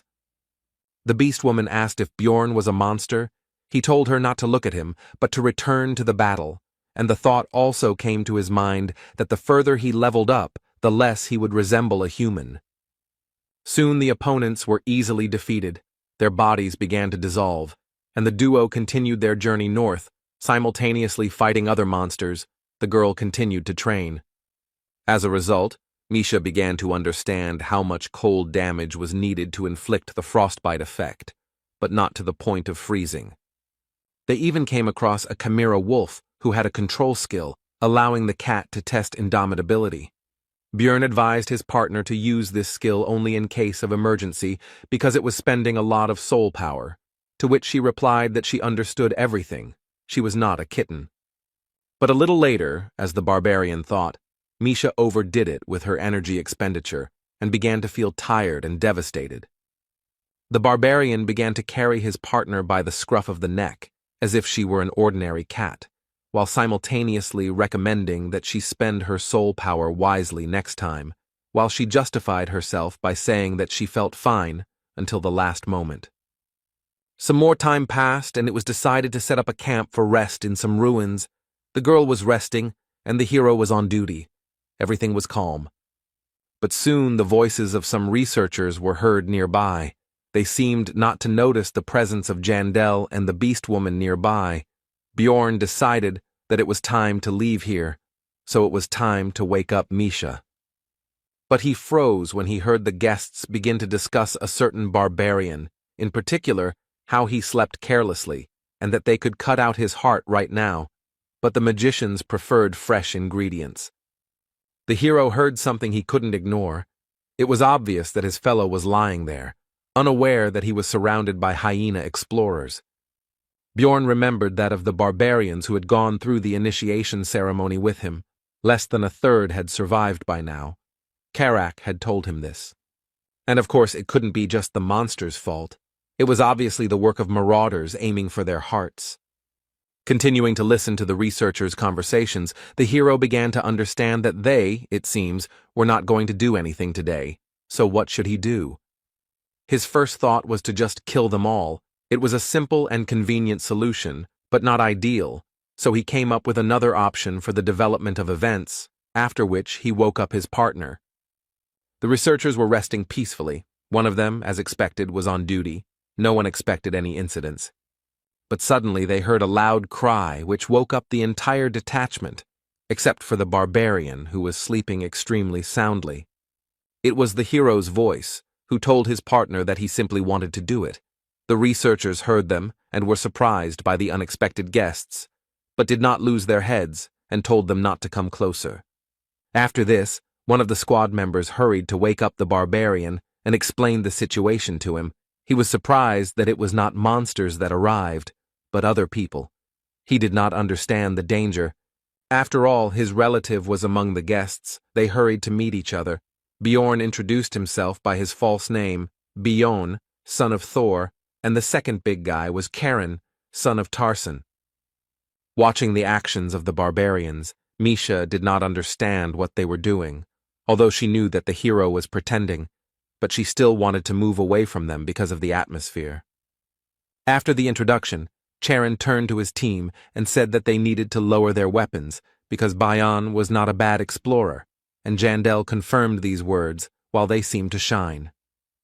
One of the members of this squad twice began to address the barbarian, but he first told him to call him by name, but he made a mistake in this too, calling him Thor. He corrected him again, and soon the hero got him angry. The explorer was still able to correctly name Jandel and said that they should leave here because this is their camp. Then Bjorn said that they can become friends for the night. He began to explain that this was not done above the first floor, but the faces of the other people showed that they were already fed up to death. They had no idea that this was only the beginning. The researcher continued his speech. He said that you need to go up with those you trust. Bjorn clarified that they cannot become friends for the night. And the next moment he yelled that they were completely stupid, that they only had the bull for decoration, because if they united, then each of them would be able to sleep longer. Charon was surprised by this. He exclaimed that this was simply a brilliant solution, and he also wondered how the others had not thought of this before. The researchers were extremely surprised by this whole conversation. They decided that there was no point in even talking to these stupid barbarians. They even tried to somehow object, but this did not bring any results. The leader, with whom Bjorn had been talking all this time, had already decided that this would only bring disadvantages when he noticed the beast woman, who was very beautiful. He asked her opinion. The cat replied that since they were in the company of a barbarian, they could not be bad people, so she was not against their temporary unification. After which she told that her companion had lost his weapon, so she could not trust him to be on duty. This news pleased the squad leader, and Bjorn added that he had stuck the weapon into the monster and it had run away. The hero came up with a ridiculous excuse, but they believed him, looked at each other and decided to agree. Sometimes the reputation of not the smartest barbarians can be useful. The duo began to pretend that they were sleeping. Misha asked if they had to lie together. Bjorn replied that it was necessary. In exchange, he would then fulfill any wish of his partner. Soon the people stood up. Jandel squeezed the cat's shoulder tighter. The researchers decided to split up to deal with all the targets at once.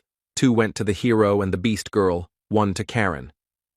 Bjorn pretended to wake up. He asked if they also got up because of hunger.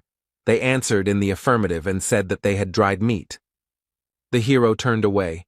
Then the researcher struck him, which did not cause him any damage. The attacker was so surprised by this result that he simply froze, not even continuing the attack. Jandel turned around and asked about the fact that he had done this by accident, and also said that you can't make a mistake like that even if you are very hungry. The leader of the squad began to justify himself. But before he could say 3 words, he received a punch in the face. Several of his teeth flew off, after which the hero said that it happened by accident, because he was also hungry. Charon meanwhile woke up because of the noise. Then one of the squad members shouted to the archer who was standing behind Tarson's son to shoot him. But the barbarian still managed to defend himself from the arrow. Although it pierced his arm through and through, the tip almost reached his eye, but he still survived. This made Karen very angry. He grabbed the archer by the neck and began to demand answers. The situation of the researchers was getting worse and worse. Misha dealt with the last one. She told Bjorn that at first she was a little doubtful, but he turned out to be right. These people really are marauders. All the enemies were neutralized.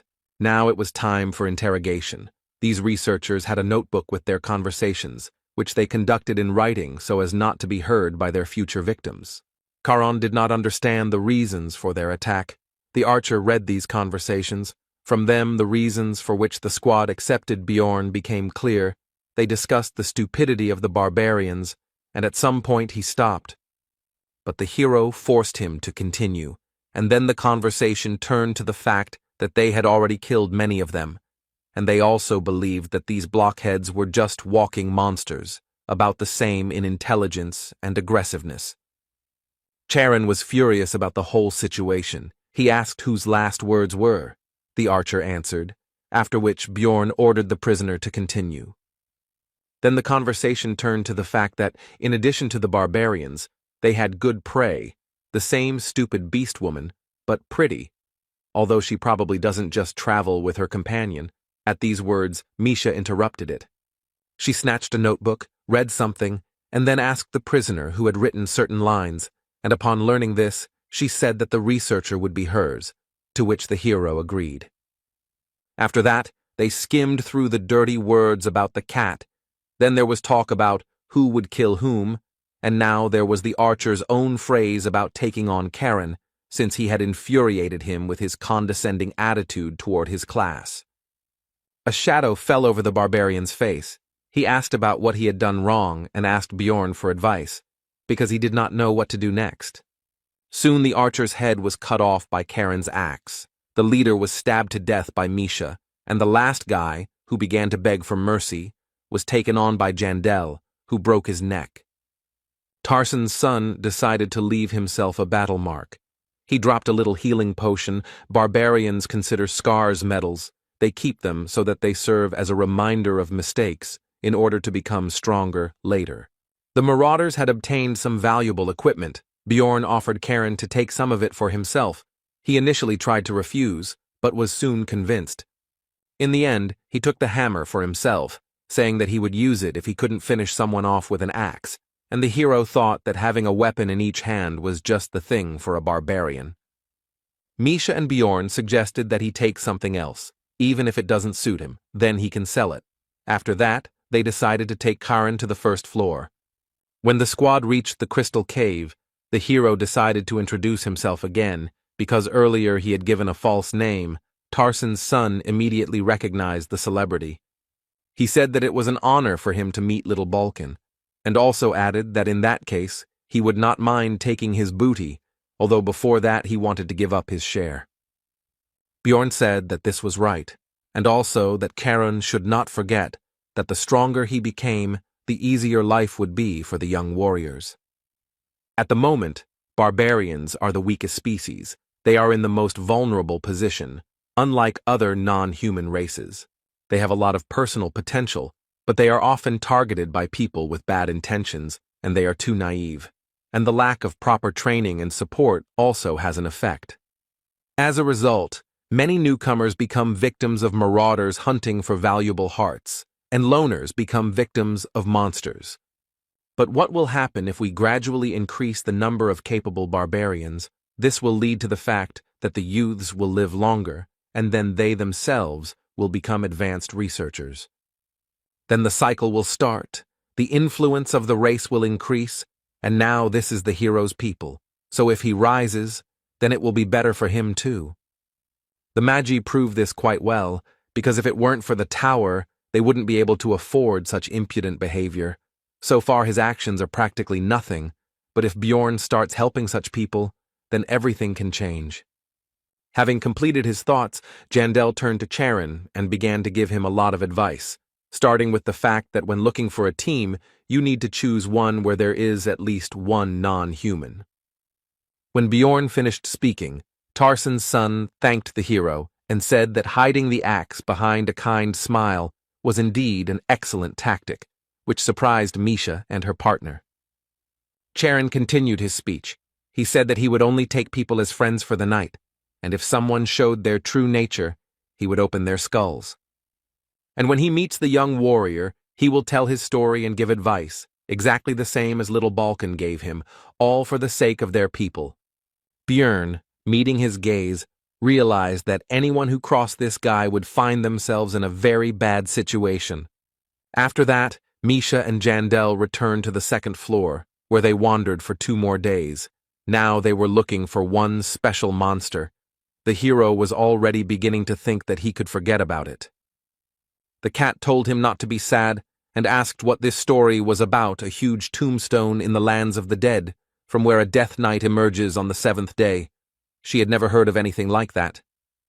After that, Misha said that books don't always tell the truth, so the hero should stop sitting around in the library and start walking with her. Björn was surprised by this specific alternative. But further conversation had to be interrupted. Both felt something strange and became alarmed. They did not know yet, but they were subjected to the effect of the resentment skill, which reduced the effectiveness of healing and regeneration. The hero suspected what had happened, thanks to the time spent in dungeon and stone, so he immediately bit his lip and began to time the time it took for the blood to stop. He was right. Everything indicated that the Death Knight was very close. Apparently he was aggroed immediately upon his appearance. Someone was waiting for him and immediately attacked. Possibly a player, but not a fact. All they need is experience from this monster. There is an option to act, even if someone is already fighting it. Soon the duo ran to their destination, where the researchers actually started a fight with the Death Knight. The hero did not stop the speed of his run and attacked the monster with a swoop. After this, Björn switched on his stupid barbarian mode and shouted to the squad that had just been fighting not to be afraid, because he had saved them. In the end, they started whining. The elf was furious and tried to rush at the barbarian. One of them held her back, the rest just stood there. Misha actively apologized and bowed. Suddenly, one of the people spoke up. He said that he remembered that it was little Balkan who helped him and some others on the 3rd floor. The hero remembered this guy. He was the same dude who took out the researchers during the battle with Riakis. Jandel thought that he could be a former player.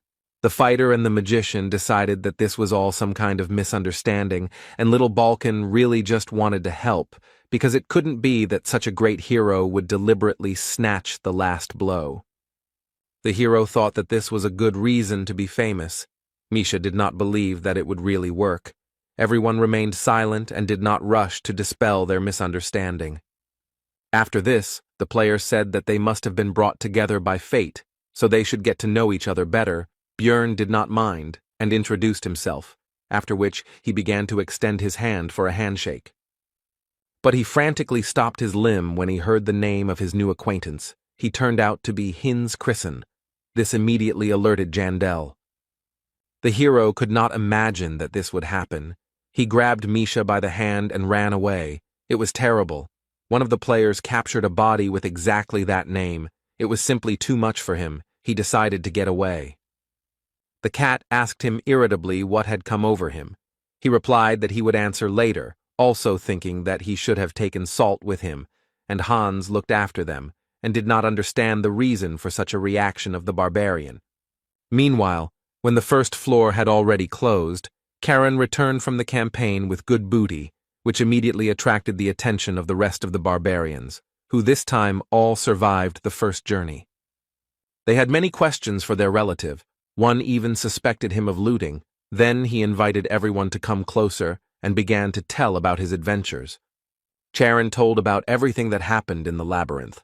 As expected, the barbarians were furious, but at the same time they were happy with the actions of Little Balkan. They considered him a great and wise warrior. Tarsen's son confirmed their words. He raised one of his bags of loot and said that he had achieved all his success thanks to him and his advice. A couple of researchers behind them began to discuss the fact that this gathering of savages was too noisy and that their kind had only one benefit, their hearts. It was obviously impossible to attack them in Rafdonia.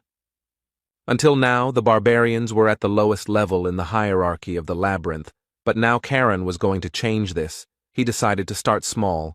He would teach his kindred what he learned from Bjorn and what he learned himself. Misha and Jandel reached the 3rd floor in the second half of the 9th day, ending up in the Black River mouth location.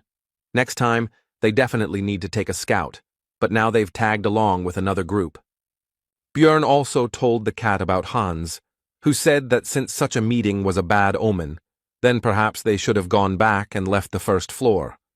The hero noted that this was not proven, and if such an effect existed, they would not become immune to it even if they returned to Rafdonia, so it was better to just continue doing what they were going to do. Misha said that it would be better if he didn't tell her anything, because now she was worried. He replied that he was glad to share his problem with someone. This irritated the girl, because she thought that he was laughing at her. The barbarian initially agreed with this, but then said that he began to rely on the cat, although he himself did not understand when this happened. These words confused his companion. Misha praised Jandel and said that he needed to continue to rely on her and not suffer alone, while she experienced a cocktail of different emotions: pride, joy, fun, and awkwardness. Bjorn said that he was just joking, after which he instantly disappeared from his previous place, causing the cat to be surprised at first, and then angry and irritated, so she chased after the fleeing barbarian. But the merry chase did not last very long. To reach the place for a halt, it was necessary to cross the river. At certain moments, the water rises. They were lucky to make it in time, but the best places were already taken. Misha said that she forgave Bjorn because she has a generous heart, and certainly not because she didn't want to get wet. Suddenly, the voices of the researchers were heard asking someone to be quieter, because they were trying to sleep here. They apologized, and the cat was happy, because she recognized the one who was asking for forgiveness for the noise. Hikuro, Devalki, and Rottmiller also set up camp here. Misha said that they were definitely connected by fate itself, but so the team of outcasts became one again. The dwarf asked about their task. Bjorn answered that it was on the 1st floor. The customer had already returned, after which he inquired about their presence here, because the trio was going to stop on the 2nd level. Hikuro explained that they had already finished all their business on the previous floor, so they had come here on a backup mission that they had taken just in case, which was exactly what had happened. After that, the team completed the task that Murad took. It was necessary to get the eyes of the frog sorcerer. The reward would be 2 million. It did not take even 3 days. Misha was surprised that the matter was finished, but Devalki was glad that his distortion magic, which kept the monster's body from dissolving, finally worked, and told the beast woman that she was a talisman of good luck. But Hikuro said that he was looking at her through rose-colored glasses. The lucky one here was obviously Jandel. Fortune was following him on his heels. The barbarian himself had a clearly opposite opinion about this. After that, he suggested going to the 4th floor. Since they were done here, it would be a shame to stop there. If they set out now, they should make it in time, even if it would be tight. Everything was decided, and 3 days later, the team entered the witch forest, and 3 hours before the third level closed, the portal was reached. The hero praised Rothmiller for his work. When Jandel was already entering the passage, he heard a familiar voice calling him from behind, but he did not have time to turn around. It seemed to him that it was Erwin. He began to think about the likelihood of such a meeting. But there was no time for that, because in the Sky Tower, the monsters attack immediately. This time, they had a nasty combination. It was an orc sorcerer, a stone golem, living armor, and a Dullahan. Only a few moments passed and the battle began. Hikuro exclaimed that his comrades should not lose their vigilance, because even though the opponents were low-ranked, their teamwork could be unpleasant. But the next moment, everything was already finished. All the enemies were killed. Bjorn dealt with the Dullahan and the living armor. Misha dealt with the golem, and Dvalki demonstrated his new spell on the orc. Murad was surprised at how easy the fight was, but quickly came to his senses, because 4 multicolored portals opened, behind each of which were different types of tests. They did not have time, so the choice was obvious. This will be the Ladder of Wisdom, a path that requires a scout, since the road is very confusing and filled with traps. Monsters appear periodically, but you can climb up 5 floors at once. The hero was interested in what could have happened if they had chosen a different path, because then perhaps this would not have happened. On the first level of the Sky Tower, the team passed the Door of Wisdom, then Courage, and then Wisdom again. Thus, they reached the 12th floor, where they came across a troll, a 5th-rank monster.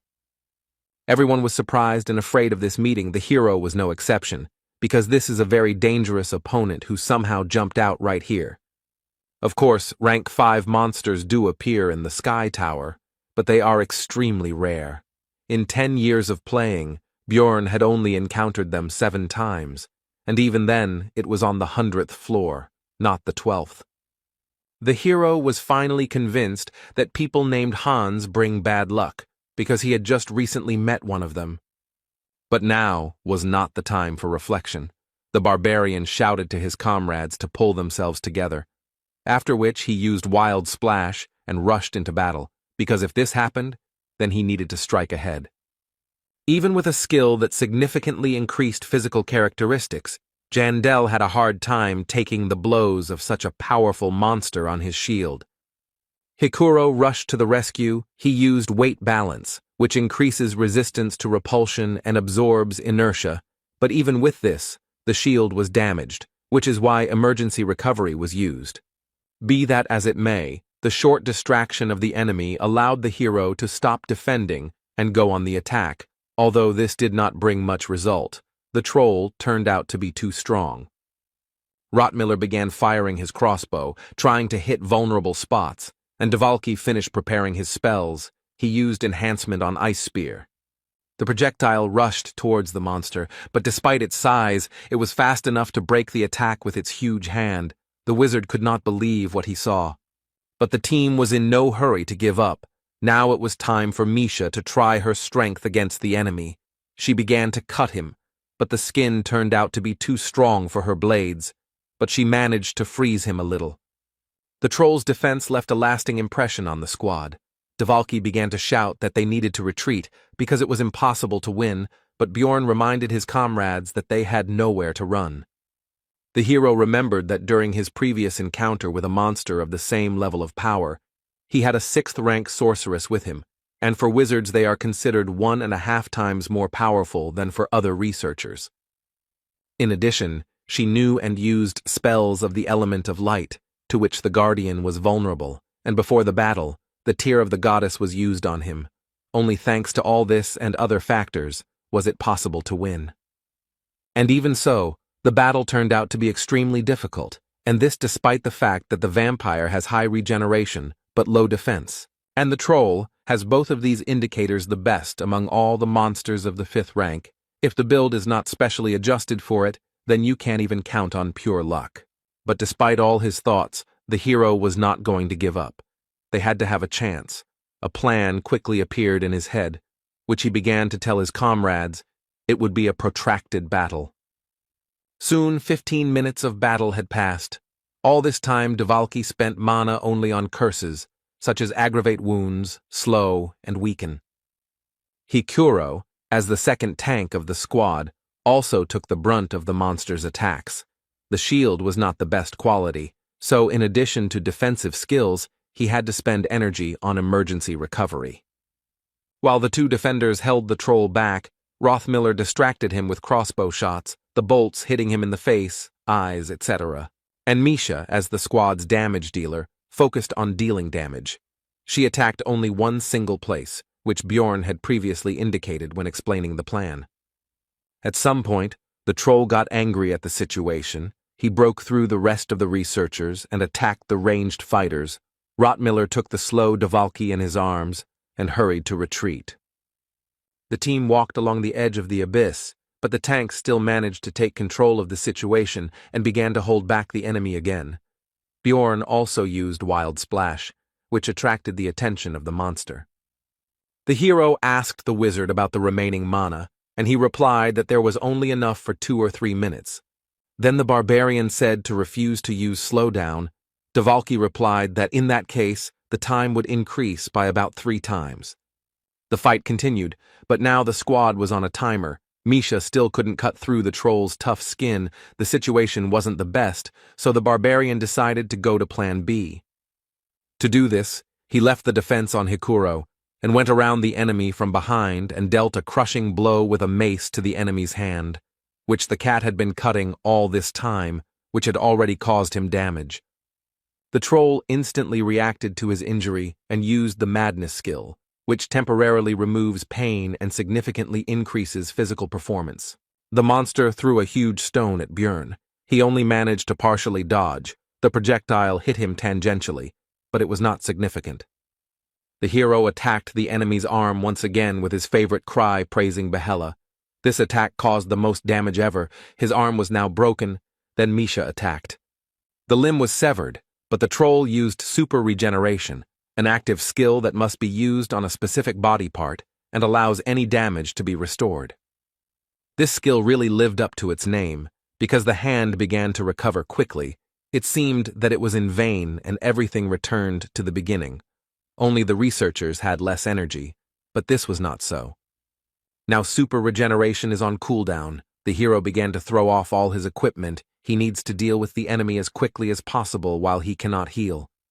Having gotten rid of the equipment, the barbarian could use gigantification. In the allotted time he needed to destroy the monster's brain or heart. Now the battle of 2 giants would begin. He had to cope in 2 minutes. The colossal barbarian immediately hung on Troll's neck, starting to strangle him, and at the same time he began to give orders to Misha. The cat immediately took action. She needed to hit the enemy in the eyes, and also cut Bjorn himself so that his blood would start to flood the enemy, because due to the essence of the corpse, golem, it is acidic. The troll was rushing and waving his hand. He was trying to throw the 2 researchers off himself, but he hadn't been able to do it yet. Rothmiller could no longer shoot for fear of hurting his comrades, so he simply watched and hoped that they would succeed, while Dvalki continued to weaken the enemy with his curses. It was impossible to reach the brain through the eyes, so Misha tried to break through the skull directly, but the sound that was heard showed that the strength of this 5th-rank monster was too great. The girl said that she couldn't do it, but the barbarian told her not to give up and continue, because they vitally needed to get to the creature's brain. The blinded monster seemed to have already given up hope of throwing the enemies off his body, which is why he became enraged and rushed to those he could reach. To Rothmiller and Dvalki, the monster did not intend to tolerate the curse. It is unknown how he aimed at the wizard, because he should not have seen anything, but it was now and it did not matter. Brown, as a more resilient and physically developed one, took the magician in his arms and began to run away. The troll became extremely purposeful and was no longer distracted by anything. He decided to pursue his new goal to the end. Perhaps he had sensitivity to mana. The battle quickly began to take a different turn. A moment ago, it seemed that victory was near, and now the situation has become extremely dangerous. The most vulnerable members of the squad are at risk. Hikuro tried to stop the huge carcass, but right now his soul energy ran out, which is why he was unable to use his defensive skills. The shield was broken, and the dwarf was wounded. The situation was getting worse. Misha was worried about her comrade, but Bjorn shouted at her to focus on the troll. The girl began to strike with even greater force and speed, putting her whole soul into it. Despite numerous wounds, the monster did not stop, so it soon reached its target. Dvalki received a blow from a 5th-rank monster. The curse's effects stopped affecting the troll, and Misha, after a moment of confusion, pounced on the enemy with unprecedented fury, simultaneously using skills to inflict more damage. Tears flowed from the girl's eyes. Curses at this monster burst from her mouth, but she did not stop, continuing to cut, pierce, and freeze the monster. But Bjorn's energy was not endless. Gigantification consumed it in huge quantities. So soon it ran out, the skill's effect was cancelled, and the barbarian and the beast woman fell off the troll. They both lay limp on the ground. The creature turned around and bowed its eyeless head over them, as if looking at the enemies who had caused it so much trouble. It seemed that this was the end.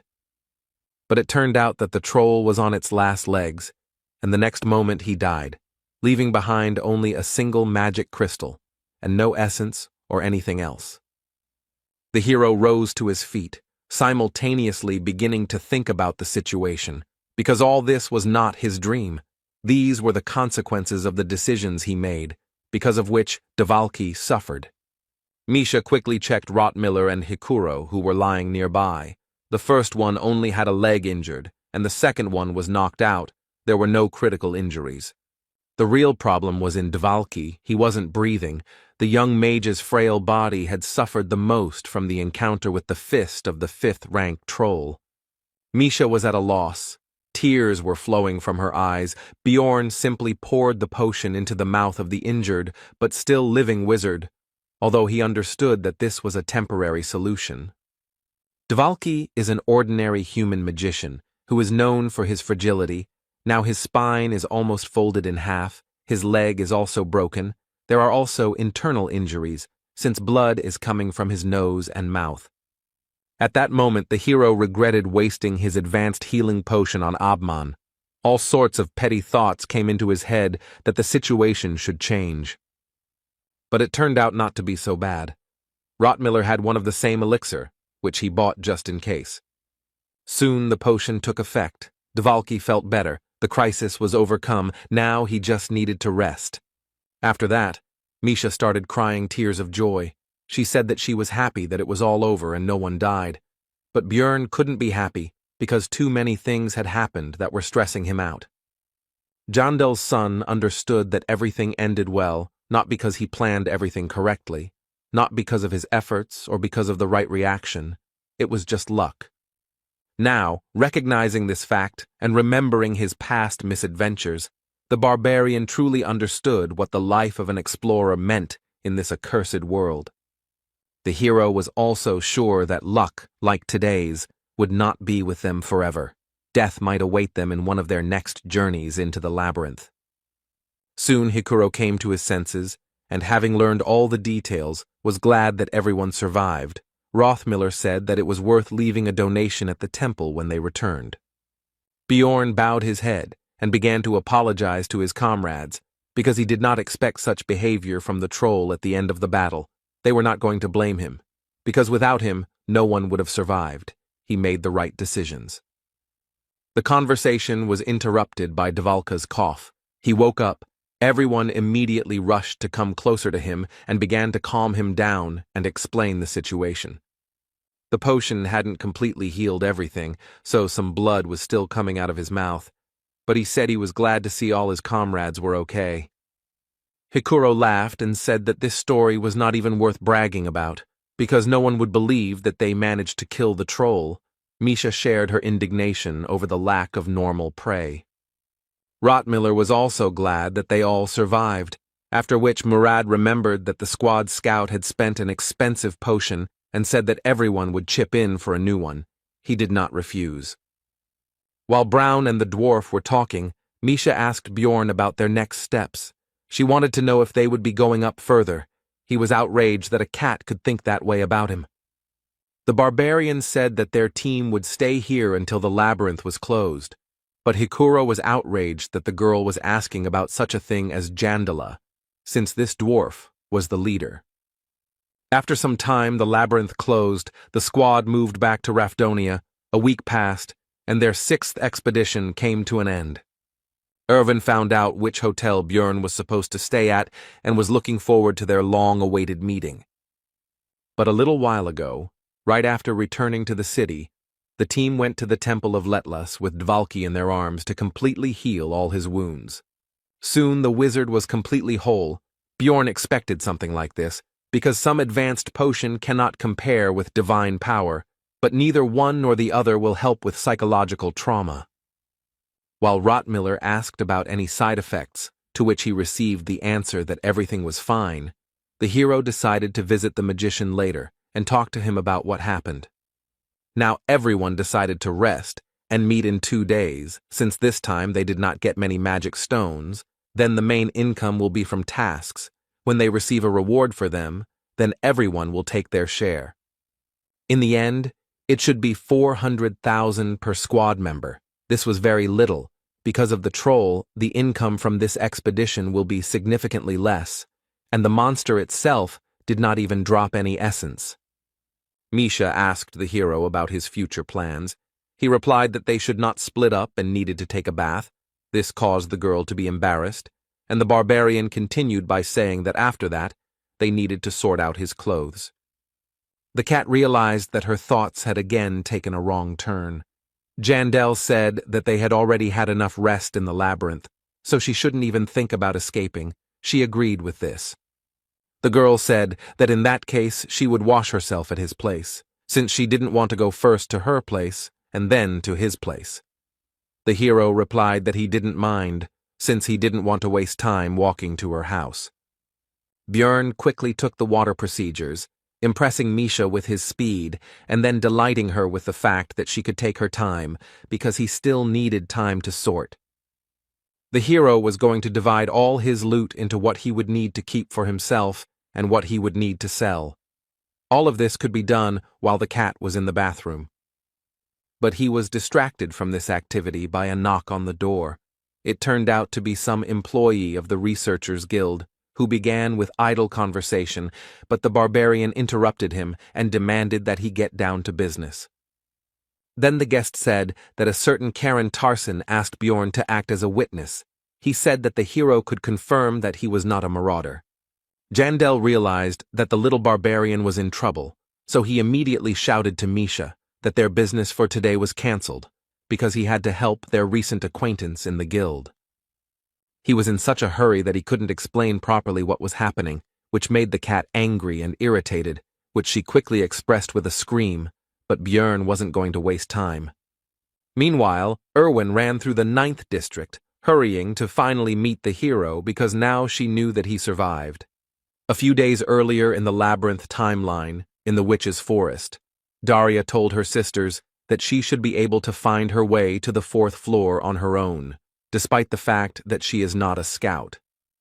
In order to find the right path, she had to learn to sense the fluctuations of mana, thus figuring out the location of the portal, which she soon succeeded in doing. The sounds of the transition were getting closer, but suddenly Erwin heard with her long ears a very familiar voice, which was rough, but at the same time it was warm. The girl instantly rushed forward, leaving her sister in bewilderment. She was sure that this was exactly the one she was thinking about. Soon the elf reached the portal. A barbarian was standing in it. He had different equipment. His face was not visible because of the helmet, but it was definitely him. Erwin spoke loudly to him. He began to turn around, but it was too late. He moved to the next floor. The girl decided that she should follow him. But Daria stopped her and said that she could be mistaken for a marauder, and besides, she hadn't even taken a good look at this barbarian. After this, Erwin began to cry and demanded to be let go. Her sister was unpleasantly surprised by such a reaction. After the labyrinth closed, the girl asked people about Björn Yandel. She didn't expect that he would become so famous. Everyone knew about Little Balkan. From them, she learned where he lived. And Erwin didn't know anything about it, because like a fool, she sat in her room all the time. But suddenly she wondered why her sister didn't tell her anything, but decided that she didn't know either. Now it doesn't matter what the reason was. Now there will be a meeting with Bjorn. First of all, the elf was going to apologize to him. She was also sure that he was also looking for her. For a second, the elf was overcome with doubt, because for some reason the barbarian had not found her first. But after a moment, the girl convinced herself that he had simply forgotten where she lived. Throwing away unnecessary thoughts now, Erwin knocked on the door. Now she felt excitement and joy. She had a feeling as if her heart was about to jump out of her chest. But her expectations were dashed. The door was opened by some beast woman from the cat tribe, who immediately asked about the elf's identity and not the barbarian. Erwin was surprised to be greeted by a woman here, but decided that she had simply made a mistake in the room, so she asked where Björn Yandel lived. The beast woman replied that this was his place of residence. He had just washed himself and had already left, after which she suggested that the elf wait for him here. Erwin mentally repeated the words she had just heard and realized that this was indeed Björn's room, from which the girl had come out, clearly just from the shower. She was at a loss about this situation. After this, Misha said that if the elf did not want to wait, then let her say her name, then she would tell Jandel about her arrival when he returned. This phrase made Erwin even more tense, because it sounded like they were living together, but she decided not to ask about it. After this, the elf decided to wait for the barbarian in the room and not go anywhere. The beast woman did not object to this.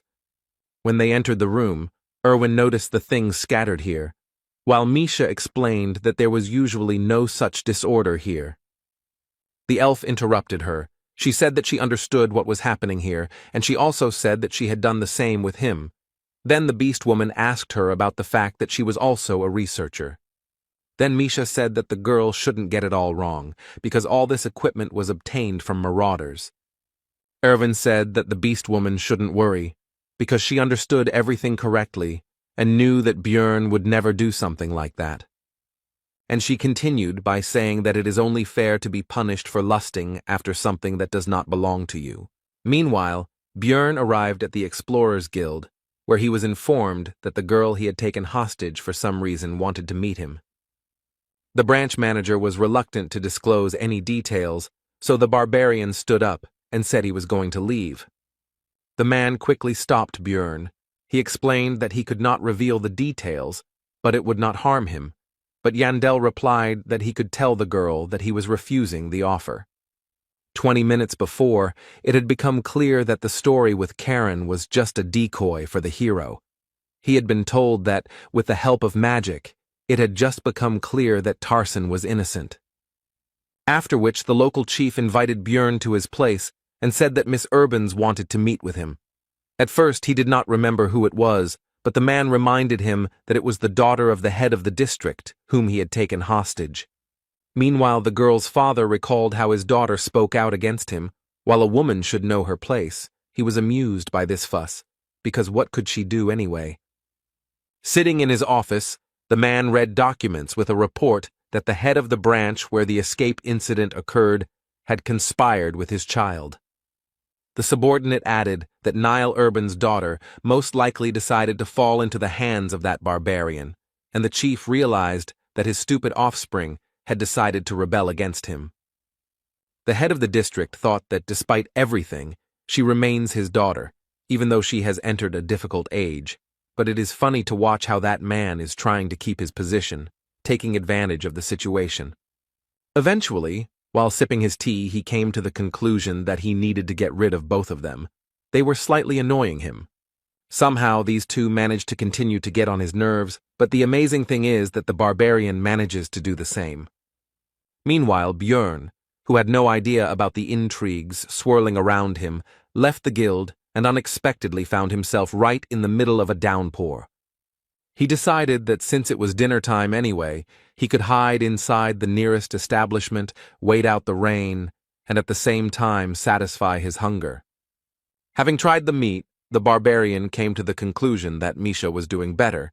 He was interested in what she was doing now, and also thought about the fact that tomorrow he could buy a piece and ask the girl to cook it. After that, he suddenly wanted pancakes with green onions and soju, but there probably isn't anything like that here. but he still doesn't have much of a desire to return because he's already gotten used to the local way of life. And to the creaky bed, to the only room with a bathroom in the entire tavern, but most importantly, to the everyday life with his comrades, of course. He could complain all day about all the troubles that happened to him here. The hero came to the conclusion that he had simply begun to become attached to this world, especially if you pay attention to how he thinks about it. Later, he thought about the fact that if he was going to get to the next floors of the labyrinth, he would have to look for a new team. Bjorn had thought about this before, but after the incident with the troll, he finally realized that if he was going to go higher, it wouldn't work with this group. After all, the further you go, the more dangerous your opponents will be, and you can't expect too much from your current comrades. They can't be lucky all their lives, as they were in past events. The hero was pulled out of his thoughts by Abman Urikfried, who unexpectedly approached his table. Bjorn first made a mistake with his last name, but he corrected him and said that if it was difficult to pronounce, then he could use his first name. The beastman sat down on the chair opposite and said that he did not expect to see Jandel in this place. He did not understand why, to which he received the explanation that this was his wife's establishment. The barbarian was surprised that Urikfried was a married man, but still went into research. He replied that business was going badly, and it was his job to cover the rear. Bjorn decided not to comment on this. The conversation continued with Abman saying that their meeting was fate and asking to be taken into the team because he could be sure that the barbarian would not betray him since he saved him in a desperate situation. Bjorn assessed Urikfried as a very powerful researcher with a summon that can cover a tank and also has powerful long-range attacks himself. Such a person will definitely not let you down on the 5th floor. However, the barbarian already had a team, which he explained to the bear, and also added that he and Misha had simply separated from the others, and then Abman had asked to notify him when a place became free or something like that. Yandel asked about how he saw the first one. Urikfried's face became serious, and he replied that the hero should understand what he was talking about. After this, the issue of repaying the debt was discussed. They agreed to meet in 10 days. The barbarian borrowed a raincoat and went home. In the hero's room, the two girls continued their conversation. Misha noticed that Erwin was much sterner than he seemed at first glance, and she herself was surprised that she said her phrase about justice out loud. After this, the elf came up with the idea that technically Bjorn could not have been stolen from her, because he was not some kind of thing that belonged to her, and she herself decided to form a team with her sister. But despite all these reasonable arguments, Erwin continued to feel hostility towards this beast woman. She was thinking about what her chances of winning in a direct confrontation were, and the cat herself finally introduced herself. The elf also said her name. Misha admired his beauty. After that, the girls sat down and began to wait for the owner of the room to arrive. An awkward silence settled between them. Erwin broke it by asking if the cat was dating anyone. She blushed and replied that she and Bjorn were just partners. These words made the elf glow with joy. She explained that she had misunderstood Misha's words, thinking that she had taken a shower with the barbarian. Erwin suggested that the cat simply lived far away, since she went to bathe in another man's bathtub, but she replied that her house was not that far away. The elf immediately came to the conclusion that this woman was using dirty, dissolute tricks. She was trying to seduce Jandel. Misha wanted to know how Erwin knew Bjorn, and she told him that they were also teammates before. After that, she added that she had a special relationship with the hero because they were each other's first partners and also had their first drink together upon returning from the labyrinth. Misha noticed that all this was so important, it seemed, only for her, which somewhat upset the elf's mood, who asked for an explanation. The cat grinned and said that she had been with Bjorn for several months, but in all this time she had never heard from him about Erwin. There he instantly jumped up from the table. She could not believe these words, which she loudly told the beast woman, to which she calmly asked her name again. And she continued by saying that she couldn't just turn a blind eye to the elf's behavior, who seemed to be treating her like an idiot and didn't even hide her dislike. Now the cat was angry. Erwin was already out of her mind. She had the feeling from the first glance that this Misha Karlstein would be her enemy. She was trying to steal something important from her, so she needed to be dealt with. But a moment later, the elf's ardor quickly began to fade. When the beast girl became serious, it became clear that the chances of winning in a direct fight were absolutely zero. At that moment, Erwin remembered a moment from his childhood when someone also took away something important from her, which he had succeeded in doing, and now this woman was going to do the same. Tears began to flow from the elf's eyes. She bowed down and began to beg Misha not to take the hero away from her. In the midst of this scene, the owner of the room returned to his home and found an unexpected guest inside. This meeting seemed to Björn as sudden as the rain in the middle of this sunny day. Misha was glad that the barbarian had finally returned, after which she said that Erwin had come to see him, and the hero realized that they had already managed to get acquainted while he was busy. The elf, still with tears in her eyes, finally saw Björn, whom she had long thought dead, so she rushed to him to hug him. But the hero did not appreciate this, so he dodged the girl. She immediately changed her mood to the exact opposite and said that he had such a reaction because of that woman. The barbarian tried to understand the situation. The barbarian was immediately distracted by Misha's voice, who asked in a gentle tone why he was taking so long and whether he had had any troubles, which sent shivers down Jandel's spine. This surprised him, but he still briefly told about how the guild mistook Karen for a marauder, and he put in a good word for him, keeping silent about the other details. Misha praised the hero and tried to touch him. The uncharacteristic behavior of his partner gave Björn goosebumps, so he asked her about it. She explained that this was a common thing, because they were like a family.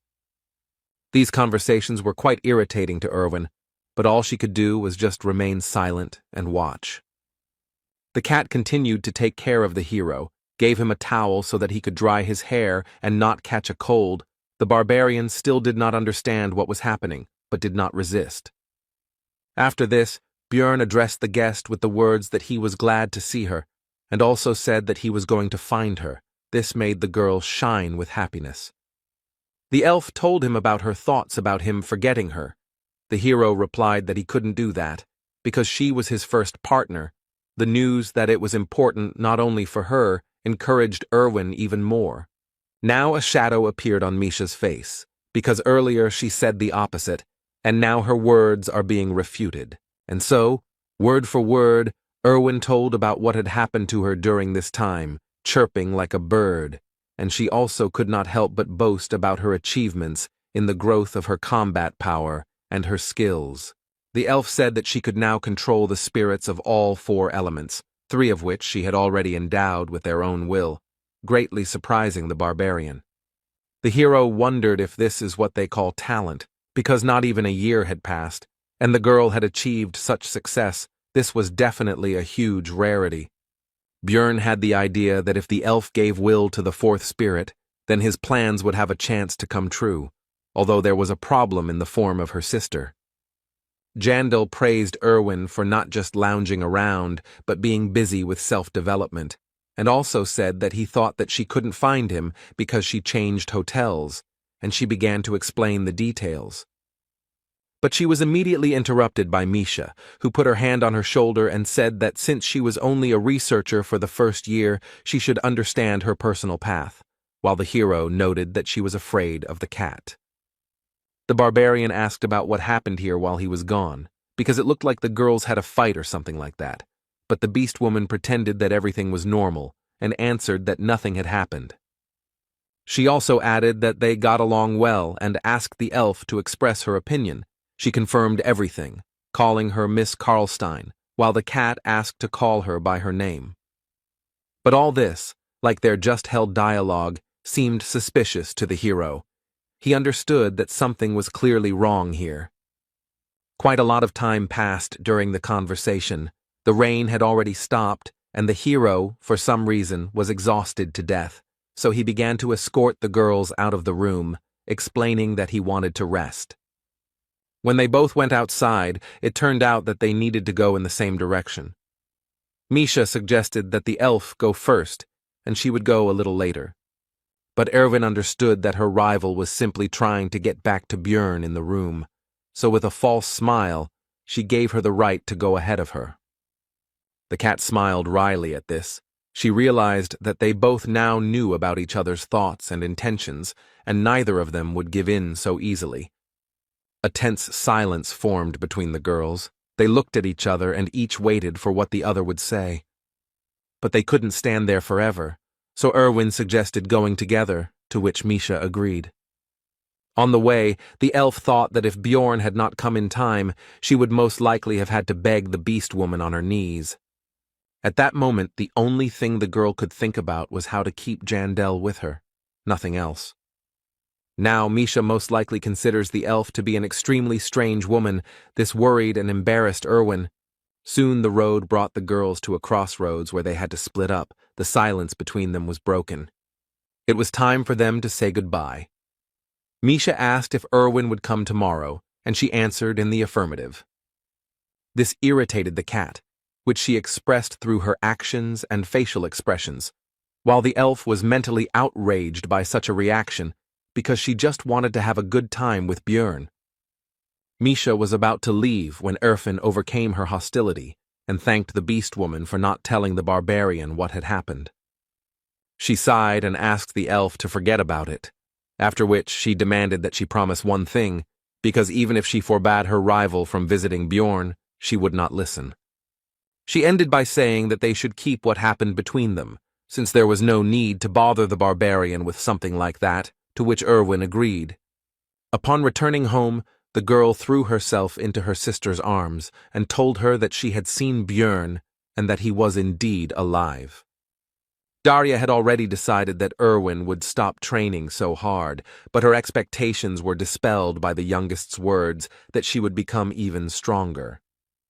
And she added that now there was someone she needed to defeat, but she was not going to reveal the details to her sister. It was her personal business.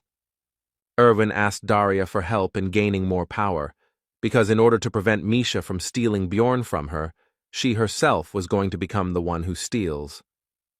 The next morning, the hero was awakened by a knock on the door and Misha's screams. It was only 6:30, so he was still sleeping. The barbarian was unhappy that he was woken up so early, but since he was already up, there was nothing he could do. He opened the door and asked the cat about the reasons for her arrival at such an hour. The beast girl invited Björn to eat something tasty and reminded him that today they would have to divide the spoils from their last trip to the labyrinth. The work took up the entire day. The Marauders' equipment was sold for 3 million, 2 of which were immediately spent on new equipment and an advanced healing potion, and 350,000 were also spent on repairing things. The result was 640,000. This is the income of Misha and Björn together, which still needs to be divided in half, because not everything goes to their joint account, but only part. As a result, the hero returned home late at night. A surprise was waiting for him at the door. It was Erwin, who, it seemed, had been waiting for him here for a long time. She was also wearing a very bold outfit. The girl was happy to see the barbarian. He asked how long she had to wait. She answered that it was not long, and then asked her own question about whether Misha and Bjorn had been walking together. Jandel answered in the affirmative, and also specified that they needed to go to a shopping area called Kommelby, which somewhat upset the elf. The hero asked about the purpose of Erwin's visit. It turned out that tomorrow she would start special training with her sister, so she would only be able to see Björn once a week. She was very upset about this. She wanted to meet more often, but she couldn't do otherwise, because then it would take forever. The barbarian asked what exactly would take her forever, but the girl did not want to answer this question, and screaming that it was not important, ran away, finally reminding him that she would come next week. The hero was overcome by an alarming premonition, but possible problems awaited him not only because of Erwin's obsession, because right now in the office of the head of the 7th District of the Explorers Guild, something else was happening. Niall Urbans called Brown Rothmiller to his office and began by reading his file, which stated that he was 34 years old and had been working in the labyrinth for 8 years. The man did not understand the reason for the call, and while the chief was beating around the bush, he said that he sympathized with the intelligence officer, especially because he did not ask unnecessary questions, although he should have enough of them. Rothmiller asked to get down to business, to which Urbans responded that the researcher was too tense. He should calm down because this proposal would also benefit him. The next day, the team gathered together to dine in a tavern and divide the spoils from the labyrinth, this time the total of the entire squad, which ended up being 550,000 stones per person. The amount turned out to be higher than expected due to the fact that the ingredients from the frog wizard sold for more due to their quality, so the Rottmiller, as the one who masterfully cut it up, received praise from the others. The hero was pleased because the profit was 1.27 million, which was much more than in the last 2 months, and he did not even take into account Abman's debt, the essences absorbed by Misha, as well as the loot from Genzia Nephrine. Altogether, it was a huge profit. Soon he would be able to afford the 6th stage of printing. He decided to celebrate the success with alcohol, which outraged the dwarf, because you can't finish the first mug alone. The hero did not understand the complaint, to which Hikuro explained that they should drink their first glass upon returning together. It was an important tradition. Soon the squad began to celebrate. Everyone celebrated their profit. But the main toast was that they all managed to return alive from the labyrinth.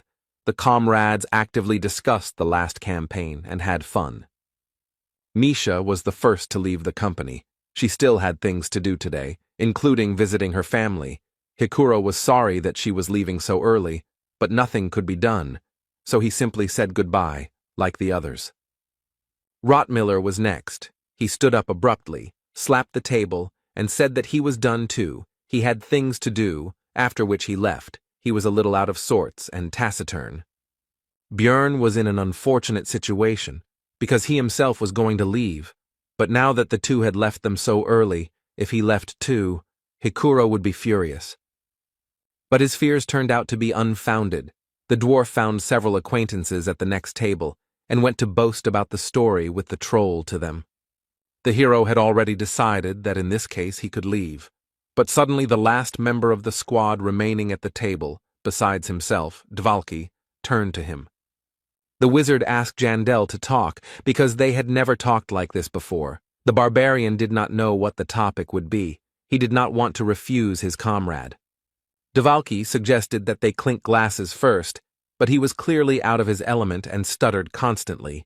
Björn even felt a bit awkward and decided that it would be better to leave. The hero asked the magician how he was feeling, and he replied that after going to the temple and receiving divine healing, he felt a little uneasy, but now everything is fine. The barbarian replied that this was good, but he was also worried about whether the sorcerer's head was okay, since it was the first time he had been completely torn apart like this, and he asked whether he would be able to return to the labyrinth. Dvalki replied that because of that incident, even the thought of returning there made him panic. He really thought he would die at that moment. After that, he said that, in theory, everyone goes through something like this sooner or later and somehow copes, and if so, then he too will come to his senses by the next trip. The hero noticed his determination, so he asked him why he wanted to remain a researcher so much, even after such an incident, and the revelation that it was not all fairy tales. He replied that it was cool. This surprised the barbarian, and Dvalki continued by saying that at first he had another goal, but Bjorn continued for him, saying that he wanted to become famous and bring glory to the Baron's family name. The wizard admitted that it was all a lie. All he really wanted was his father's attention, but he died soon after, and, as Jandel already knows, his brother didn't even know about the wizard's existence. Dvalki suddenly stood up from his seat and said that it had upset him a little, but at the same time it had cooled him down, as if he were floating with the flow, and after this phrase he shouted that he had already overcome all of this. And he declared that he had gone through this because his faithful comrades were with him, but Björn again began to feel ashamed of these speeches, just as he had when the members of the outcast squad told their unfortunate stories. At that moment, the hero envied Hikuro. Although he was not burning with desire like the dwarf now to show some tricks with plates and cutlery to his acquaintances, It was better this way than to participate in this conversation. Meanwhile, Dvalki continued, he said that the barbarian may not show it, but he is very caring and friendly. These comments made Jandel regret even more that he did not leave earlier. After this, the wizard put the mug on the table and hesitantly said that he would like to ask Bjorn something, and he said that he was ready to answer. Then Dvalki, often stuttering, asked whether Jandel and Misha were meeting, and then the hero suddenly understood the reason why the magician had kept him here all this time. Meanwhile, Rothmiller walked silently through Rafdonia, but he did not pay attention to his surroundings.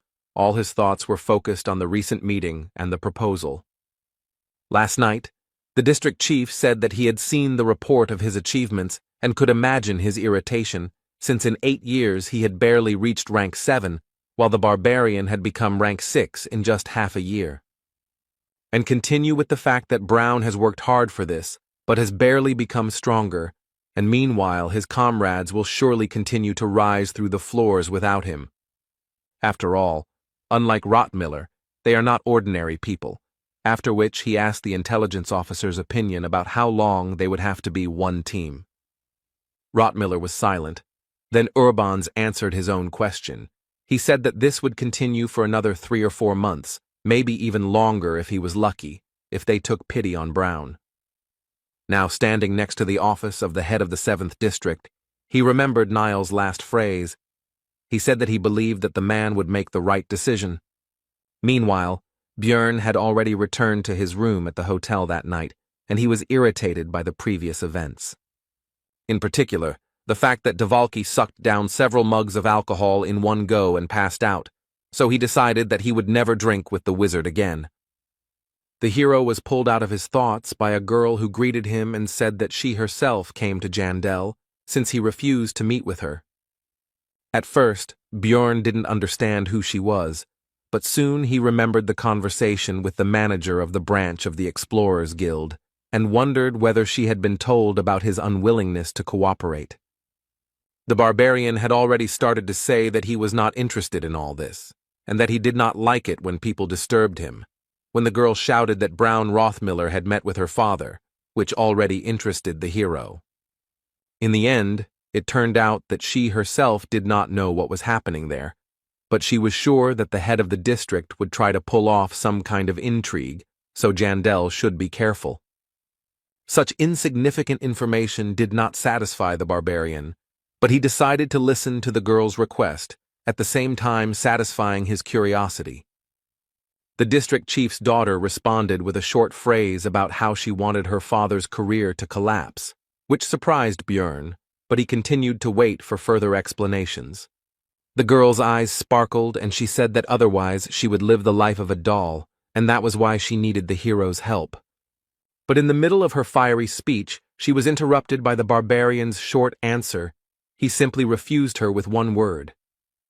The girl began to persuade Jandel that this would bring him a lot of benefits, but he began to lead her away because he understood that he would face collapse if he made the head of the district an enemy.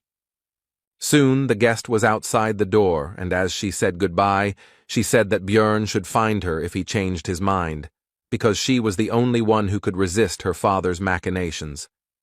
The hero could finally relax after the girl left, though not completely, because he learned information about the meeting between Niall Urbans and Rothmiller. Now he was going to take a closer look at the latter. After this event, Björn's days passed as usual. Every morning Misha fried him a portion of meat for breakfast, which he was very pleased with. And from lunch until late evening, the barbarian spent time in the library, expanding his knowledge of this world, because it was somewhat different from what was presented in the game. Once a week, Irvin came. Misha joined them. Both girls constantly argued with each other, although they did not cross a certain line, but the tension was felt. Team meetings also took place sometimes. Rothmiller never told about meeting with Urbans. The hero was already beginning to think about asking him about it directly. Abman Urikfried repaid his debt of 5 million magic stones, so he had to return the numbered item, although the barbarian did not want this, because the artifact was useful, but he had to accept it. So time passed, day after day passed, Soon the 15th arrived, soon it would be midnight, and the moment of sending to the community of players would come. This is what happened. The hero's soul was drawn to another world, and he again found himself in the projection of his past body in his room. First of all, he decided to rummage through the channels and check the market later. After checking many rooms, it turned out that there were no barbarians at all. It seems that there were few of them from the very beginning, due to the unpopularity of the class, and those that were died due to the complexity. In the end, a chat for Koreans was found. He clicked on it instinctively. Now looking at the interior, he was surprised by its luxury, because he expected that everything would be as usual, but it seems that a lot of software was put into it. Here his thoughts were interrupted by the cry of another player, who apparently was very happy about Lee Han-soo's appearance here. This man was dressed in a military uniform. On it was written, "But Sergeant Lee." He immediately explained the reason for his appearance by saying that he came here immediately after demobilization. This hero was filled with horror at this situation and sympathy for his compatriot. It was extremely unfair to him. For the next 5 minutes, the Koreans shared stories of their suffering and eventually decided to finally introduce themselves to each other. It turned out that they had the same last name for each other. The new acquaintance was called Lee Baek-ho. They also told each other their age to the new acquaintance, Bello, 23.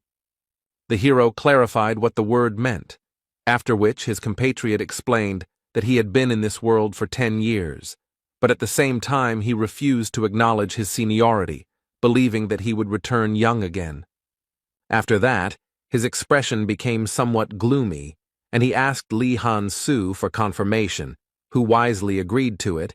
It seemed like he had a serious issue with age or returning to the previous world. Then Lee Baek-ho decided to conduct a test. Because he still did not trust the hero completely, he decided to answer in the affirmative.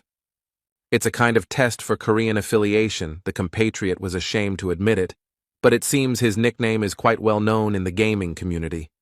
He explained that because of this, quite a few people have already tried to pretend that they are from the same country in order to get Lee Baek-ho's help, and that is why they need the test.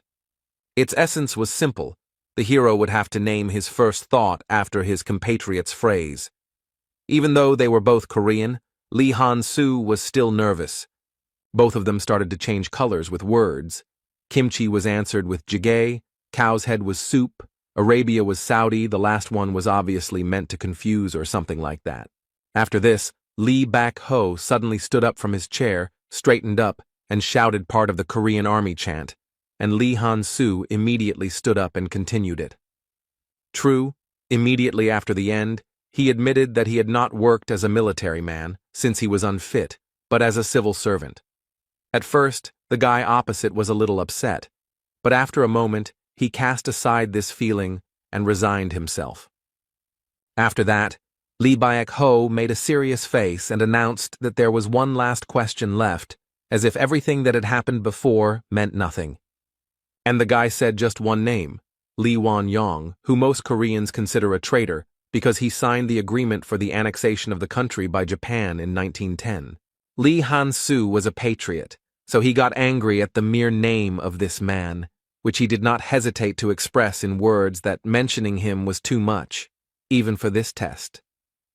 Lee Baek-ho simply remained silent for a while, after which he said that he now believed the hero. He really was a true Korean, while he himself had the impression that his compatriot was somehow strange. Lee Han-soo thought for a moment about the identity of the new acquaintance. He was a player who was drawn into this world exactly on the day he finished his mandatory military service and had lived here for more than 10 years. To the hero, he seemed like a good guy, but it seemed that something had happened to his head during this time. He changed his emotions and behavior too often, and it was unclear which of his personalities was real. Lee Baek-ho apologized for his behavior after a short time and explained that he had been preparing for a long time for someone to pass his test. He did not expect it to take so long.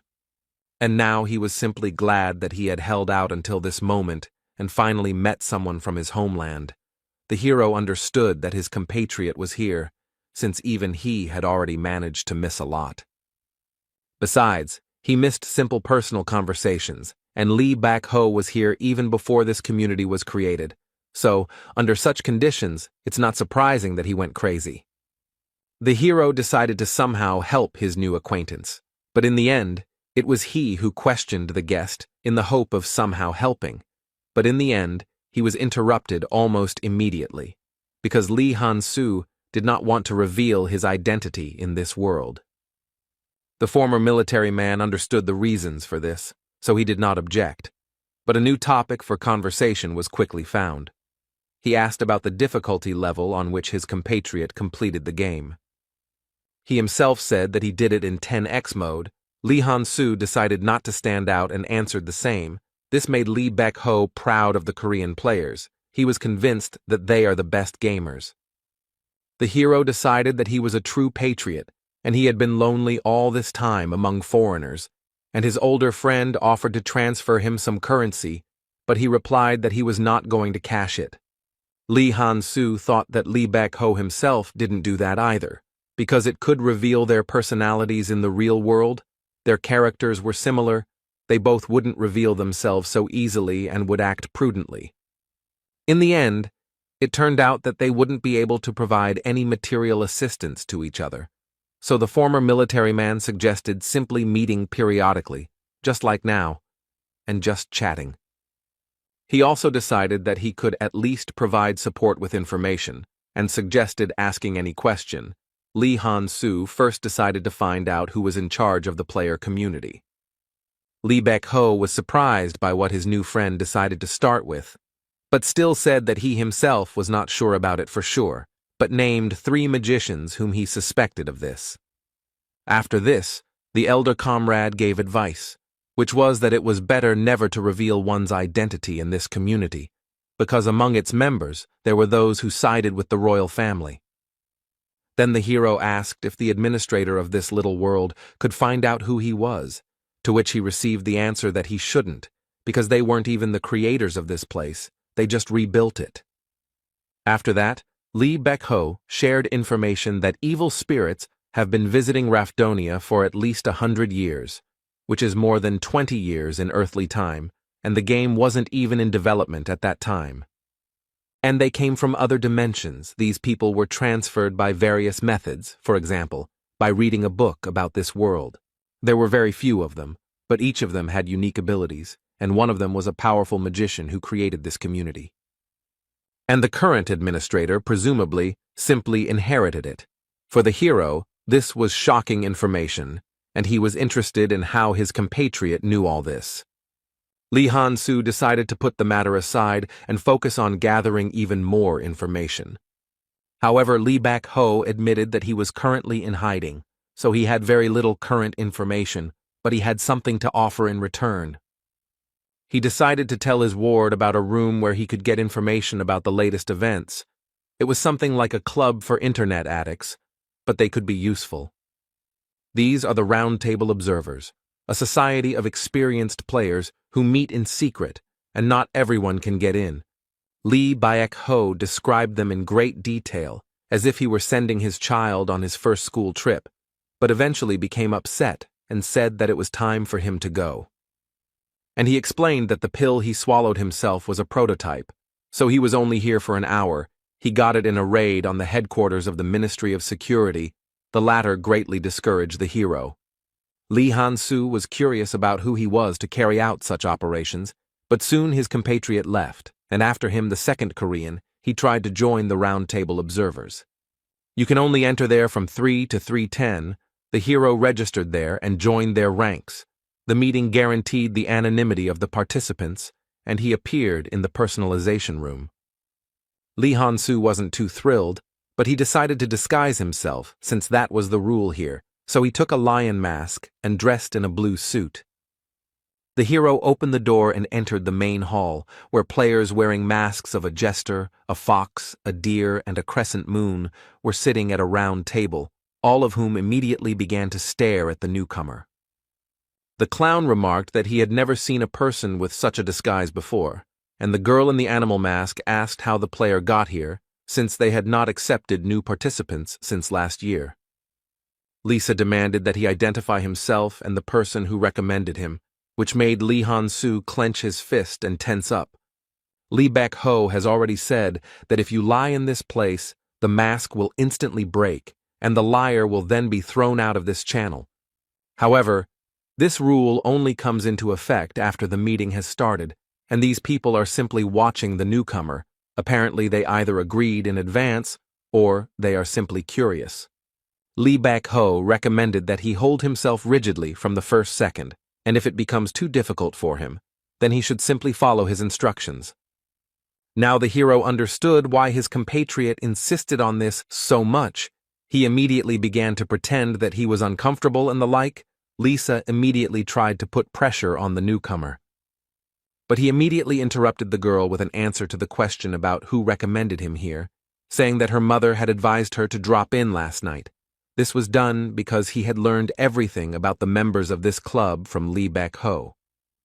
The hero understood that these people could not do anything to him. The fox was shocked by these words, so she asked again, to which the newcomer repeated his words. The girl got angry and used a skill that can only be used in the spiritual world, like this Ghostbusters community, a dimension where will and emotion are important, that is, killing intent. This caused some strange sensations in the hero. His skin tingled, something like goosebumps. But they were in this special space where they travel only with their souls. It's not a very useful thing, but Lee Han-soo heard that it's great for scaring noobs. He started to pretend to be confused and scared again. Lisa believed him again and pressed. But the hero understood that these were just pathetic tricks of experienced players. The girl demanded to repeat after her word for word. The intensity of the threat increased. Lev agreed, but instead of what was expected, he again said that her mother had advised her to drop in last night, which surprised Lisa because she thought that the new guy should have already shit his pants from fear. The other participants intervened in this performance. They were unhappy with how far these jokes went from the newcomer, who with such an attitude seemed to be looking for enemies. The hero simply shrugged his shoulders at their reproaches. He tried very hard to create such an image for himself, but apparently, since they were veterans, it didn't impress them all that much. The fox was already trembling with anger, and Lee Han-soo continued to think. He quickly outlined the members of this club, one curious, one impudent, one pathetic, and one annoying. The hero withstood the pressure quite easily, because Lee Baek-ho had already demonstrated this effect on a compatriot. He also said that with excessive exposure, it can cause psychological problems. This technique is stronger the will, so it is used mainly by veterans who have finished off many opponents, and themselves have been on the verge of death more than once, although some are born this way. The hero asked how to apply this. It turned out that you need to look at your target as an enemy, someone who needs to be killed no matter what. Now Lee Han-soo decided to do this. The fox quickly became so ill that saliva began to flow from her mouth, and the lion did not understand what was happening. He quickly turned his gaze to the deer. He was also injured, although not as much as the main object of the impact. Then the gaze fell on the jester, who immediately began to justify himself by saying that he had not even said anything. And Crescent just silently leaned forward, the hero surprised that his killing intent was working so well. Lee Han-soo's thoughts were interrupted by a sharp pain in his head. His brain began to be wrung out like a wet rag. Lee Baek-ho for some reason did not talk about this effect. This was already the hero's limit, so he could not continue to use killing intent. Lisa had just started to beg him to stop. In an instant it was all over, and the club members breathed a sigh of relief. The deer remarked that there would be a lot of problems with the new member, and the jester said that it had been an interesting experience, and he was curious when he could do the same. The heroes didn't quite understand what had happened, but it worked. He managed to build an image of a tough guy that no one should mess with. Soon, all the doors suddenly slammed shut, and Lisa announced that it was time to start the meeting, while Crescent admitted that due to the level of murderous intent Leo had, he thought that this was not his first time here. However, he noticed that this mask had been hanging on the wall all this time, which meant that perhaps the master himself had invited him, which he immediately asked about. Crescent said that he was even ready to pay for this information, although it would not be easy to satisfy Leo, but he was ready for it, and the hero noticed his polite speech and understood the importance of the first impression. Li Han-su asked him the reason for such thoughts, to which he replied that he was the first newcomer who joined them a year after their master went missing, which is why there were such suspicions. The jester added that this was precisely why the fox had tried to test the water, and as a result had gotten what she deserved, causing the said person to grind her teeth, and the hero suggested that it was this master who had apparently created the room. Crescent continued to try to get information, but was interrupted by Leo's decisive response, who said that they would not get it. The fox seemed to be unhappy with this development of events, so she began to try to say something, but the jester simply suggested that they finally start the meeting. The rules of this event are simple. Everyone takes turns giving out information. If at least half of the participants did not know about it, then the crystal lights up green. If the majority knew what was said, or the information was false, then the red light will come on, and new information will have to be given out in place of this one. The jester decided to start. He said that the king of Rafdonia's illness had worsened, but the crystal lit up red, and the other participants said that this was too vague, and also that everyone already knew. But the hero was surprised because he had never heard this before. Such rumors don't even reach the city. The jester replied that they simply did not realize the full significance of this information, while looking at Lev with such a look as if he was saying that he understood exactly what he was talking about. Li Han-su just sat there imperturbably. After this, the clown gave new information to replace the previous one. He said that the captain of the Order of the Knights of the Rose died yesterday. The green light came on, everyone started discussing the consequences, and the hero did not even understand who they were talking about. After that, Lisa spoke up, reporting that the Yagun clan had successfully gone after the first floor boss. The crystal lit up green again, and the discussion began again. This information already brought some benefit to the hero, because it was he who sold the information about the passage of this monster to the community, and this meant that there was an evil spirit in a high position in this clan. Next was Crescent. He reported that if you activate the secret on the island of Calm Elves, you can summon up to 3 Ravgans. Deer noted the usefulness of this for those who need essence from such monsters. The fox had no idea what secret was being discussed, and the crystal meanwhile began to glow red. The jester ironically sympathized with Crescent, who began to complain that before it was enough for him that the others did not know about his information, but now he would have to take Leo into account as well. In the end, he had to tell other information. This time, he reported that the elves were on the trail of the one who stole their holy relic.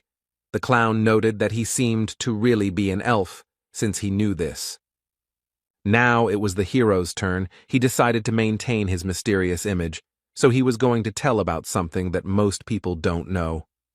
He said that if you go after the half-demon with a group of 3 people, essence will definitely drop from him and the crystal will glow green. The other participants are shocked by this information, because this is a 3rd-rank monster, which is almost impossible to kill in such a small group.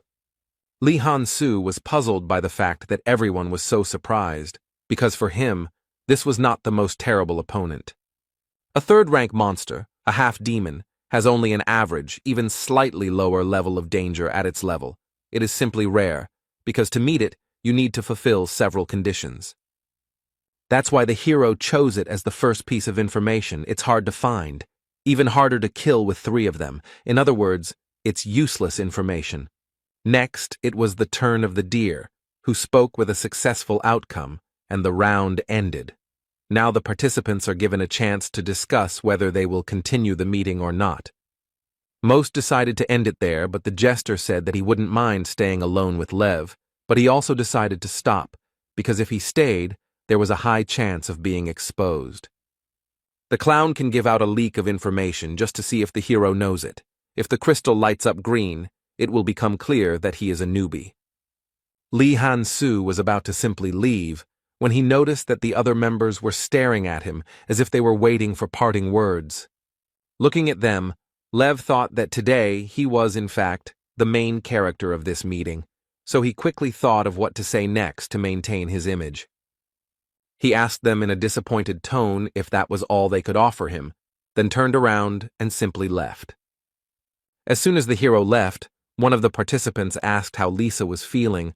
She replied that she was still shaking, but Lev stopped before she received serious damage to her psyche. If he hadn't stopped emitting killing intent towards her, things could have ended badly. But what shocked the girl the most was that the hero instantly stopped when he realized that she was at her limit. Then Crescent said that he really hadn't imagined it, and Leo was able to completely hide the manifestation of his will in a second, which had previously been considered impossible. The deer changed the topic to the information provided by the hero. He understood that the information about the half-demon was from the game, but even so it sounded absurd. He admitted that Lev could have beaten it on 50x, even though he didn't look like someone who did it on easy difficulty, but was interrupted by the jester, who asked why they were so sure that the information was obtained from the game. The others could only remain silent at this. Then the clown stood up, told them to forget about it, and said that he was going to prepare better for the next meeting. The participants did not understand what he was talking about. Then the jester shouted that Leo could give them even more exclusive information, but at the same time he should not lose interest, so they needed to find some valuable information for him. The deer didn't understand what they had to do with it. The clown reminded him of Leo's parting words and explained that he sounded disappointed, so he might not come here at all. After this, the jester activated his murderous intent and demanded that the others, if they did not find anything, then they themselves should create a sensation, because he was not going to miss such an opportunity. The Round Table Observers are a secret gathering that ordinary players don't even know about. Each of them is proud of the fact of their participation. However, one single question stung them all, and they had no choice but to admit that even this gathering was nothing special to someone else, the mysterious Leo. Soon, Lee Han-soo found himself back in the body of the barbarian Bjorn Yandel. He sprawled on the bed and thought about what a curious place this was. There was no better place to get complex information. He decided to thank Baek-ho later, also. Naturally, he wasn't going to just accept his help. He didn't want that. And he didn't think that someone who smelled like a pro player would help just like that. If you want to continue any relationship, then you need to know the boundaries that cannot be crossed, so decided the hero. He also thought about the fact that everything happened this way because of his murderous intent, but he could no longer continue to reflect, because fatigue overwhelmed him, and he closed his eyes. The barbarian's awakening was accompanied by Misha's cries, asking what he had done the previous night since he had slept all day. The hero replied that he had not slept well, after which he noted that the girl somehow knew that he had been sleeping all day and had not just gone to bed, so he asked her if she had been there since the morning, and she began to make excuses. The beast woman said that she wasn't just lazing around, she trained, visited her parents, and also met with Dvalki, the latter of which interested Bjorn, and he asked about it. The girl replied that the mage said that something was bothering him. Jandel decided to find out what they were talking about, because relationships between teammates are a slippery slope. It was like that even in the game. The barbarian folded his hands in front of his face and asked the cat what their conversation was about. Misha began to say that it was the wizard's business, but Bjorn interrupted her and asked if they were friends. The girl was embarrassed, but answered in the affirmative, because they really were close, and the hero came to the conclusion that she realized that the hero would be a little upset when it seemed to him that she did not consider him a friend. It turned out that Dvalki shared that he didn't know whether to confess his love to the object of his affection or not. Bjorn felt sick from this. He didn't know that in real life someone uses such tricks. The barbarian decided that Misha understood the wizard's attitude towards her, so he asked what she answered him. The cat told him to confess like a man, and it became clear that she did not understand anything at all. Jandel had expected some kind of outcome. It seemed to him that the beast woman was somehow not particularly interested in a romantic relationship, but his thoughts were interrupted by the girl, who began by saying that they were close. And she continued, embarrassed, that if that was the case, then could Björn go with her to her house, since her father wanted to see the hero. The barbarian calmly agreed to this request and simply specified the time by which he needed to arrive at the place.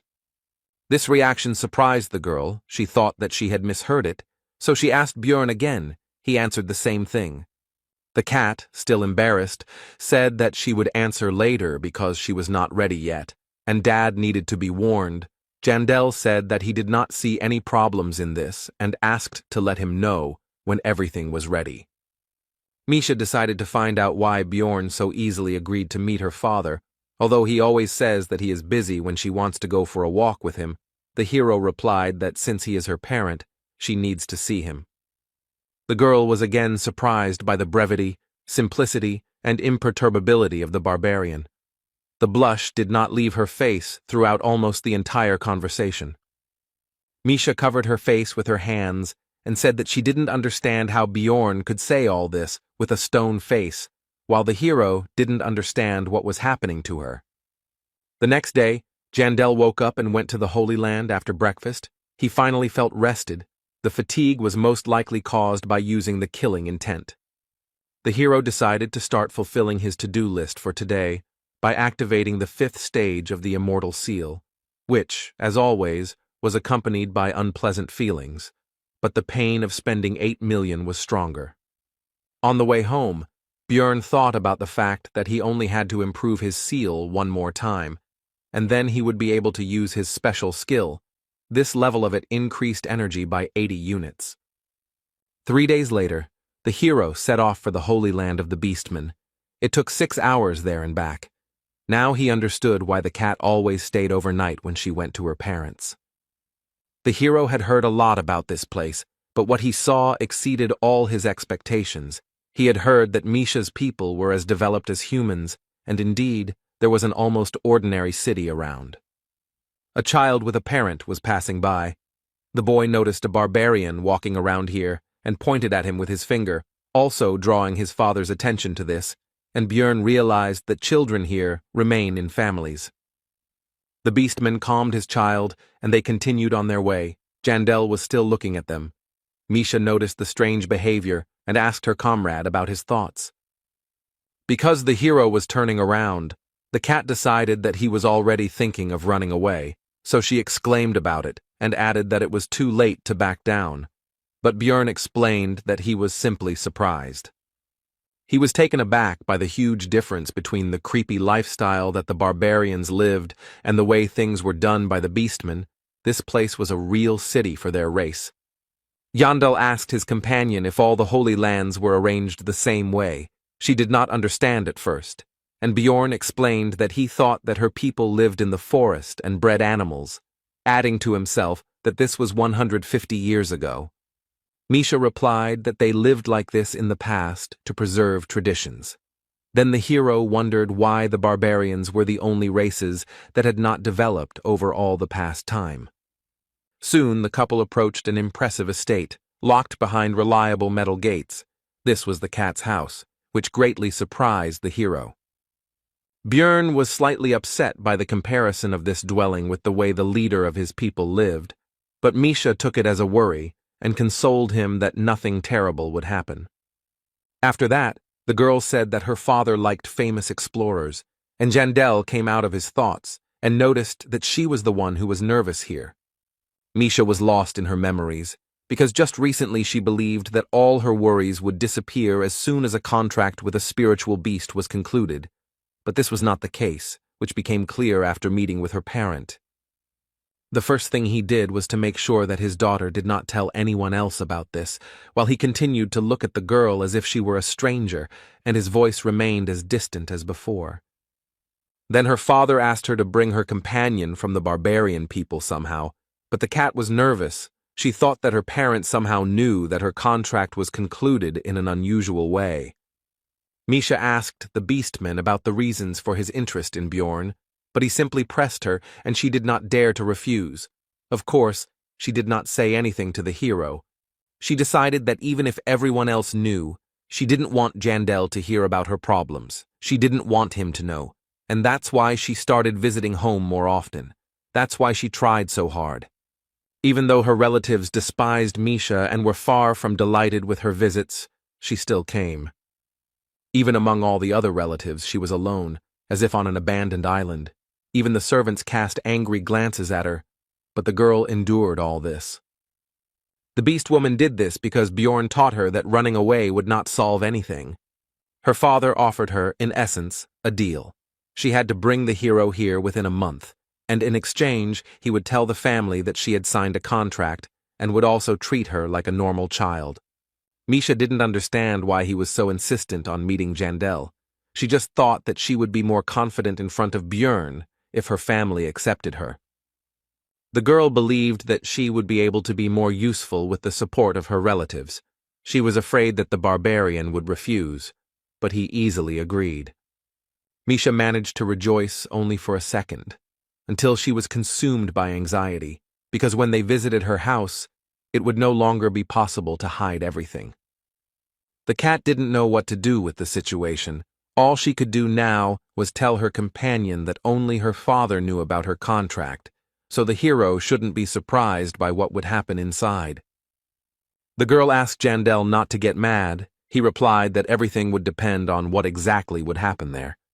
Soon the servant opened the gate. Misha asked if they could pass through, but he didn't even say hello, uttered a quiet curse at the cat and hurried away. The girl immediately decided to calm the hero down. She asked him not to pay attention to it and assured him that no one would treat him like that. But she cut herself off when she looked at the barbarian's face. It immediately became clear to her that her words had not helped. Misha asked Jandel not to make such a face, because this smile frightened her. The girl also made another attempt to convince her companion not to do anything. She said that all this was temporary, and that her parent would soon tell him everything. She just needed to be patient a little longer. But the hero continued to be angry, because the bastard who called himself her father silently watched her tolerate such treatment. Regardless of whether there was a reason for it, he made his child suffer for the sake of profit. And he even dared to call her friend to his home. He definitely considers the hero an idiot, the barbarian came to the conclusion. Bjorn began to sense some kind of bad vibes from this mansion, as if he was looking not at a rich building, but at a dungeon filled with monsters. After finishing his thoughts, Jandel gave vent to his emotions. He filled his lungs with air and shouted out his favorite cry, the name of the barbarian ancestor goddess, Yahello. That servant immediately reacted to this. He was dissatisfied with what the hero was doing and irritably called on him to observe manners. Bjorn decided that no barbarian would observe them in the face of an enemy, so he simply loomed over the beastman and said that he must have some problems with his head. Misha came to her senses after a scream that was sensitive to her ears. Because she was standing nearby and blocked her fellow with herself, she said that he couldn't do what he was going to do, and the hero clarified what exactly she was talking about.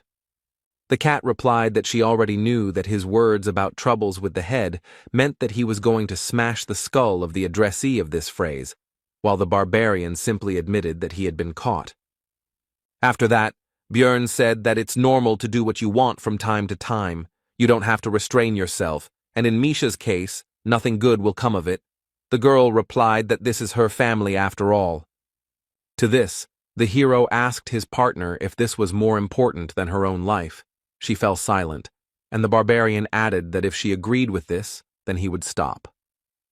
But the girl didn't say a word, so Bjorn told her to just watch what was happening, and also assured her that what she was worrying about would not happen. The servant seemed to believe that no one would dare touch him on the territory of the Karlstein family, so he became bolder and began to make claims again, to which Jandel simply gave him a flick on the face, which was enough with his strength. But he decided not to stop at a broken nose and kicked the beastman with his foot. He immediately flew into the depths of the territory, and the gardener was surprised by what was happening. The other servants were also taken aback. They shouted out the name of the victim, whose name was Brante, and also raised a noise throughout the entire area. Armed beastmen quickly arrived at the sounds. having learned from the rest of the estate's inhabitants that the barbarian had just attacked the one standing at the gate.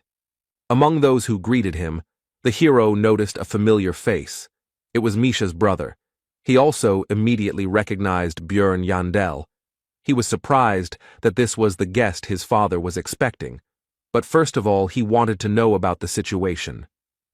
He also added that if the intruder did not justify his actions, he would have to face the consequences. The barbarian expected at least a slightly different reaction, since he had previously saved this man's life. Bjorn said that he was indeed a guest of the head of his family, and this insignificant servant treated him like trash, and even insulted Misha, the daughter of the patriarch, and that was a big problem.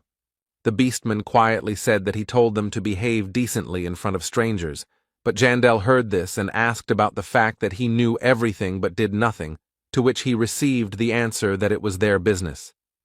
Misha's brother, whose name is Talon Orifring, said that if this information is true, then the servant will be punished, and the hero must be content with this.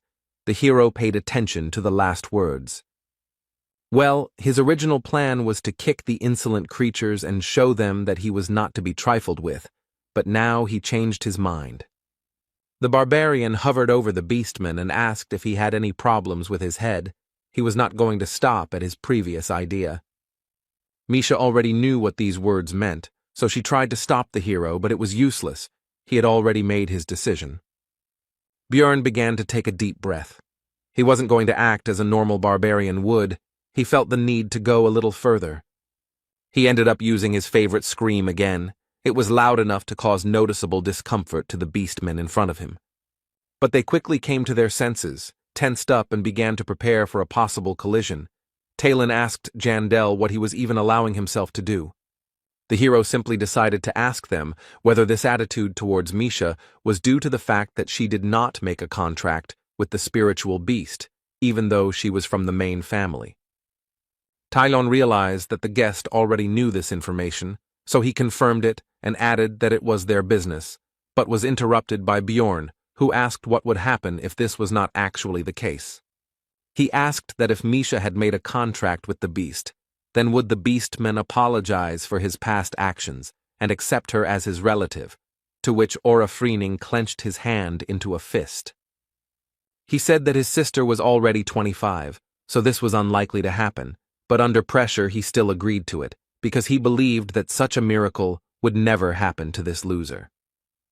The hero was pleased with this development of events. He achieved what he wanted. Now it was Misha's turn, so the barbarian turned to her with a request to show her achievements, which she was not happy about. The cat said that in that case her father would not forgive her, but Jandel did not take it seriously. He said that in that case she should just apologize, because that is how a family should be. Misha started to make some excuses or something like that, but before she could even utter the first word, Bjorn interrupted her and said that she could do what she wanted, and he was here to help. The girl simply froze, while all the attention of the nearest fighters and servants was focused on what was happening. Everyone was waiting for further developments. But in the end, it was at this moment that the Patriarch of Karlstein appeared. He immediately ordered everyone to disperse, and the hero realized that this was the same crazy scoundrel. Misha, Bjorn, and the owner of the estate moved to the library. The man first thanked Jandel for answering his invitation. The barbarian in return thanked him for this. But the next moment, politeness and hospitality disappeared. The patriarch put his hand on the hero's shoulder, asked about his recent actions, while simultaneously using his skill. This is a Nightmare Lord ability that plunges its target into a state of fear that immediately runs through Bjorn's veins against his will. He understood in his head that this was just the effect of the skill, but his body did not obey. It was an extremely disgusting feeling. Now he understood why Misha was so afraid of his father. Karlstein felt like he was in control of the situation, although in reality, Bjorn had sufficiently pumped up magic resistance, willpower, and fighting spirit to cancel the skill's effect very quickly. The patriarch began to demand an answer, but he was interrupted by the guest's words that he should not be groped, and in general, how dare he, the hero decided to treat others the way they treated him.